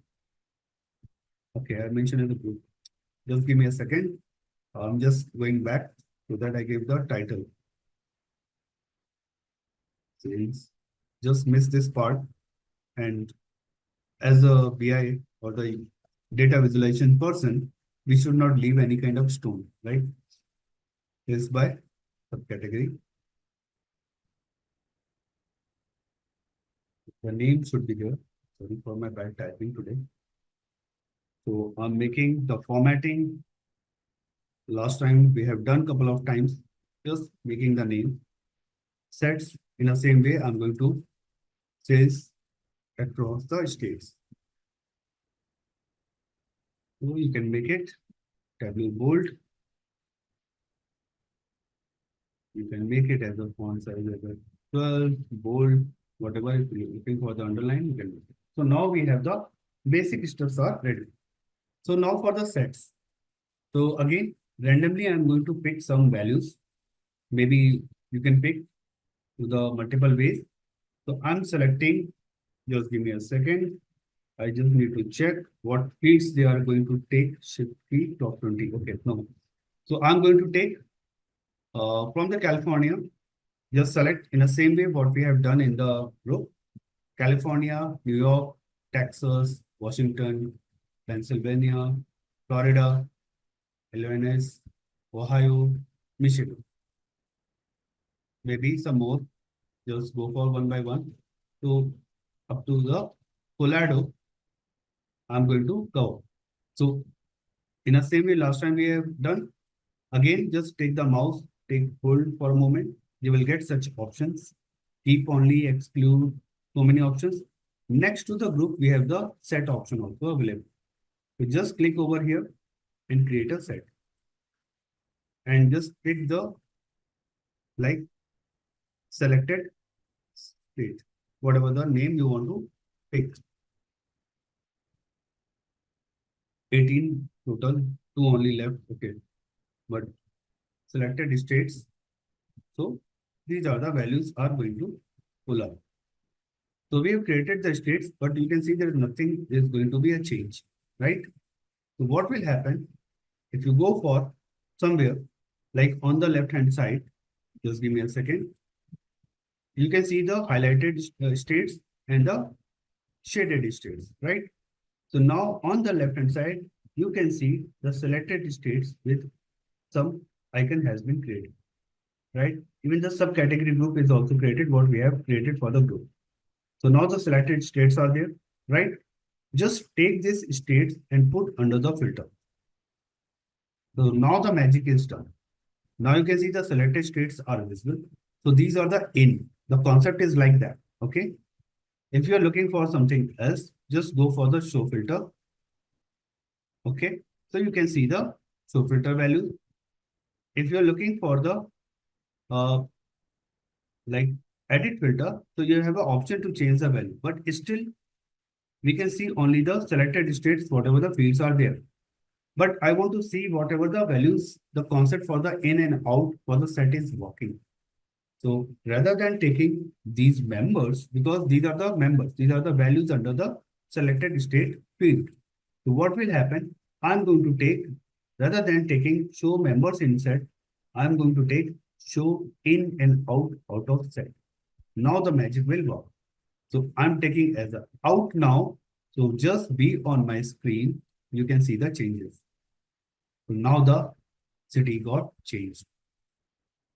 So like whatever the selected states were there, now these are out from here and you can see the window. And again, I'm going to display this filter as a member out show filter. And now you can see there are two options only in the right hand side, all in or out. So out and these are the in. These are the in, out. So now you can see this is a two set created, which are in the set and which are value excluded from the set. Are we good now? how the set is working. So set have the two properties. These are holding the members as well as these are holding the in and out properties. So in this way, you can find out the different values. In means the values are inclusive, what we selected. Okay, sure, I'm going to repeat, no worries, because I do understand that's a different concept. Okay, so in means like what value we have selected. Earlier, during the selection of the state, we have done the similar kind of thing. For the group, what we selected as a in and out, which we don't select it. We didn't select it here. Means which are the shaded. Again, I'm going to repeat the steps. So everybody able to recall this one, right? We selected these list of the states. Now, are we on the same page, everybody? We selected these list of the, okay. So once you created this one, you have always have an option. Okay, means these two circles are symbol as a set. So just go for the create set and you are able to see the set as well. So once I selected the set, the field will be appear on the left hand side. The selected states. Please be on my screen. So these are the selected states that has been created. So in means from California up to the Colorado is a in field. Out means from Tennessee up to the last, whatever the values are there, like North Dakota is the out of state. In and out, they are the two. The name, the values are the members. While we have created the highlighted values, these are the in. Unhighlighted fields are the or shaded values are the out field. Is that clear now? And how to select? Just okay. Then what I will do, I will delete this one because I think I'm repeating the steps. Just give me a second. Sub state. Okay. This one selected field states I have created. So I'm just deleting this one. I'm going to start from the scratch. So up to here, any doubt? This is a just forget about the set part. But for this chart, are we clear what we have done? State, sales, and the sum of the sales, right? Okay. So this is like coming for the very scratch again. Let me just give me a second. I can pick some of the sales. Okay, for the Vinita to answer you, some of the sales, once we have such kind of things, at the top, you can see there is a lot of options are available for the sorting the value. Just go for my like mouse, you can see the blink is there, right? Sorting and sorting ascending and the descending. Did I answer of your query now? Okay. So now moving to the next level. So this is like a simple chart. There is no concept for group or set time being developed. Now we are moving for the set concept. So I'm going to pick, you can pick any kind of values. So I'm going to pick California first. So once you select on the California, this is going to highlight. Rest of the fields are going to shade it. Just hold your shift key and maybe you can select one by one. And if you are good, you can select with the sum. This time I'm selecting up to the Maryland. So now you can see there are 23 items are selected. Okay, so this is just you need to click one value, then you just need to hold the shift key, and after that you can get the highlighted value. Is that okay? Is that to Rajiv? Now, did you get the answer? Now, Rajiv, are there? Yeah. So once you've selected this one, now the stories begin for the creating the group or the set. So group we have already seen. You can see the window is popping up, keep only, exclude. These are the value for the sorting ascending, descending order. We have the group sign. This staple is a group sign and this is a set sign. So I'm going to create just click on the arrow. We have the create set. So now you have the state set. I already named and you have the option also. One more thing, very important thing. At the bottom, you have the add to filter also. Please be with me. This time I'm bit changing some step because repeating the same step is like for few people it's not a good thing. So just making the change. So add to filter cell. If you click over here, You don't need to put this again for the filters. It will be by default appear on the filter also. So just click OK. And now you can see under the filter step, the state set is also appearing. But now these are the values or members, California, New York. So these are the in values because we selected as a group, right? Now under this, what you can do, go to the state set, like what we do for the show filter and kind of thing. In the same way, you need to show the filter. Now you have the values you can select, but you can see only those values which can be selected. But this is not a property of like as a set. Set is being as a like inclusive intersection or the you can take a all values, right? In this case, we have the two options. Under the state set, again you can go over here. You have the options like show member in set or show in and out of set. So in this case, rather than taking the show members in set, I'm going to pick the show in and out of the set. And now you have the value. This time I'm taking a out value. I'm not taking the selected state set value. And now you can see the values which we have not selected, it is appearing. And just make this as a show filter again. And now you can play with the data. Okay, just select as an in, or you can select as the out, or you can select as all. Then you can see all the data, whatever we have. Okay. Now, is that clear? Is that clear now? Many thanks, Parth. Many thanks. So just, okay, what we have done, let's do some cosmetic changes also. The cosmetic changes, not in terms of the chart wise. Let's do it somewhere. Is it like a drill down? No, this is not a drill down. Drill down is something different. This is set creation. It's a slicing, yes, you can say. Filter, you can say it's a kind of filter. But set is a like a once you have a huge volume of data, like suppose you want to partition the role wise, then you can make it like you want to count the people in a two, like logical expression is generally 0 and 1, right? Either true or false. So if you are in a logical expression kind of condition, then you can figure out the data. Like you're looking for the only the IT people. Rest of the department people you can want to keep in another group. Only two groups you are looking for. So either IT people in or IT people out. Or maybe you are looking for the top 10 data, top 10 sales, and rest of the like whatever the sales are there, you are keeping in another bucket. So drill down is like moving in a direction, but this is like a filtering our data in a two part only, either true or false. So in this case, what is happening? In is a true, out is a false. Is that got your answer, Riska?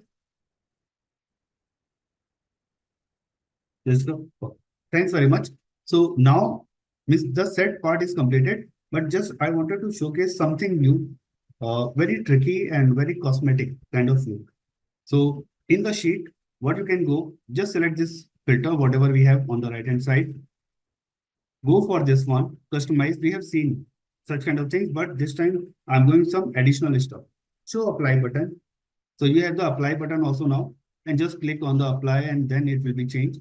So it makes more sense.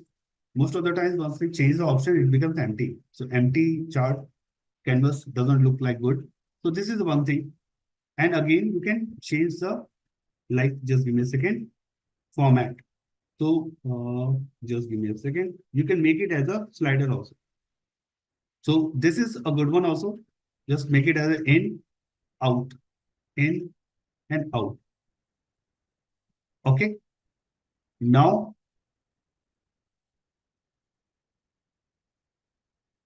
my right side filter is not showing. Why? Because you need to go for this and make it as a show filter. Now let me know. Okay, thanks. So now you can see the data. So this is a like someone asked me during the Tableau, they got, their screen got disturbed. So what happened? They just, this filter is what is happening. It's moved around somewhere here. So this is a facility in Tableau.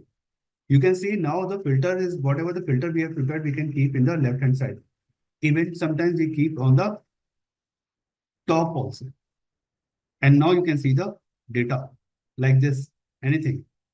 So you can play with your window whatever you want. Okay. So you can keep on the left hand side, you can keep on the right hand side or the top of the window or anywhere at the bottom of.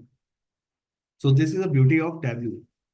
Just wanted to let you know in the visualizations point of view, the tool point of view, whatever the stadium they have provided. I call as a stadium because you are playing on the tool. So the tools are so smooth, so excellently designed so that you can understand very easy. There's no so much window. There are no so many windows that you need to remember for the like calculations. You need to go separate window for the modeling. You need to go for the separate window. No, on a single screen you have everything for the calculations, new field, group, everything on the single screen. You don't need to go anywhere. You just need to aware about the how the tool is working in a single screen, and you can relate everything. Making sense? So whatever you like, you can go for this. You can rename the title also, like just edit the title. Just give me a second. Title, yes, edit title is there. So rather than in and out kind of thing, you can mention like a selected. Sorry, you can make as a set selection here. Whatever means on the fly, I'm not able to recall what should be the good name. Good. And you can see how the renaming has been done for the title also. And again, if you wish, you can drag off to the same part. You can see again, the window is appearing on the same. So let me know all be good about this so that I can take to the next level. And again, I need to check what the PDF is saying because I used to follow in a very quick. Okay. Yep. Done. Such kind of things you have done. Yep. So we have done up to this exercise part. So any query, any question for me, and I will upload this PDF on the LMS so that you can follow the steps one by one and it will be easy for you. But I would say what I did in a very quick way, these are the shortcuts also. PDF is good for the beginners. Once you go for the PDF, make a practice on that, then go for this one also because I showed you a couple of ways. I showed you for the group in a multiple ways in the last session, and today is also in a different way. And again for the set also. And set you can also create from the left hand side also. So you can learn things in a multiple way. It all about your choice. How would you like to make a UI? Okay. Customization, repeat please. Customization, okay. So we reached up to this level. So this customization every time when we created a group, does it show somewhere what inside? Yes, it is showing. If you really want to see, just go for this filter. And again, if you want to see show members in set, we have the option for the show in and out of set. You want to see as a show members in set, you can just get the list of the show members, whatever the you have selected so far, right? Or if you are looking for like what under the set, just take a new sheet and a like validation or testing kind of thing. You can take over the value over here in a new sheet. And again, it will make up to the show member new sheet. You will get the list of the members, what you have selected. And if you're looking for the out values, just go for, just give me a second. And you will get a in and out kind of method as well. Customization for, okay. So customization, even I explained a couple of times, and this time again, I'm going to explain, no worries. So let me do the customization in the group because we have done over here. Don't want to repeat. So don't want to repeat in the sense it is, let it be here, otherwise it will be confusing. Okay. So again, I'm going to showcase a filter. Okay. And I'm going to take as an in and just mention it as a show filter. The very first thing, please be with me, everyone. Show filter on the right hand side, you can see the show filter is appearing. Now the customization, Under the set selection, the last you can see the filter option, headlines is there for the searching, finding values, and there's a arrow. Under this arrow, you can go for the customize.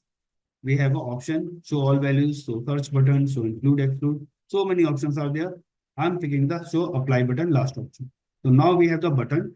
So what happened if you uncheck outside, you can get the value. Your chart is not getting blank. Earlier, the chart is getting blank if I uncheck the value. Okay. So now you have the checking the values. Now for the formatting again select the same area. You have the so many options. Edit filter, remove filter, apply to worksheet, format. Format means you are formatting everything. Customize. So we have seen the customization. Now below you can see the edit title. You can edit your title also. Like what I put as a set selection. Now you have the multiple values, single list, single value list I'm going to take. So just you can take as a radio button, in and out, and you can see how the things are working quickly. You have the other option also because at a time this is a Boolean expression 0 or 1, you can select only one value. So single value drop down you can also take. Now in and out means now I'm showing you the different options also. So this for everyone. So the in Tableau in a single place you can see a lot of options. Single value slider, what we have done last time.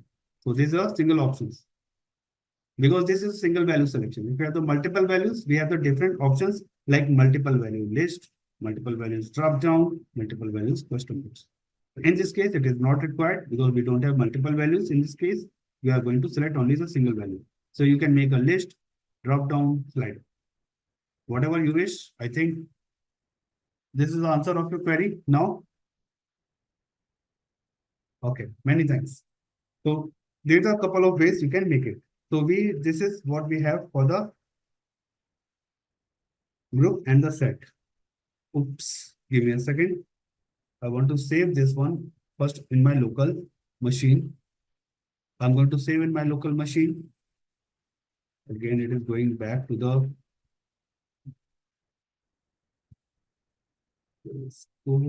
and I will upload this file also once we have the Tableau exercise, which I mentioned. I'm sharing as a tw.px file. You can see I'm uploading every time the file pg, and this is a group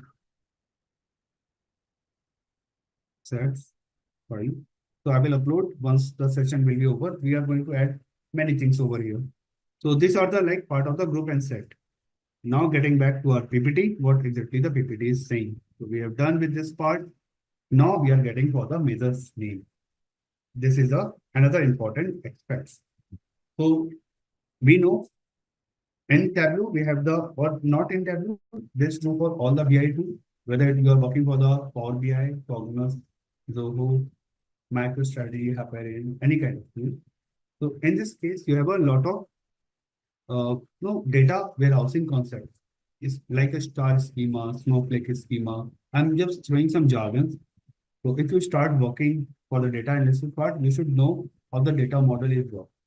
That is beyond this scope, but whenever you go for the designing of the data, obviously you need to understand this terminology also.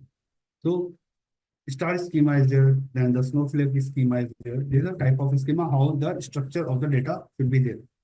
After that, we have the like once you select the table, under that we have a different kind of analogies. We have the dimensions. These in the Tableau, like what we have, you can see these are the dimensions. Under the tables, you have category, city, country. So most of the times the dimensions are the like those values which are related to the some categorical data, some descriptive information. While measures, you can see in the green, it is a numbers. Most of the time it's a number, but you can see the customer ID is also number, but it is not a measure. So measure could be a discount, profit, quantity, sales, some metrics or the KPIs kind of things. So this you can identify the value. Even the row ID is there, but row ID is not a. So don't make it confused. Number is going to be a measure. Yes, measures are number, but every number is a measure. It is not necessary. This not a vice versa. Measures are always a number, but all numbers cannot be a measure. Is that clear, right? So these are the two facts.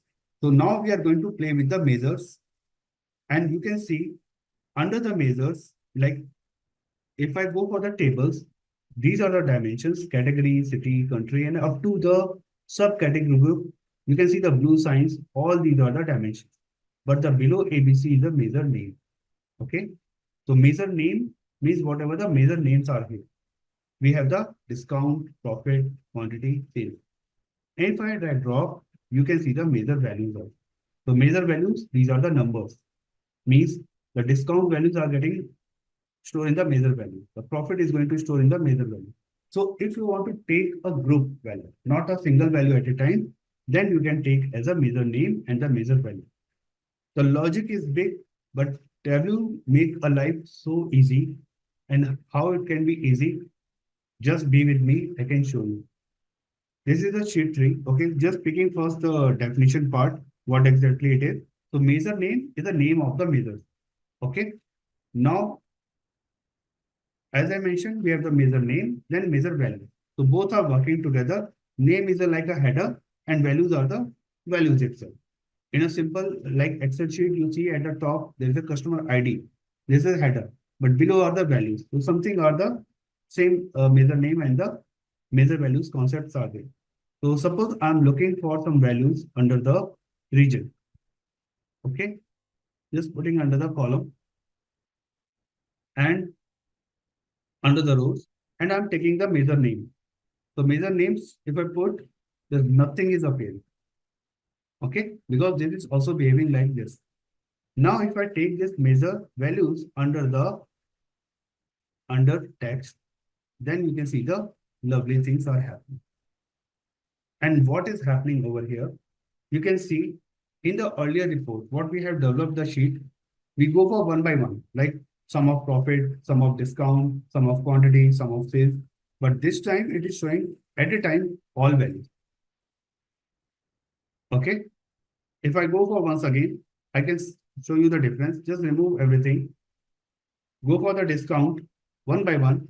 So it is showing the discount. Then you go for the numbers, go for the measure of the sum, and maybe you are getting the okay, discrete value. Just give me a second. You are getting some value. Okay, sorry. Just put under the text, then you will get the value. Let me increase the font size. Size is too small. That's why just do again. Come on. Yep. No, not yet. Again, I need to increase the width. Then come on, come on. Yep. Wow. Now it will come. Okay, so we have the so many numbers. The formatting is too many decimal places. You need to do the formatting. And how we can do the formatting? Just click over here, go for the formatting, go for the numbers. And we have seen a couple of times this one. So I'm just quickly doing. And now your things are getting easy. You can see that up to the 2 decimal places. What it is. Just give me a second, please.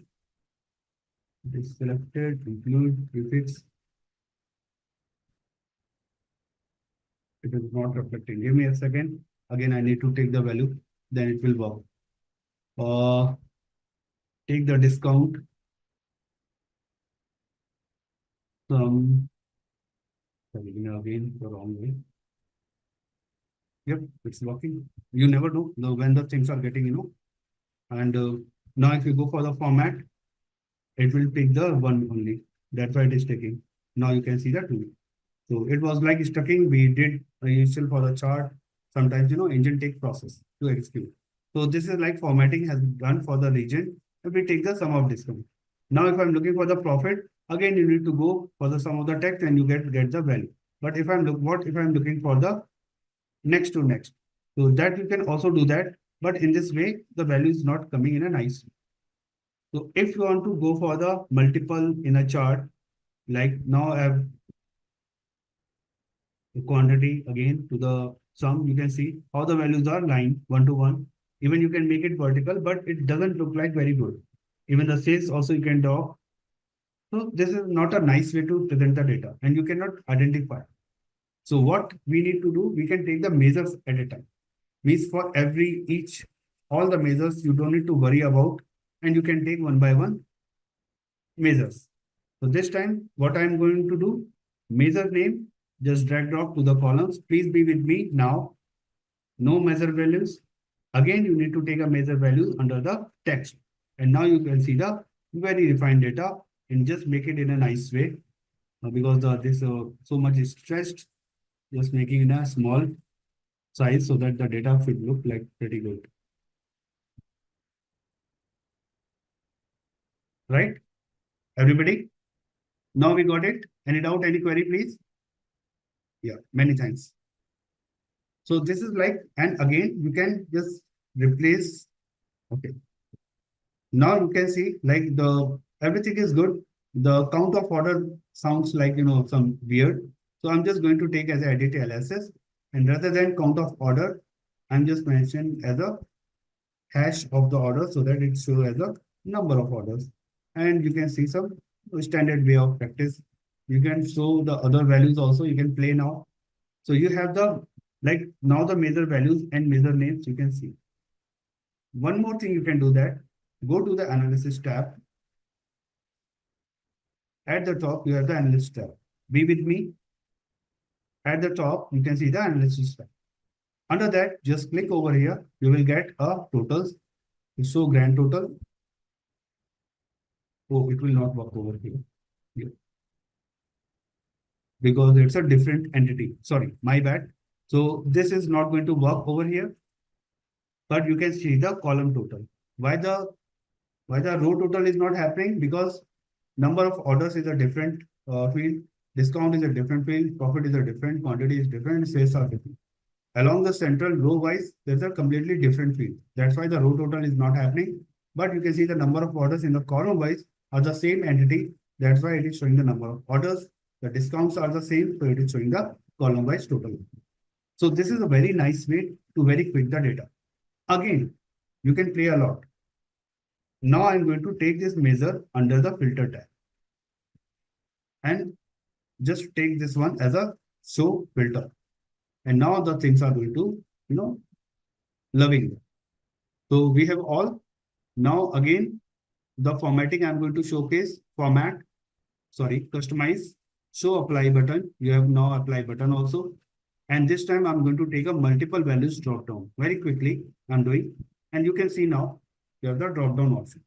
So this time I want to see the number of orders, discount only. So just you can dynamically select the values and you can check the values altogether, right? So this is indeed, it's a very, a very quick and a very fast result you will replicate on your dashboard.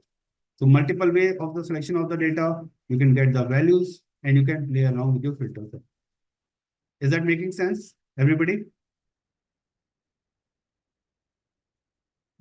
How grand total count? Okay. Okay, Sanjeev, to answer your query, go to the analysis tab. Okay. Click over here, you have the totals. And under that, please select the show column grand totals. The row total is not going to work because order, discount, profit, quantity, sales are the different entities. I explained. So I'm just repeating again. Okay. Is that answer of your query now? Yeah. Anyone has any other query? Is this looking good? Means you can see the measures in a very quick way. You can make it in everything like drop down and very great feature. So these are the like matrix or measures through region by region. And in the same way, you can calculate anything. Means you can go for anything in the sense you can drag drop. It's different from the cross tab, but yes, you can see how the values are getting lying over to each other. And this is like measures by region. You can make it more compact. It will look more beautiful. Just the formatting standards are required. Just give me a second. I can show you some more formatting way. Just right click on the region header. I'm going for the shading. I can make and the font is making as a 10 here, bold, and the color is white. Just give me a second. One color bold. Yeah. But for the rest, you need to select again the measure name. Again, select as a right click format, and you need to go because both are the different entity. So I'm making as a font again. Shading is done. Tableau is making as a 10, bold, white, everything is ready. And now just expand the window. And now you can see a beautiful, even the list report, you can make it as a very nice. And just shrink down so that you can see the data in a good place. Data getting overlapped.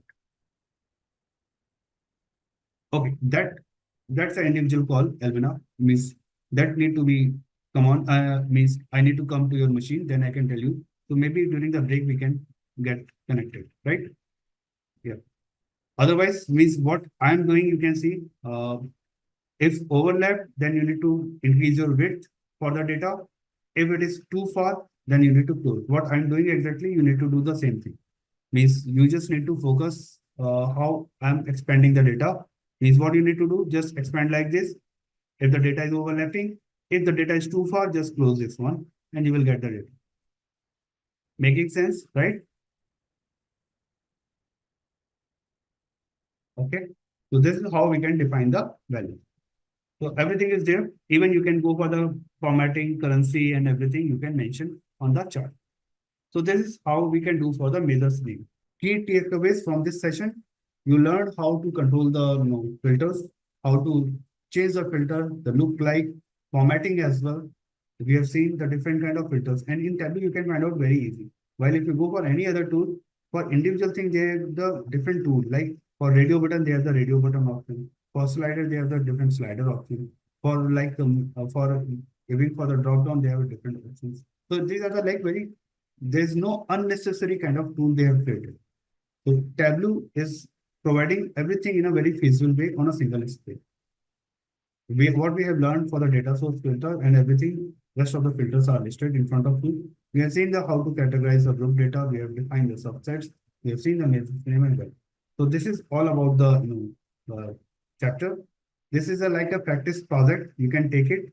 What I have explained just now, you can go for the sales analysis. I can give you the tagline like sales analysis if you want to do. So you are going for the sales, you are going for the discount, you are going for the profit, quantity with a different region, with different category, with different subcategory, go for the state, you can develop all kind of things and you can analyze your data in a nice.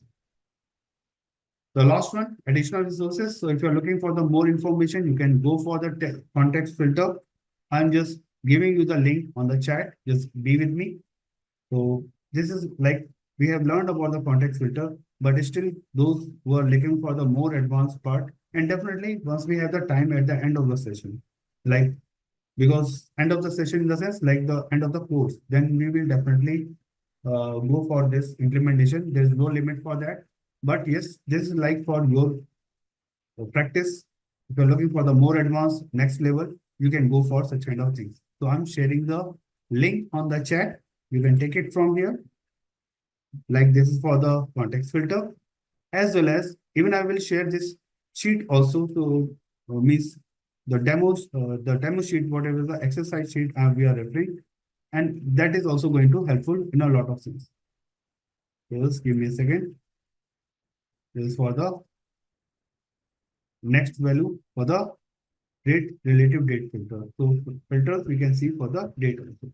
We have seen the date also, order date, filters and everything, and we will keep practicing. No worries. We will cover such kind of things on the way. Like today we have covered also filter the formatting and the different kind of filters what we can display, like multi-value, single value, slider, radio button kind of thing. And we will cover such kind of things time to time. Means at a time, if I go for a one shot, it will be like, overwhelming kind of thing. So it will be like one by one and we can make a play. And you can also have you can also play around the tool. You will learn a lot. So now the learning objective. So we will check about how the advanced analytics techniques like a reference line, distribution analysis, box plot, and such things are going to develop in Tableau. And this is an excellent thing. Be with me. We are going to learn a lot because these are the analytics part. There is a difference between the analysis and the analytics. Analysis is like a developing, you're dealing with the historical data. Whatever the database is there, you're developing a chart based on that. Analytics means you are predicting the future. You're going for the forecasting. You're going for the trend line. You're going for the prediction model as well. You're setting some analytical techniques. You're picking some models. That is like a last step. Sorry, that's a beginning step for the machine learning. Once you do the analytics. So Tableau is capable enough to pick the analytics property. And they have a very good engine. In the same way, this makes your life so easy in terms of the analytics. You will think like how the data analytics is so easy. Even the concept is so strong. If you go for such foundation, the logical part, it is a very deep information, but the Tableau make it as a drag drop kind of thing. It make it so easy. So we will learn about how the advanced analytics techniques like a reference line, distribution analysis, and box plot are going to develop. Even we have seen the box plot earlier. In the analytics tab, also we can go for the, and why it is, as I told you, if you are able to remember, like the scatter plot, box plot, and the like a heat map. These are the the charts which are very useful for the machine learning. It's a beginning for the machine learning. It's the end of the EDA process. So this is a very good area we can develop through the Tableau. And this makes Tableau different from the other tools. The next property, like as I mentioned, along with the reference line distribution, such kind of things, we have like adding the totals in a smart way, trend lines, forecasting, prediction modeling is there, forecasting is there, and we will learn how to do the thing. And the very last, the agenda of this chapter will be like utilizing the parameters. How we can utilize the parameters. So parameters with a dimension, parameters with a filters, parameters with a measures, and last it will be like parameters with a measures value. Okay, maybe we are going to create some histogram on a series. So this is the agenda of this chapter. Now just getting into the analytics pane. So analytics pane, quickly, we don't need to go like this is a screenshot. This is pretty good. This will really help you. Like what we have is in the Tableau. We have learned so far about so many things in the, just give me a second. Now we can go for the, at the top, you can see the data is there, right? Next to data, which I'm highlighting, we have the analytics tab. And now we can click on the analytics tab. So there are so many informations are available, but everything is blurred. That's like a shaded blur. We have the summarize, we have the model, we have the cluster. So what exactly I was trying to deliver in this chapter, it will be how to draw a trend line, how to go for the forecasting, how to go for the reference line, reference band, distribution band, box plot, and the two more values. You can see the box plot are coming under the summarize also, as well as the custom. So these are the things we are going to cover. We can develop the constant line, average line, everything. For the summarizing, like if you go for the data analytics, so these are the like terms, these are the category which are defined. Under the summarize, you can use the constant line, average line, means you can see. And if you put the mouse over there, it will help you. Like for the constant line, it is showing, make sure the view has at least one axis that is the continuous measure of the data. Means it is helping you out, right? If you put the mouse, continuous measure or date. For the average line also, it is showing the same definition. Means if you really want to learn each items, then you can go one by one, average, like take a one axis and continuous measure or date. Median with quartiles, also the same thing. View has at least one axis and user continuous measure or date. Box plot, it is helping you out. So like what we have in the show me, if you can able to remember for the chart, we have the same kind of help over here. To summarize in one part, to summarize your data in terms of the constant line, average line, quartiles, box plot, and the total. Model is a different component. Like average with 95% CI. CI stands for the configured item continuous kind of integration.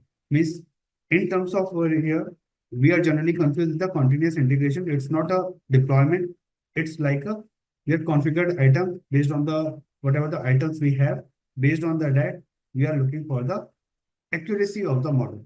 Once we talk, and model is the same thing as a machine learning model. So in Tableau, they are already inbuilt models are there for the certain values. You can go for the prediction modeling, forecasting, and you can set up the trend line. So for the prediction modeling, Tableau is sufficient enough to do whatever the machine learning tools can also do. And there's a very good tool.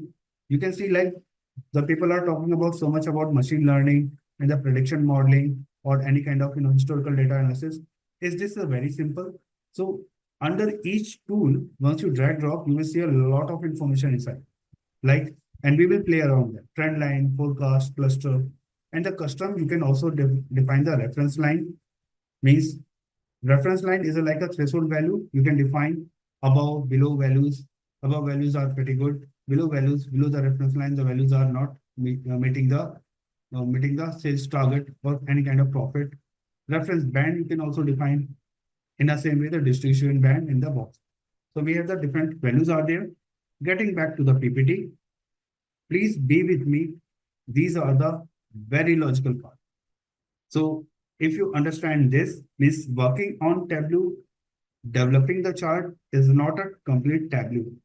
If you really want to understand the Tableau, you need to understand how the logical part is working. So these are very strong part. This chapter is very strong, frankly. Means whatever the now the things are going to come, like this chapter, along with the tomorrow's chapter is like a for the data relationship. That is also going to play a lot of logic over there. So this is not a theory. Theory is something different. These are the logics. And these must be in our blood to work as a data analytics or maybe some data architect kind of role. Okay.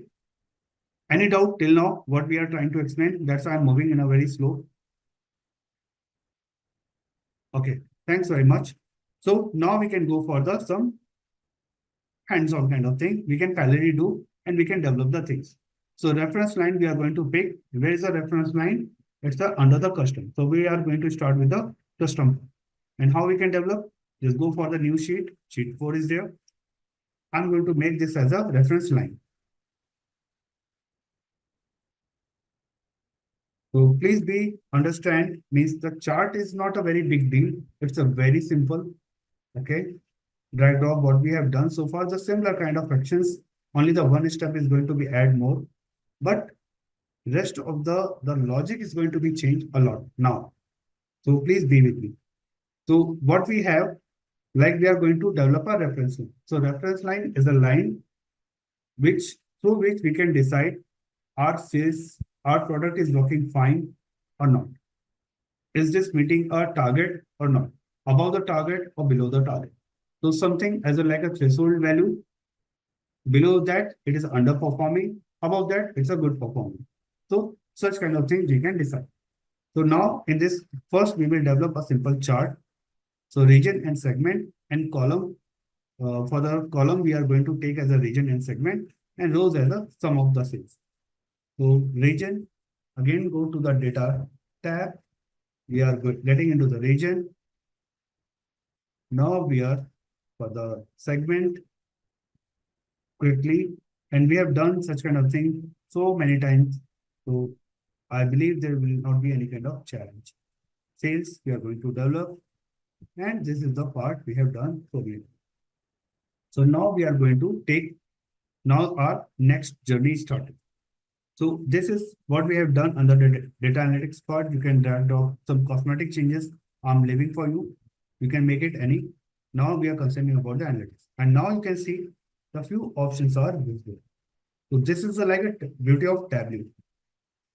Means you can see like based on the data, it is already at the backend. Tableau is going to take a decision what you can develop here. You can develop under the summarize now constant line, right? Under the constant line. Earlier it was completely all the tools, all the palettes were the invisible. But now you can define the constant line, average line, median, totals, model, few parts, cluster you can also define, but still you are not able to define the trend line and forecast. Why?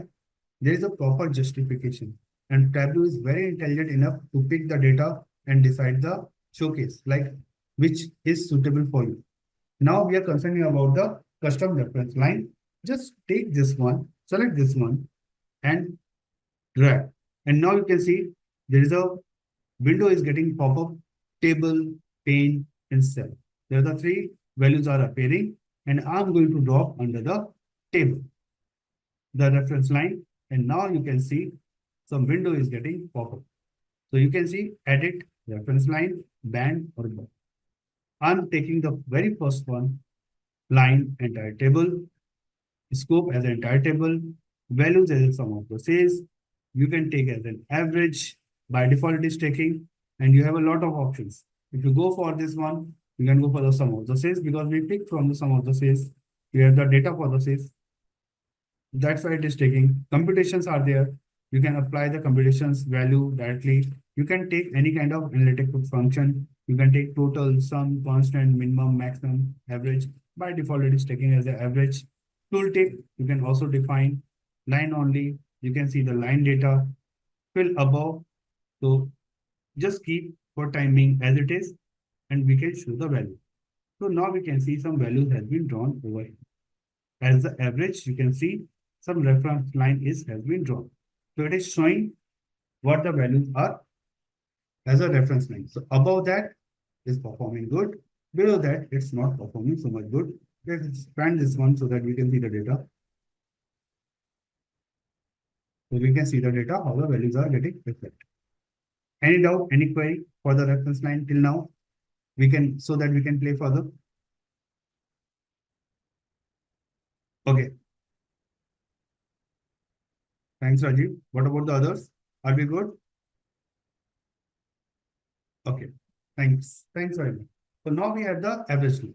So the very first thing, what we can do, we can go over the formatting. Blue over the blue doesn't seem anything. So let me do some color over for the blue line, and you can make it as a blue line as a amber, and then you can see the, but still it's not looking good. Let me pick the some dark color. And the color was good, but still it was not displaying. Yeah, maybe this one good. And we can go for the thickness of the value, or you can go for the some dotted. No. Okay, let it be, whatever. And you can display the value for the formatting. And now you see, wow, again rubbish. Just give me a second, please. Until unless you don't get the right format, it's always a challenge. More colors, opacity, just yeah. Now we can see the data. Okay. So we have some reference line. But okay, the above line average is somewhere like you can see if you put the mouse, you can see the average data and everything. Now you want to edit the data. This is applied on the complete table itself. Just make it as a right click and go for the edit. Again, you have the window for the pop-up. So suppose I want to take this as a fill above. So I'm going to take fill above as a green color.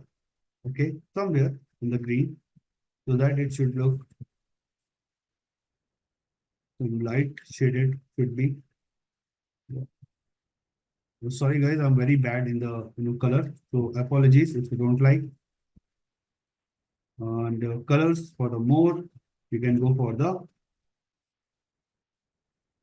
very light shade we can take.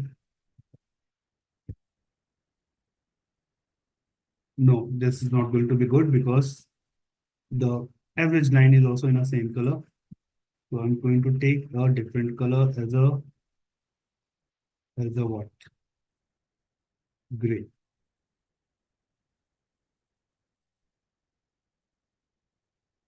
Okay. Once you apply this one, so much time I invested and I pick a very wrong color. Apologies. So let me, it's overshadowing the values. So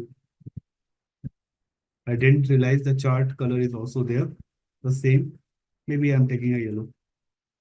Please allow me. So like, so bad. Okay, even I don't like, frankly. What should I take? Okay, whatever the values are there. I need to change the bar color chart first. Then it will work in a nice way. So just give me a second. Same. And then, okay.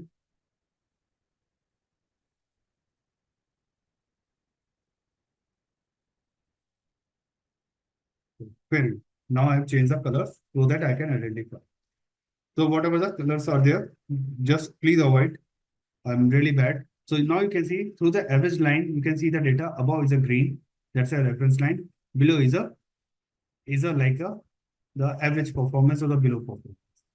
So this is how you can define one thing. Okay.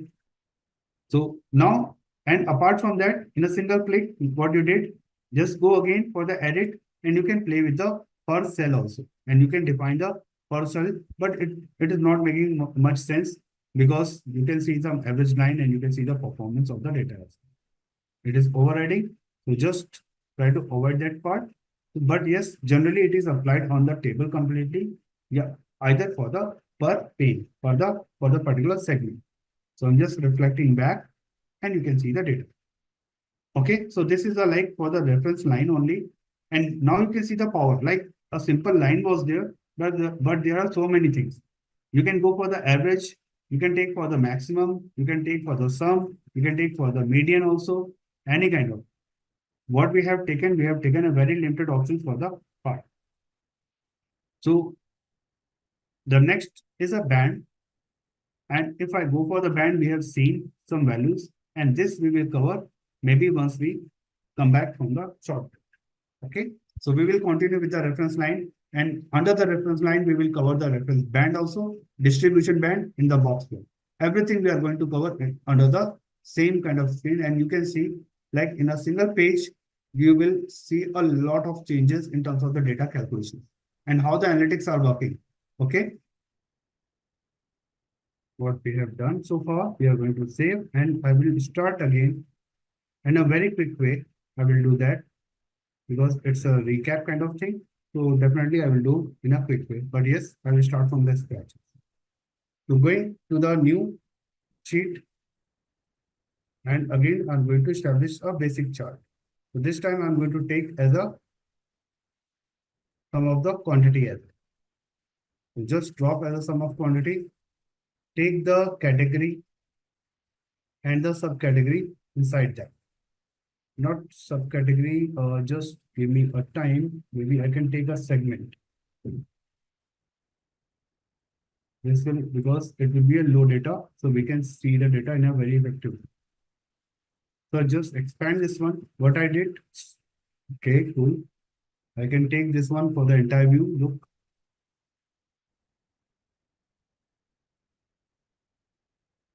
Up to here, it is very clear, right? Okay, jumping again and again. Okay. So now you can see everything is ready in my machine. I'm going to pull the numbers also because this is sum of quantity. So I'm putting under the labels, putting the colors also before so that we can see the data. Maybe this time I'm putting the color with the segment wise. Just take the subcategory. It will be easy to understand and drag the color. By default, it is going to take a color. So this is like a chart, simple chart what we have done. What is this? This is like a quantity ordered. Maybe we can name ordered quantity by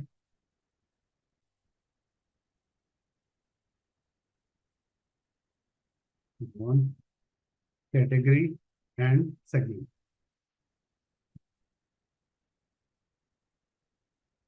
Segment. And we have the, so this is very clear. And it out up to now, please let me know because we have done such kind of things, I think more than 20 times. Okay, means the chart and everything, right? Yeah. Thanks, Nani. Sorry, if I take the wrong name, means I'm sorry if I'm not good. And I know I'm not good. So this is a, like a part what we have developed. Now we are looking for the next one, means to the analytics tab. Just go for the analytics tab. You have the reference line enabled. Just give me a second. I need to take this spotlight and I need to show this.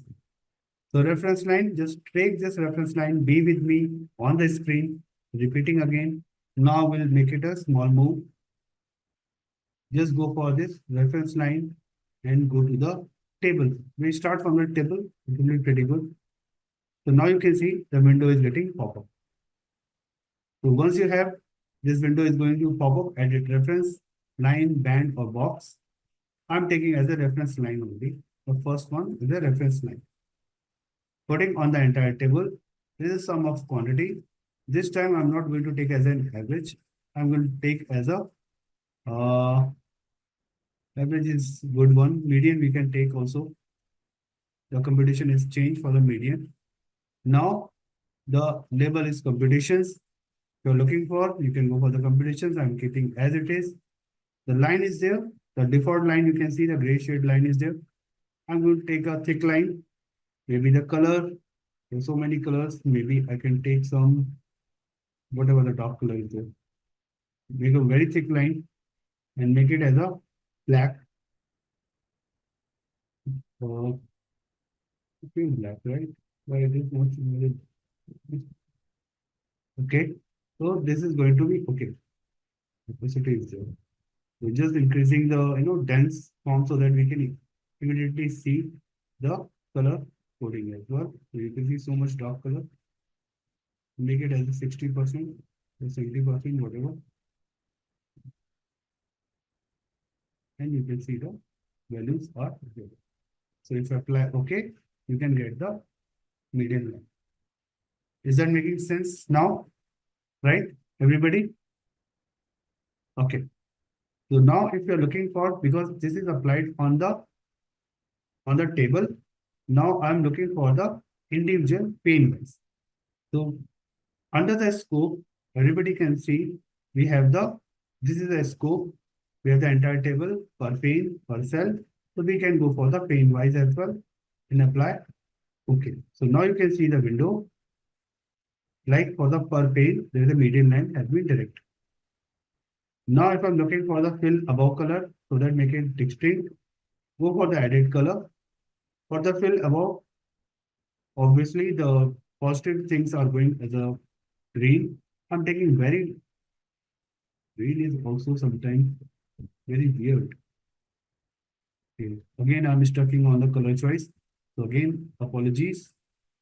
I'm taking the very bad color. Oh, what is this? The light is making so pure. Okay, make it yellow. This will be pretty good. The light shaded as well. Okay. And you can see the yellow at the top. And below we can make it as a contrast or anything. Make it as a gray shaded, means again on the same window you can make it, but just give me a second. It should be select the same line, edit, and below is also I'm going to take a very light gray color and the things are good. If you click over here, you can see the colors. So this is how we can draw a reference. Many thanks. Someone asked for the repeating. Just wanted to do.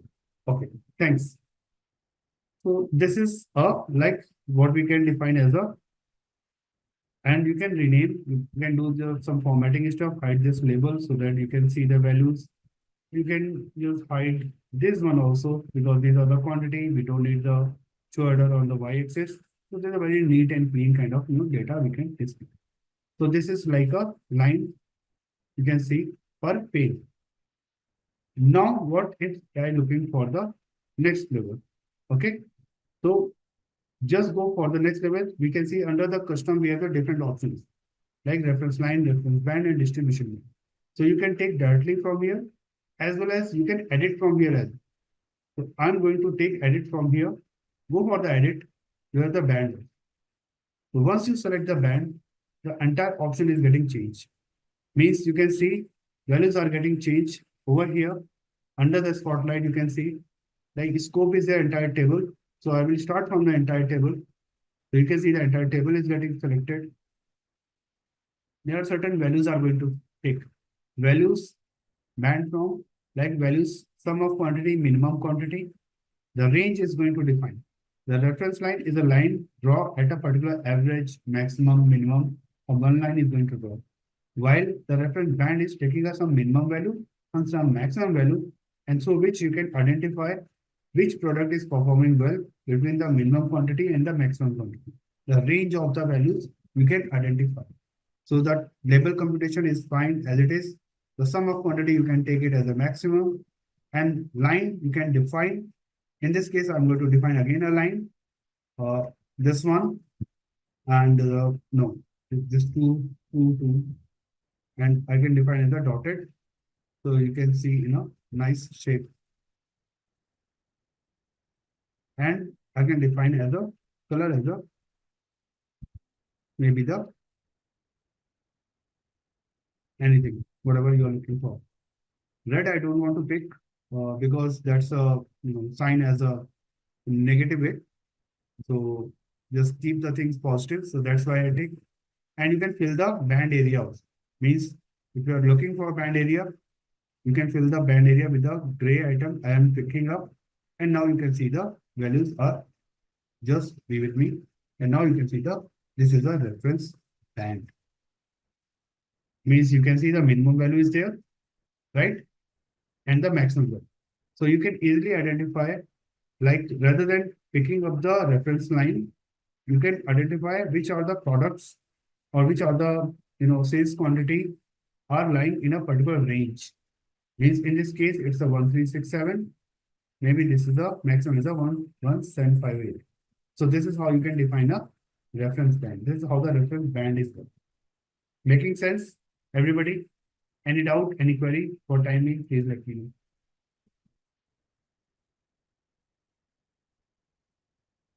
This is good, right? Means this is like analytics part. You can quickly design the minimum and the maximum range. In this case, the reference line, you have defined the reference line for paint. In the same way, if I go for, just give me a second. If I go for this one, I just rename the value, the sheet, reference band. You can see, okay. And what if I'm looking for the individual pane wise? What we have done with the, I need to select this one. Yeah. So now if I go for the per pane, then what will happen? It will per segment, it will take a minimum and the maximum. So it will help you a lot. Under the furniture, you can see the minimum quantity and the maximum quantity. Under the office supplies, you can see the minimum and the maximum. And the technology also, you can see the minimum and the maximum values. Right? So this is a very good criteria. Most of the time, even whenever I do such kind of analytics kind of part, I go for the most of the time for the pane itself, because in this way you can categorize your data. You can easily identify which product is lying in which region, maybe the categories or the subcategories or the segment or the chip mode is lying in a particular range. Making sense, everybody? Any doubt, any query, please now? Thanks very much. So this is all about for the reference band. Just I'm going to take a duplicate of this sheet. You can see the reference band 2 is appearing because I want to showcase you the distribution band also. So I'm just going to rename as a distribution band. So I'm not doing the exercise from the scratch for this. Just going to change the distribution band with the reference band. And you can see how the properties is getting changed. So distribution band, once we have this one, just go for any line, whatever the reference band minimum or the maximum we have created. Just go for the edit, and the last means the next option is the distribution. So just click this one, and the option is getting changed here. So option is changed. Start from the entire table. So under the distribution band, you can see the computation. So values are by default. It is follow the best practices. Whenever you go for the distribution of the data, it always take a 60% or the 80% of the minimum. And you can take the computation and the tool. It's a very simple. You can go for the fill above, fill below, what kind of things. You can pick the colors, symmetric, reverse, whatever the options are there. So based on your choice, you can fill the area. This I'm keeping as it is. So gray I'm keeping. Maybe you can take a different color as well so that you can see the window. I'm taking some odd color so that we can immediately see the window how the things are going to work. So this is like a distribution band. For a 60% and 80% of the minimum, you can select the values. You can take the percentage value, percentile value, quartile value, standard deviations. So we have so many options inside them. And you can change the percentage values also. Rather than taking the 60%, you can start with the like 50 and the above is a 90. And you can see there is a sum of quantity and you can take as a maximum also. Means you can change the value, sum, maximum, average, median, whatever. The distribution band, by default, it's taking as a minimum. So you can take any. I'm taking as a maximum. Then you can see how the values are lying over there. But under that, you cannot find out the distribution. So it is better to have some average or the minimum value. If you take the average, then it will show the values are lying between the 50% of the average and the 90% of the average. Some people will have question how the it is getting different from the reference band. It is different because the reference band is static, but now you can change the value for the percentile as well. So now you can see the percentile. So in terms of the machine learning, whenever we go for any machine learning, accuracy, because there are so many machine learning algorithms are there. So you always train the data on the best practices. It's like a 80-20, 70-30 kind of ratio. 70 for the training, 30 for the testing of the model. In the same way, we have a different kind of the distribution of the data as well. So for the entire table, you can take for the quartile as well. You can take for the standard deviation. So there are a lot of things you can define under that. So you can define the factors. Under this case, I'm taking the same, whatever we have, the 50, 90%. And rather than I'm talking as a minimum, rather than, and you can get the value. Okay. So this is, I'm going to apply, and now you can see the values are lying for a distribution band. So you can see the 50% of minimum and the 90% of the minimum. Making sense, everybody, for the distribution band? So in this case, it is going to helpful, or it's a really helpful. Okay. Okay, just give me a second. Okay. That color means I don't know how could I improve my color vision. So let it be. Someday I will learn some good color coding as well. In my team, I have like very good person who is very good in color. So I used to give the color coding for them. Or most of the time, client used to provide the color coded for them. So we used to follow the best practices.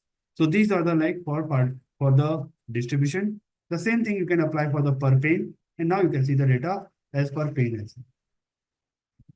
And this looks pretty nice. Even you can go for the like whatever we have done. Even I didn't show you the option. I should show. This is my job to showcase the each and every option. Just give me a second. Come on. Edit. And you can go for the per seller. So now you can see for each category, you are getting the minimum and the maximum of the data. You can find out the range for each. So this is all about your choices or the business requirement. How would you want to set up the part? Now the last option, if I go like under the analytics tab, we have the box plot. But you can see this is like an invisible. This is not going to be appear. And why? Just let it be. But we can see under the edit reference line band or box, we can see the box option. But if I click over here, the data is not appearing in a box kind of plot. It's very, very weird. So we can remember we have the whisker plot, data within the range of 1.5 IQR is there, interquartile range. We can set up the data, but the data is not going to be good. So because for this data, what we have selected so far, this is not good for the box plot. And why the box plot? Because just be with me, why the box plot is not valid. I can show you exactly. So let it be as a distribution and go back to the data. And now we have the show me. why this is gone always when it is required. We have the box plot over here. If I put the mouse, you can see for the box whisker plot, we need the measure and the dimension, right? So we need the measure and the dimension. And what we have here, we have measure and the dimension, but in a different format. We have so many dimensions are there under the column, under the segment, and that's why it is not appearing as a box. So we need to do the something else for the box plot, what we have done in the last. So yes, we can develop the box plot, but the data should be correct. So time being, the data is not correct. I will show you. Even we have learned the box plot in a very detailed way.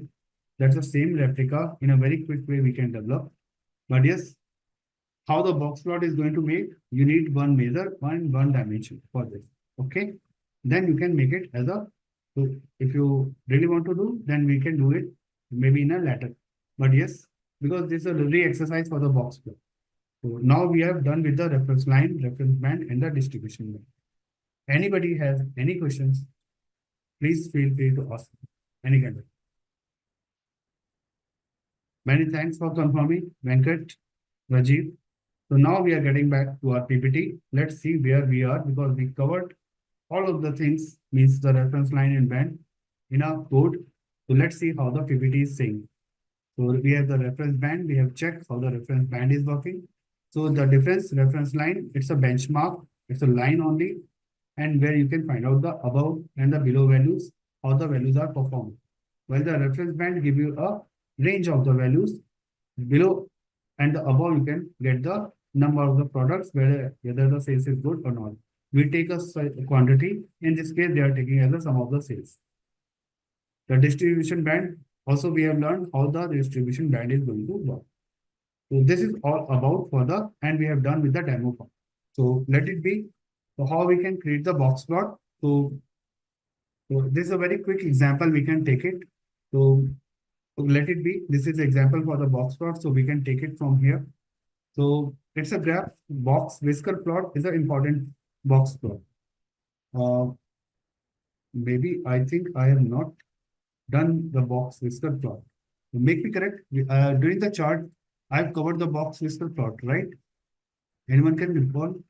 No, I have covered not in that much detail. It is not possible because if it is there, I have covered, but there is a different way to create the box plotters. I created a different way. Please go for the recording. Definitely it will be there. Okay. So let it be. So we are going to cover, or maybe, so box plot is a plot means under the box. So you have a range of the values, and range of the values, you define the minimum and the maximum value. So the same as a distribution band, what we have done, or the reference band. But what is the difference between the distribution band or the reference band? We can see there is a 50% minimum and the 90% minimum in the distribution band. We have the some reference value is the minimum and the maximum. The box plot is also going to perform the minimum and maximum value, but it is taking a range of the value internally under the box. That is called as a IQR, interquartile range. The full form is interquartile range. And at a best practices, it is taking as a 1.5 times of the maximum value at the maximum level and the 1.5 times below at the minimum level. So IQR range is 1.5 times above the maximum and 1.5 times below the minimum. So this is how the IQR concept is working. No worries, I'm going to develop. If many people are attending the first time, then they will understand how the box plot is working. So you can see some dots are there, some box are there, some stretches for the line. So this is like a box whisker plot. So box is exactly our bar, and whisker, what is the 1.5 times IQR value is going to navigate. So the more concept over here, whatever I have covered, this is the example. Even once we plot the chart, it's a vertical, but it is explained in the horizontal way so that we can understand. So you can see we have the box, right? So the below value is a lower quartile Q1 and the upper value is a upper quartile Q3. And this is a range of the value interquartile IQR. There is a minimum value, there is a maximum value. So minimum 1.5 times minimum is a lower quartile Q1. Maximum 1.5 times it's a upper quartile Q3. And in the range, it's a IQR value. At the middle, it's a median value it is going to take. So box plot is an excellent plot to get the data in a very systematic way. You can easily identify whether your data quality is good or not. Under the statistical modeling, it is coming into the picture. So you are doing like through the reference line, through the reference band, through the distribution band, and the box plot, you are going to deal with the statistical modeling as well. So now you can just think about it, how the Tableau is working and how sweetly it is performed. If someone is coming from the Python background, the Python courses, just think about it, how you build up such kind of things during the EDA. It's a too much values you need to process, too much uh, coding is required. And in this case, you just need to drag out the value and you are getting the fantastic result on your screen. Repeating again for the box plot, for the statistical modeling, for the data distribution point of view, we are going to cover different measure. We have the median, we have the range of the values, we have the quartiles. Quartiles are divided into the two parts, lower quartile, upper quartile, and in median, we have some value which is in the range of the interquartile range. Please be here. Uh, why I'm asking? Because most of the times what is happening during the chart, once we develop, then people ask what is whisker, what is IQR, what is median. So that's why I'm taking time to explain this one. And this chart is the most logical chart whenever we use in the machine learning. And the whisker is the difference between the minimum and the lower quartile Q1. You can see this is a whisker. This is a difference. Minimum value and the LQR, lower quartile range. You can say like this. And this whisker, maximum minus upper quartile Q3. That's a upper UQR, upper quartile range. And in between, it's a interquartile range. Between the lower quartile Q1 to Q3 is a interquartile range. Are we clear about such topic? Any doubt? And the logic point of view, this is the most important, I would say. If because earlier I have covered in a very quick way because uh, it was a chart only, but now this is a statistical modeling along with the data modeling part, data analytics for the logic wise, for the terminology wise. Are we clear? Yep. Many thanks for confirming. So we have some other slides. So let me check what exactly it is. Repeat. Repeat what? Okay. I got repeat. Okay. So, okay, I'm going to repeat once again in a very quick way. Then I will repeat in the like during the development of the chart. So box plot is a box. Just take the name. So box we have some limit, uh, minimum value, maximum value, and in between we set up some range of the value. So this for the box plot. What are the terminologies are used? Box plot is used for the statistical modeling, or you can say as a data analytics part. That's a part. For the statistical modeling, we have a different words. Like we calculate the average, minimum, maximum. We calculate the skewness. We calculate the kurtosis. We calculate the quartiles. We calculate the range of the data. So many statistical measures are there. So through the box plot, we consider the median, quartiles, and the range. So these are the terminologies. Now focus on the screen. We have the Q1 is a lower value, Q3 is a maximum, is a upper value. In between, we have a IQR. That's called as an interquartile range. In between, we have a median value, median of the data. So these are the like for the about the box. In a particular range, we have some minimum value and the maximum value, right? For any data, we will have a particular minimum value and the maximum value. So the difference between the LQR, like this one, Q1 and the minimum is a whisker. And this is a 1.5 times. 1.5, it is not written, but this is a best practice across the industry. Whenever you plot the box plot, the minimum and the LQR means the minimum value Q1 is a 1.5 times difference. Okay. The same thing is going for the maximum also. Upper value whisker, upper quartile Q3 value, and from the maximum is also a 1.5 times difference. So we have so many terminologies under this chart. We have minimum, we have maximum, we have Q1, we have Q2, we have median, as well as we have the IQR, the range of the value, and we have the whiskers. Is that making sense? I changed my dialog. I try to be more easy so that everyone get on the same page. Because drawing the chart, developing the chart is not a big thing. We need to understand why we are using such chart. Means every chart, there is a business purpose, there is a business logic. We cannot go blindly box plot on the fly. Definitely client will ask, why did you develop box plot? Why can we go for the only the bar chart? So this is a region because we are looking for the stats of the data. What are the median value? How the values are fluctuating? What is the range of the values in a single chart? Then we pick the box plot. And for the machine learning, for this is the best chart what whenever we develop. Box plot, scatter plot, as well as a heat map. These are the three things we must need to go for such kind of things. Okay. So now we can go for the simple development. Let me pick one by one. Everything box plot is there.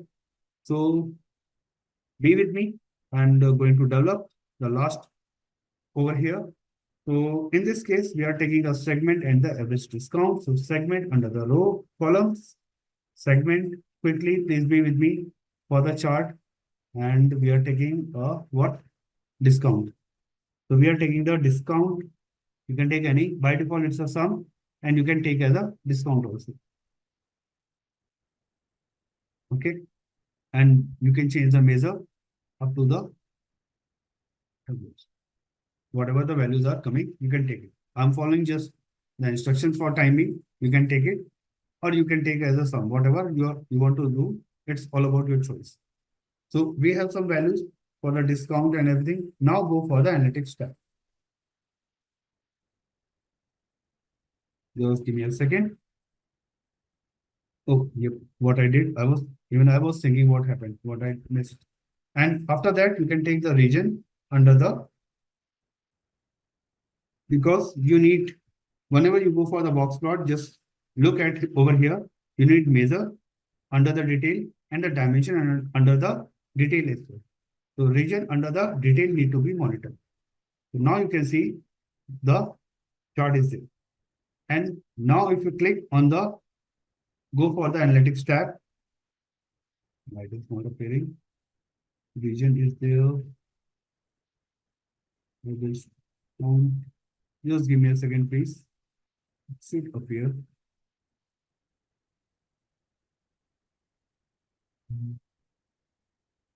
Okay, quick. One measure.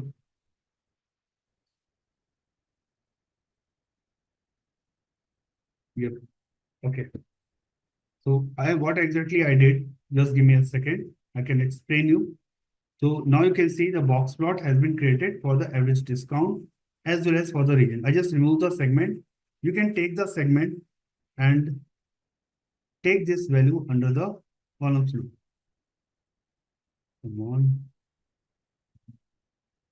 You know what is happening? Sometimes Tableau not able to understand, not Tableau, this for any tool. What exactly? Even I did the same thing.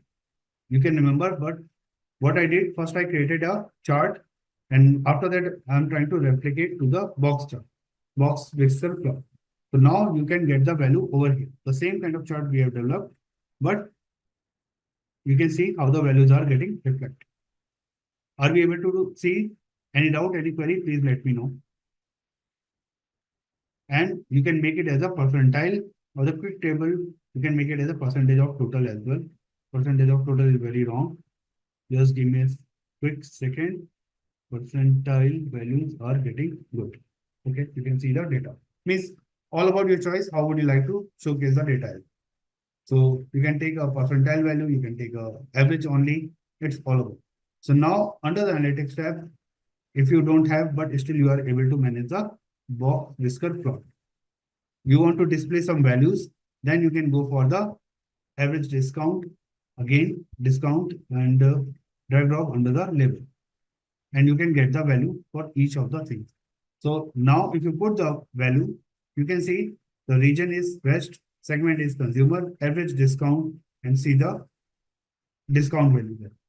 Now if you put at the LQR, sorry, you can see the box information. Upper whisker, upper hinge, median, lower hinge, lower whisker.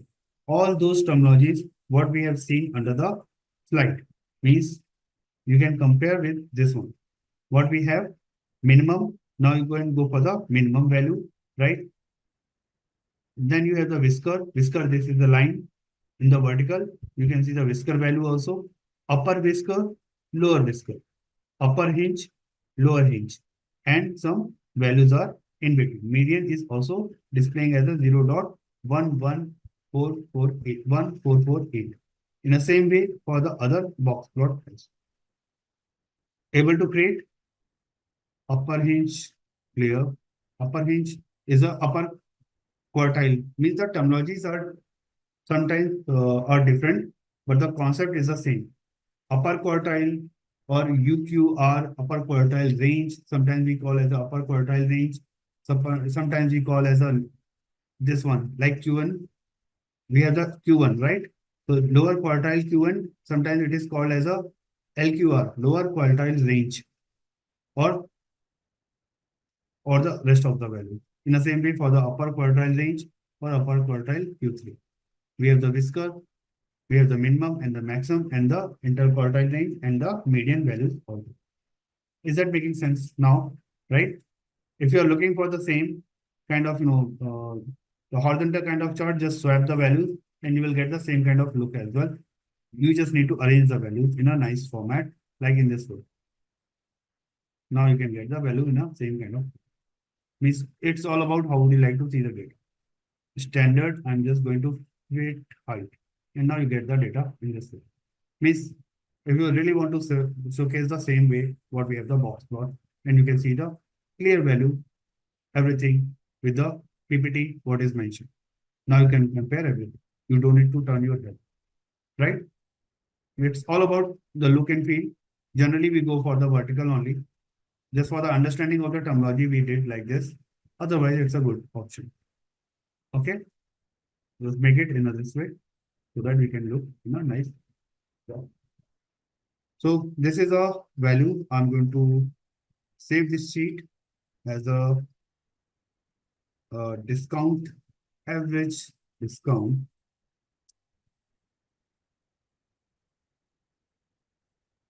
by segment, and we can consider as the statistical.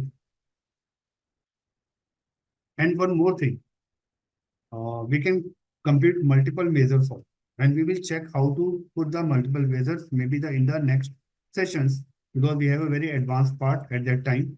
So please, this is a request to everyone. Next time once you come, please practice at least so that it will be like we will start from the where we are living today. Any way to put a note on the worksheet. On the worksheet, worksheet is not for the comment, but yes, you can, once we develop the dashboard, you can add as much comment, whatever you want. You want to add comment on the story. So worksheet is not for the comment wise, but yes, we have a lot of things. Means whatever we think in terms of the visualizations part, yes, we can do. Means once we have the dashboard, I can quickly show you. Like this is like a dashboard kind of thing. So you have a lot of things inside over here. Let me drag drop quickly. And now you can see the objects are here. So many objects, and under below you can see the image and everything. You can add the comments also, like text. So once you drag drop the text, you can add whatever the comments you're looking for, like sales data for anything. Means in this way you can quickly do it. I just wanted to show you, Kunal, because I think you asked this question, maybe you are moving to the next level. So that's why I just quickly show you. But yes, I will take a complete session on this. how to use such dashboards. So dashboards is a different part. Till date, we are working on the sheets. Okay. So this is one thing, and just deleting this part so that will not confusing to anyone. So box plot I'm going to take, renaming, and this is an excellent thing. I'm just sitting in my room, and next to me it's a lot of thunderstorm. It's like shattering light shattering, so I can see the reflection of that light on my laptop screen. So it's very bad weather. Okay, so this is a box plot. So this is again a analytics part. So we are going to focus today for the analytics part in detail. So for the trend line, just give me a second. Under the analytics, what we have done so far, we can see the custom part we have done. Now we are looking for the trend line kind of thing that is under the model. So just give me a time to explain what exactly the model is. So model is the next level after the data analysis and the data analytics. So data analysis, the visualizations form, data analytics, you analyze your data at the statistical point of view. You are building up the predictions. You are going for the forecasting. So such kind of things based on your historical data, you predict your data. Means how the sales is going for the next 6 months, maybe next 1 year, 5 years, 10 years, so that you can take a decision. So machine learning is not a very big thing in the sense the model, the algo has been prepared to help you to get the business on a track. So trend line, it's settled down the trend for the upcoming. Means based on your historical data, you have a data for the last 5 years, 10 years, and based on that for a particular product, it shows the trend, whether it is in a demand or not. Like I can take a landline phone. So initially, like in 1950s, I don't remember when the Mr. Graham Bell invented the telephone. I really apologize, but I, I had memory, but I forgot completely. So initially, like just take as a 1950s onward, up to the 2000, until the mobile was not launched, it was increasing demand for the trend for the phone line, right? And once the mobile phone came into the picture and it's pocket friendly also, I was a mobile user when for the incoming I was used to pay. Okay. So I used mobile at that time during my college time, BTech. So at that time I was paying and that was a luxury item. But now if you think about the mobile phone, that's a necessity. Without mobile, you can't think about your life. This is not a luxury. This is the most required things. You can survive without breakfast, without lunch for a day, but you cannot survive without, if you're working professional, you cannot survive without mobile. So the product, if you can think the landline phone increase up to the 2000, and after that there is a decline, and now it's very hard to find out the landline phone available in houses. Offices are still there, but in houses you cannot see the, so you can see the trend was there and the trend was laid down. After that, the mobile phone, you can think about it. Now it's a trend is continuously going to increase. It's a lot of demand for the phones and the smartphones now. Initially, it was like a simple phone, analog kind of phones, and then it has become as a keypad only simple. Now it is a smartphone, touch screen, and so many features are there, right? So in this way, the trend line for a particular product is getting increased. So for initially the mobile phone was a Nokia, so it was like a QWERTY based and it's simply BlackBerry was there. So it was a simple phone. BlackBerry was advanced, but Nokia was initially it was very simple. So the trend line initially it was increased, then go down. For the smartphones, once the smartphones launched around 2007, 8 around, it was keep on demanding, keep on increasing on the demand. So now everything is like based on the trend. So based on your historical data, initially it was a landline, then it was like a simple phone, a mobile phone, then it's a smartphone. So there are the three products. You can see that based on your historical data, how the trend is going. So this is how the trend line is there, how you can forecast the value. Like based on your current data, you can forecast what exactly the features in future the customer is looking for. And based on that, you can improvise your product. In the same way, you can go for the the valuers. So this is the sales demand cohort kind of analysis, the customer segmentation kind of analysis we can also perform. So there are a lot of terminologies are there under the analytics tab. Now the model is getting fit because we have the data in a well structured format. We have the row column data in a very nice way. So this is a like a supervised kind of algorithm. So we have certain kind of algorithms are there. We can pick and we can develop the forecasting and the trend line overlay. So for unsupervised kind of where the data is not good in the sense like you are watching the YouTube video, Netflix video, and everything. So for video streaming data, the data is coming from the different web. Or the social media is not a structured, it's not like an Excel sheet data or the Oracle data. It's a NoSQL kind of database, like a MongoDB, you can say, or any kind of data. In that case, we have the unsupervised algorithm, and in that case, we create a clusters. So we have the different options you can see under the model. We have trend line, forecast, and the cluster. So Tableau is intelligent enough to such a large extent kind of concept they are covering in a few shots. Average with 95% CI, median with 95% CI. It's a data quality check. Means we check the data quality is good. If it is 95%, we set the benchmark. Like 95% means whenever the medicine is launched in the market, they have a different strategy. They go for the testing, and if the accuracy of the model is more than 90%, then only launched in the market. And if the accuracy is below 90%, it is not going to launch. But maybe for the few other products, if the accuracy is 80%, that is also applicable to launch. So for each industry, for each practices, that's a different thing. Like for the bank also, they are like we go for the share prices and everything. So they calculate the bank defaulters or the bank prices crashes. They go for the bad quality loan or the good quality loan. What is the ratio? So such kind of parameters can be defined under the model with such kind of 95% of CI or the 95% of the median CI. So these are the like couple of concepts is going to cover under the model. So even these are not covered under the because this is beyond the explanations. I took time to explain because you people are the experienced people, many people are the experienced. They are doing the very fantastic course. Tableau, using Tableau, that's a different thing. But understanding Tableau is a completely different thing. And your course is pretty good. It's a very fantastic course, including so many tools are together. So you need to understand where the Tableau is getting fit. So Tableau is going to fit with the data analytics and within the machine learning platform. Means once you conclude the data from Tableau visualizations, then you can easily jump to the machine learning process. So this is a complete life cycle where it is getting done. Is that making sense, everybody?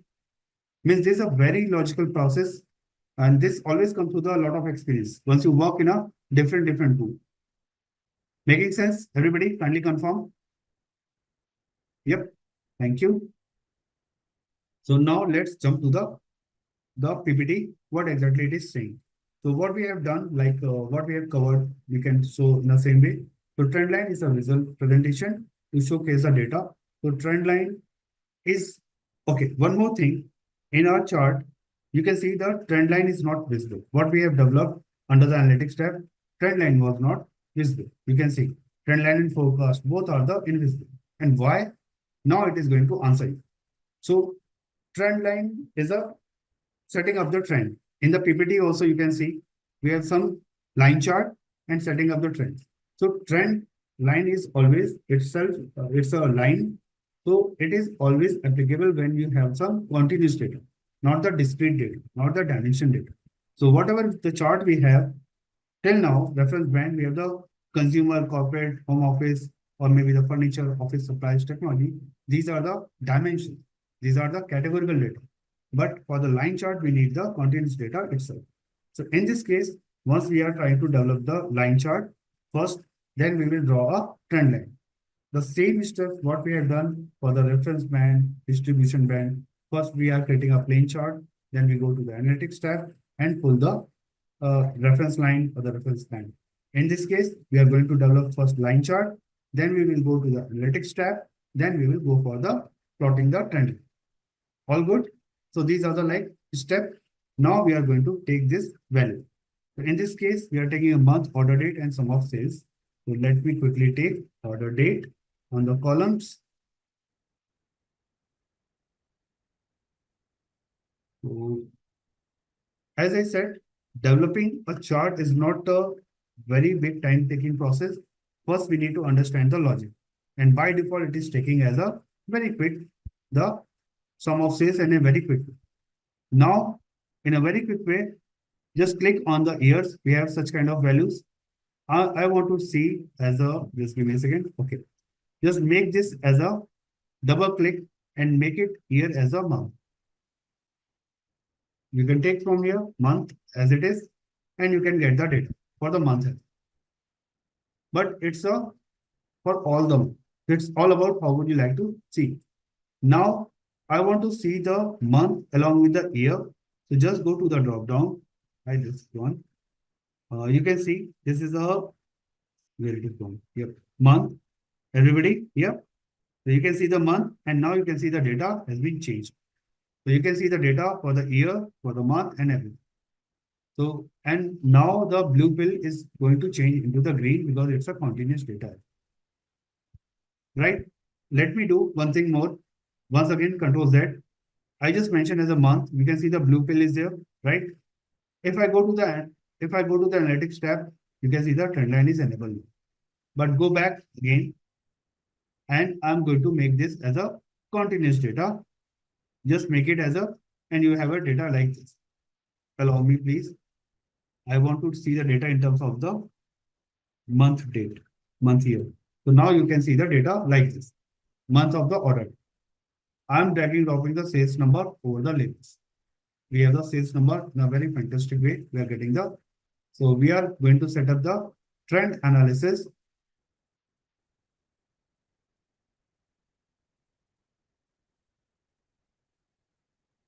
Analysis. Oh, this, sorry for my bad.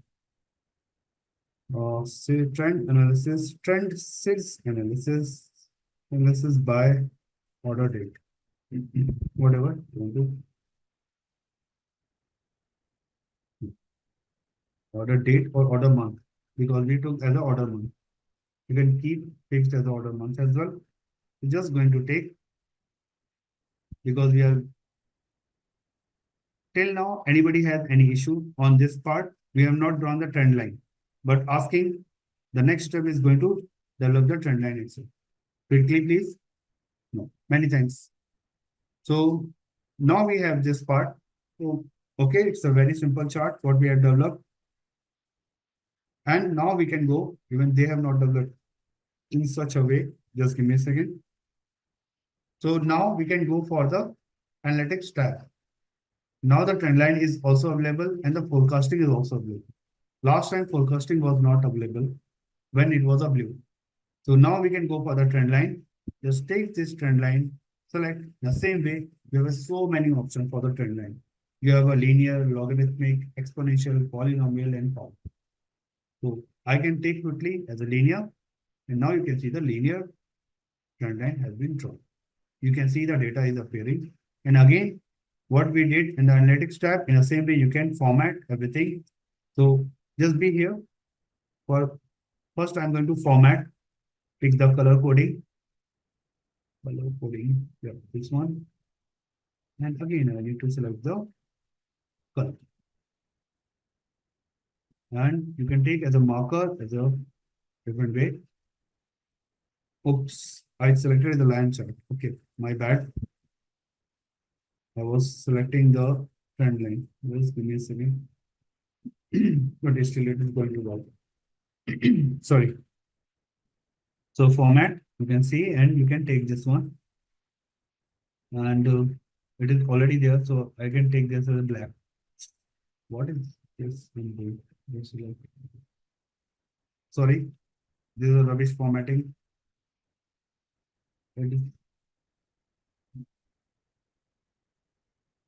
Okay, so let it be.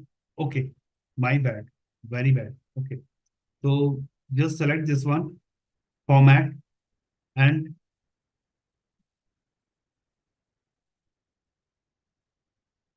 Yeah, now it is appearing. The trend line is there, and you can take this one and color as a dark black. It was little bit grayish, so now you can take this color in a different shape. So now you can see the trend line has been drawn. Now you want to edit the trend line. What exactly it means? So if you put the mouse, you will get the value. But if you go for the describe trend line, you will get a lot of info is going to pop up, and you will be surprised. Means we have the probability value, we have the equations for the sales, how it is getting calculated. You can see the month order date is there, some multiplications values are there, some terms are there, coefficients, term, value, standard error, t value, and the p values are there. So there are some intrinsic values, statistical values are there. It is going to calculate by default. You don't need to bother how it is getting calculated because Tableau is doing at the backend for you. And you can copy this value. Based on that, you can judge how the trend line is going to happen. How much standard deviations are there, how many the p value and the t value is going to change. As well as you can see the month of the order date, it's a line of the data. So this describe your trend line, as well as if you're looking for the edit the trend line or describe the trend model. So you can describe your trend model also. Means just give me a second. Exactly. No, this is not forecasting. This is a trend line. Forecasting is that's a part of the forecasting, Kunal. Okay. Yeah, this is trend line is for the based on the historical data. You are judging how the product is performing, what you have achieved so far, and what you are asking. That's a like forecasting prediction in the future. So now you can see the trend line model. This is a complete machine learning model implemented at the backend. It's a full information. This is request to everyone. Please go for this one. You can see a lot of statistical information, lot of information are provided over here. Okay. So you can see the model formula, how it is getting calculated, month of order date plus intercept, number of model or observation 48, filtered observation none, model degree of freedom, residual, SSE, MSE. These are the two values. If you are from the statistical background or maybe the machine learning background, this is how to calculate the confidence data. These are the accuracy for the machine learning algorithm. R squared, standard error, p value. So these are the very important aspects. And if you are going to learn in future, just keep these things noted somewhere in your mind, and you will find out once you go for this thing, programming, it will take at least, 50 lines of 100 lines of code, and you are doing in Tableau with a drag run. Simple. Okay. So such kind of analysis is excellent in terms of the trend analysis. Okay. What? Anything left? No, nothing is left over here. And now I'm going to show you one more magic over here.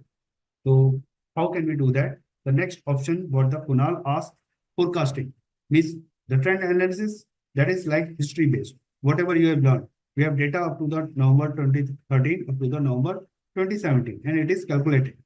What will happen for the next couple of months? In that case, just take this forecast and go to the add a forecast also. And now you have the excellent data for the forecasting. Now this is answer of your query, Kunal. Now we can see the data was earlier, it was a 2017 November. Now you can see the 1 year data is by default added, right? It's a 13 months prediction. You can see the color coding is there, the forecasting is there, and you can define the different values. By default, forecasting is for the 13 months, but in the same way, if you right click, you will get a lot of information on the forecasting as well. Just go for the forecasting, go for the describe forecast first. You will get again the model information. That's a simply great. How the life they make it easy in terms of analytics. Just look at the summary, models, everything is in a very nice format they have provided. And if you're looking for the more, you have a link also. You can learn a lot. So for the forecasting, predictions, statistical, everything is there. So these are the like options are available. And if you want to make it customized, because this is like a 1 year, I want to see only for the next 3 months. Maybe I want to see for the next 10 years data. Just right click on the forecasting area. What is the like forecasted shaded area? Go for the forecast. Forecast option is there. Again, you can play a lot. You have a like automatic next 13 months. You can go for the exactly for 1 year data. You can see now. You can drop down and you can make it up to the like months, and you can go for the next 3 months, the quarter, how the quarter is going to perform. You can go for the year-wise performance. Generally, it is taking as a 6 months data.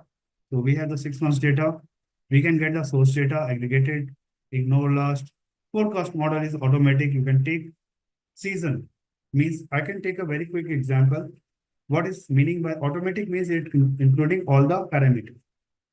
Seasons means what exactly? During the festive time, the gold price, the gold demand get increased, right? Or the marriage time, the gold demand is get increased in India. We Indians, we love gold, right? So in that case, what is happening? So during the festive time, at the season based or the marriage time, this gold company like Tanish or maybe the others are coming with the so many offers, right? So based on the demand, they give the offer also. Or once the season is not there, like during the Feb to April or May, it's a cooling period. Very less marriages are there and very less festive season to purchase any kind of thing. So at that time, the gold price is at the peak. Always means the demand is less, so they are not giving any kind of offer. So such kind of forecasting you can also predict. Means based on the season, like the warmer clothes can be demanded only in winter. During the summer, you cannot find it in the market. So you can demand, you can fix the price, you can check how the inventories are available based on the season as well. So that factor is also included in the model. That is excellent. Whenever we create such kind of machine learning or the data analytics kind of thing, we always consider the seasons factor. Okay, so such kind of things, and the prediction interval you can also define 95%, 99%. That's a data accuracy kind of thing. You can also define, and you can see the value. And if you're looking for the more options, obviously you can go for the learning mode. So under this, we have learned about the trend analysis and the forecasting together. So even if you're looking for the separate in the helping file, what is the support file is providing by the Simplilearn, they made it very easy also. But I gave you some advanced in a very quick way because trendline and forecasting are working together. Ultimately, whenever I go for the industry level implementation, so these are the two factors are working together. It's not like independent. Most of the times we set up the trend line, we look at the trend line, and based on that, we go for the forecasting. Right? So trend analysis as well as the forecasting for what? Sales. Okay. If we go for the normal definition, it's like we are passing some value to a particular to get the value to be filtered out. Now the question is quickly like pop up in our mind. Then what is the difference between the filter and the parameter? Right? Because filter we are also doing the same thing, and the parameter we are also doing the same thing because we are passing some values and we are getting the result. So there is a big difference. There's a huge difference you can say between the filter and the parameter. Filters are playing with the data set. Whatever the filters we have done, if you can recall, we have applied the different kind of filters. We have the abstract filter, we have the data source filter, we have the dimension filter, measure filter, context filter. We have learned these filters in a very detail. So filters are generally applied on the data part, and then we filter the values. We get the defined values. In filters, we can pass the multiple values, single values as well as the multiple values. While in case of parameters, this is a restriction you can say, or this is a you can say how the parameter has been designed. You can pass a single value only at a time. So filters with the multiple values, but single value and the multiple value, but the parameters are with a single value. Filters are designed for the static data. Whatever the database is there, you can play only on that. While parameters generally produce a dynamic value. It's like a placeholder kind of thing where you can get the value, defined value based on your past value, whether it is a kind of the filter, whether it is passed in the URL or any kind of form you are passing the value in the parameter. It's like a placeholder.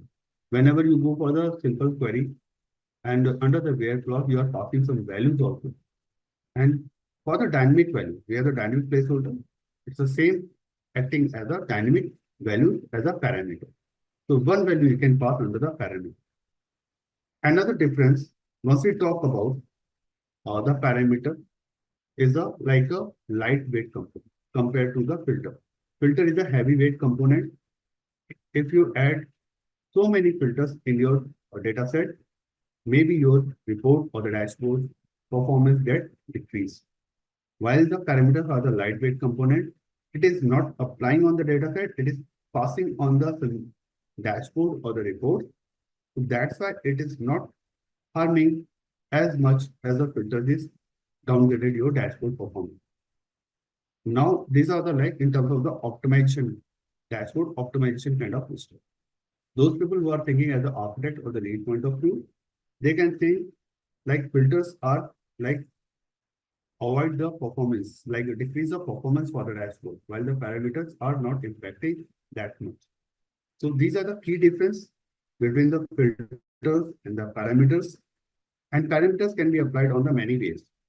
Like, and those things we are going to learn today, like parameters with filter, parameters with dimensions, parameter with measures, or maybe the parameters in other ways. All good. This is the agenda for the day. First, now getting to the PPT for the form, like what exactly the parameters are saying. So in the PPT, you can see as I mentioned, parameters are the placeholders which act like a dynamic value, where you can pass the value, it can replace with the static value. What we pass in the filter, that's a static value, while the parameters are the dynamic value. And it is can be nested with the calculations along with the calculated field. We will check how to do that along with the filters and the reference line. So calculations during the calculated field, you can build up filters. As I mentioned, you can apply on the filters as well, and we will check today. Generally, it is applied along with the dimension filter and the measure filter. And along with the reference line during the chart, like histogram, we will check how it is going to impact on the reference line as well. So today we have like yesterday, we have a lot of concepts. Today, maybe for the parameters, the logic is only for the parameter is this, what I have just explained. Rest of the things are the hands-on exercise. So you can see the parameter window has been already pop up, means the screenshot has been already taken. So let me explain the component, then we can jump for the detailing of the values. So this is like once you go for the parameter declaration or the parameter creation, you will get such kind of window, like name of the parameter. Under that, you have the certain properties. You need to define the parameters data type. What is the current value? What value when workbook will open? There's a like a when you open your workbook, means the report design you are going to open. Display format, under that you have the allowable values. There are the certain type of values are there, all, list, and the range. We will check one by one. We have the list of the values, and you can check all the values together. List of the values are the hard-coded values. You can see the values are there and the display as there. Along with the fixed, you are looking for the fixed data, or you are looking for the when the workbook is getting open. So these are the options are available. So this is the complete definition for the parameter, how it looks like, and how we are going to input the value and adjust the value. Just we are going to understand to the demo. In filter, we have the static value, and we can pass single value as well as the multiple values. And how we are going to do? Just be with me. This is a demo, like parameters with filter, including dynamic headers. So we have the PDF also related to each. So, and I will upload that PDF for the exercise. A step-by-step guide is there. I can show you exactly what it is. So these are the like parameter filters, and you can develop the values as well. And the agenda is now we are going to create a first top 10 customer chart. Then we will go for the top n parameter. First, we will develop a static chart. Then we will go for the top n parameter. And after that, we will make a lot of play in between that. So let's jump to our Tableau. This is for you. This PDF I will definitely share once the session will be over on the LMS. You will get it on the folder. Like where I am sharing all the data, you can go for this. Like I've already shared such kind of things. Like this is all the data I'm sharing one by one. You can see the under the session material, everything is loaded. Like yesterday, I have also loaded everything. In the same way, you will get rest of the information with it.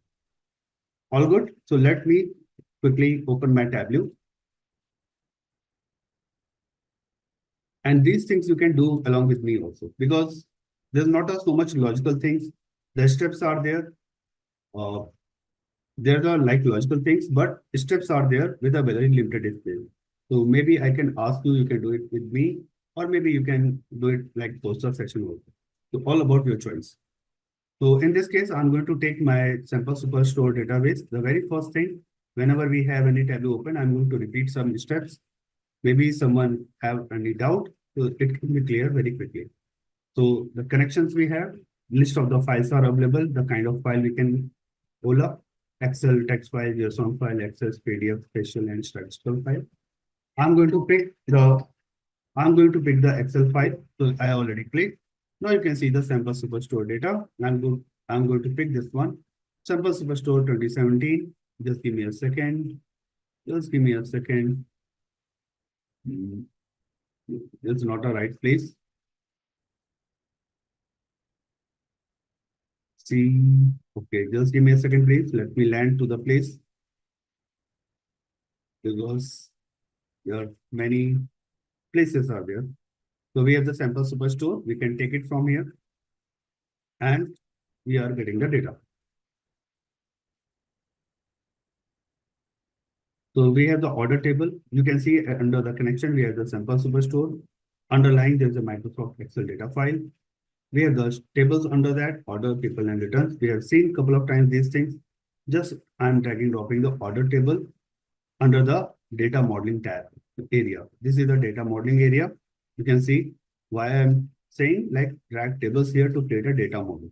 So this canvas, the empty space is a data model. Just be aware about the terminology. So once I place this one at the very top, once we create any data model, there is a database name, or you can say the data warehouse in a simple way. That's a sample superstore from where we pick the orders. And orders is a logical table. Under that, we have the order table inbuilt. And timing we are keeping as it is, very simple. We are just going to take this one. Below that, you can see the data. That's a metadata. Under the order table, we have the 21 fields, 9,994 rows. Below is a metadata. On the right-hand side, you can see the data preview kind of thing.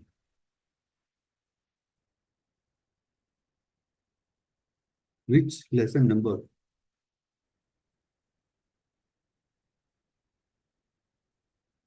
This is a lesson number for the parameter we are learning.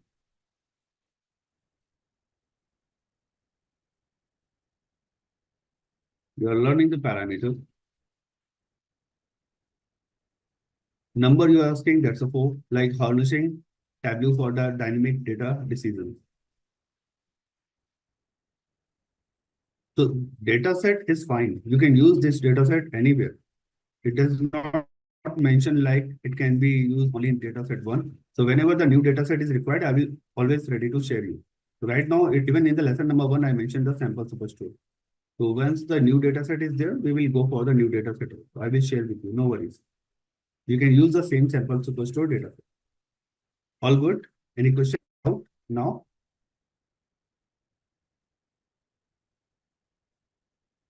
Yes, Vinita, this is the same data set, what we are using since very beginning. Okay. So now we can jump where exactly it is. Okay. So this is the order table and below are the like data preview. That's fine. We have done this thing couple of times, but the brush up is required. Many times I've seen the people have a very similar questions. So this is my job to take again a very quick preview. So this is like a recap. Now jumping to the sheet 1. So under that, you can see the data tab at the top on the left hand side. Below is the orders. You can see the orders sample superstore. And below are the table, we have the dimensions like in the blue sign. And the bottom, you can see the measures, discount, profit, quantity, sales. These are the measures. And the below are some default measures are also there. Now, the very first thing, what we are trying to learn. In this session, we are trying to learn the parameter. So let's start with the basic skeleton. So I'm taking this customer name as a field and putting under the filters. We start with the filters because parameter with filters. So we will go step by step. First, we are going to go for the filters and filter the value. So you can take this customer name and we have a lot of like general we have. You can see the general, the list are there. So filter, we have seen the general, wildcard, condition and top. This time we are going to jump to the top tab and you have a none by default. By field, we can take as a top 10. Once we click, it is a by default top 10. You can take any. It's all about like you can top 5, you can make as a top 10. Time being, I'm keeping as a top 10 so that it looks pretty good. Below that, you can see the category and the count is there. So rather than category, I'm going to take the sales. Just take a drop down, you will get a list of the fields under that particular table. So this is the sales I'm taking, and I'm taking the top 10 sales by the customer. Okay. So these are the apply and okay. So filters is ready. What quickly we can do? Are we good up to now? Any doubt, any query, please?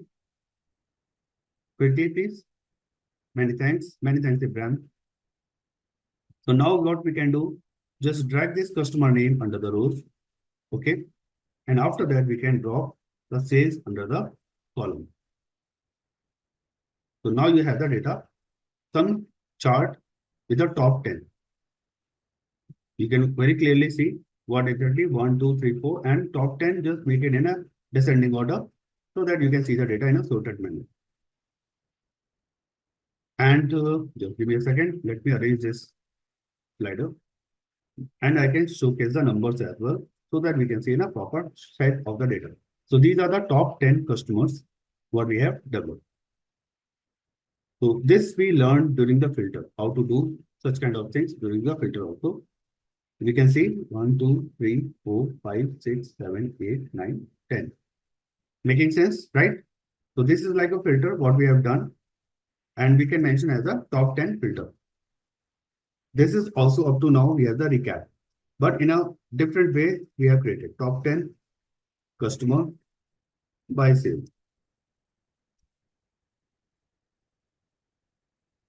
You can put any, any name. On the fly, just I got this heading in my mind. So I just put this one and make it as a bold and everything. So now we are good to take the top 10 customer by sales. Now the parameter is coming into the picture. What if, because if I'm looking for the top 10, okay, that's fine. What if I'm looking for the top 3, top 5, maybe the top 20? Again, I need to go to edit for the filter, right? And again, need to change the value. Rather than 10, I need to, if I'm looking for the top 5, I need to change the filter and it will work for the top 5. But yes, we are changing the filter, right? We don't have any the parameter kind of thing. What if we can make it as a top end customer and through the parameter we can pass top 3, top 5, top 10 kind of value. So this is what we are looking for. So now we can create? We can create a filter now. So for creating the filter, please be with me. This is along with the dimensions. At the top, we have the table. We have some search box. We have some values are there. You can see the filter. You can see the view data. And next to that, there is an arrow. Everybody able to see this, right? Just click on this arrow and you have a lot of options are available. Create calculated field, create parameter, group by folder, and so many. Right now, we are focusing on the create parameter. So we will click on the create parameter. Once you click, now the same window is going to open. What I showed you in the PPT, right? Because this is the latest version of the Tableau. In the older version of Tableau, it was a bit different. And this is not an edit a parameter. In the PPT, it was a screenshot for the edit parameter. This is the first time you are creating a parameter. So a bit kind of thing is there. So let me pick the parameter name. So like select or you can mention as a top end. It will be a simple group. Top end, because we are looking for the top end customers in a dynamic way, right? During the query also, we are looking for such kind of things, top three, top five. So rather than making hard-coded, we are making as a dynamic. We are the data type. So top end, obviously 2, 3, 4, 5, we are looking. We are not looking for the 3.5, 4.5. It is not possible. So make it as an integer. Display format is fine. Okay. Now, just we can make it as a top end customer. Okay. So this is another way you can create. I'm canceling this one to create a parameter. I just showcasing you parameter, but you need to link on. In a different way for the filters, you can create a different way of the parameter itself. And how we are going to do? Just be with me, just making the cancel, and I'm going to showcase how the other values are going to work. Just click on the customer name again, go for the edit filter. Okay. Now we have the top, and you can see the by field, we have the top, we have the 5 number is there. And under this value, we have the some drop down. And we have the enter a value. Last time we entered the 5. Earlier it was a by default 10. But below that, you can see there is a create a new parameter. So through this, if you create, you don't need to link between the filter and the parameter. So this is the advantage of creating a parameter inside the filter. So I'm going to create a new parameter, and again the similar window is going to pop up. Able to see? But you can see the range of the values. So we are going to create parameter and going to pick the name top end.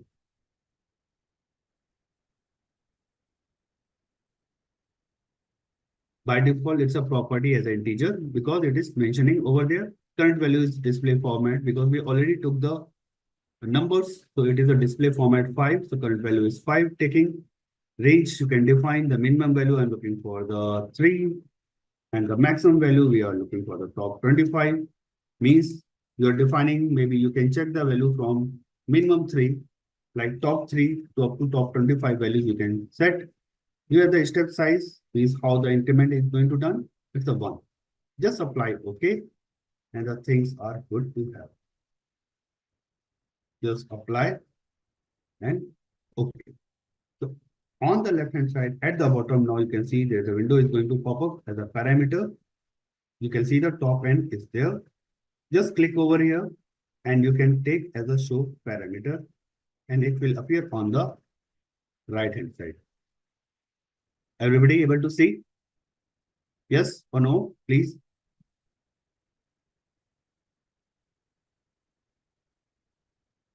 Okay, and now you can see the magic. Once more, okay. Once more is like a lovely thing. People are demanding, wow, this is so good. Once more. So definitely I will do that. Not getting the parameter section, you will get it. So just give me a second and I can, because I have finished this part. So let me repeat, but let me just overview, summarize the things. Then I will get back to the repeat of the actions.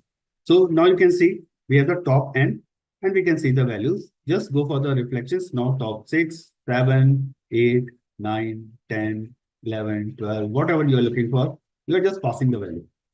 You can check. Even this is like a slider. You can mention as a any kind of other thing like type in. So if you mention as a type in, immediately you can say as a 3. It will filter to the 3. If you're looking type as a top 10, then you can simply as a top 10. You don't need to go any kind of customization.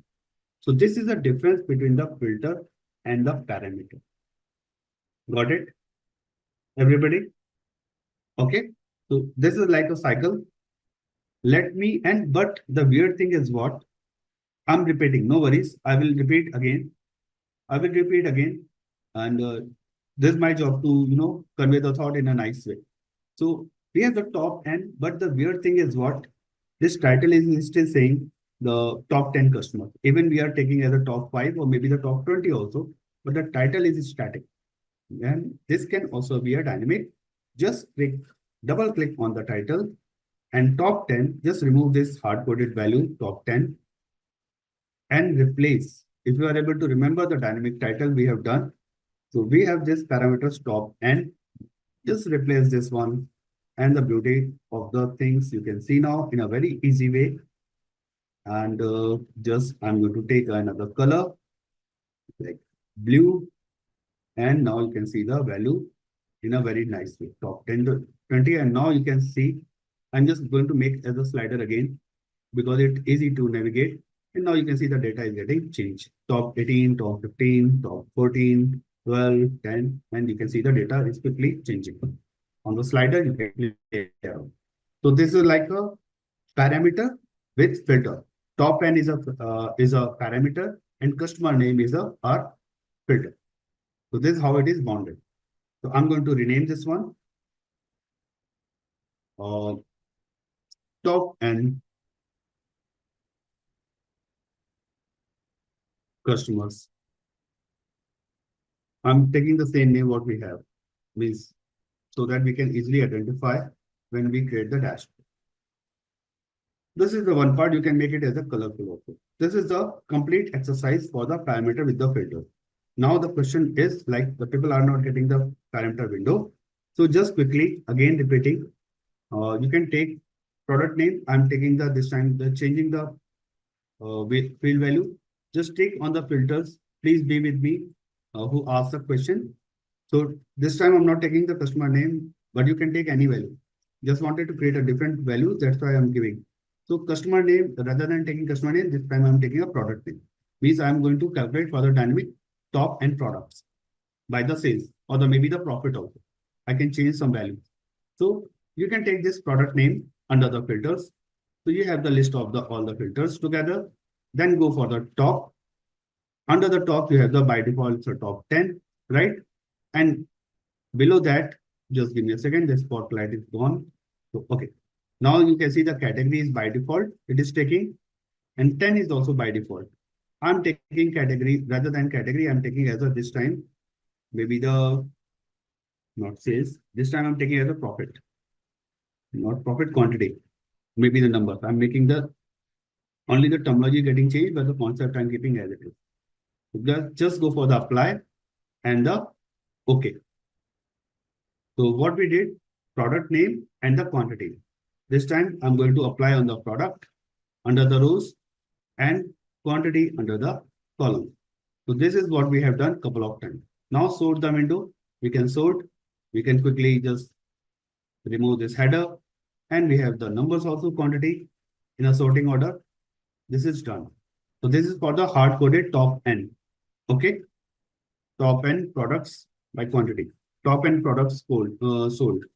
Top, sorry, top 10 products, sold products, right?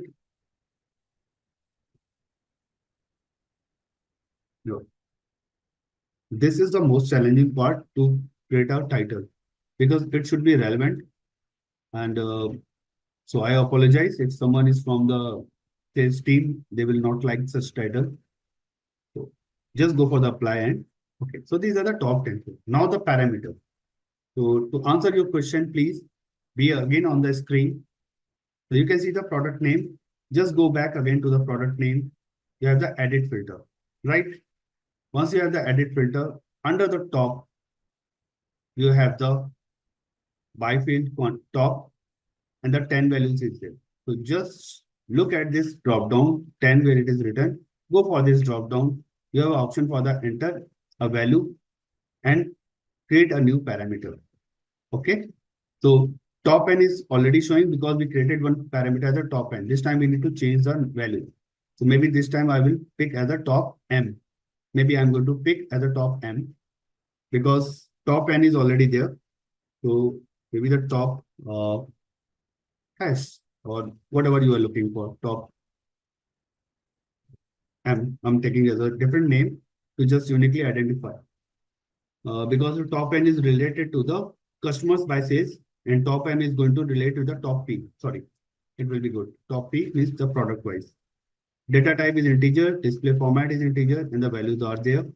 Now you are able to see the create parameter. Who asked the question? Your top Q is also good here. What I did? Top Q. Yep. Who asked the question? Yeah, fair enough.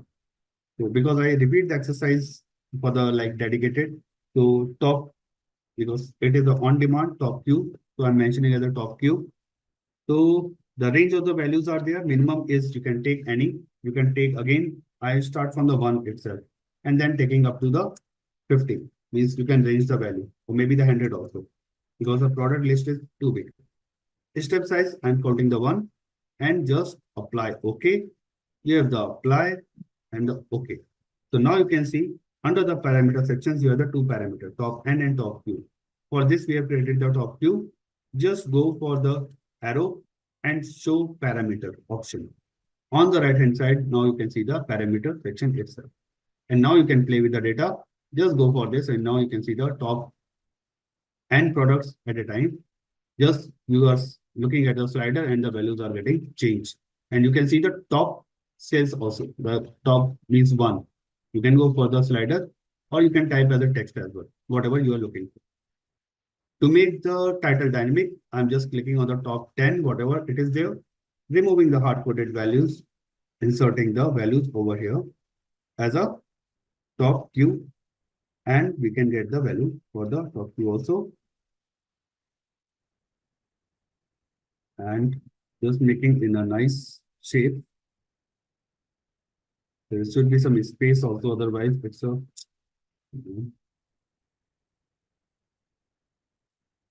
apply, and now you can see the top 12, whatever the filter values are there, and you can play along with the data.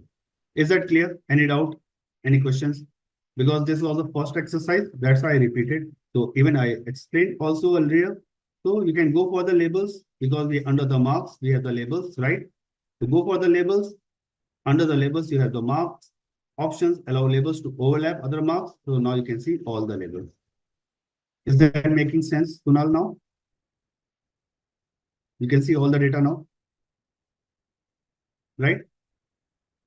So this is how you can see because the labels was all the labels were not visible because data is too much and it can be overlapped to each other. So generally the Tableau adjusts everything, but still if you are looking for the label to get all the data, just click under the options. You have the allow labels to overlap other marks. It is already mentioning. So this is a way you can create a parameters with the applied with the filter. And the PDF is also saying the same thing, but maybe the steps could be a different. So you can follow the same kind of steps and you will get a same kind of result as well. Okay. So you can take by default. So this is, I will upload by the end of the sessions. So this is for the one part, what we have done. Now we can take to the next level, like parameter with dimensions. Okay. So I'm going to save this file for today. Like, just give me a second. Today, what happened? I have the morning session and I was explaining the data modeling. It was a big one. And at the last, during the data modeling, it was a huge data. So Tableau got stuck because too much data and the file was crashed. So we lost the file. So again, once I start doing anything, even in my practice, so please make sure you are saving the files always so that you can get the data. Where it is gone. Okay, just give me a second. Table exercise. And I have already uploaded such kind of files in your LMS portal, all these 4. And this will also upload. Just give me a second. And we are going for the parameter. So these are the 2 files we have created. Now we are jumping for the these are the parameters with the filters. In the same way, we can go for the measures for the dimensions also. So where are the dimensions? We have these are the dimensions and we can play parameter with the dimensions. Means we are going to pick the dimensions dynamically. Just imagine what we are doing over here. We are picking the values like 20, 30, 50, whatever we are looking. In the same way, we can pick the dimensions and we can produce the chart. So the advantage is what? We can create a dynamic chart while using the filter itself.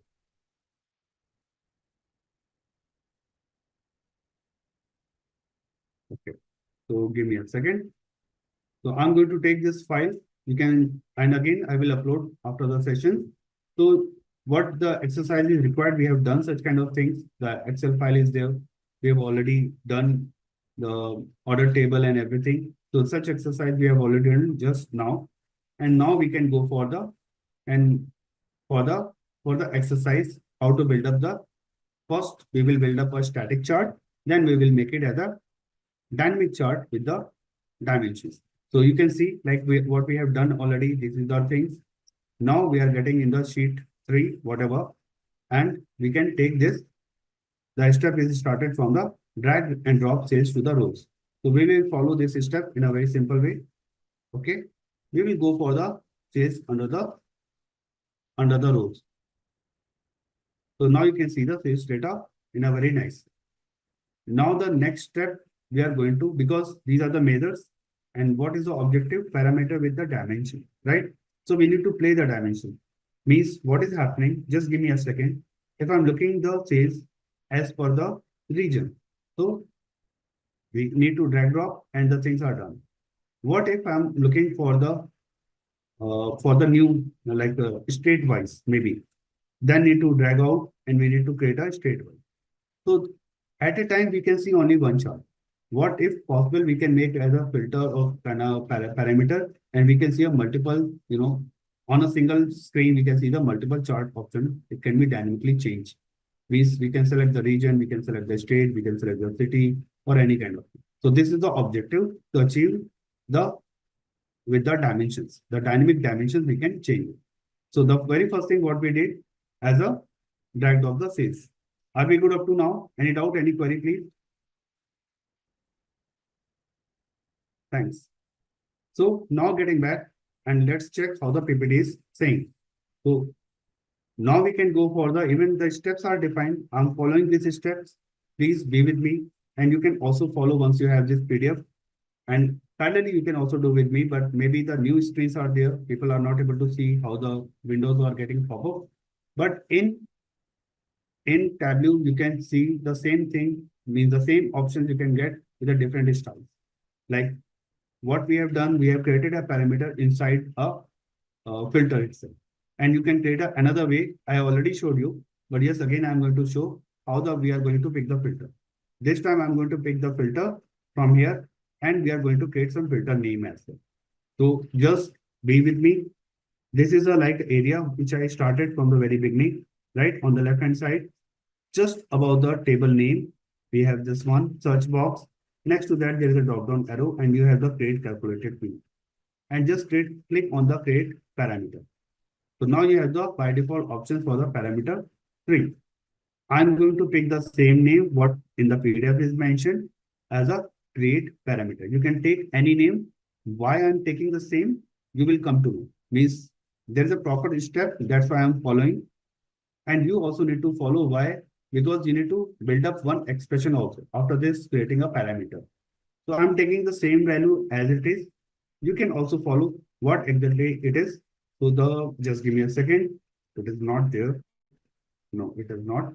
So let me create and explain you as well. So we can take this one, create parameter, and we can take the name as a pick dimension. Okay. This parameter name, I can pick the dimension, because we are going to pick dimensions. The dimensions are, you can see the labels are the city, country ID. These are the names. So the data type is not a number, should not be a number. This should be string, right? And apart from that, you can see the current value is showing. Now you need to change the value. Earlier we took a range. By default, it was coming. The allowable values are the all. So rather than taking all, we are going to take the list. Okay. Now under the list, you need to hard code value. Means what the dimensions you want to pick. Suppose I want to pick the region. So just press enter. Just press as a state, press enter. The next I'm looking for the category. Press enter. Then you can take as a subcategory and press enter. Make sure your name should be matched with the exactly with the data flow. If anything, the small letter, caps letter, any kind of thing will be happen, your parameter is not going to work. So make sure the spell should be the exactly same. So we have region, state, anything else we want to take. Just let me check what in the PDF also. Just give me a second. Referencing the PDF, what we have taken segment categories the same. Okay, we have taken the same, and you can take as much as you are looking for. You can take the city, you can take the customers, whatever you are looking for. So I've taken these. Just press OK, and you can see the values over here. So under the parameter sections, you can see the new parameter is appearing because maybe the people are not able to pick the values over there. So that's why I'm asking. Okay. So once you do this, now after that, just go for the show parameter. And now on the right hand side, you can see the pick dimensions. And now you can go for the state, you can go for the category, you can go for the subcategory. We are getting the options, but there is nothing changed on the chart. Just look at me, means look at the screen. Region I have selected the state, we have selected the category, I have selected the subcategory. So now the logic, what is happening? We have done with the chart, we have done with the parameters, but still it is not working. And why it is not working? Because we have not put anything link between the parameter and the chart. So we need to establish a relationship between the chart and the parameter. Then it will work. There is no link over there, right? So now we are going to create a new field, a calculated field. Okay, please be with me. And how to create a new calculated field? With the filters, inside the filter, we can create a parameter. But now for the dimensions, we need to create a new field, which could be a dynamic and which can be linked with the parameters. All good? Okay. So there is a two-step process once you work with the dimensions, and the same will be applicable for the measure form. So be with me. Go again back to the create where we created the parameter, the same place. And this time we are going to create a calculated field. All good. We are going to click over here and we can give the name of the field also. Just let me check what is the name of the field and then I can explain because this is going to be a turnover. Pick dimensions under the mark, whatever. Okay, pick. Just give me a second. Calculations here. We have done with the so many steps. Create calculated field. What exactly it is? It is a calculation one. Wow. Just selected dimensions. Okay, I'm going to pick as a selected dimension. Pick dimension. You can take any name, but it should not be any confusion. Once you follow this one, that's why I pick the same name. This is the only concern I was looking for. And now the selected dimension is there. So now we are going to write down some expression. Expression means at the dynamic time, if I select the region, then it will be it should display the region column. If I select as a state, then it should select the state chart. If I select the subcategory, it should display the subcategory chart. And how it is going to return? This is a calculated field where you write down the expression. So in this case, we are going to pick the conditions like if or else you can take. I'm taking the case. So case is there. After that, you are going to pick the parameter, like because the parameter is going to work. Pick case, pick dimensions, and below you can see there's a calculation here, contains error, right? Means the expression is not completed. Expected when to match case at character 0. So you can go for the when, and Tableau is helping you. Means you just need to type something and you will get the result. When the value is I'm going to pick one by one region. Okay. You just go for the right. Make sure your English should be very correct. When it is a region, okay. It should be a caps. Then you will get a region column. This is a dimension, right? This is the one part. When again, just check the other value. We have the state. And this is how you write down the expressions. State, then you can go for the state column. And you can see some under the double quotes, we have some hard-coded values which should be coming from the dimensions, right? This one. And these are the like orange color, the under the brackets, the values should come from the dimensions over here. Some values are coming from the parameters and some values are coming from the dimensions. So these region, and this is the difference between the like region under the double quotes and under the brackets. When again the third condition, what exactly the third one is? Category and the subcategory. Quickly, I'm going to take now category. Any doubt, any questions? Because I'm writing down the expressions, so you can think like it is a time taking. But yes, you can quickly write down now when subcategory, and you can go for the expressions. The codes should be the same. And you can see there's a like a interpreter at the below. You can see it is giving you the statement. The calculation contains errors, means at the bottom, you can see, right? So once we finish this one, we will get all the answers. So this is done. I'm making the end statement at the last. And now you can see the calculation is valid. Everybody able to understand? This is going to be most of the showstopper kind of thing. You will love this. You will love this once it is getting completed. Okay. So this is the expression. Just apply and okay. Now on the left hand side, the new field has been created. You can see the select dimensions. Follow my cursor. So you can see the select dimensions. ABC has been written, and before that there is a equal sign. Means equal sign means states this is a calculated field. Whenever you see such kind of equal signs before the dimensions, maybe before the measures, it's a calculated field. Means this field is not present in the database, in the file you have calculated. And we have a very detailed chapter, maybe in the session, after maybe the 2 sessions for the calculations. We have a very detailed chapter for this area. But yes, we can bring the terminology and we can understand how the statement has been written. And this is a very similar kind of expression. This is a very simple statement. We can write it down. So now the story has been begun. Just pull this one to the dimension. And now you can see the chart for the state. You can see the chart because under the dimension, it is a like under the parameter, it's a state. Now you can see the chart for the region. Now you can see the chart for the category. Now you can see the chart for the subcategory.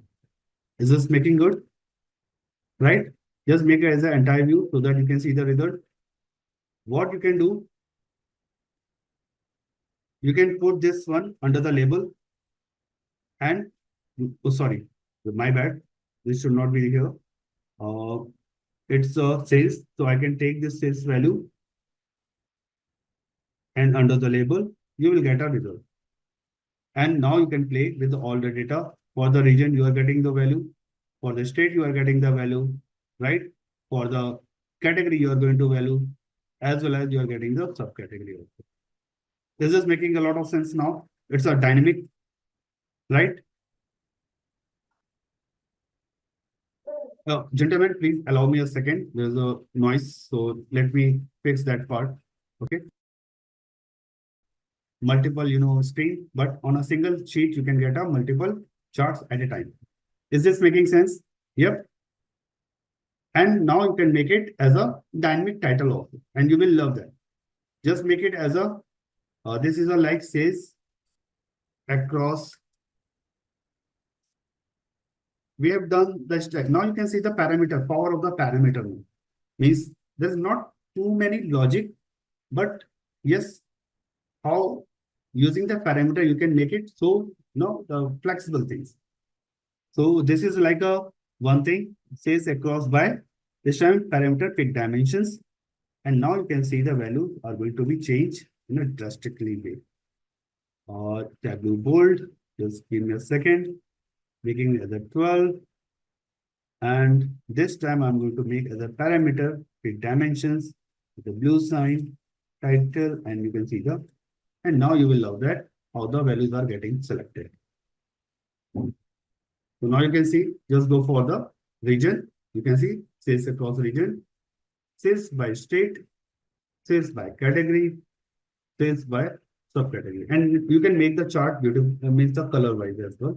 If you're looking for the color, just go for the, select dimension under the color, and you will have so many colors are available. Means again, region, you can see the colors are getting, and you can set the color size. Now you can see how the chart is making so beautiful. Is this making sense? Yep. Not working. Right and in last. Okay.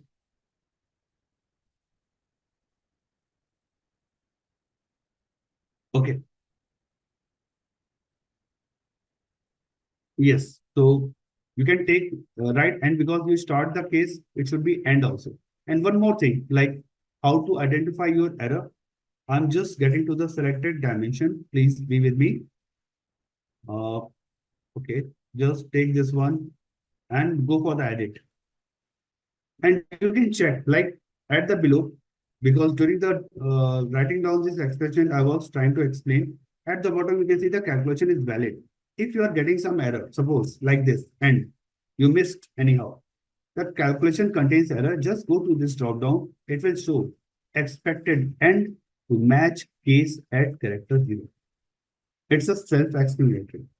If you're missing somewhere, that will also get means if the very missing content, missing kind of syntax is there, so Tableau is going to help you.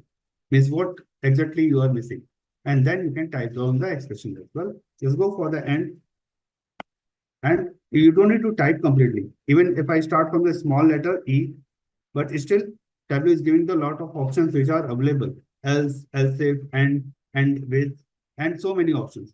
So just I'm selecting the end and things are going to work. Is this making a lot of sense now? Everybody?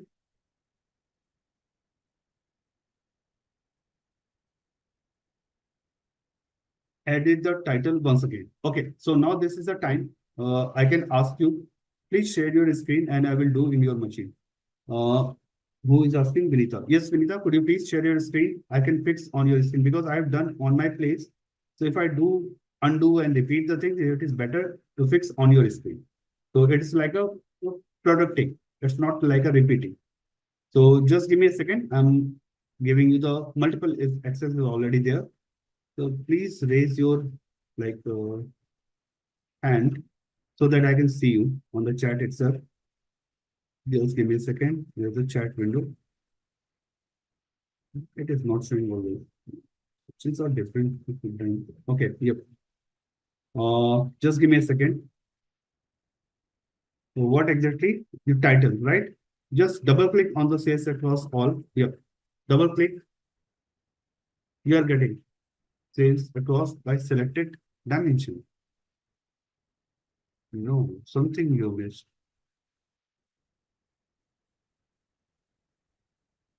Yeah, obviously. It is not going to work because you pick the selected dimensions. Selected dimension is the field. You need to pick the pick dimensions. You have created the pick dimension also, right? Yep. So this is like naming collection, and this is the reason I just followed the PDF. Only for the naming convention, I used to follow the PDF. Rest of the things means I can explain how the things are going to work. Is this working now? Yeah. So everybody, this is like a difference. Uh, what Vinita was trying to achieve, like in the dynamic title, because you want to change, you are changing the parameter. So parameter should be on the title, not the dimensions, what we have created, like selected dimension. Got it? All good? So please stop sharing now and we can come back. Anybody else having the same issue? Please let me know. Otherwise, we can jump to the next process, next level. All good?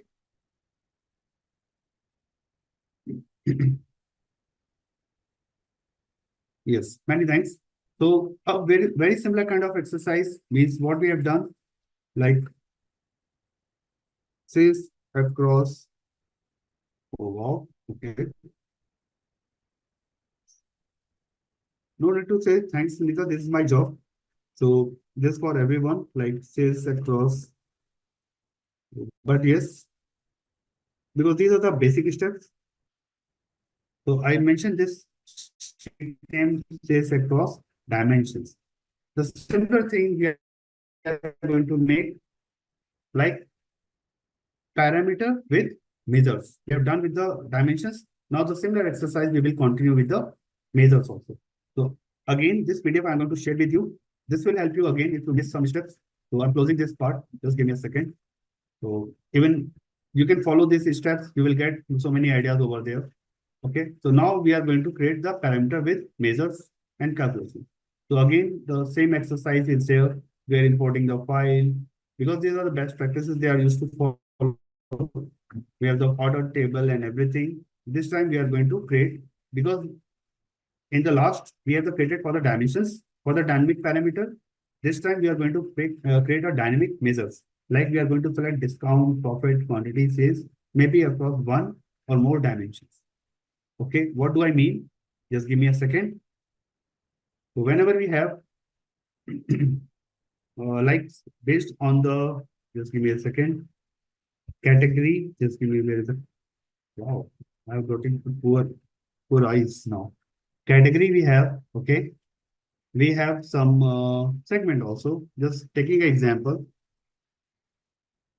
why what we are trying to achieve. So we have these two kind of thing, and under that you are looking for the maybe the measures. Just give me a second.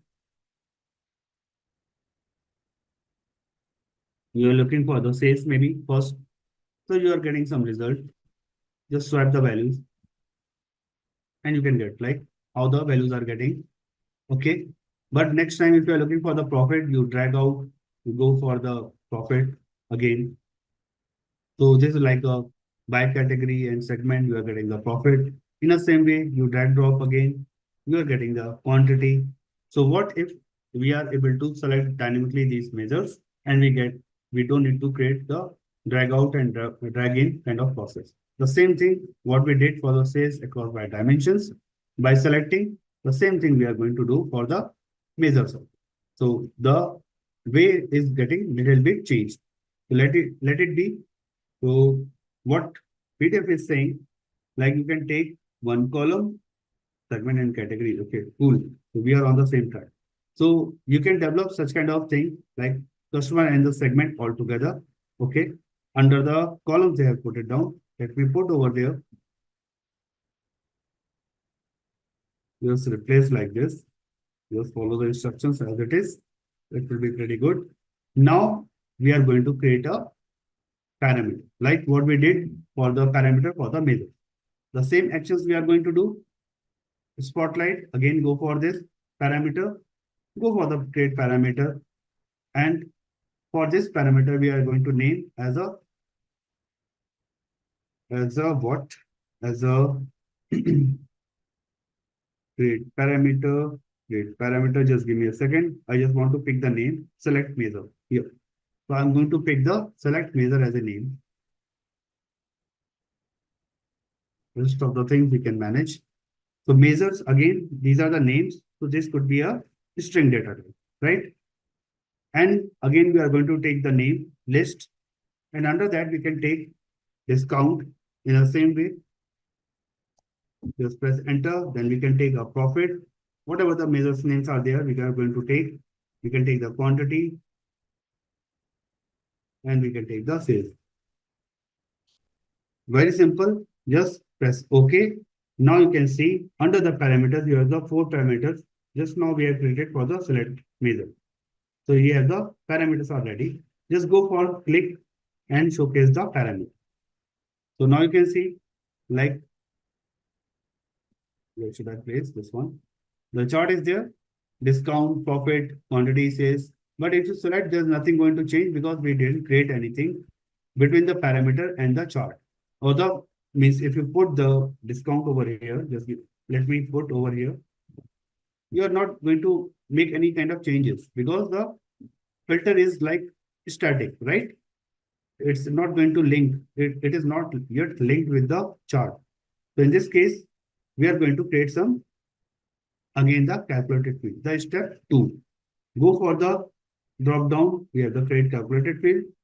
Again, I need to check the name only. So what is the name? Just give me a second. What is the name? So select user.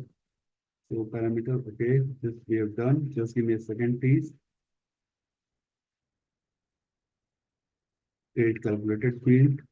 Come on, so many windows. View measure. Okay. So I'm going to take as a view measure. So the name is important because this is going to be linked ultimately. So view measure is there. Now the same expression we are going to write down. If you have saved somewhere, you can write it down or you can make a practice now. Okay, see, just type as a C. There are different functions are available. Please be with me. I'm trying to deliver more information rather than the parameter. So these are the, like, when you type C, you can get a list of the functions which are starting within the Tableau. So this is like a function editor. You can see we have the case, we have the category, sailing, car, city. We have the mix of the everything. We have the functions. Functions start with the F. The dimensions start with the ABC, and city. You can see the dimension with the globe. There's so many information are there, and below is a like completely the table is also there. So these are the list of the functions are there. So if you really want to learn the functions, there are a lot of things are available in terms of the functions as well. This is a complete ocean. If you are really looking for, just click on this arrow. You will get all the functions are listed within the Tableau. I just click on this arrow and you will get how many functions are listed. Okay. So there's a beautiful, editor. There's a very powerful editor. There's a small, place you can see, but you can build up any kind of calculation, any kind of script on this place. And this is the only area where you write down the script, or you can say the expression also. Okay. Rest any other place, Tableau is not allowing any kind of customization.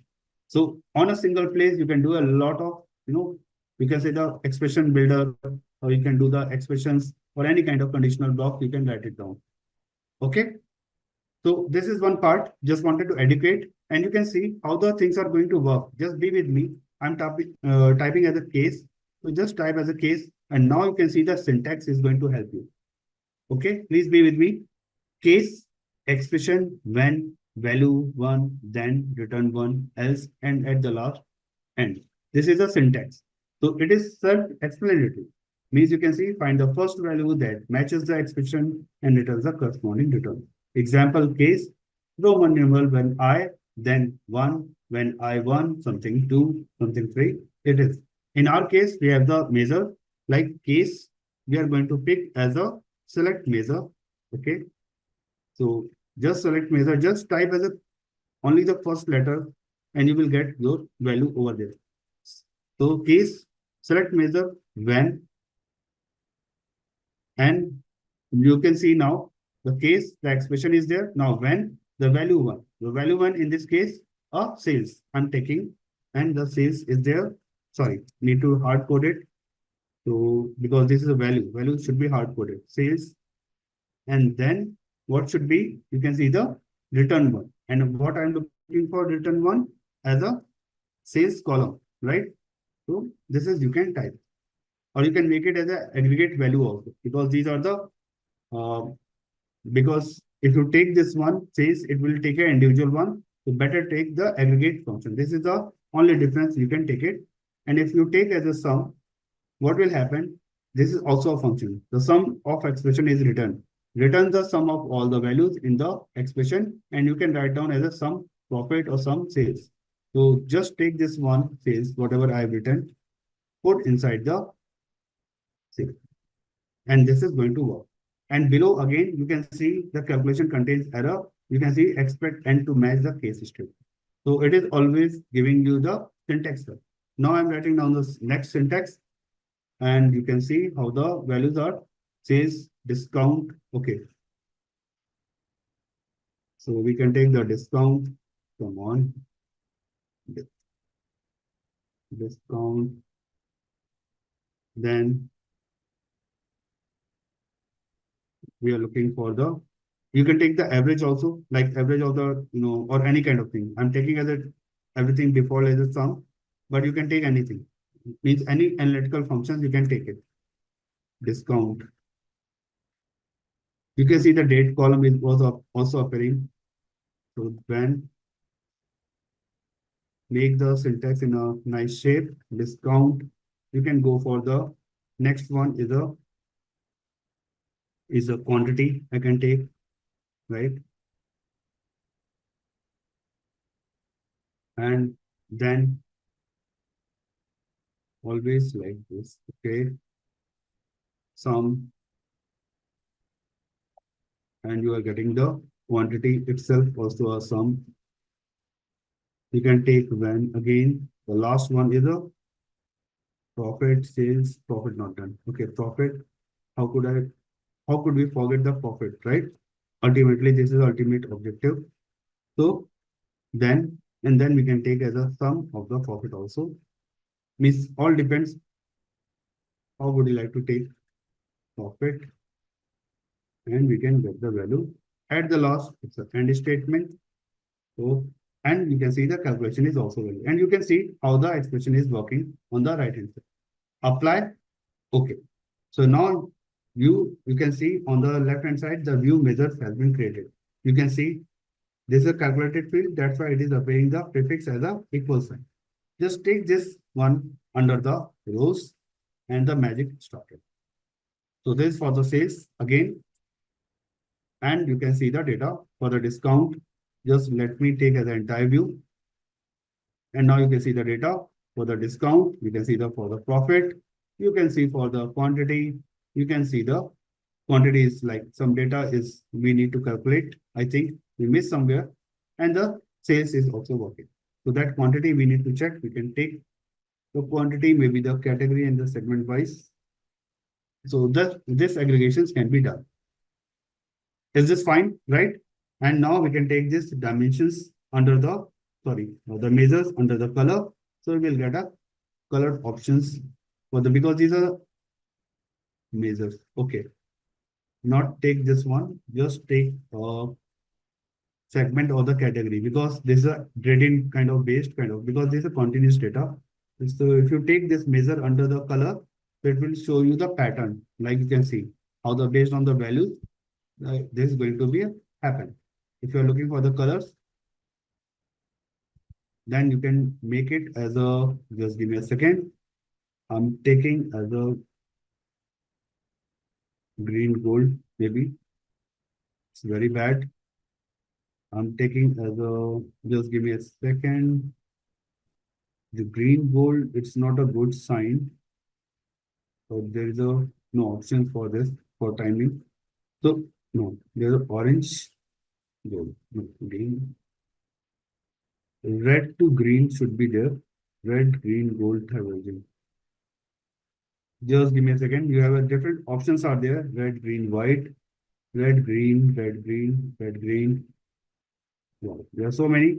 You can go for this, any options. So I'm very poor again on the same. So I'm taking as a green gold right now. And once you take this one, just make a start with a any kind of custom values. You can take it, or you can take with the automatic part, and you can make it as an end. You can take as a stepped color also. Step color you can make it as a like 10, 12, whatever. Because depends on how would you have the data, and then you can click on the values. So you will get the values also in the same way. The discount, you can see the data, and the profit. You can put the numbers also on the measures, just put on the label, and you can get the values. You can hide such kind of things, right?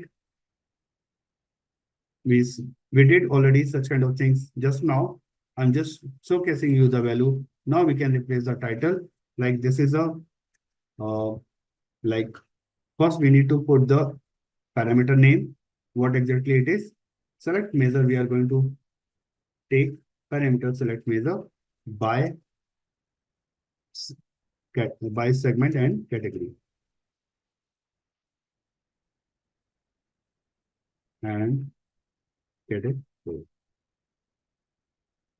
just make it in a nice shape, bold, and you can take any kind of chart also. It is not necessary you are taking as a, the bar chart. You can take the chart also in the same way.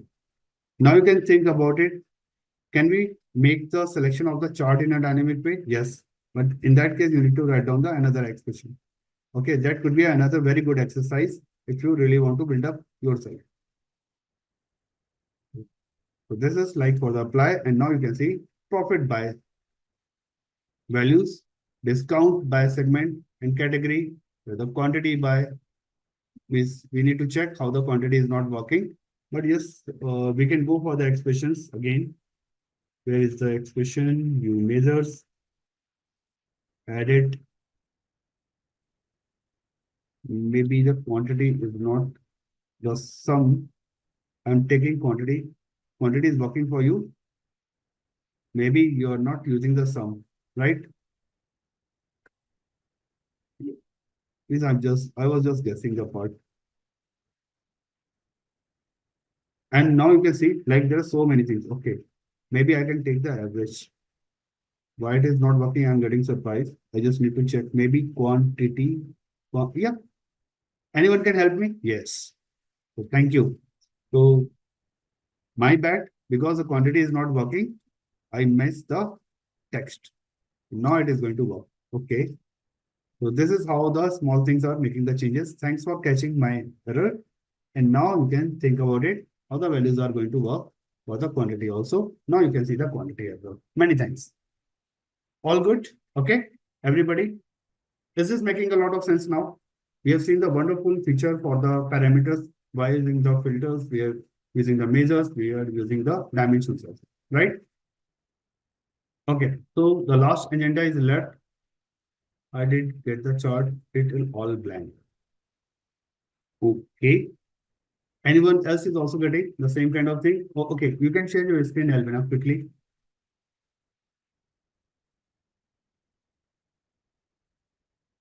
You can share your screen. Just I'm jumping back. Okay. And could you please raise your hand so that I can? Okay. Just minimize this one. I can see your text window, not the tableau. Okay. Just make the big size. Okay. What is this? This is a home office average measure. Okay. Average measure, view, segment, category. Okay. So just remove aggregate view measure from here under the rows. Under the rows. Yeah.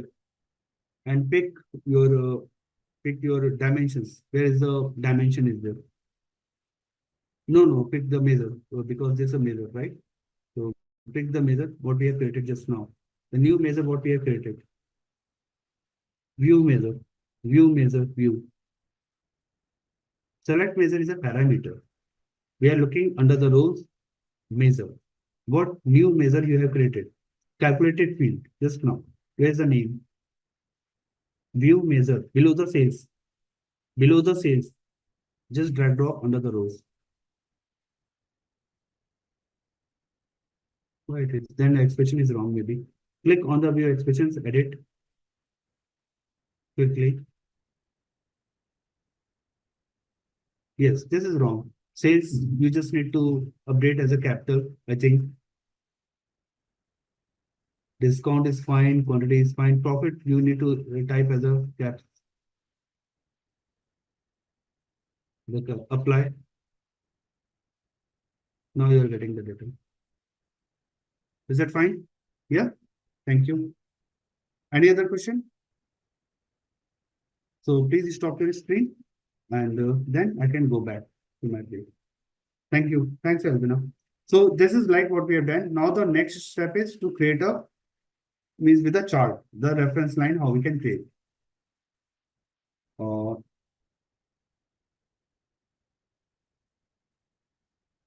what is this, Kunal?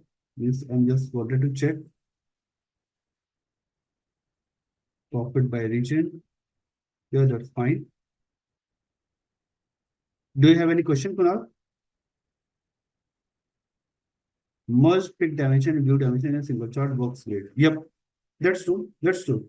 You can do it anything. Like Even you can do for the any kind of measures as well. Means this is like for everyone. You can mix, pick dimension, you can mix the view measures, you can mix the filters also. Means this is not only for one thing. And you can pick the dynamic chart also, right? Means in one place you can pick the bar chart, in one place maybe you can pick the line chart, maybe the pie chart. It will be simply great, right? So there is a lot of ideas behind that. Not only for the dimension and measure, you can pick the multiple dynamic things. The chart also, like to the bar chart, suppose there will be some filter or maybe some parameter, like what we have over here. Like we have the quantity, discount, profit. What else if we have like select chart under the drop down? Chart like a bar chart, column chart, stack bar chart, map, or any kind of thing. You can try with just also. So there is no limit for such expression. You can build up any kind of. So it's a great feature. That's why I just wanted to showcase you to the parameter. The logic is very small, but there are a lot of things you can achieve in a dynamic way. Is that fine, right? Okay. So now we can move to the next level. So measures are done. Also, I'm going to share this part as well. Now the last one is a histogram they are taking. So I can explain how the histogram is working. Just take this one sheet and we have the values. So you can see the histogram is labeled over here. The histogram can be created in a multiple way. The very first thing you can see under the histogram, how the histogram is working is a measure and create a bin. So measure, we can take any measure. What kind of measure we have? We have discount, we have profit, we have quantity, we have sales. So I'm going to take as a quantity for time being. Just double click, you will get a measure. Okay. So one thing we achieved for the measure. Now how to create a bin. So there are multiple ways. Just click on the double click on the histogram, you will get a histogram immediately. By default, it is going to create. For any measure, it is going to create a histogram for you. So now the challenge is how it is getting converted, how the values are there. So in this case, you can go for the quantity of the bin. So bin is a concept for the histogram. So histogram is generally we develop whenever we need the frequency of the data. Means we can create a slot, we can create a particular hierarchy, a category, and based on that, we can check the value. Bin, like we have some data like for the grading of the mark. So you can see the performance. Like the people who are below the 40%, they are the below performer. 40 to 60 is the average performer. 60 to 80 is a good performer, and 80 to 100 is a excellent performer. So these are the segments we are going to create.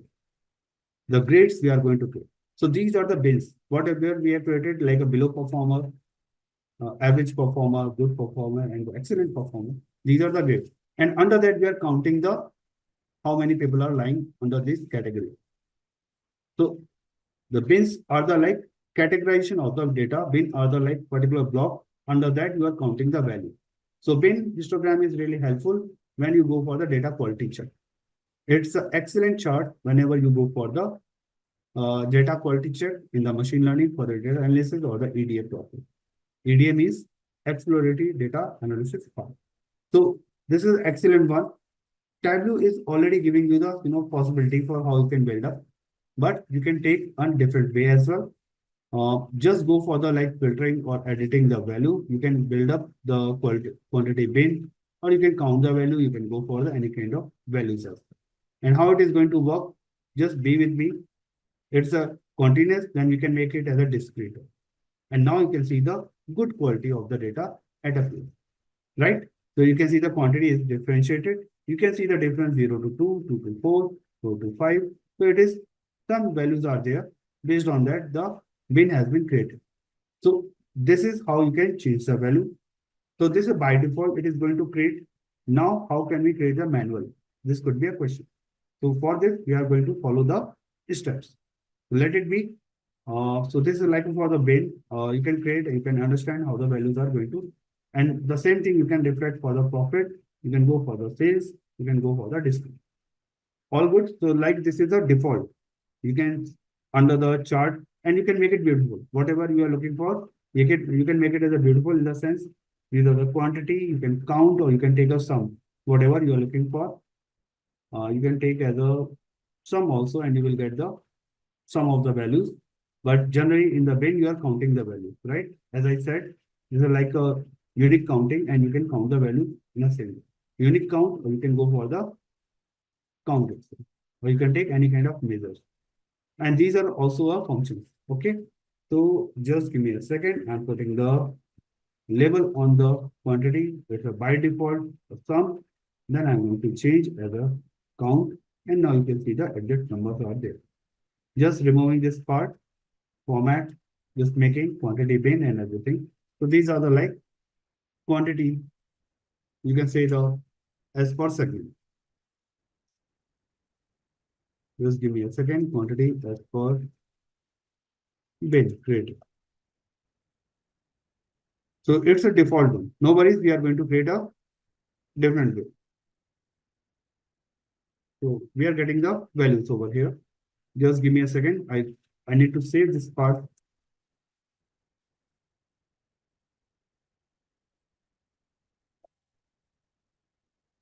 Without using any parameter. These are the statics, right?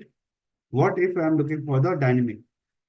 So we can make it even, just give me a second. Now I can go for the another sheet. It was a static. Then we can go for the PDF, what exactly it is showing. Like what we have done with the histogram, we can create a histogram. You can take a profit this time and create a bin. Very quickly, we can go for this, and we are going to create a bin also. So earlier it was through the chart it was creating. Now you can take a profit under the measure. Just click on the arrow. Okay. And you have an option. You can see under the create, you have the calculated field, you have the group, bins, and parameter. There should be one surprise. Means we have so many options. Like we can create parameter from the top, under the filter also, under the chart also, right? And this time we are getting from the field. From here also we can create the parameter and the calculated field. So please be aware about like the similar kind of things we can create in a different way. While clicking on the field, while clicking on the top, while clicking under the filters also. So this is how the things are working. What exactly we are looking for, I just forget. Just give me a second. I was looking for profit measure while creating a bin. Okay. So we are going to click on the bin profit and creating a bin. So now the window is getting pop up. You can see edit bins. You have some values are there, new field name, size of bin, suggest the sign of bin size. Bin is like a particular range of the values you are going to define.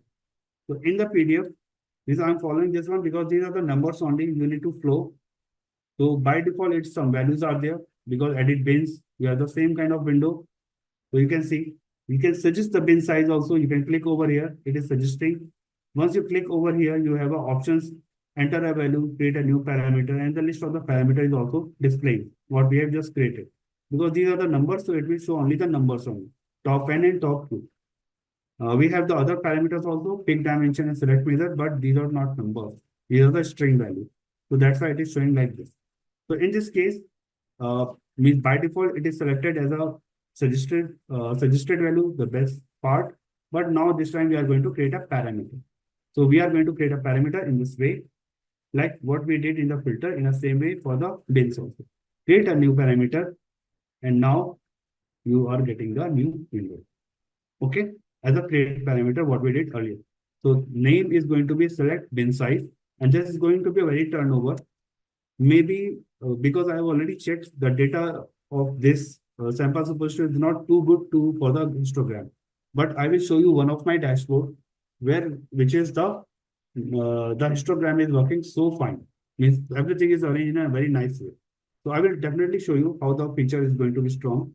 Select bin size because the name is important, and now you can see the value. The data type is float. You can take by default it is there, so you can take the float as well. The current value is 0. Allowable values range.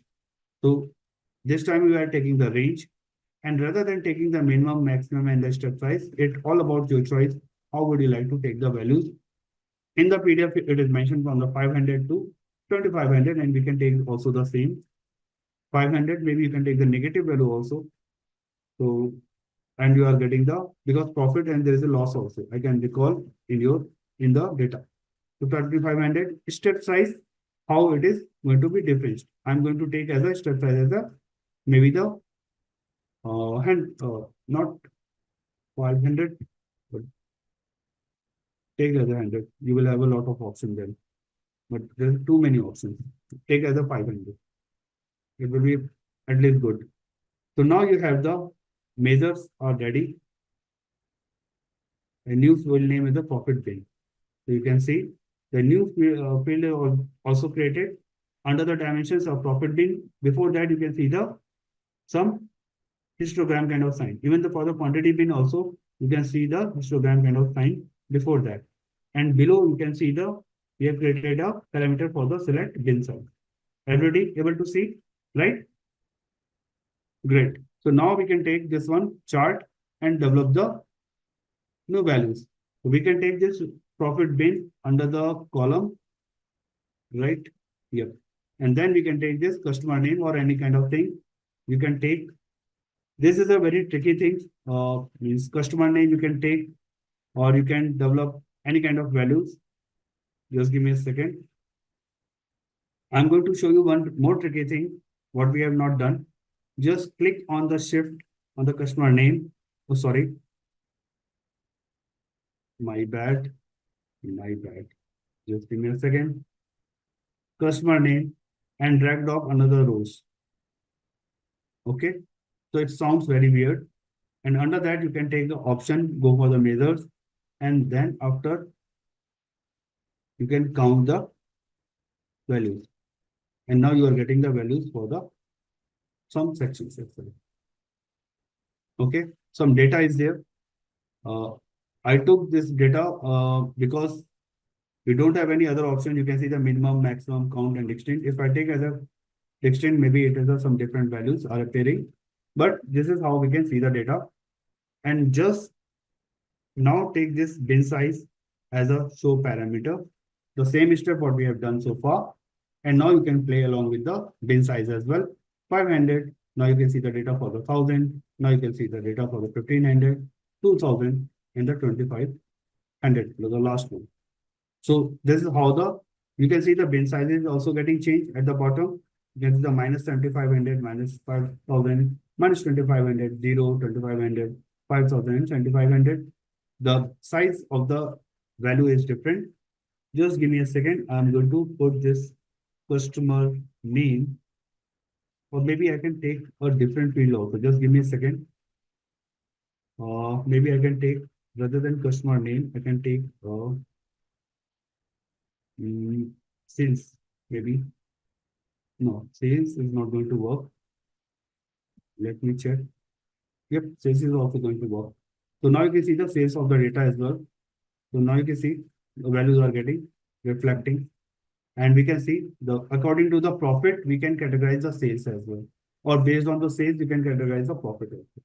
Vice versa, you can do that. So this is like now they're getting the good one. So just give me a second. I'm taking this one as a like based on the, just give me a second. For the color size, I can make it. This is a bin, profit bin, profit bin.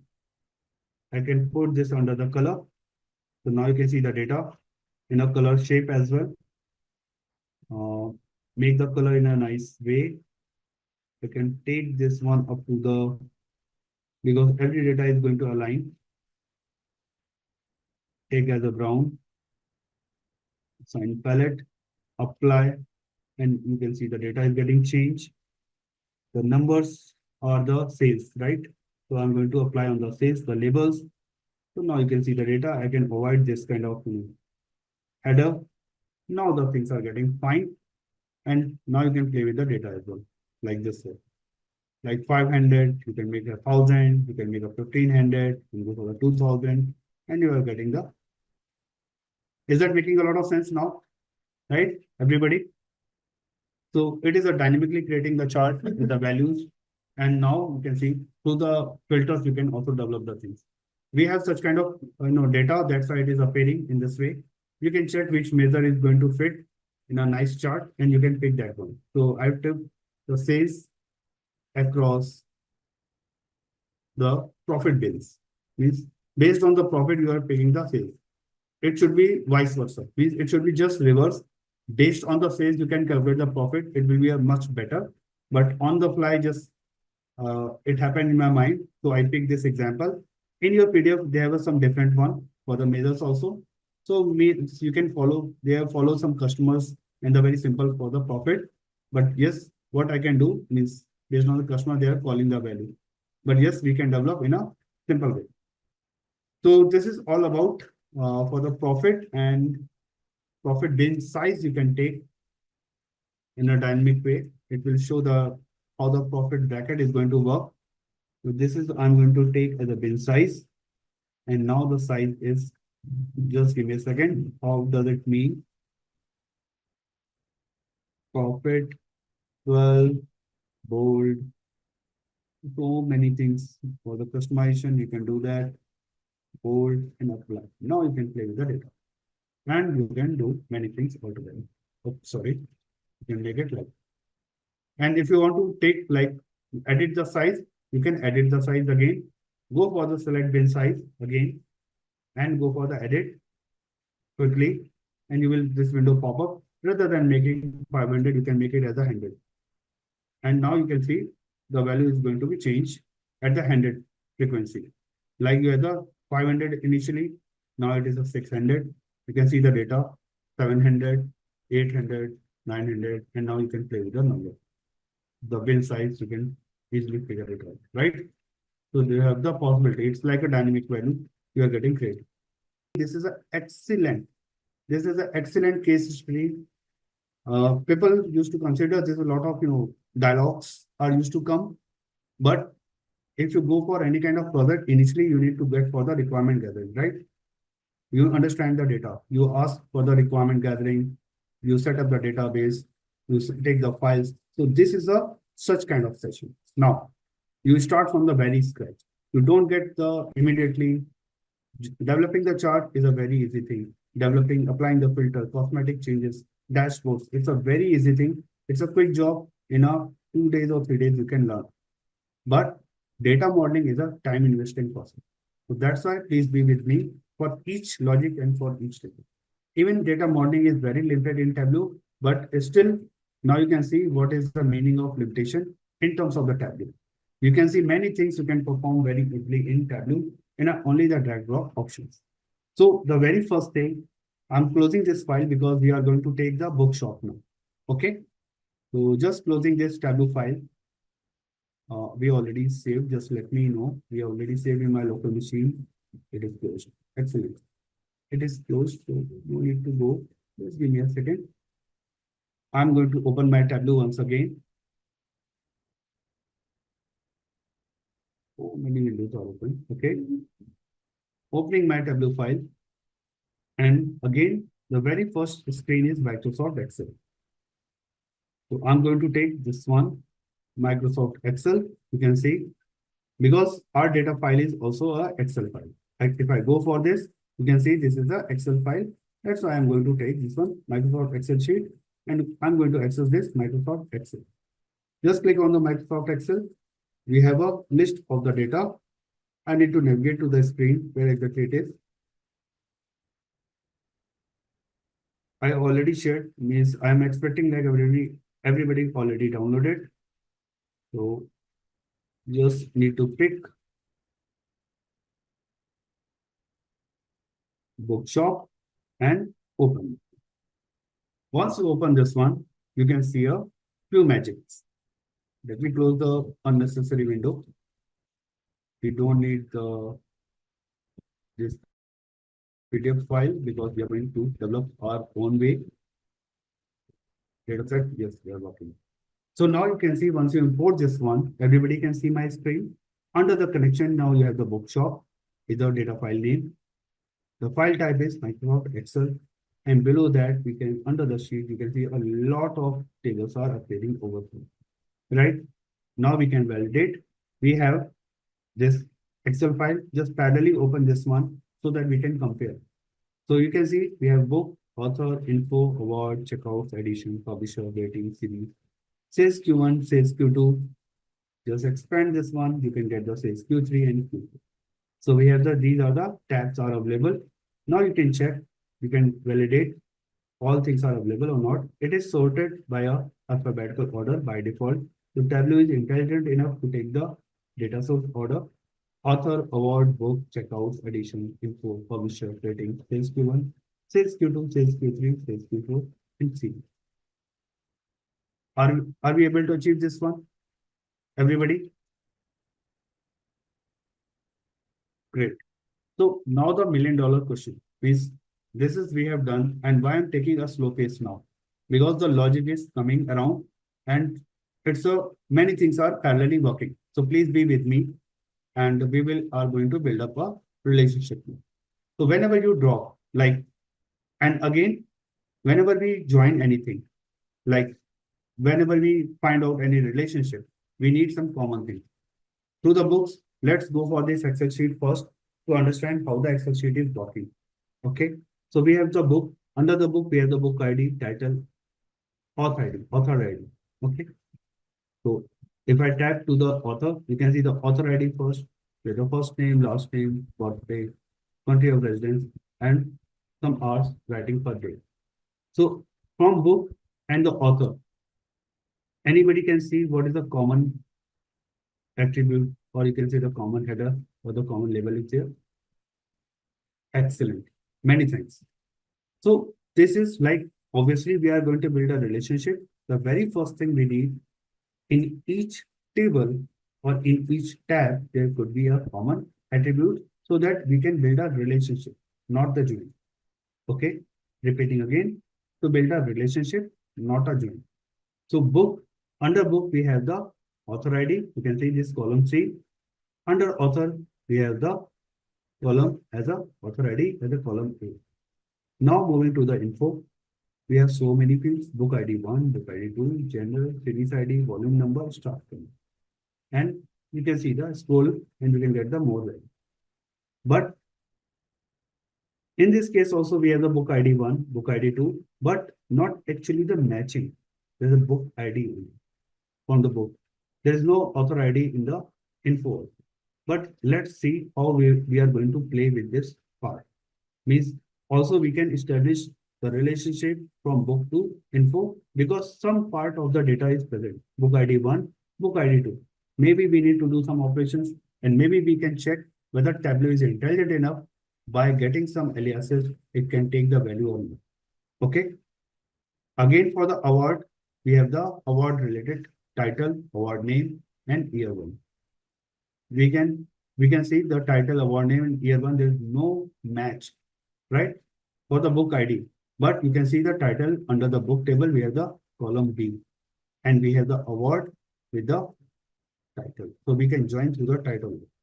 Oh, sorry, build a relationship through the title. Under the checkouts, we have the different option: book ID, checkout month, number, and checkout. So book ID is here. It's very straightforward. It can join with the book, right? Please be with me. This is how we analyze the data. Once we get the data file, we start in this way. This is the very first step. We need to think like which table we can logically join. Then we can think about it, how we are going to physically join the table. Means we are going to merge the data, what kind of data we are looking for which year, for which month, such kind of things we are going to fix under the physical table. Physical table are actually joining the table. Logical table just a brainstorming a schema or the star schema or the snowflake schema you are going to create. These are the terminologies. Under the addition, you can see there's a ISBN, there's a book ID, right? The book ID is there. There is a very interesting table. This is, we have so many IDs are ISBN, book ID, pub ID is a publisher ID. So we have the 3 IDs are. So you can join where the ISBN is also present. You can join this one with the book and the publisher is the next table. So you can join addition with the publisher with the pub ID, right? And if you go for the ISBN, there will be somewhere the ISBN is also present. You can join this table with the multiple, you can build relationship with addition, with the book, maybe with the addition, maybe the other ID. Okay. So you can see the publishers are there, the ratings are here, book ID, rating, reviewer ID, and some. Just give me a second. Reviewer ID, and we have the um, oh sorry, reviewer ID and the reviewer ID. So through the we have also again the three IDs are here, book ID, reviewer ID, and the review ID. So book, this can be connect very easily. Maybe we can check, is there any reviewer table? Is there any reviewer? Then we can connect with the reviewer. Under the series, now you have the series ID, series name, planned volume, and book to review. So we need to check whether the series is existing somewhere. So we need to check under the publisher, I think no. Under the edition, someone is helping me out. Info. Many thanks. Thanks, Oli. This is a really helpful. Means such attention if you're paying means this makes me very good. And this is really helpful for me as well. Because I'm not able to recall everything, right? So series ID is there. So through the series, you can connect with the series ID. So info is also going to be a multi-connect. You can connect with the book, you can connect with the series also. Now the next one is a sales query. So you have the sales date, ISBN, discount, item ID, order. So I couldn't see anywhere the item ID and order ID, but ISBN was there and under the addition, right? Column A we have. So sales Q1, sales Q2, sales Q3 has the same template. The difference is like Q1 data, Q2 data, Q3 data, and the Q4 data. So now we got some logical thought how we can build up the relationship between each table. And this is a logical table part. And this is a relationship we are going to build up. Now the question, is that clear what we are trying to achieve now? In a very slow manner, but we are building a very, thought process, how the data should be structured. Yeah. So this is very good exercise. This is for the lead, the brainstorming sessions. Whenever we deal with the client, we have such kind of data, what is missing, what is not missing, how can we take this structure, what is the business requirement, we design such data model. So this is a great exercise. And that's why I'm explaining in this way. I never explained sample superstore in this way because we have only three tables. So that's why I took this example, and this is a very good, demo file through which we can understand how the logical table and the physical table are going to work. So this is one part we have done. Now let's jump to the Tableau, and now we can think about it, how we can build a relationship. So just getting over here, we have all the data. So just taking the book as the first one. And now you can see we have done this task many times. If you are able to recall, under the sample superstore, we have the three tables, order, what exactly? I just forget. I'm sorry. Order we have, review we have, and one more. So we can drag drop such kind of thing. So we have this book, and under that, if you put the mouse over there, there's a logical table. The book, and logical table means this area is a data model completely. The book, bookshop, if I'm just moving out. So whatever the white spaces you can see, it is spelling out drag tables to create a data model. So this is a data model area where you build up your data architecture. So again, I'm going to take this book inside the data model area. Now you have the book. Below you can see the book. It has the 3 fields, 58 rows. You can see the metadata information. You get the data preview, but it is a logical table. Now I'm going to take the another table to build a relationship. So I'm taking one by one all the tables author. I'm going to take. So between the book and between the author, we have the author ID is a common column C and column A. So I'm going to take the author, just simply a drag down. And now you can see the magic of Tableau. Come on. Yep. So this is like by default, Tableau is able to identify which field is going to map. So this is a relationship. You can see the noodle sign. There's a one line. And you can see if you put the mouse on the line, you can see the relationship asterisk dash asterisk. Relationship field is author ID. So A is equal to author ID author. So that you can identify author ID belong to which one. By default, it's a book, and the next ID is from the author. It is taken. Okay. At the below, you can see the information is like book to author, and it's a book from author ID. You can see operator is there. You can build a operator kind of thing. You're matching the value. You're not matching the value. Such kind of things you can also define. I'm taking the exactly matching the value so that we can build a relationship. Means suppose you want to avoid some value, then you can also like some fields you want to avoid, and then you want to build a relationship like not in operator in SQL. Sometimes we use as a in, sometimes we use as a not in. So the same thing, we can take it from here. Means some fields are present, some fields are not. So in this way, you can take. So this is a like a one, right? We have done. And this is a logical table relationship. And this is a many to many. Asterisk means many. And we can build a one-to-one relationship also. Now, this is a like a first one. Now we can go for the next table. We have the info. So we have the info for the book ID 1, book ID 2, and the series ID also. It's all about your choice. How would you like to build up the relationship? Okay. So in this case, I'm dragging dropping, and you can see under the book, like under the info, we have the book ID 1 and book ID 2. And book, we have the like composite book ID. It's a combination of book ID 1 and book ID 2. But we are not going to actually performing the physical relationship over here. We are going for the logical relationship, right? In this case, we can take, and you can see the magic from Tableau, how it is going to work. So we are going to take the info table and just drag. You can see the appearance is there, and it is showing some info over here.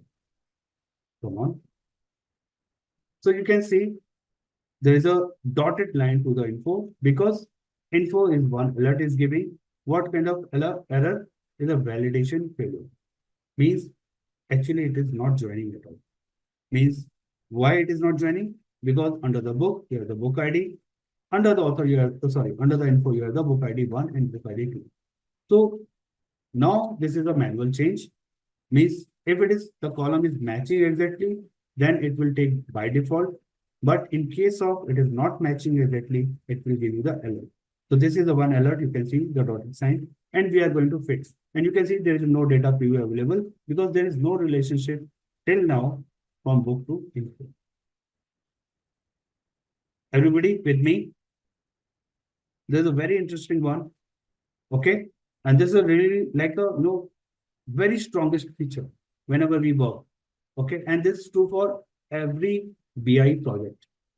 Means if you are a lead position, if you are an architect, if you are a senior architect, dealing with the client, this is the very first step you need to perform.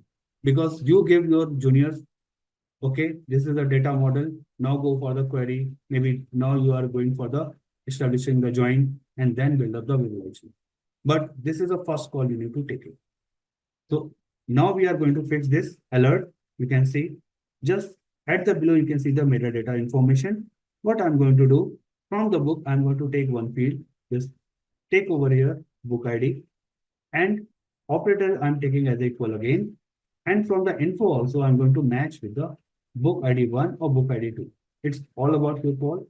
Which want to take, you can take the book ID 1 and you can see the magic.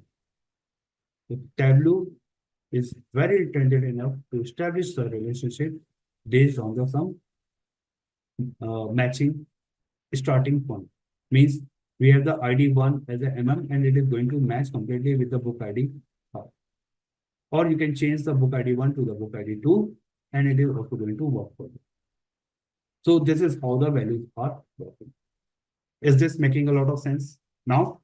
And you can see these are the relationship. These are not the join. There's no inner join, no left join, no right join, or any kind of thing. So this is a logical relationship, right? Now, please be with me. We are going to develop and let me save because today I was taking another session in Simplilearn and it was crash because I built a so complicated at the last that Tableau was like, not able to read. So let me save this file. At least I can showcase you the work. Okay. So just give me a second. Time to time I need to save. So I'm saving in my local machine so that I can share you everything. Come Come on. For the Tableau exercise. Okay, I'm taking as a .twbx file. There's a difference. I'm going to explain again. There are two file types are available, .twb and .twbx. There are so many file extensions in Tableau, but for the developer, we have the two files. Tableau workbook without connection, without data. It is only holding the design file. Means whatever the charts we have developed, it is going to store the chart. It is going to store everything, but it is not storing any kind of data, any kind of value over. But if I take .twbx file, it will save along with your data also. So that's why I used to take .twbx file. So now the question will be pop up, then why this twb file is there? Why it is required? Because it's without data, it's a very light. Okay. Once you publish your dashboard on the enterprise server, maybe the data is on the cloud and it will connect through there. So you don't need to upload design file along with the data file. Okay. So this is again an architecture point of view question. Means what is the difference between the TWB file? Without data, it's a TWB file. Along with the data, with the design file, it's a .twbx file. So why I'm saving this one? Once you download this file, it will work as it is in your machine. You don't need to go for the data file and everything. You don't need to download the data. It will work quickly in your machine as it is. But if I share .twb file, in that case, you need to connect your data file with this design like Microsoft Excel, connect, import, then this design file will go. Okay. So this is again a Tableau feature. And this is true for many BI tools. They have also the same kinds of kind of concept without data and with data. Okay. So I'm going to save this one for the data modeling. Data modeling. And we are going for the relationship. Let me save like this. Let me check whether this hyphen is here. It is going to work. And the PG. There's like a symbol for yours particular course. So I'm saving this one. I don't want to crash again. In the morning, I was so excited and I did a big one and ultimately it got crashed because I joined in a wrong way, put the relationship. So it was like a 60,000 rows and suddenly it got crashed. So this is like a for the two. Now we are taking one by one for each one. Quickly, we can jump. Award, we have the title, award name, year one. Title we have in the under the book. So we can again connect with the book itself. So just take what exactly? Award, right? And we can take, by default, it is going to take, if you put under the author, it is, the matching field is there, it is going to take, otherwise it will say with the alert. Okay. So just take this one and put under the, along with the book. Yeah. Make sure it is connecting right. Here. So it is connecting with the award now, and you can see by default it is going to pay, right? And you can see the data is populating. As much as your, the relationship is going to build up, this model is going to be a slow, obviously, right? We are building up the so many data altogether. Okay. So now the next one is a checkouts. We have seen checkouts with the book ID again. So checkouts again, I'm going to connect. Just put next to the book and we can connect. And please help me if you find out any other field to connect with any other table. Okay. Because I know you people are very attentive. You are taking an alert, I can see. So you can suggest me a better design also. Because everybody has a different analytical mind. Under the addition, you have the ISBN, you have the book ID, you have the pub ID. So different way we can connect. Timing, we are going to connect addition with the book. Again, addition with the book. It's put, and you can see how the beautiful is going to connect. Just give me, let me scroll screen space big so that we can see all the data. Let me slow down. Yep. So we have this one. Now we are getting for the publisher. So we have a publisher with a publish ID. There's no book ID. So we can connect this pub ID with the column addition with the column D. So now addition is going to connect with the publisher. So again, I'm going to take the publisher with the addition. Next to the addition, you are going to pick and you can get the data. Everybody with me, right? Now you are getting the multi-relationship kind of thing. Book is connected with the edition, edition is connected with the publisher. Are we able to understand? Any doubt, any query, please? Yep. Now again, we are going to build up and the data model is getting bulky. Now you can see, okay? Now we can go for the next level. Just give me a second. What is the next level? Is the table, publisher done, ratings.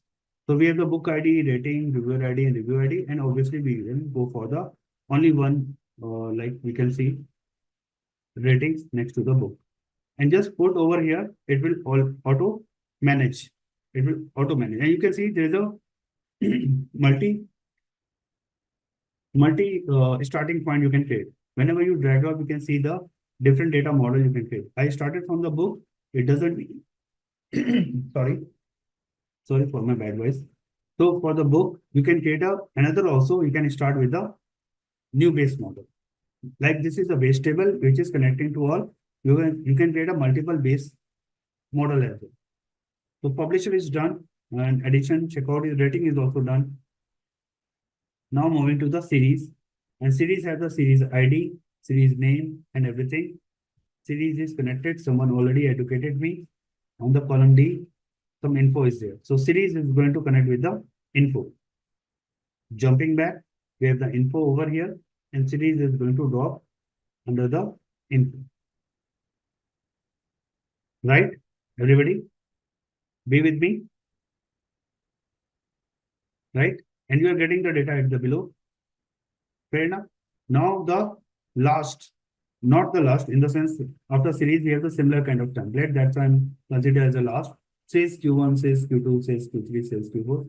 Even these are the tables I've designed in a different purpose, but I'm going to build a relationship for here. We have the sales rate, ISBN, discount, item ID, and order ID. So we have the ISBN, and we have seen ISBN somewhere under the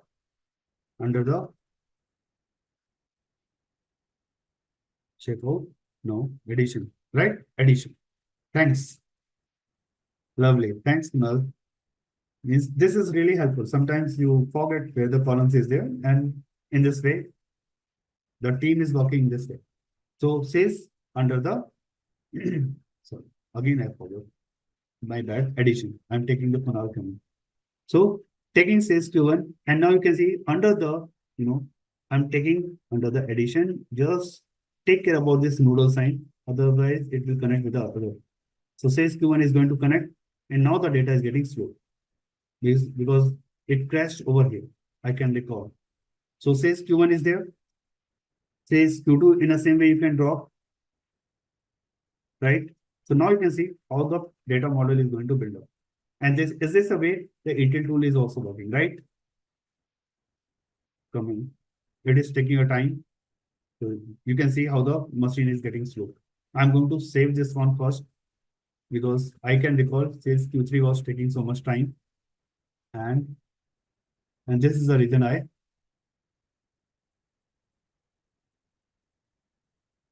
to save the workbook, just to give me a second.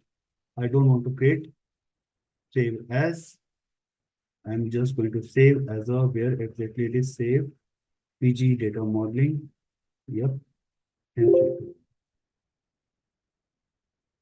So create an extract. Now it is asking for the creating an extract. It is beyond the limit for the saving of the data, and that's why it was created earlier. So you can create an extract from here, right? So you have a different option, means you are creating your own data model, you are creating your own data file. So just be here. It will be populated very soon, creating an extract because the engine is working, because the data is now too much bulky. Okay, please be with me. It is taking our time to create an extract. I cannot save now. Okay. But in this way, you can create the data. Means this is ultimately objective. So